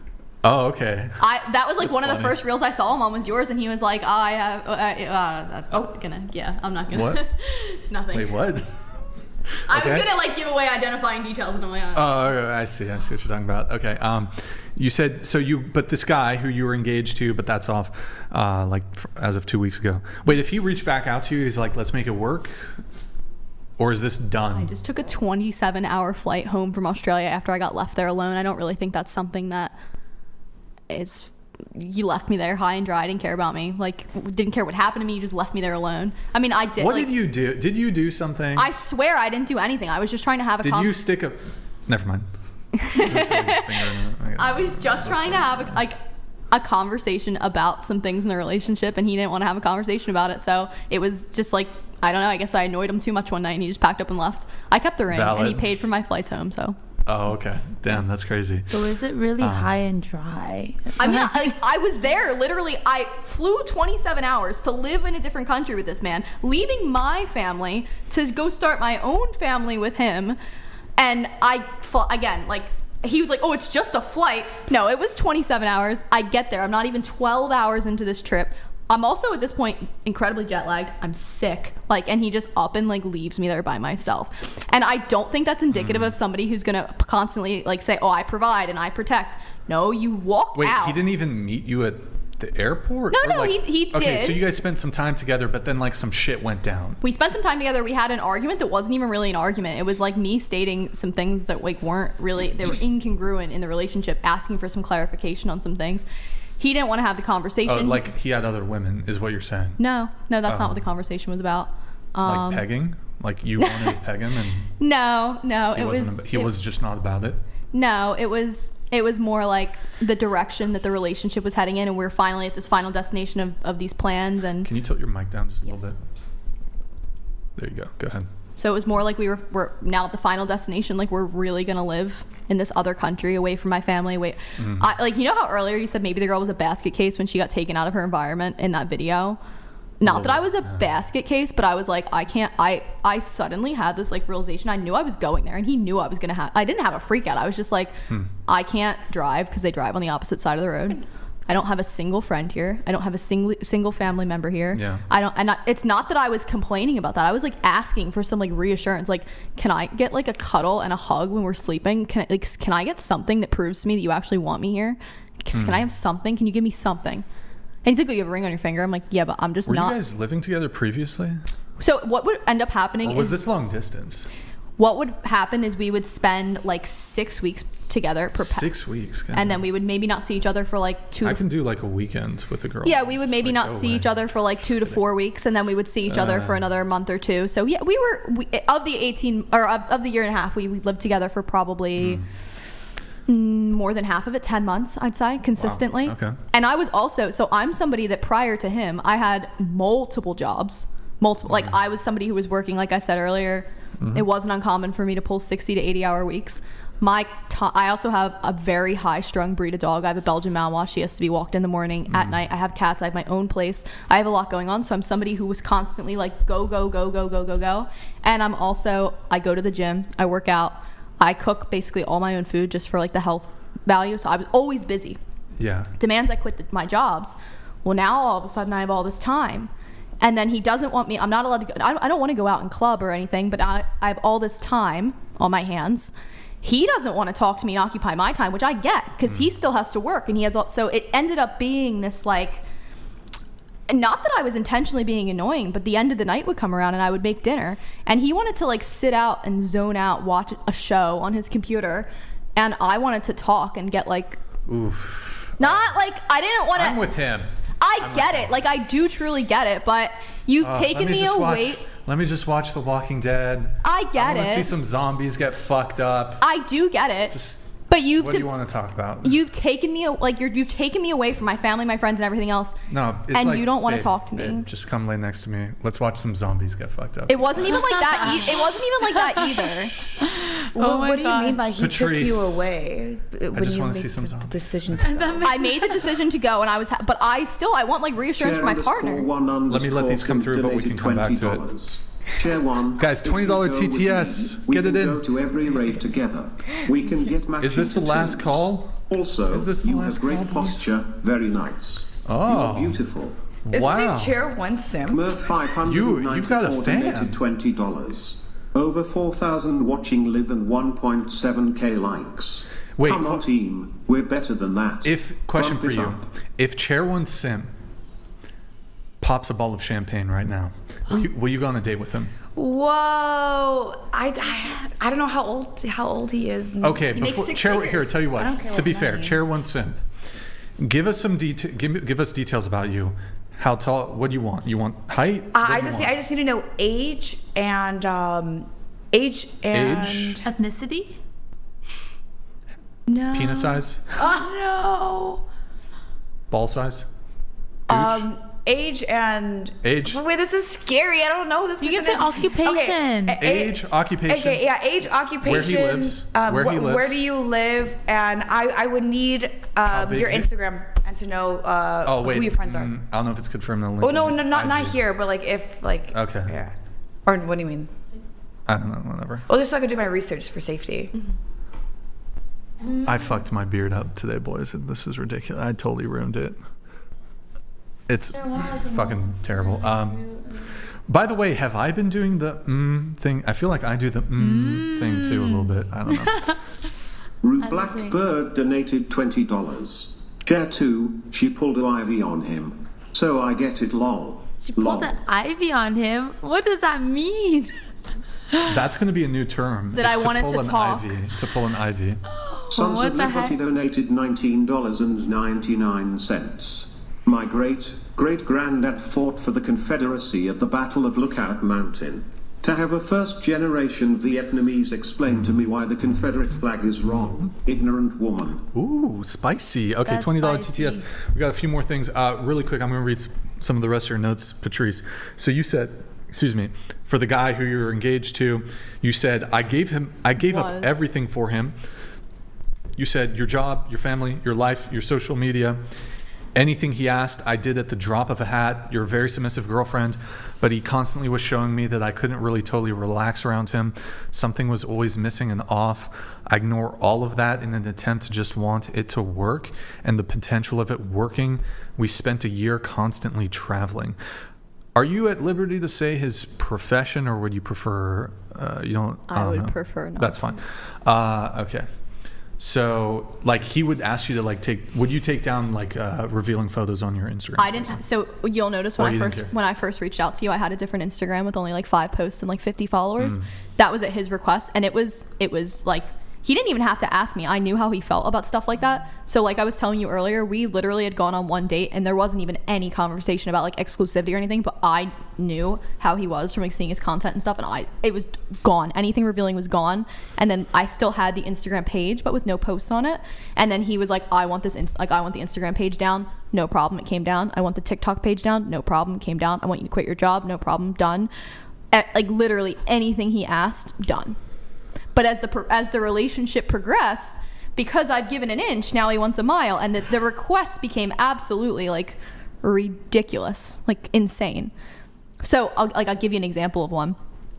So I'm not somebody, I don't like milk. I don't want to drink milk. I don't want to drink a glass of milk. I don't like it. But he would like demand that I would drink a glass of raw milk. And I don't have anything against raw milk. I think it could be a superfood, sure. I don't like milk. Like, I don't want to. And he would get mad and tell me that I was being argumentative and combative because I didn't want it. It just, I don't know. What's the reason? Like, did he want you to get your protein intake or something? It was just like a power move. Even my engagement ring was a power move, and I didn't realize it at the time. It took I realized it after. Not that I'm like wasn't appreciative of it, but he told me to pick out an engagement ring, and I did. And I picked out I had picked out a diamond, and then he was like, no, not a diamond, like anything else. And he ended up getting me a ring that was like double the price of the ring I actually wanted, just to like. And I'm like, oh, that's so sweet, but just like to like, I don't know. I feel like even in that moment, it was a power move. Moving on to the next thing in your notes here, you said you were in a 4.5 year serious live-in relationship. Your entire adult life you spent with this guy. He was 13 years older. Yeah. Every guy I've ever dated has been like 12 to 14 years older than me. You said he and his family own hotels and such. You walked in on him in the hotel pool area in the steam room, literally cheating on you with a 21-year-old front desk girl. And at the time you were 23. Which is... Yeah. Wow. I did. That did happen. So like you'll see it right now. I'm 2 weeks post breakup from across the country, and it sucks. Like I'm not gonna lie and be like losing an engagement, and you're mourning the loss of what you thought was going to be. And I'm not gonna sit here and pretend it doesn't suck and I'm not hurt, because like I am. But that relationship, I was at this point in that breakup, I was still like in bed, couldn't eat, couldn't sleep, couldn't like move, like just in physical agony. So I feel like you go through that one time and like never again, ever again. And then you said that this generation might be the most underfucked and most lonely. What does that mean, underfucked? I think that this generation has, first off, we can pivot to multiple different points in this. Dating is difficult now. Women all want to be with the top 1% of men, and men all want to be with like objectively the top 1% of women. Men want the most attractive, most beautiful, youngest woman that they can get, and women won't even look at a man if they're not making, like we talked about earlier, like most of the women here, 6 figures, if they're not manly and masculine and all of these things. So nobody, in my opinion, like nobody's having sex. Women are posting revealing posts on the internet, on their Instagrams or whatever, and maybe they have OnlyFans, but nobody is actually having sex. Not like they were 60 years ago. Everybody was in a committed relationship and married by the time they were 21, regularly, constantly having sex. That's not the case today. You might have a hookup every now and then. Seems like that's kind of how most of the panel is. It's nothing consistent. People aren't having sex 5-6 times a week. Less men are having sex, but more women are. That's a good point, maybe. I think that's one of the questions. Yeah, that's probably the case. He looks like you're reflecting. What the fuck? What? Oh, I missed my chance. Okay, there's a few more chats coming through here. Michael Jones donated $20. Chair 4 and Brian. I used to have a stutter. In speech therapy, they teach you if you are using filler words or sounds, just take a pause. You won't stutter and will sound smarter. Yes, I was taught that too. I appreciate that. Thank you, Michael. Uh-oh. Wait, I need to wait for chair 1. Oh, it was for you and me? That was It was for both of us, yeah. Joe McDonald donated $20. I used to associate the red pill movement with men only until I realized it is for both genders because we all head to the same grinder. The 1% get to live life while the rest of us sleep until death. Kmurf 594 donated $20. Chair 4, it's insane that you were around children, you lunatic. Chair 5, I have nothing. Chair 6, you're learning. Chair 7, non-existent. Chair 8, I wish I had something bad to say about you. Chair XD donated $20. Chair 2, you're pretty, based-ish, enough. If you want to meet a nice guy who wants to start a family with you, what do you think guys out there are going to think of your Instagram pictures? Well, I would take my Instagram pictures down tomorrow if I met a guy that was worthy of that. So. All right. Lulu donated $20. Chair 2, where are you from and what is your accent? I'm from America and I'm from New Jersey. New Jersey. Let's see. We have another. Thank you, Lulu. Kmurf 594 donated $20. Are you ready for another roast? Chair 1, no self-respecting man would wife you. You're a mistress at best. Chair 2, you think you're a good one, but you're fake. Chair 3, just the shovel. What the fuck? What does that mean? I don't know. Randy donated $20. Flan, Garrus, Josh, Aaron, Jonah, Bolton. I miss y'all, but I'm dealing with some shit RN. Love you boys. I'm going more ghost than ever after this message. Sorry how it's been/is. Hopefully you understand. Yo, Randy, hope you're doing okay, man. Yeah. Hope you're doing all right. I'm going more ghost than ever after this message. Randy, I mean, shoot me a DM on Discord, man. Hope you're okay. Chair _1_ simp donated $20. 26. This is for you. Jacksonville, Florida. Engineer. My house has a pool and I own a boat. I would love to watch the sunset on the waves with you. All right, what are you thinking? What do you think? Champagne pop? He can take you on a date? I don't know who he is, but a champagne pop and I will give you virtual kisses. He'll fly you out. He'll fly you out to Jacksonville. I am not taking a random ass flight. No, well, first you guys get to know each other a bit. Then you'll fly out. Then you can get pregnant. Oh Wait, what? Another whatever couple. Maybe that's, hold on, maybe a little down the road. Alina, can you read these? Chair 1 has the least unrealistic minimum salary for a man we've seen in a while. I've never said that they She have said, to have a didn't she say minimum. billion? No, but that's not the minimum. They could have 20K or a salary. Can you scoot your mic to the edge until... Yeah. Your salary could be 20K, but if you are in the pursuit of hitting your goals, whether that be monetary or just like actually succeeding with whatever that is, like that's all I care about. Okay. Yeah. Read this one. What can I say? I'm a man of the people. Chair 2 is dangerously close to a pick-me girl. I don't know what that means. That's the way you read. Response to that, they're saying you're a pick-me. I don't know what that means. Like, what is that? Oh, that's tough. Rue Blackbird donated $20. Thank you, Blackbird. Chair 2. Speak for yourself. Lol, I stay getting sex. And wait. Is Brian Chair 1 simp? No. Got him. No, that is not me. Maybe it's you, Blackbird. Maybe you're the one who's, you got multiple accounts, you got different accounts. Wow. I'm hurt. I'm hurt, Blackbird. Okay. I'm too broken. I need to be fixed. Yeah. Okay. And then Steph, did you have some notes or something you wanted to hit on? No, not really. You did have one disagreement, so I'll give you that one. Steph, your disagreement was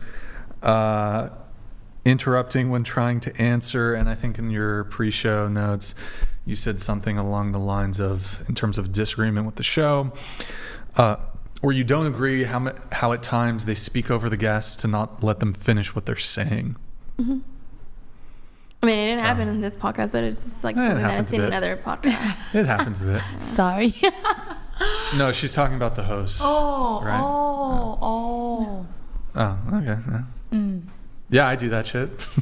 It's hard when there's so many people. Like, yeah. Well, I mean, as the host too, you have to direct the conversation. So sometimes I have to interrupt people, cut people off, move things along. So, all right, we have a chat here from Pasty George. Okay, Pasty George. Pasty George donated $20. All right. I am a proud MGTOW member. We don't hate women but are cautious around them because of the rise of false allegations. We never marry women who are influenced by feminism. Traditional women FTW. Yo, thank you, Pasty. Yeah, man, you gotta be careful though, like saying that you're. Well, I mean, you're anonymous here, but like they deleted the MGTOW Reddit. A lot of those communities online just get nuked by all the platforms. So, okay, we got a bunch, 3 coming in here. Submersible Honky donated $20. Go to Bed Bath & Beyond and buy a lamp. On your way out, scream I'm stealing this lamp. They'll stop you, but ultimately they can't do anything. It's your lamp, you can do whatever you want with it. Yo, Submersible, thank you, man. Kmer 594 donated $20. Brian, you're the GOAT. Thank you. Much love from the Crucible. Let's see. Thank you. Murph, thank you so much, man. Thank you. Blackbird Shout out to the donated Crucible crew. $20. Thank you, guys. Lol can't be me. I've got a type. She's got to make $95 a month, have bad vision, bad arch in her back, and got a drive stick shift lol. Lol jokes. Wait. Is that are you describing your girlfriend? Bad vision, bad arch in the back, $95 a month. All right. Alina, can you read this one? Just listening to y'all makes me tired of the dating game. Doge. Wow. Thank you, man. Appreciate the super chat there. All right. I'll do, if there's any more that are coming through, feel free to get them in. I guess any final thoughts from any of the panelists before we wrap this up? Speak now, forever hold your peace. Oh. Anything? One more? Anything? Huh? Ivy, you wanna? Yeah, you guys are pretty mean. She wants to go all night. Okay. No, I don't think I talk a lot, but I was like, these comments are kind of mean. I wasn't expecting that. I didn't know what a roast was. I knew it's like saying stuff like, yeah. But it's like, yeah, it's a roast. But it's, I don't know. They were like kind of like out of pocket. Yeah, that's kind of it. Wait, question. I guess Bailey. Huh? Oh, I don't know. My God, what were you thinking about right now? Anime or nothing. something? What? What? No. What were you thinking about right now? Nothing. Were you thinking about penis? Or penis? Yep. Yes. Penis. How did you know? I just could tell. In the previous show, you wanted to talk a bit about like the Asian dynamics. So like, I want to ask what you think. She doesn't date Asian men. Oh. No. Busted. What do you think about that? Do you think she's racist? You're so racist, Bailey. I think like I have white parents. I think that like depends on like who is it racist? Yeah. Do you actually not wear contacts? I don't. Ask Alina. She doesn't have color contacts. Okay. Oh. Wow. My eyes are just I do think that there is like not like if you watch Ali Wong, like she's a comedian, she talks about it a bit. She's like, I just like to date white men because it feels like I'm colonizing them. You know, you can like what the fuck? Yeah. And then she prefers the black guys. Sexy one. Oh boy, chair one simp again. Here we go. Chair_1_simp donated $20. Many thanks to Brian for bringing Chair One on the show to let her share her beauty with the world. Wow. One doesn't need to be fixed. I gotta be honest, I don't think anybody has simped. I mean, I don't think anybody has simped this much for a girl on the show. It's the rave girl energy, I think. It's the rave girl. Yeah. Chair one simp. Will you go with, what if he brings you to a rave or something for a first date? I go to too many raves, man. Oh man, too many. Yeah, okay. How about, chair one, if you do a champagne pop, I will convince her to go on a date with you. I will not fly anywhere. It would have to. He'll fly. It'd here. have to be in LA. He'll come to LA. And it'd have to be on my terms of where I want to go to be safe. Fine. He'll take you to Arby's. Arby's. That's your favorite. We're going restaurant. to 71 and above, baby. I don't know what that is. Is that like a expensive restaurant? Ish, yeah. Ish. Okay. But the food isn't good though. I would Oh, say. you've been there? It's yummy. I think because I've been traveling around the world. I Okay, think period. That, yeah. It's not a Michelin star restaurant at all. You pay for the experience of being It's just high up. experience, yeah. Huh. Try that. Oh, how to find lost TTS. She's talking about 71 and Recent events. from here. Scroll through I the don't event know. history. Yeah. You're not from here. Messages attached to done. Alert box logs if TTS was triggered. Oh, okay. I'm trying to find that like deleted or denied TTS. Wait, is there a way to hold on? Is there a way to see declined TTS? Let me see, boys. Let me see. Yeah, 1 sec. I don't want to screw this person over. I feel bad. Wait, where is it? Where is it? What's the term for it? I don't know. Well. Maybe you get... Oh, hold on. Another one? Oh, wait, no, this is it. Okay. I think we have to end the show there. Oh, wait, hold on. There's another one coming through. Hats off. OJ, Mike. Whatever _ whenever donated $20. Hands off OJ and Mike. Chair 8 is my Russian queen. Oh. Let's read Dostoevsky and drink vodka by the fire. Oh, whatever, whenever. Thank you, man. Appreciate it. Thank you. We have chair 6 here. Oh. Chair 6 donated $20. The Torta got a point. Torta? Big What dumpy the brain fuck? and a fat boy on small square interrupts and hold up the show all the time on dumb shit stuff. Also, Chair 1 is the final boss simp. Hold this cell. Final boss? I don't get it. Yo, chair 6. Thank you, man. Appreciate it. Do you want to respond to the Torta allegations? I mean, I don't know because that's not how I feel. Oh. What is torta? Yeah, what is Torta? It's like the type What's a of big torta? sandwiches. Sandwich. It's like a Yeah. sandwich. Like a Mexican sandwich. Yeah. Or is It's it a- Mexican or just Hispanic? It's like What, it's like Guatemalan a- Am I a people eat it, torta? right? Yeah. It's like what you Am call I a like big torta? people. Yeah. Am I a torta? If you want to be a torta, No, I don't feel Am I a bad. torta? It's like a barely basic. Huh. Oh my Good God. times. Good times. Oh, wait, Bailey. You ready for this? Are No. you ready, Bailey? Bailey. No. Are you ready? No. Are you ready? Are you ready? Still no. Are you ready? Bailey, are you No. fucking ready? Can the other Bailey take my place? Bailey. Hold on. Okay, Bailey. Tell us what happened. I don't know what you're talking about. Tell us what happened. I don't know what Bailey. you're talking about. Where on the doll? No, I'm just kidding. Tell us what, Bailey, tell us. Can you tell us what happened? When? You know, the whole situation with the I don't think I know what you're talking about. ex-boyfriend. Do I have an ex? The ex-boyfriend? Do I have an ex? Alina?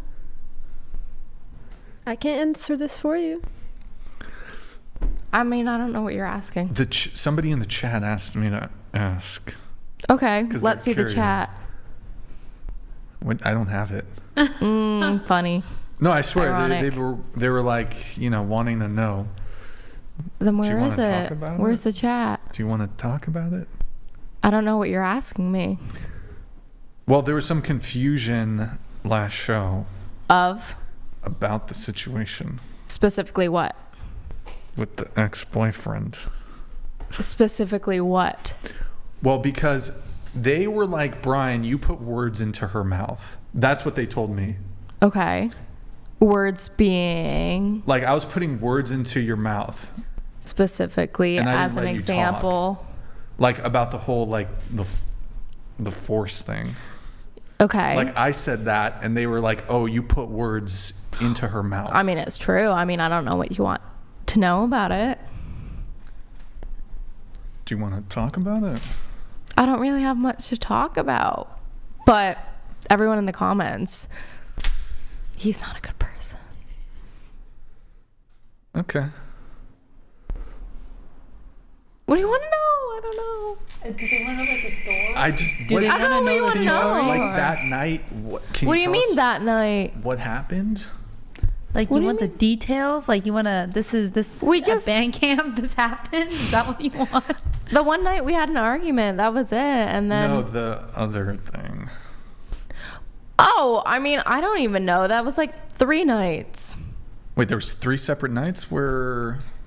He was just very pushy. I mean, I don't know what you want to know. But can you explain like what? I mean, I'm not going to go into detail about like him and the whole situation. Like, I'm not going to go into like detail about like the physicality of it all. Like, crickets.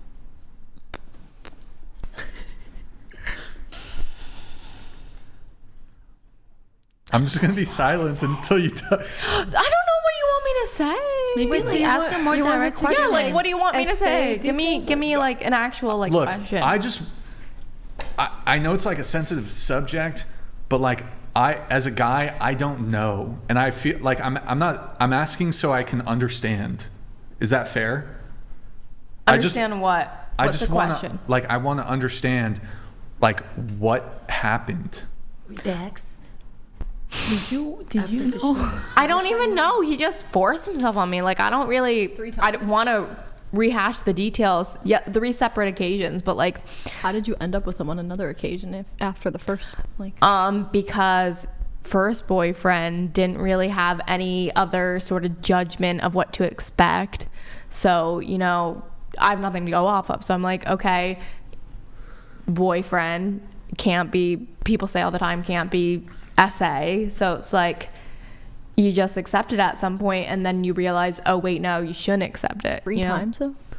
Yeah. Why is that not a good number for you? If somebody forced themselves on me 1 time and I truly woke up the next day, like okay, but how are you and I the same person? How do we have the same experience? Regret and grape are not synonymous, but I can guarantee, like, why would you go see him again? Okay, but are you me? But why would you go see him again? But are you me? Because I could have a separate situation and think, Can you oh, answer maybe. the question? If he forced himself on you and made you feel unsafe, why would you go see him again? And then I'm trying to understand. But can I talk? Yes, I'm trying to understand. Okay, so being me, not having had any other relationship with someone, growing up in like a town of like literally not many people. I grew up in the middle of central Pennsylvania. There's like no one. I grew up adopted. I grew up like where I was with white people who called me every other Asian kid's name. Like, I didn't have the experience of being wanted. Does that explain it? So you woke up the next day, you felt... Oh my God, it wasn't the next day. So you woke up at some point, had time to process what had happened, realized I didn't want that. I felt taken advantage of. I feel... No, it didn't hit me. But then, it didn't actually hit me. But then you went and saw him again and again. Well, it didn't hit me actually because I didn't think about it because I thought, oh, if you have a boyfriend, it's not essay. But you went and saw him again. You can think whatever you want. I mean, you thought you couldn't drive in Australia when you can, so. But, so I mean, I think, like, you said no? Yes. I did say no. I said, I got back from Australia and I basically said, I was like, I am tired. I just like moved all my stuff. This is not the time. And like, he didn't care. Like, for one, he was like, you were gone. Like, it's his right. And then He made said me that? feel bad about it. Wait, he said Not verbatim. I'm not going to put Okay. words in his mouth. But he basically, like, it was like that. And was like, I was gone. That was his right. And me not having experience, I was just like, I'm not going to, like, say it wasn't. And in the moment, it's very difficult. I know you might argue with me, but, like, for me, it was very difficult. So, I mean, I'm not going to go into it. And, yeah, that's it. Okay. But do you think it's fair? But I think I'm done. Okay. I just wanted, because I know like the conversation got a little heated last time. I was just hoping to get clarity, because like I know it's a super sensitive subject, and it's like really intense, and there's gonna be like a lot of like feelings about it. Yes, and I've just like, and again, it's a really hard thing to talk about. I'm genuinely like, I've never heard like the female perspective on this in terms of like what happened. I mean, and I want to know what that, and if you're not comfortable sharing, I 100% respect that. We don't have to go into the details, but I guess I'm just seeking clarity and then like understanding, because this is an opportunity to like, I guess, and I don't want to do this again, so ask someone else. That's fine. No problem. I think she kind of like explained a bit of her background. I don't want to speak for you, but she did say she felt like she had nobody growing up. If like she decided to go back, it's like her point of view. Like, we're not anybody to judge, and if you want to judge, just like keep it private and stuff. But she did say that she felt like she had like no love growing up, and that's enough for her to like felt like that was a reason for her to go back. And I don't want to say it's the same criteria, but it's like women who stay in abusive relationships, they have their own reasoning for it and a different background that like we're not one to speak on how they choose to stay in it. I could share something. I do want to say that your story is valid. It's your experience. You're good. Yeah. No, I'm just Everyone has different experiences. Well, yeah, I just want you like to feel like, you know, I do realize like this situation is a lot for you to talk about. So I'm just letting you know, giving you some assurance that your story is valid despite despite the views, because it is a serious topic. No, I welcome your experience to talk about it. Yeah. Yes, I the only reason why I just want to put in some input, just because like, you know, you're asking. Yeah. Go ahead. If you have any questions no, I'm asking, you have any questions about like the experience? I mean, I don't want to like bubble up any sort of I'm totally good, dude. Oh wait, hold on, we have to do the makeup segment before that. All right, who's down to take off their makeup? I'm good. Yeah, I'll do it. We'll do some over here. Alina, are you gonna take yours off? All right, there's a couple chats coming through. We're going to do the Patrice video. Did we do that one last? Did we do the Patrice video? What the heck? Oh, it's a different Patrice. Blackbird donated $20. Had fun tonight. Thanks for the laughs and Ivy. You talk a lot, but I hope you learned a bit. I got to drive to Vegas in 5 hours. GF graduates from cosmetology school, so I got a dip. Night all. All right, thank you, Blackbird. Appreciate it. Thank you, man. You're a legend. Thank you all for all the support on Twitch, by the way. Sorry for the delay on these guys. Hyperspatial_gaming donated $20. Chair 2, the man you want exists but is not chasing down women because often due to being damaged in the past by a woman. So how do you hope to find that man? It's not through social media. I've found more than one man like that. Like, I've had 3 probably. I mean, it just doesn't, it doesn't work because it doesn't work, but it's not because I'm not finding these men. I'm finding the men that I want. It just, you know, sometimes things don't work for whatever reason, but it's not a lack of those men existing. Like, it's pretty easy to find men like that. You point and then you get. I want that person. Michael Jones donated $20. Chair 1, that simp might be your best option at this point. NGL. Brian, remember, life is like a sandwich. No matter which way you flip it, the bread always comes first. Who? Mike Jones. Mike Jones. 8-0. How's that song go? Joe McDonald donated $20. In my teen years, there was this girl who used to pick on me and tease me to no end until one day, I got mad at her. She gave me a black eye that day, but the next day, she was really nice to me. Lol. Snapmore donated $20. People want to know if it's truly rape. Because it is a heavy accusation, and if he or anyone that knows you watch this or see clips of the accusations, it can ruin him if it's baseless. Push is valid. Do you want to respond to that or no? I'm good. Okay, yeah. All right. I think that's it for all the chats. I always think do that that's too. it. I always do like a British accent at You the end of do my British class. accent. Why are you making that face? You don't like it. British accent. I have British friends. That's You don't like it. You don't like it? She likes it. She likes it very much. I like it. She likes it. Yeah. Right. Oh, that's it's great. very Essex. Essex. Essex. Blimey. I don't know what the fuck. What? How about, does anybody, I can do Southern, or I don't know, whatever. Southern accent. Wait, can you do a French accent? You said you speak French English accent. I love those. If I do that, all the women will be just madly in love with me. So I can't. I won't do the French accents. Anyways, okay. Sorry. I feel like here we gotta end the show on a little lighthearted thing. You know. Let's play the Patrice clip. Michael Jones donated $20. Long show. Here's to helping Do you know the where it panel is? members find Christ. No? Much love and God bless. Remember, the saint is not the one who needs I will find saving. it. I will find GG. it. I will find the Patrice clip. It's videos. One sec, boys. One sec. Patrice. Here it is. Oh my god, taking forever. One sec, guys. Dropbox. Copy Dropbox link. We're sending this to private chat. Boom. That should be it. That should be it, sir. Yo, Chris, thanks for the gifted 10 whatever memberships. You are a legend, sir. Thank you. Maybe I could do like an NPR voice. Hope you guys are having a great night while you're no, that's so cringe. Never mind. Big labia matter.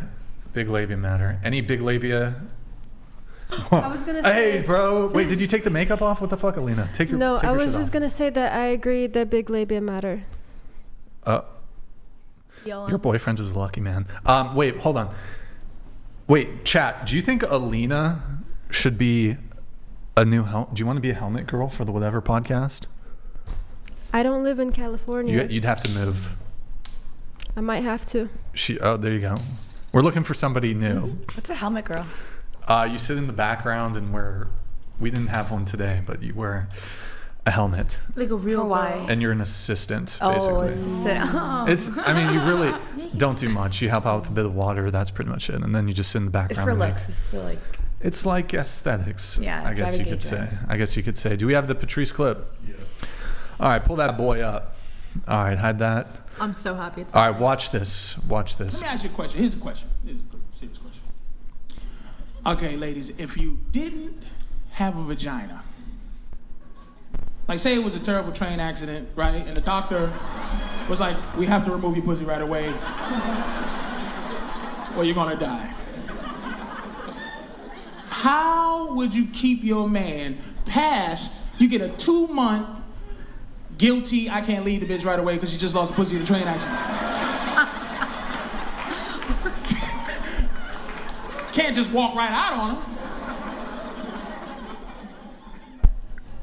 How would you keep your man past that if you didn't have a vagina? Pause it.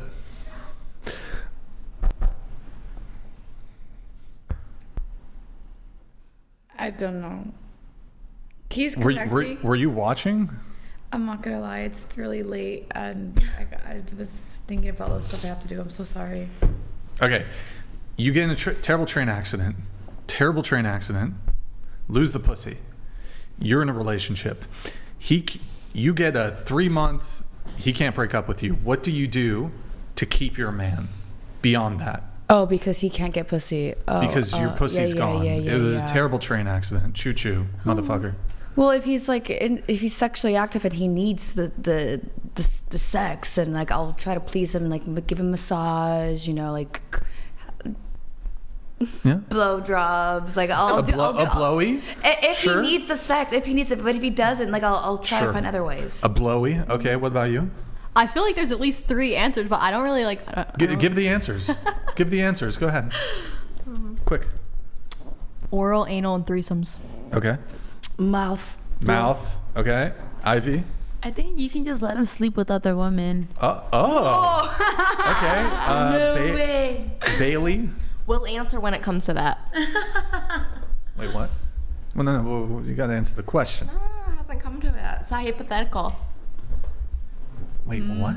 What? It's a hypothetical situation.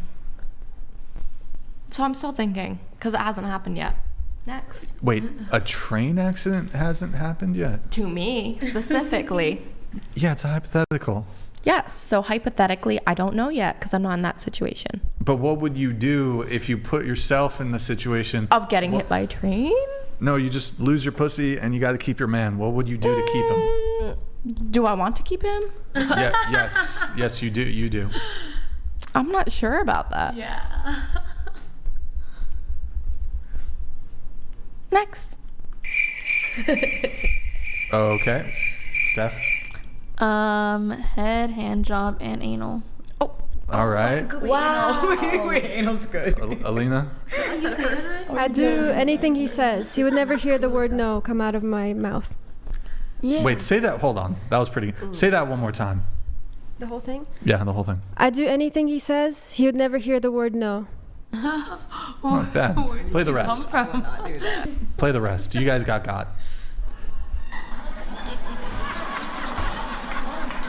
Wow. Nothing? You can talk. Suck his dick. Okay. Mouth. Asshole. Okay, great. Do you see what I'm saying? Now, I've been getting pussy beaten the whole show, right? But I give women the opportunity to say, I'm gonna make myself worth more. But you just classified yourself as a series of holes. But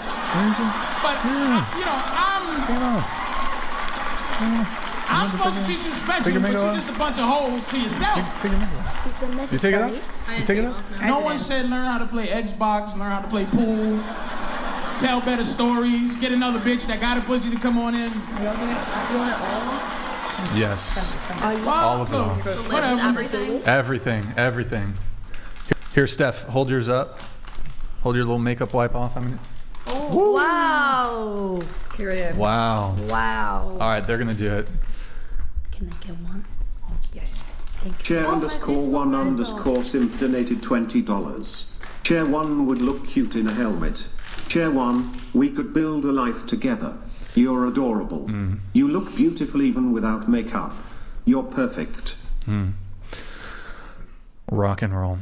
All right, we're going to do a shout out on Twitch. Pull up Twitch really quick, guys. Go to twitch.tv/whatever. Drop us a follow and a Prime sub if you have on twitch.tv/whatever. Drop us a follow and a Prime sub before we wrap up the show. I'm going to send 1,000 subscribers. Guys, get us to 98. We're like 30 away. Get us to 98,000 before the rest of the show. I know there's 30 of you who aren't following.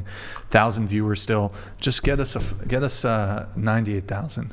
Get us to the threshold.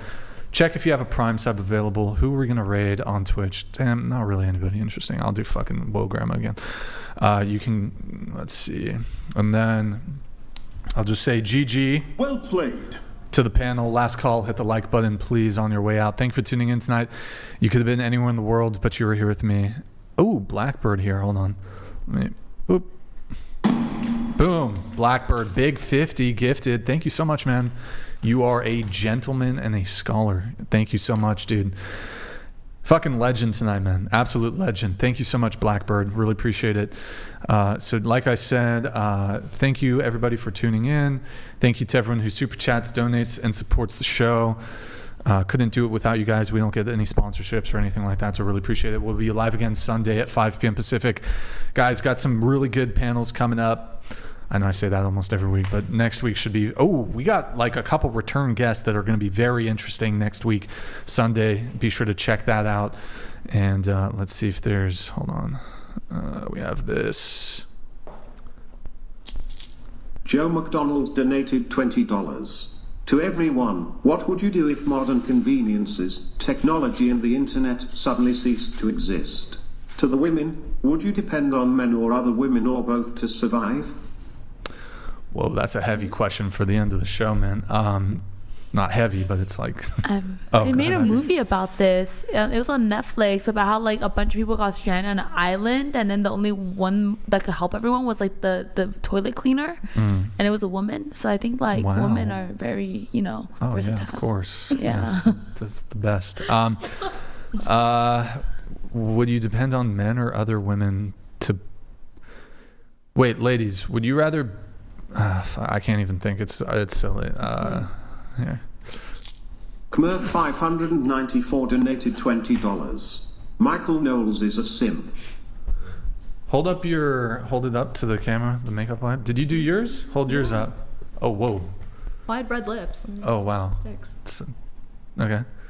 There it is. Chair 1, are you still a simp for me? Or not Chair 1, Chair 1 simp, are you still a simp for me? Maybe he's simps more now. He's like, wow, natural beauty. Okay. All right, that's the end of the show, guys. Like the video, please. We're gonna do the raid to Whoa Grandma if you want to get her. Oh, what is she doing? Solomon, thank you, Dad. Thank you for the bits. I don't know. Whatever. What is this? I don't know. Never mind on that. Who are we gonna do? We're gonna raid Guzu.